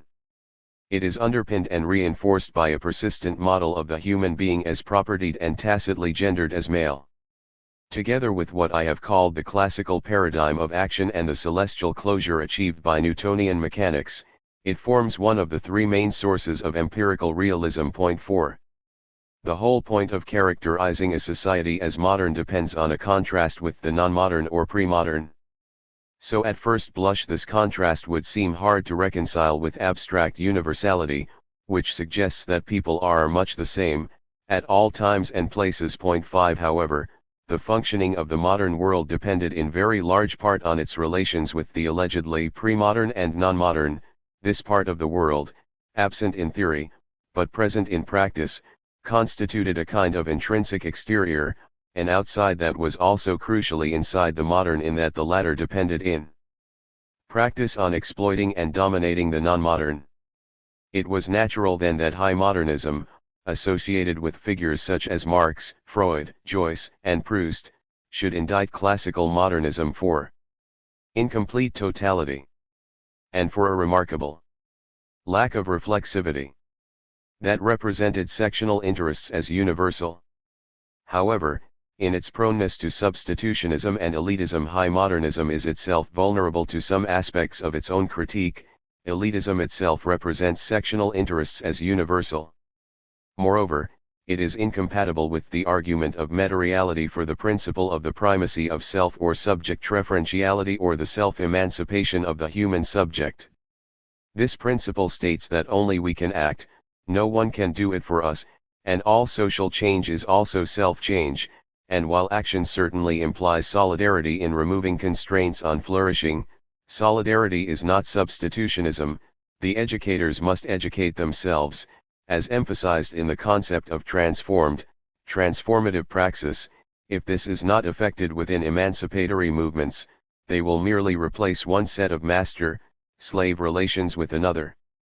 Emancipatory social change necessarily begins with self-change. In this sense, we cannot rely on others to do it for us. As we saw in Chapter 7.5, Marx's emancipatory high modernism is additionally vulnerable to the criticism that it presupposes a spirituality that it fails to thematize explicitly or ground adequately. The fifth feature of the discourse of modernity comes into clear view with the theory of modernization advanced in the late 1940s, characterized by unilinearity, whereby developing countries would inevitably pass through the same stages of economic and political growth as the Western world, and history as a whole is a story of unilinear progress, with Western countries in the vanguard. Critical realism critiques this as a variant of elitism and historicism and shows that its deterministic cast is closely bound up with actualism. It is not the case that the highest form of consciousness pertains to those at the vanguard of the geo-historical process. The highest form of consciousness is at the level of the ground state, which anyone can access. There are no laws of historical development inexorably determining a unique sequence. History could have been, just as it could be, very different. Intrinsic to unilinearity was a judgmentalism, whereby developed, Western and modern are not only adjudged superior to anything inconsistent with themselves but present a model that others must follow. This was accompanied by the accentuated disenchantment of being that had been present in the discourse of modernity from the outset, whereby the world was increasingly drained of intrinsic meaning and value, which were sourced instead to the self-defining modern subject. During this period, disenchantment found expression above all in Weberian rationalization and the Nietzschean death of God, in training a line of thought that issued in the post-structuralist end of man, history, and meaning. Point 7. Postmodernism has some distinctive features of its own, which will be considered separately in the next section, but at the time it arose the formalism, and functionalism, and reductive materialism of modernism had also come clearly into view. By formalism I mean the glorification of formal, analytical, abstract, quantitative modes of reasoning and modes of being that characterizes the discourse of modernity as a whole, and, relatedly, the prioritization of discursive over intuitive modes of reasoning, which is in part reversed by postmodernism. Reductive materialism holds that the world is brutally physical, arguing that any seemingly non-physical phenomenon fully reduces to some other identified physical entity. Such reductionist reification has the consequence of de-agentifying human agency and downplaying the enormous creative power of thought. My critique of this position was inaugurated by the theory of synchronic emergent powers materialism and is carried through in the sublation of materialism and idealism in meta-reality. With the collapse of the erstwhile Soviet Empire and the emphatic reassertion of bourgeois triumphalism, a crucial defining feature of modernism became very explicit. This is ontological monovalence. Ontological monovalence, together with the epistemic fallacy and actualism, comprise the three members of the unholy trinity 8 of the Western philosophical tradition. Monovalence is critiqued in Chapter 6. It is a categorical error that underpins further errors, which conceptually entail each other as follows: centrism rightward arrow, triumphalism rightward arrow, endism. These are implicit in Marx's critique of Hegel, and central to my critique of the irrealism of the Western philosophical tradition generally. Hegel exemplified all three of these errors when he said, "World history travels from east to west, for Europe is the absolute end of history, just as Asia is the beginning." 9 Triumphalism is the overweening exaggeration of human powers to know, control and so on. Politically, triumphalism found expression after 1989 in a recrudescence of neo-imperialism, reactionary nationalism and chauvinism. Endism is the view that history, while once real, has come to an end in the present. Thus, according to 20th century endism, modernity had a beginning around about 1500, in the light of which its past appears as prehistory, and it has now arrived at an ending, an everlasting post-history. There will of course continue to be a future, according to this view, but there will be no more qualitative social and institutional change or ideologies of change. The future will in this sense be constellation ally contained within the present. Applied to our contemporary situation, endism proclaims that there are no alternatives to capitalism. Such denial of the ongoing nature of geohistoricity, or de-geohistoricization, is characteristic of master classes, because the continuation of geohistory must sooner or later spell the end of their rule, and it is a potent motif of the Western philosophical tradition, which assists in rationalizing that rule. 11 Endism is falsified by the irreducibly transformative nature of human praxis, which absents and creates, even as it reproduces the given. Triumphalism was accompanied by a renascent fundamentalism. Fundamentalism, whether in the form of market or religious and other fundamentalisms or a theory of epistemology, is the view that one's knowledge is incorrigible or certain because based on indubitable principles. It inevitably splits reality into two. 12 In late modernity, fundamentalism is a cousin of postmodernism. Like postmodernism, fundamentalism rejects universality and unity and accepts the essentiality of difference, but says I'm right and you're wrong. To postmodernisms there is no right and wrong. 13 What fundamentalism ignores is that we can never start from scratch or an indubitable starting point because we are always thrown into an already existing epistemological dialectic or learning process, entailing epistemological relativity and the possibility of critique. It thus arrives at the opposite conclusion to that of its dialectical antagonist or counterpart, endism or absolutism, which assumes that we are, or can be left with nothing to do. All fundamentalisms, so many symptoms of the alienation and fragmentation of being, thus turn on the provision of a false absolute or God, spurred on in the last instance, as in the case of endism, by fear of change. Today, renascent religious and other fundamentalisms, summoned to account in a dialectic of violence by the false bourgeois God, the Moloch of power and money, join it in suppressing creativity, love, and freedom. Point 14. Alternative modernities and alternatives to modernity. Critical realism and the philosophy of meta-reality accept the legacy of the axial revolution in the middle of the first millennium BCE, which is the basis of critical science, morality, and philosophy, but poses the questions of alternative modernities, and alternatives to modernity. And, by rethematicing the character of indigenous society, 15 begins to explore the Kuhn loss of the axial world, that is, its failure to carry over into the new order the successes of the civilizations it displaced. For the rise of what we call civilization is associated with the generation of a surplus from the countryside to the towns, the first empires, the control of irrigation schemes, the first systematic uses of money, and the establishment of a class of intellectuals and civil servants whose function is to produce ideologies justifying the status quo. Contemporary modernity is characterized by profound alienation on all four planes of social being. As noted in Chapter 3.5, this fivefold alienation, of the creative producers from themselves, their activity, the means and materials of their production, their product, and each other, may itself be traced back to the generative separation at the dawn of modernity, and indeed to the rise of earlier forms of master-slave-type societies.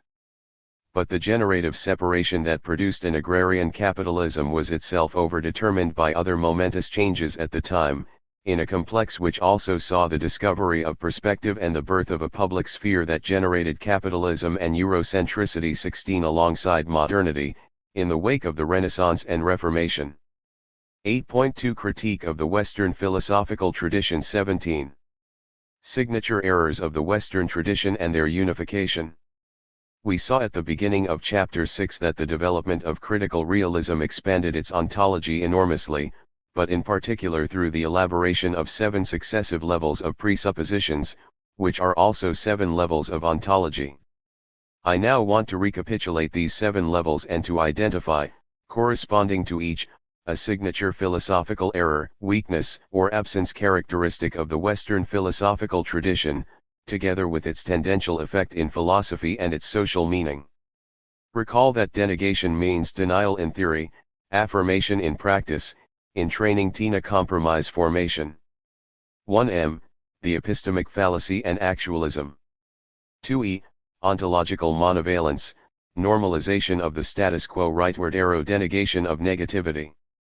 3l, extensionalism, no internal relations, hence, at a short remove, no real relations at all. Transformative agency, together with the twin errors of reification and voluntarism vis-a-vis society and social structure. 5a, externalism, no interiors. 6r, disenchantment. 7z/a, the inexorability of dualisms, oppositionality, and splits, which will therefore proliferate. 18 reflecting the absence of their transcendence and of a concept of non-duality. It is possible to unite these errors both diachronically and structurally or synchronically in terms of what I have dubbed the unholy trinity of irrealism, namely the epistemic fallacy, ontological monovalence and primal squeeze on the Platonic/Aristotelian fault line, serving to collapse ontological stratification and resulting in ontological anthropism and actualism. One version of the diachronic unification of the irrealist problematic is depicted in Figure 8.1. The reader will be familiar by now with the epistemic fallacy and monovalence. By primal squeeze I mean conducive to anthroporealism and actualism, more fully the squeeze or eliminating pressure exerted within Western philosophy by metaphysics, on the one hand, and empiricism, on the other, on empirically controlled scientific theory and its intransitive object and ontological counterpart, natural necessity. Empirically controlled theory is rendered redundant by metaphysical a priorism and rationalism, and natural necessity disappears in the empiricist problem of induction. On actualist assumptions, rationalism and empiricism seem to exhaust the alternatives. Historically, the squeeze occurs on what I call the Platonic/Aristotelian fault line generated by the epistemic fallacy and the idea it entrained that our knowledge could have indubitable foundations or an unhypothetical starting point, lacking a non-homological account of ontological depth that could give grounds for the universal distinct from the universal concerned and other than its instances, Aristotle necessarily invoked a transcendent realism, which his anthroporealism could not justify. In order to attribute universality to empirical regularity that was necessarily certain, his procedure was to supplement induction with intellectual intuition or nous to form the indubitable starting points or arche of a priori deductive reasoning in philosophy. In grasping the eternal immaterial forms of material things by nous, humans participated in the self-thinking thought of God. In a posteriori science, according to Aristotle, we reason inductively to general laws and then we deduce their lower order consequence, namely, less general laws or particular facts. This was the essence of the accepted account of science until the 1970s. It is the backbone of the arch of knowledge tradition, the aporias of which we identified in Chapter 2.7. Western philosophy was caught in a vice between rationalism and empiricism that eliminated multi-tiered depth and an adequate understanding of the empirically based science that can investigate it. Figure 8.1 The Irrealist Problematic, a diachronic view 19. Note, F equals epistemic fallacy, OM equals ontological monovalence. As we saw in Chapter 6.6, if we view the unholy trinity synchronically, irrealism comes into view specifically as a Tina compromise formation or problematic. See Figure 6.2 and surrounding text. The unholy trinity has thus arguably determined the basic overall trajectory of Western philosophy, to which I counterpose the holy trinity of dialectical critical realism, judgmental rationalism in the intrinsic or normative dimension of the epistemological process, epistemic relativism, and ontological realism. Since primal squeeze is entrained by the epistemic fallacy, mediated by actualism, the unholy trinity can be seen as the function of a couple and the question arises as to which is the more primordial or fundamental error, the epistemic fallacy or ontological monovalence.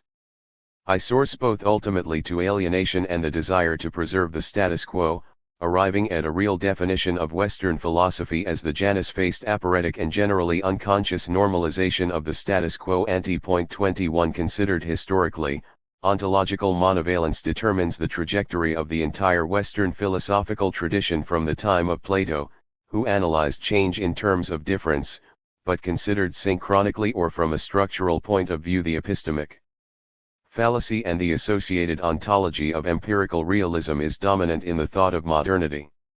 Nonetheless, the two errors can be seen as ultimately two sides of the same coin. On the epistemic fallacy, you cannot talk about the world, so absence and change are repressed. On ontological monovalence, you can talk about the world, but in a way that rules out absence and change. However, because ontological monovalence, like the epistemic fallacy, entails the exclusion of alterity, ontological monovalence must be judged the more fundamental error. Moreover, in dialectic and Plato etc., I argue that the aporias of the irrealist problematic resonate with the social problems of generalist master-slave type relations. On this argument, it is fear of change on the part of ruling elites, hence ontological monovalence that ultimately drives this compromise formation. It will be seen from my list of signature errors that the category of absence unifies the problems of Western philosophy, which occur as a result of the gulf or opposition that ensues from the absence of axiologically necessary categories. Figure 8.2 Historical genesis and structure of the irrealist problematic 22. Note, F equals epistemic fallacy, EMP. Equals empiricist, OM equals ontological monovalence, of equals ontic fallacy, RAT. Equals rationalist, S, OID. Equals subject, object identity. As depicted in Figure 6.2, equals scepticism, equals identity theory, equals its ontic dual, plus equals anthroporealism, equals transcendent realism. Figure 8.3 The unholy trinity and the problems of the one and the many and the one and the other 23. Note, F equals epistemic fallacy, OM equals ontological monovalence. As well as the three errors of the unholy trinity, a fourth error is almost as important, The error of externalism or absence of interiors. Point 24. However, this follows almost immediately from the Trinity, mirroring its collapse of ontological depth. It depends upon the atomicity typically invoked within the Western tradition, that is, the absence of any space within entities and a corresponding fetishization of the outer external world, and is closely bound up with egocentricity and ontological extensionalism. Point 25. Applied to humans, it leaves no room for intentionality, or even a coherent conception of the self, and renders the whole domain of the material invisible. At the extreme, it gives rise to behaviorism. Reprise of key points of critique from earlier chapters. I now recapitulate some of the key points of the critique developed in previous chapters. In Chapter 2 we saw that mainstream philosophy cannot adequately describe either the world of everyday life or the world of the causal structures and generative mechanisms that explain it, that is the world investigated by the sciences. We also noted that ontological actualism, generated by the epistemic fallacy, inevitably develops a two-sided problem field constituted by the insuperable problem of induction and more generally the whole transdictive complex that stems from actualist presuppositions, and a deterministic deductivist account of the world, which inevitably ties knowledge, insofar as it is attainable, to closed systems. This is the arch of knowledge tradition. There are two problems with this approach. The first is that the attempt to establish it generates insuperable aporias, such as the problem of induction, and the second is that it is wrong, that is, identity theory is false. The world exists independently of our fallible and geohistorically relative attempts to know it, and causal laws and the like operate transfactually, that is, independently of the conditions under which they are actualized and can be identified empirically. As we saw in Chapter 6.6, insofar as the ideal or goal of identity theory is clung to, an implicit ontological anthropomorphism is necessary for the explicit epistemic anthropocentrism, as the reification of facts and the fetishism of their conjunctions appears as the inevitable price and condition of the isomorphism of knowledge and being. Point 26. In the anthroporealist exchanges of identity theory, the ontologization of knowledge is the other side of the coin of the epistemologization of being. But, in a world of multi-tiered ontological depth, the goal of identity can be achieved only by the more or less dogmatic postulation of what is in effect a transcendent realism, whether constituted by Aristotelian nous, the synthetic a priori, a democratic vote or social convention. As we have seen, anthroporealism and transcendent realism together comprise what I call the irrealist ensemble. To the extent that the epistemic ideal or goal of identity is maintained but not read into the world, we have the variant of unachieved identity theory. Here we have the zealous preservation of a sharp distinction between episteme and daza, as a wing of the arch of knowledge tradition from Plato to Alon Badio 27 becomes increasingly skeptical of finding anything in the ordinary material world that satisfies the elevated criteria of knowledge, criteria that are false, but flow inevitably from the epistemic fallacy and actualist deductivist presuppositions. In Chapter 3 we noted the errors of conflationism, the identification of social structure and agency or the epiphenomenalization of either one or the other, generating an incoherent account of the relationship between them. But equally important is the endemic dualism of the philosophy of the human sciences, and in particular the absence of any connection between thought and action, making intentional agency itself impossible. We also identified in Chapter 3 the dominance of the personal by the social for much of human history, but we were able to give a sharper definition of this in Chapter 7 by isolating the dominance of the demi-real in the world of duality, and the seeming emasculation of the spiritual infrastructure of society. However, we saw that the demi-real, like the other, less noxious structures and forms in the world of duality, is actually totally dependent on the world of non-duality, that is, on the spiritual or material infrastructure that it negates. Turning to Chapter 4, we noted how the epistemic fallacy makes change impossible and how the actualism and deductivism that it entrains makes understanding and the rational deliberation of policy in open systems likewise impossible.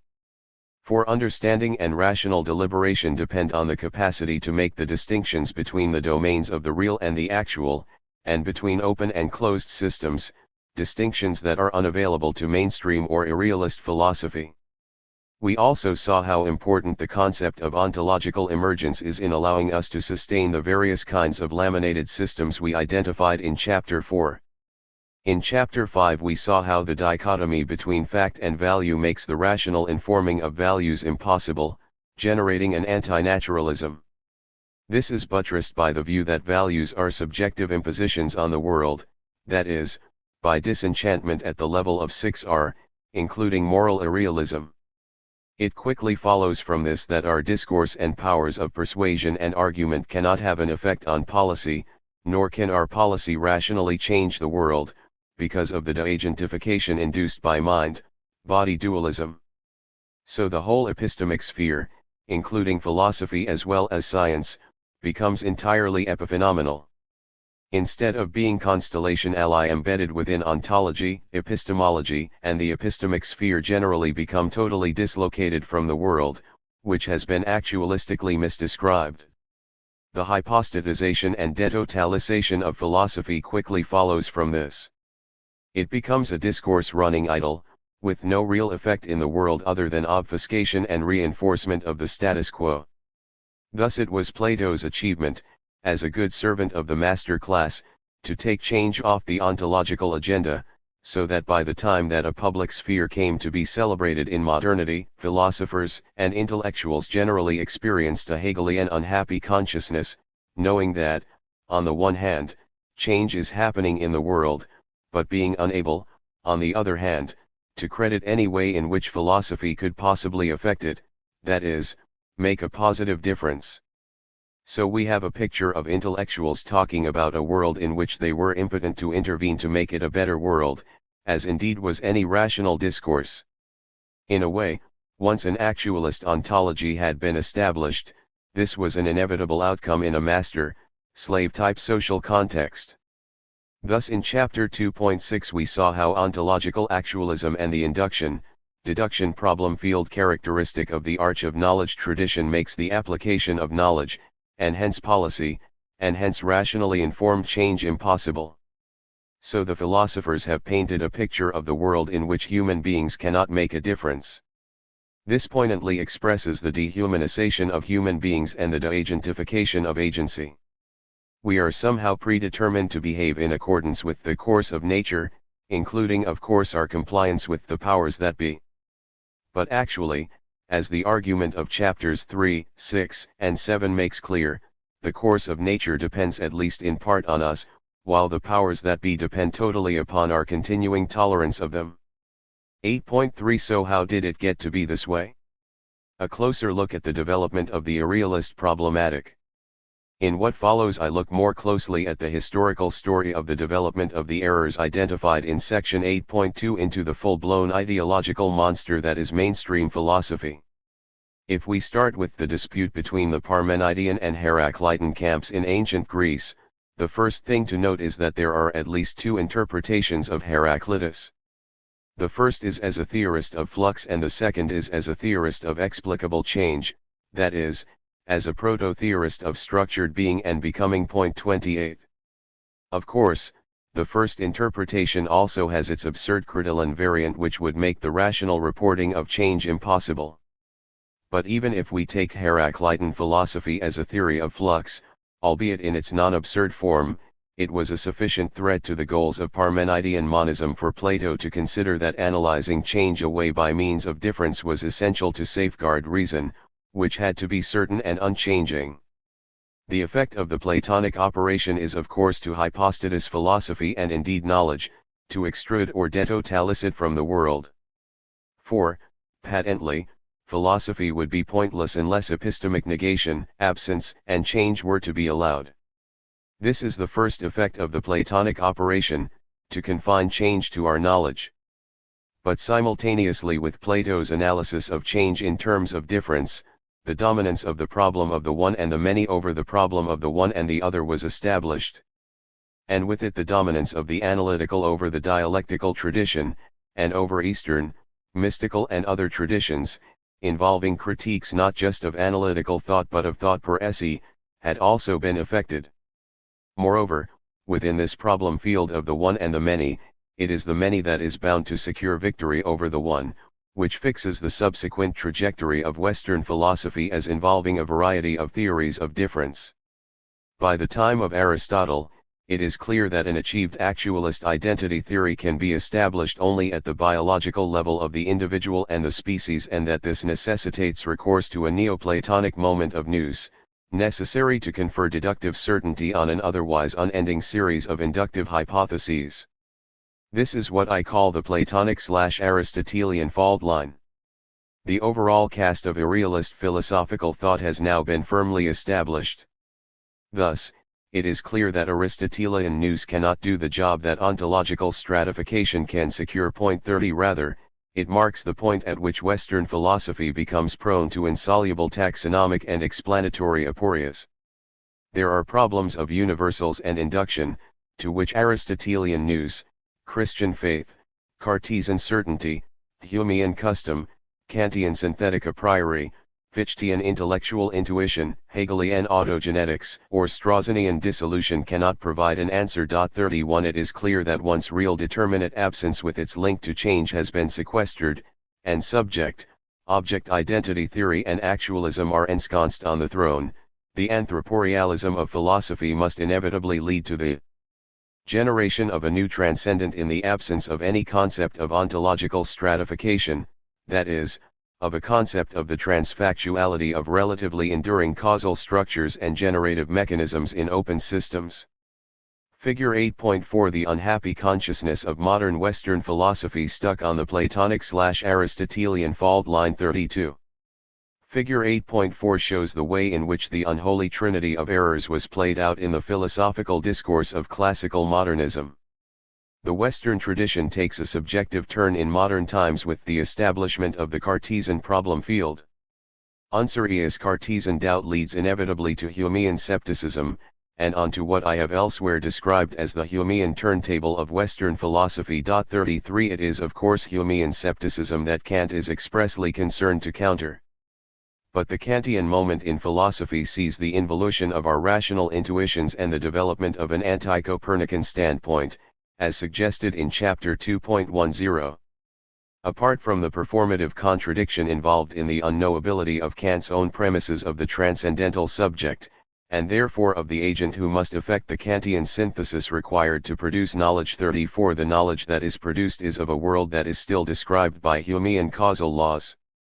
This poses a huge problem for agency, including any moral agency, so that Kant had to resort to the idea of an unjustified primordial choice by every agent, a choice outside time and in the noumenal realm, a choice that must consist in that of a world synchronized with the whole history of the phenomenal world that actually prevails.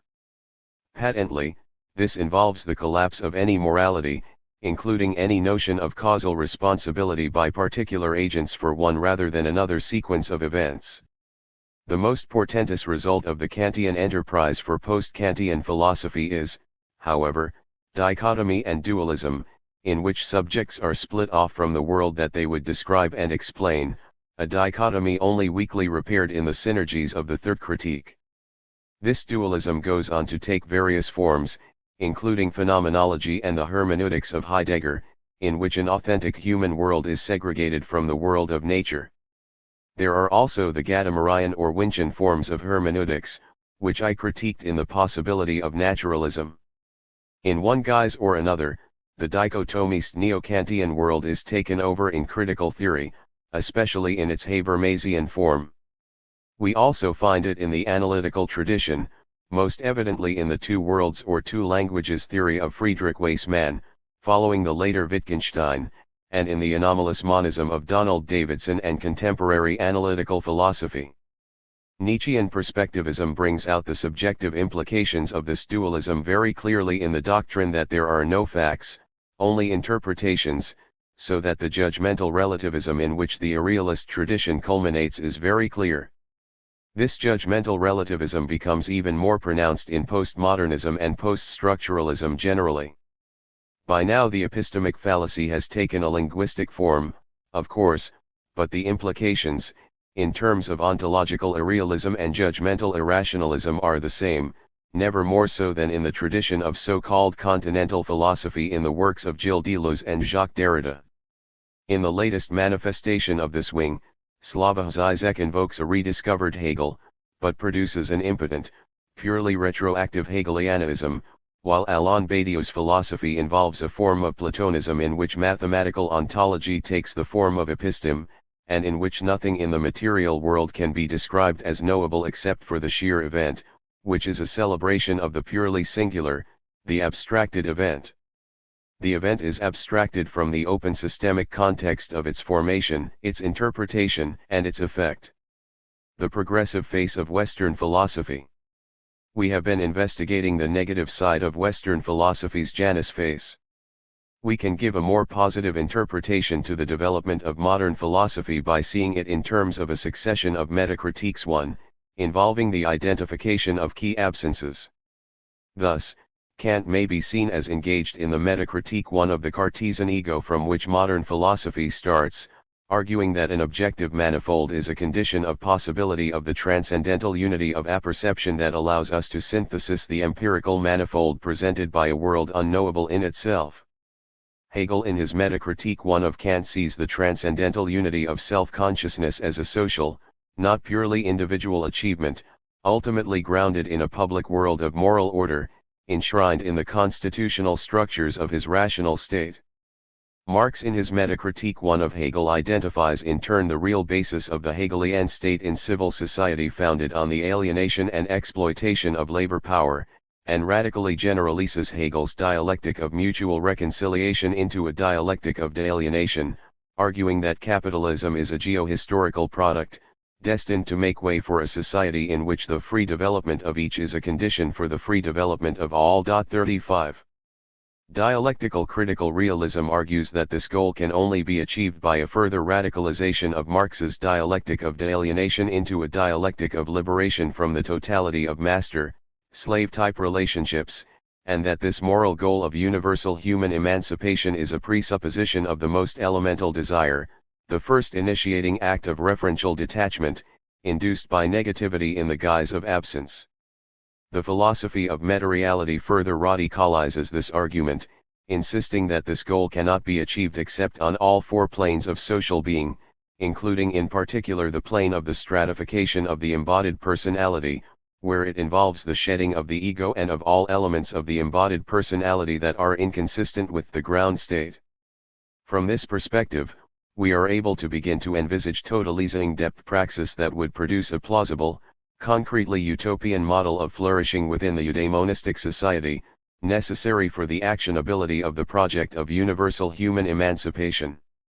In this context it is worth rehearsing the transitions from Kant to Hegel to Marx and thence the abortive attempt to introduce actually existing socialism in the Soviet bloc. 36. I have argued that the three keys to Hegel's philosophy are realized idealism, resulting, in opposition to transcendental realism, in the epistemic fallacy and ontological actualism.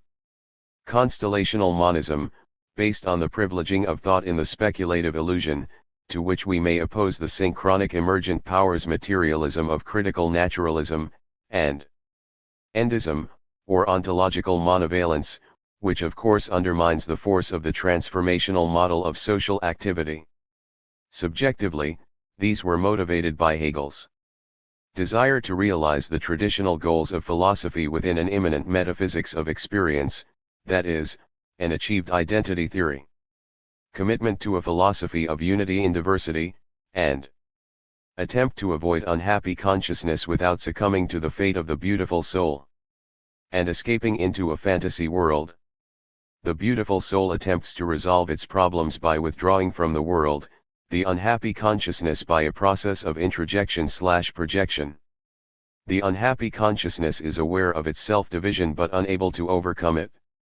While Marx is critical of Hegel's realized idealism, his constellational monism and his endism, it is arguable that he himself is vulnerable to critique on just these scores. Thus I have argued that there are clear actualist, unidimensional and endist strands within Marx and subsequent Marxism. We can appreciate the significance of these strands, transmitted from Hegel, if we revisit the question of the fate of actually existing socialism. We are prone to forget today that in the 1960s it was widely assumed that the Soviet Union was bound to overtake the West, and indeed in the near future. On the one hand there were the material, and especially technological achievements of the Soviet bloc, ranging from the crucial role that the USSR played in the defeat of Nazism, through to such achievements as the first person in space, the first satellite, and so on. On the other hand there were the patent, visible effects in the West of Soviet military, political and ideological competition, and in particular of the balance of power between the Soviet-style socialist bloc and the Western-style capitalist democracies, which made possible, between 1917 and 1989, Keynesianism, the welfare state, the growth of trade unions, the existence for long periods of time of social democratic governments, feminism, and the rise of the new social movements, an augmentation of civil rights and decolonization. By 1989 to 1991 the Soviet-style regimes had completely collapsed. What explains this? One factor in their early success was their capacity to import Western technology and modernize their economies at a very fast rate, under the aegis of central planning.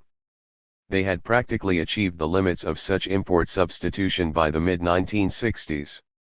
After that, the absence of a source of creative, innovative dynamism within the economy itself, such as was provided in the West by monetary incentives and the profit motive generally, contributed greatly to their economic stagnation.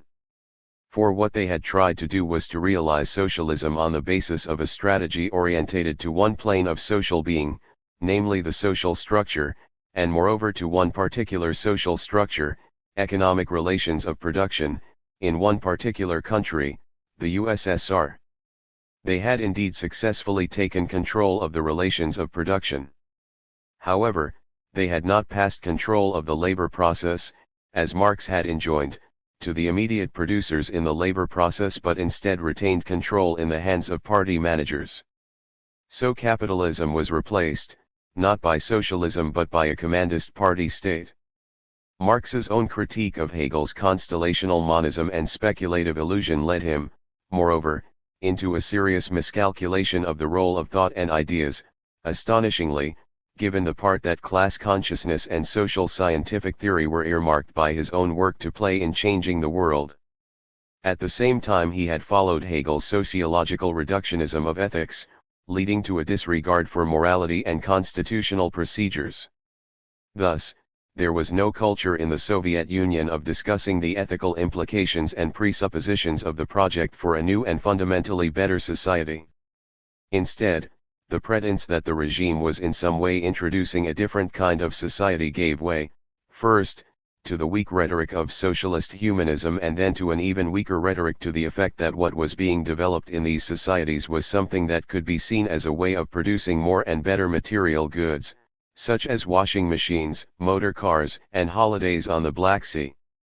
It was, alas, only too obvious that actually existing socialism was failing in these regards by the late 1980s. The Janus face of postmodernism. Let me engage a retrospect on this trajectory by reverting to the theme of the discourse of modernity. Earlier, I isolated 8 cardinal features of this discourse. Atomistic egocentricity. Abstract universality. Incomplete totality. Lack of reflexivity. Unilinearity and judgmentalism. Formalism. Materialism. Ontological monovalence. Let us now note the features of one particular, radical form or phase of the discourse, namely the discourse of postmodernism. Its principal features are 37. Relativity. Linguisticism. Ontological irrealism. Judgmental irrationalism. A heightened sense of reflexivity. Proximity to the politics of identity and difference.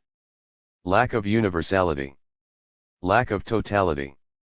Lack of the concept of emancipation. Traces of suppressed discourses. Epistemic relativism now comes very much to the fore, but the relativity of belief is not constellation ally English obeyed by an existentially intransitive ontologically real world that the beliefs are about. Consequently, we have judgmental irrationalism, normally in a linguistic key. The emphasis on the transitive dimension to the exclusion of the intransitive does serve to induce a heightened sense of reflexivity whose transience, however, prevents any reflexive mode or practice from fulfilling its main task of enabling subjects purposefully to design courses of action that they believe will realize their concerns, precisely because they lack any durability. 38 Ultimately, it follows that this reflexivity cannot coherently influence the world in which we must act. At the same time, there is a welcome critique of abstract universality, in terms of an accentuation of individual and collective difference. But what necessarily departs is any sense of universality, of human being, of the things we share in common, and more generally of the universality implicit in any adequate cognitive claim. There is no sense of the universal as either transfactual or concrete, no sense of it as transcending experience or actuality, and no sense of it as balanced by particular mediations, specific trajectories, and irreducible uniqueness in the concrete universal. The concepts of totality and emancipation thus also fall by the wayside. More generally, difference is emphasized at the cost of an understanding of structure and change, since postmodernism's ontology draws via Nietzsche on the doctrine of Heraclitean flux. The problem of the one and the many is emphasized at the cost of the one and the other. In that sense, postmodernism is in the main an anti-Platonic move on a Platonic terrain. 39. The regressive face of the philosophy of modernity. Common to the discourses of modernity, including those of postmodernism, is a view of the ontology of our world as consisting only of bodies and language. This is the position, ultimately, of Wittgenstein, Heidegger, Rorty, and the group of philosophers and thinkers whom Badiou calls democratic materialists. 40 Members of this group often add to bodies and language, chance. 41 This is a nod in the direction of Darwinism. Badiou, of course, will himself add to this expanded list the event as a source of truth and subjectivity. The abstracted event appears out of the blue, as something magical without presuppositions or causes or material continuity, as something with which we can choose to identify or not. In an echo of Pascal and Kierkegaard, we must wager, either/or. Either way, however, it can make no difference on Badiouian assumptions. This is because the world in which we act is regarded as already effectively actualistically determined, whether it is knowable and known, as in an achieved identity theory, or not. So subjective alignment with the event can make no difference to what happens. In collapsing ontological emergence and the possibility of transformative change, ontological actualism collapses our hopes and aspirations to make a better world in virtue of our rational agency, informed by enhanced explanatory knowledge of the mechanisms and structures of the world. The legacy of actualism, that is, of the induction-deduction or arch of knowledge problem field, remains the same. The message is clear. Human beings cannot rationally change the world. That they can is the theme of our concluding chapter, as of the whole book. 9. Critical realism and the ontology of the good society. 9.1 The dialectical development of critical realism and the collapse of the arch of knowledge tradition. Critical realist philosophy has typically developed through a double metacritique: one, in which some significant absence is noted in mainstream philosophy, or more especially in the philosophical discourse of modernity, an absence which also reflects an incompleteness in the development of critical realism up to that time, so that new developments function to metacritique its earlier phases. Thus, the big absence identified at the beginning of critical realism was the absence of ontology, and then the absence of ontological stratification.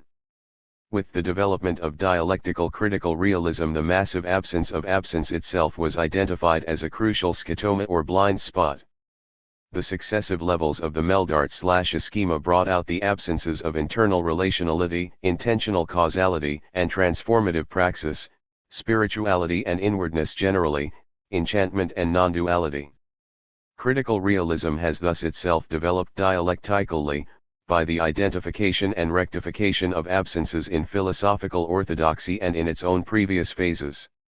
Later in this chapter I will briefly recapitulate some of the highlights of its development in general, but first I want to look specifically at how critical realism can contribute to our understanding of the ontology of a good or eudaimonistic society, oriented to the flourishing of each as a condition of the flourishing of all.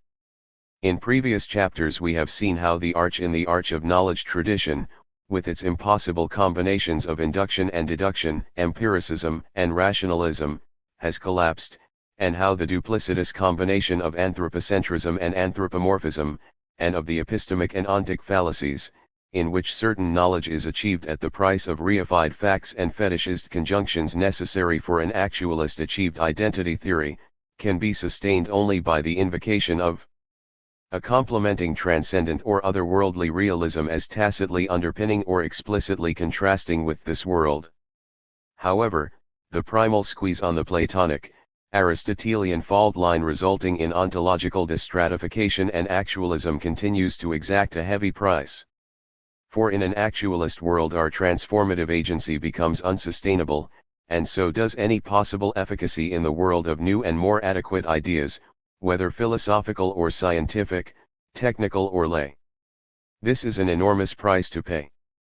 Intentional causality and transformative praxis or rational agency become possible again when actualism is replaced with, on the one hand, dispositional realism, so that possibilities are real and may be actualized in alternative and better ways, and, on the other, ontological stratification, so that the reality of transfactually efficacious structures and mechanisms is differentiated from that of the events and regularities that they contingently generate. This allows for the possibility of explanatory knowledge rationally informing individual and collective praxis, so that the world can potentially, under appropriate conditions, be transformed for the better. However, actualism cannot even establish satisfactorily its nugatory result, in virtue of, at the pole of general knowledge, the aporias of the transdictive complex and, at the pole of particular knowledge the long-standing so-called scandal of philosophy.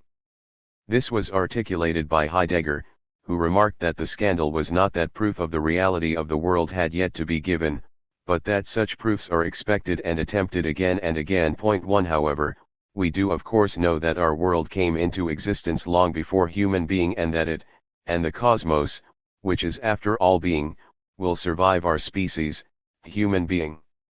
Moreover, we know, it is a condition of the possibility of science, that the laws of nature to which we are subject, exist and operate quite independently of our activities.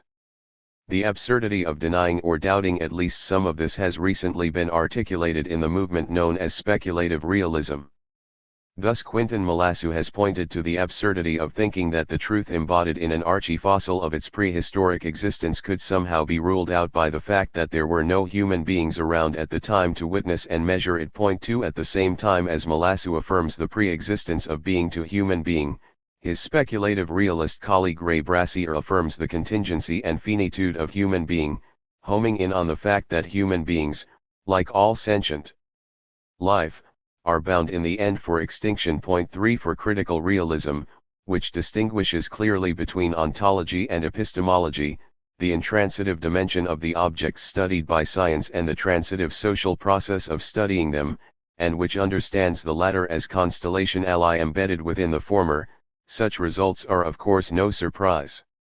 At the same time as speculative realists have been mounting their challenge to the mainstream's theories of existence and truth, new realists in analytical philosophy of science and metaphysics have been challenging the mainstream's theory of causality, which revolves of course around the Humean theory of causal laws. However, speculative realists have not been much interested in causal realism, while causal realists have drawn back from tackling questions of existence and truth per se.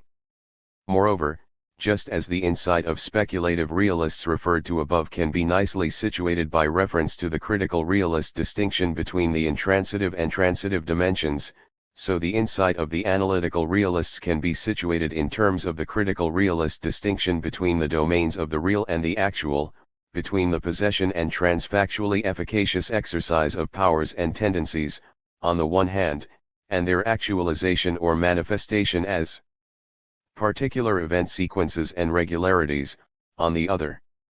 Although it is true to say that basic critical realism arrived at these pertinent distinctions 30 or more years earlier and that the insights of these two newer forms of realism remain seriously incomplete and compromised unless taken together, their piecemeal emergence now is certainly to be welcomed and is a sign, perhaps, of a major wave about to break.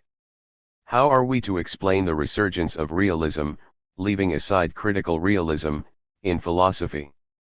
Perhaps partly in terms of the enormity of the problems humanity faces, and the alarm felt by conscientious people in disciplines seemingly incapable not only of addressing but even of registering them.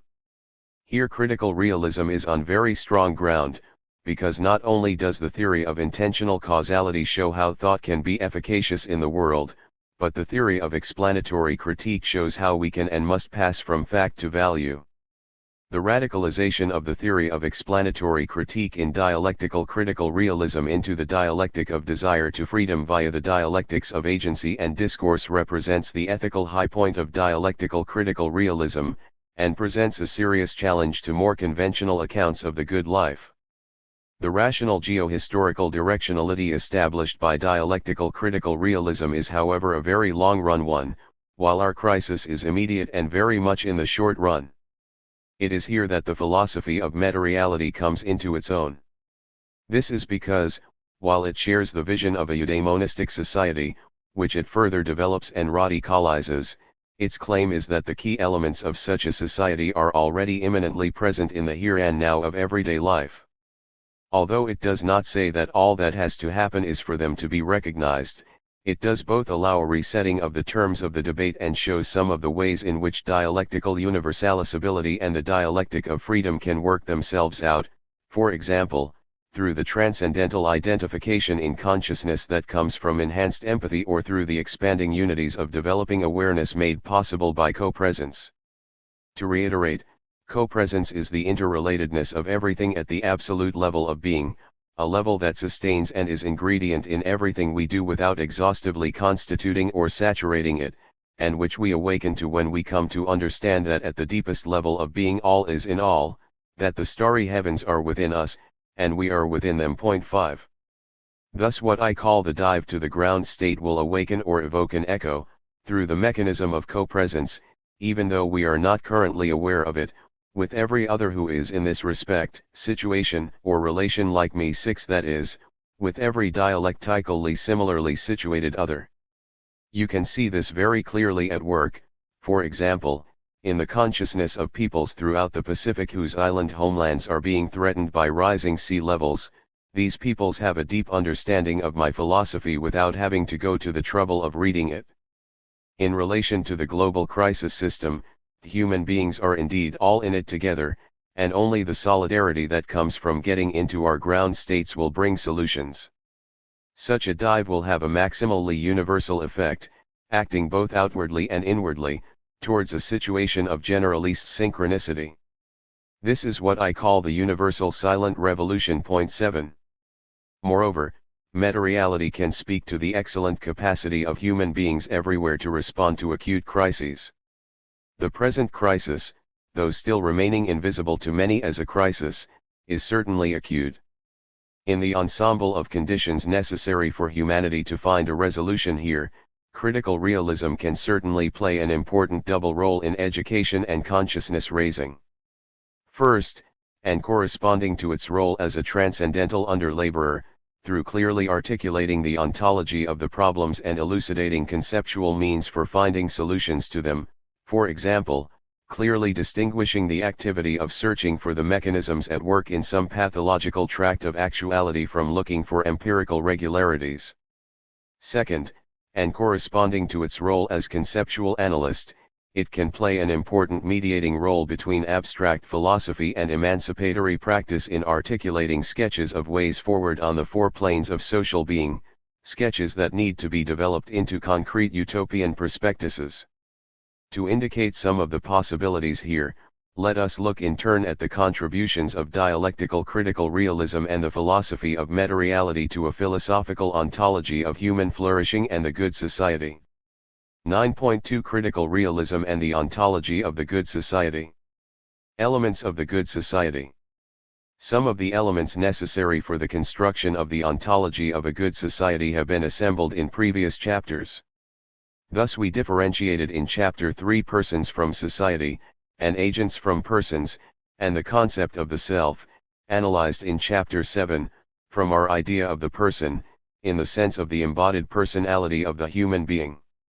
Our sense of self, which is normally continuous from early infancy, precedes the development of a personal identity, which in turn precedes the development of a social identity, corresponding to which one may differentiate the person as social actor from the person as agent. 9 Moreover, in Chapter 7 we differentiated three concepts of the self as ground state, the self as embodied personality, and the self as ego, which was argued to be illusory.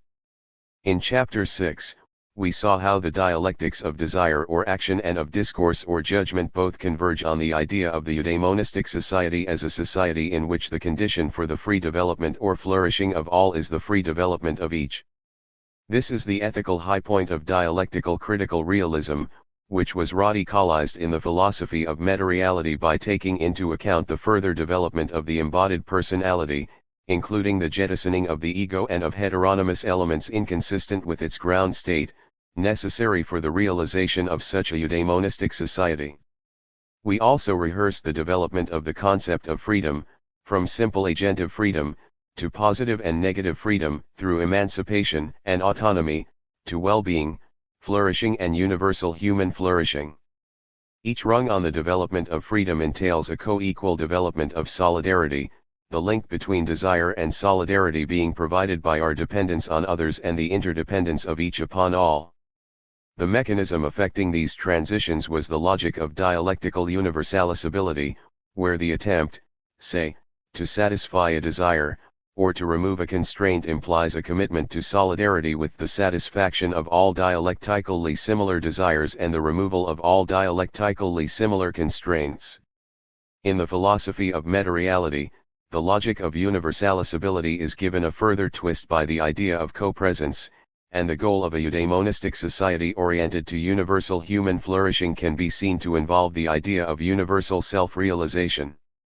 Dialectical universalizability may be supported and empowered by practices enabling enhanced empathy and expanded co-presence, but it still has much to do if it is to knit the sense of solidarity explicit in the judgment form and, I have argued, implicit in all human action as well as discourse.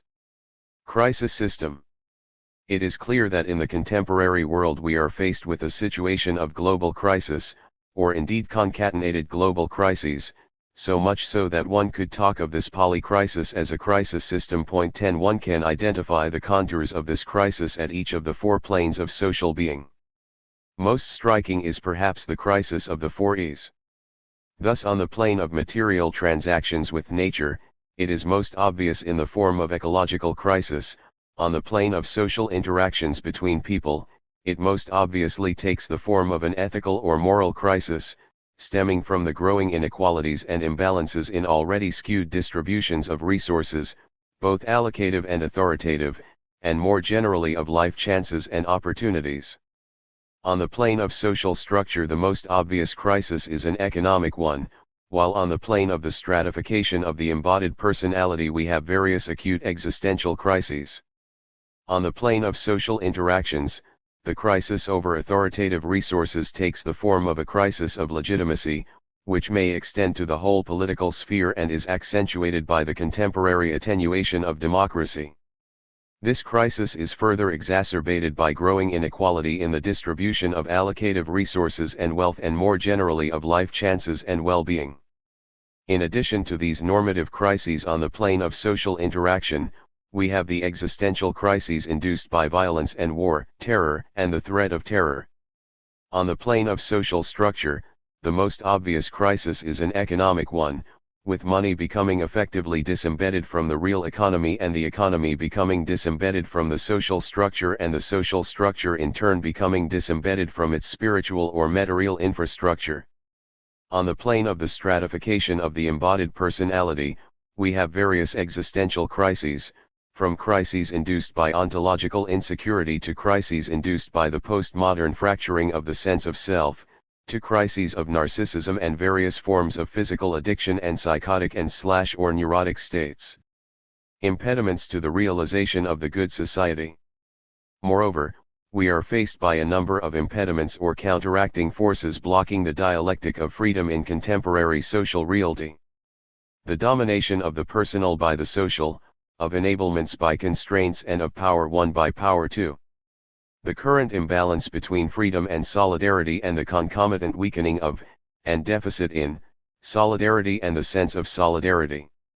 The atrophying of the public sphere, 11 and the increasing lag of the moral evolution of the species behind its technological evolution. The drive to freedom, with its weak but definite geo-historical directionality, is clearly identifiable throughout the world today, for example, as a drive to self-determination at work with the start of the Arab Spring in 2010 and elsewhere. That the actual world is very tragic and demi-real does not gainsay the reality of the pulse of freedom beating inexorably beneath it or erupting into the domain of the actual in the early days of, for example, the Egyptian Revolution of 2011. However, there is equally no doubt that this drive to freedom faces imposing counter-forces such as those indicated in above. An additional problem is that the various crises feed into each other. The eco-crisis exacerbates the economic crisis, which produces ethnic and political tensions, which threaten the international political structure or system, so that we have in effect the concatenation of the crises in such a way that they mutually reinforce one another. As part of the ethical tetrapolity, dialectical critical realism spells out the requirements for any progressive change as explanatory critique, concrete utopianism, theories of transition as part of totalizing depth praxis. Point 12. Resources of meta-reality. As a precursor to a fuller, more concrete exercise in concrete utopianism, we may begin to sketch out some of the resources that the philosophy of meta-reality can bring to counter these counter-forces to the drive to enhanced freedom. At this point it will be convenient to provide a brief summary of meta-reality. Meta-reality is not a transcendent or otherworldly philosophy. 13 And the spirituality it identifies is immanent and actual. However, the conceptions of identity and unity it works with are very different from those prevalent in mainstream philosophy. The identity involved is rich, differentiating and holistically developing from an original identity in difference. As we have seen, there are three senses in which social life presupposes the priority of identity. These involve, respectively, identity as non-duality, as basis or ground and as deep interior. In turn, there are four forms of identity: transcendental identification in consciousness, transcendental agency, transcendental holism or teamwork, and the transcendental self. The self for its part must be analyzed in a tripartite way as consisting in an absolute ground state, a relative and shifting embodied personality, and an always illusory ego. This sets for human beings the twin goals of achieving, first, consistency between the embodied personality and the ground state, and, second, elimination of the illusory ego. When the embodied personality of the self is inconsistent with its ground state, the intentionality of the agent will be split. Self-realization depends on the unification or restoration of consistency between embodied personality and ground state. Self-realized human beings may be said to be negatively complete, but positive completeness depends additionally on the abolition of all oppressive or master-slave-type relations and the elimination of all heteronymous states on all four planes of social being, together with the clearing up of their material residues. Together, the criteria for negative and positive completeness deepen the criteria for the satisfaction of a eudaimonistic society by elucidating further necessary conditions for human well-being and flourishing. This, in turn, allows us to identify the ways in which the project of universal self-realization both extends and is required by the axiology of freedom in dialectical critical realism, that is, the process of absenting constraints on absenting ills. The foregoing is then developed in an argument in which the domain of the spiritual or meta-real is seen to be ubiquitously presupposed in the practices of everyday life. These are conducted for the most part in terms of the categories of the world of duality and under the influence of that exploitative, oppressive, and categorially false part of it that I call demi-reality. This presupposition in practice of the spiritual may be illustrated by the way in which trust underpins commercial transactions, or the way in which war presupposes some peaceful activities, a degree of peace, but not vice versa, and the way in which we use our creative ingenuity to remain stuck or addicted, or our loving concern to fuel a host of negative emotions, from jealousy to hatred. All these forms exemplify an asymmetry of axiology. 14 What we want emancipation from dominates and occludes the deeper reality on which it depends, hence we can have the normally under-recognized good or heavenly state without the eye-catching and dominant bad or hellish state, but not the other way round. This has profound implications for our understanding, critique, and replacement of the demi-real world of alienation, oppression and growing inequity and injustice. For there is no society without human agency, and no human agency without non-duality and the ground state. If the metareal is an unacknowledged but real substructure of social life, for the most part conducted and conveyed at the level, and in the idiom of the world of duality, but under the sway of the demi-real, then we can say all of three things. We have the metareal in, under, and against the actual. 15 The metareal is certainly in and a part of the actual, though a largely unrecognized one. It is certainly dominated by the world of duality and demi-reality within that world, but, especially if developed in the concrete utopian imagination, it depicts and holds out a vision, albeit one only instantiated in microcosm, of a better way of doing things and an alternative order of human being and social life. In this respect the metareal is opposed to the actual, as its imminent critic or a standing indictment of it. There is another consequence of great moment for our concatenated crisis today. Metareality affirms that the only way of avoiding a split in intentionality and the failure and unhappiness that ultimately ensues is to eliminate the inconsistencies between the ground state, which one cannot lose, and the rest of one's personality. This will involve the shedding both of the ego, the illusory sense of a separate I, and of the heteronymous characteristics in the embodied personality, that is, those features of it that are inconsistent with its ground state. This will inexorably involve a simpler but inwardly richer and deeper existence. This in turn will inevitably involve 16. Overall degrowth, and enhanced use of the underdeveloped powers of humanity, together with such aids to them as IT technology. Thus I think it has been shown beyond doubt that it is not possible to combine ecological viability and further net growth. This is of course consistent with growth in some sectors and some countries and with a radical redistribution of resources and wealth. But overall it must be net degrowth. Of course, whether or not it is possible to have capitalism and degrowth is a moot point. 17. An end to growth is not however the same as an end to development, in two senses. First, on the terrain of economics, in the context of a world of growing inequalities, there needs to be a radical redistribution in favor of the poor, sick and disabled, the young and the old, the oppressed and the needy. Together with this redistribution, we must encourage a flowering of new transitional and ecologically friendly technologies, discovered or invented and produced and functioning without any overall increase in use of energy. This must be accompanied by a profound reorganization of our lifelong learning, so that we learn to enjoy and share not just information, but knowledge, ideas, and wisdom, and to become adept in the skills of the imagination and the use of empathy. Thus, in learning to become one with the other whom we are not, we learn that we need no longer bear the pain of the repression or exclusion of a part of ourselves. Second, development will take place at the level of the greater fulfillment of our individual and collective human nature consistently with our responsibilities to other species and unborn generations, that is, toward the goal of universal human flourishing or the free flourishing of each as a condition of the free flourishing of all. Enhanced use of our underdeveloped powers can be illustrated by considering the phenomenon of hypermobility, incessant travel in fuel-guzzling cars and planes. Is there any real need for most, perhaps 95% of the passenger flights from, say, Northern Europe or the USA to the continent of Australia? If one wants to visit Australia, perhaps to take in the Sydney Opera House or the Gold Coast or Uluru, Why not watch a film or video of them, or go on the internet, or make a telephone call to a friend there, or read a book, or talk to and empathize with someone who has been there? Of course, one will have to do some inner work, delve into our inward space a bit, use our imagination.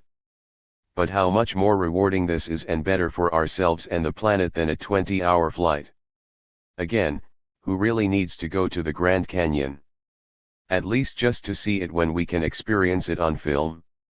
Who needs frequent face-to-face business meetings when we can web or teleconference? Our aided imagination and consciousness generally can take the place of an enormous amount of current travel. A final question remains: how can meta-reality help in our concatenated crisis system? This is equivalent to the question, are there any intrinsic limits to alienation in four-planar social being? Meta-reality identifies a limit to the alienation and crisis we experience at each of the planes. On the plane of social interactions between people, this comes from the irreducibility of transcendental identification in consciousness in interaction, manifest in the consideration that when we do not agree, we must to some extent still understand each other. Similarly, the person who is split 10 different ways or hears 10 different voices, at least hears the different voices. There may be 10 different voices, but there is only one listener. There is one person who is split, a real self on which to bootstrap. This then is the limit on the plane of the stratification of the embodied personality. The limit on the plane of material transactions with nature comes from the fact that human beings are natural beings. Nature is not apart from us, we are a part of it. The destruction of nature is not only murder, but suicide, and must be treated as such. The limit on the plane of social structure is more complex, and best discussed by reference to an example such as the 2007-08 credit crunch. The solution here is the re-embedding of money in the real economy, and the re-embedding of the real economy in the social and political infrastructure on which it depends, together with the re-embedding of the social infrastructure in its material spiritual substructure. In the case of the social structure and our transactions with nature, more than individual intentionality and agency is required. We need collective decision-making and action, of course, and here meta-reality invokes the axioms of universal solidarity and axial rationality, which serve to bridge alleged incommensurabilities and opposed interests. As for the neoliberal counterforces to the dialectical critical realist drive to freedom, the domination of the personal by the social begins to look less decisive when we appreciate the structural asymmetry of axiology posited, and the possibility of geohistorical reversal afforded by meta-reality. This involves the dependence of the social structure and power too on the spiritual infrastructure of society, and the sense in which we need interhuman trust to sustain any commercial transaction or master-slave-type relationship, the sense in which the overt world of work and instrumental rationality presupposes a domestic regime revolving around unconditional love and involving non-contractual relationships. Or consider the apparent collapse of solidarity. Such solidarity may have been suppressed, but has it been lost? I would argue, not. In crisis situations, human beings will very often dive to their ground states and the power it affords. From the behavior of the Chilean miners trapped underground to the impeccable behavior of those who felt the full force of the Japanese tsunami, we can witness this time and time again. Of course, what we need to do is to take every opportunity to expand our capacities for empathy and our sense of co-presence. These will augment our capacity to use and follow the logic of dialectical universalisability wherever it takes us.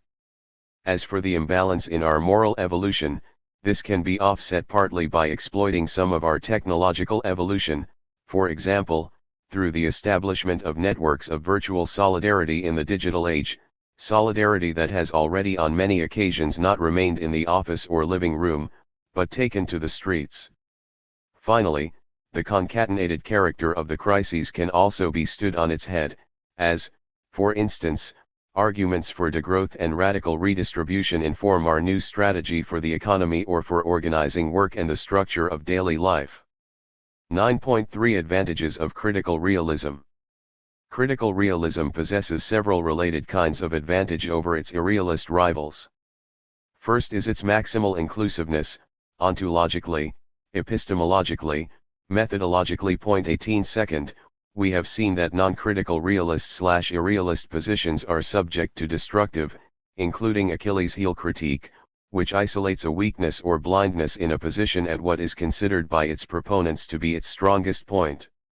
Irrealist positions include, among theories of science, empiricism, neo-Kantianism, and super-idealism of a social constructivist or post-structuralist sort, and, among theories of social science, positivism, neo-Kantianism, hermeneutics, critical theory, social constructivism, and post-structuralism.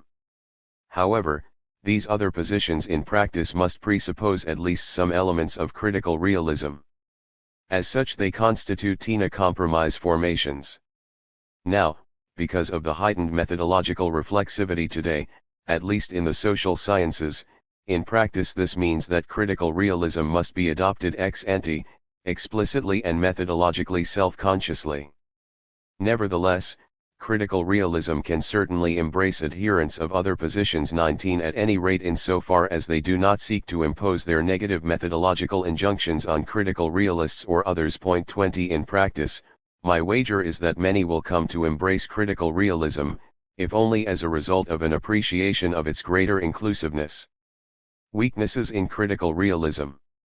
Possible weaknesses in critical realism include its relative underdevelopment of epistemology in comparison with ontology, its relative neglect of some parts of foreplanar social being, for example, of developmental psychology and of the role of worldviews and analogous gestalts in the formation of belief and action. The kind of taxonomies put forward by, say, Ken Wilber's School of Integral Theory may be helpful here. 21. Detailed engagement with the various sciences and with practices of emancipation is also as yet lacking. There is a dearth of relatively detailed middle-level work in relation to most of the natural sciences and many of the social sciences. Here, useful lessons may be learned from the complex thought of Edgar Morin 22 as well as the studies of earlier generations of philosophers of science such as Bachelard or even Feyerabend. When it comes to detailed engagement in or with practices of emancipation, critical realism is not much better off. Much mediating work remains to be done if critical realism is to become a successful underlaborer for human emancipation, as it aspires to be.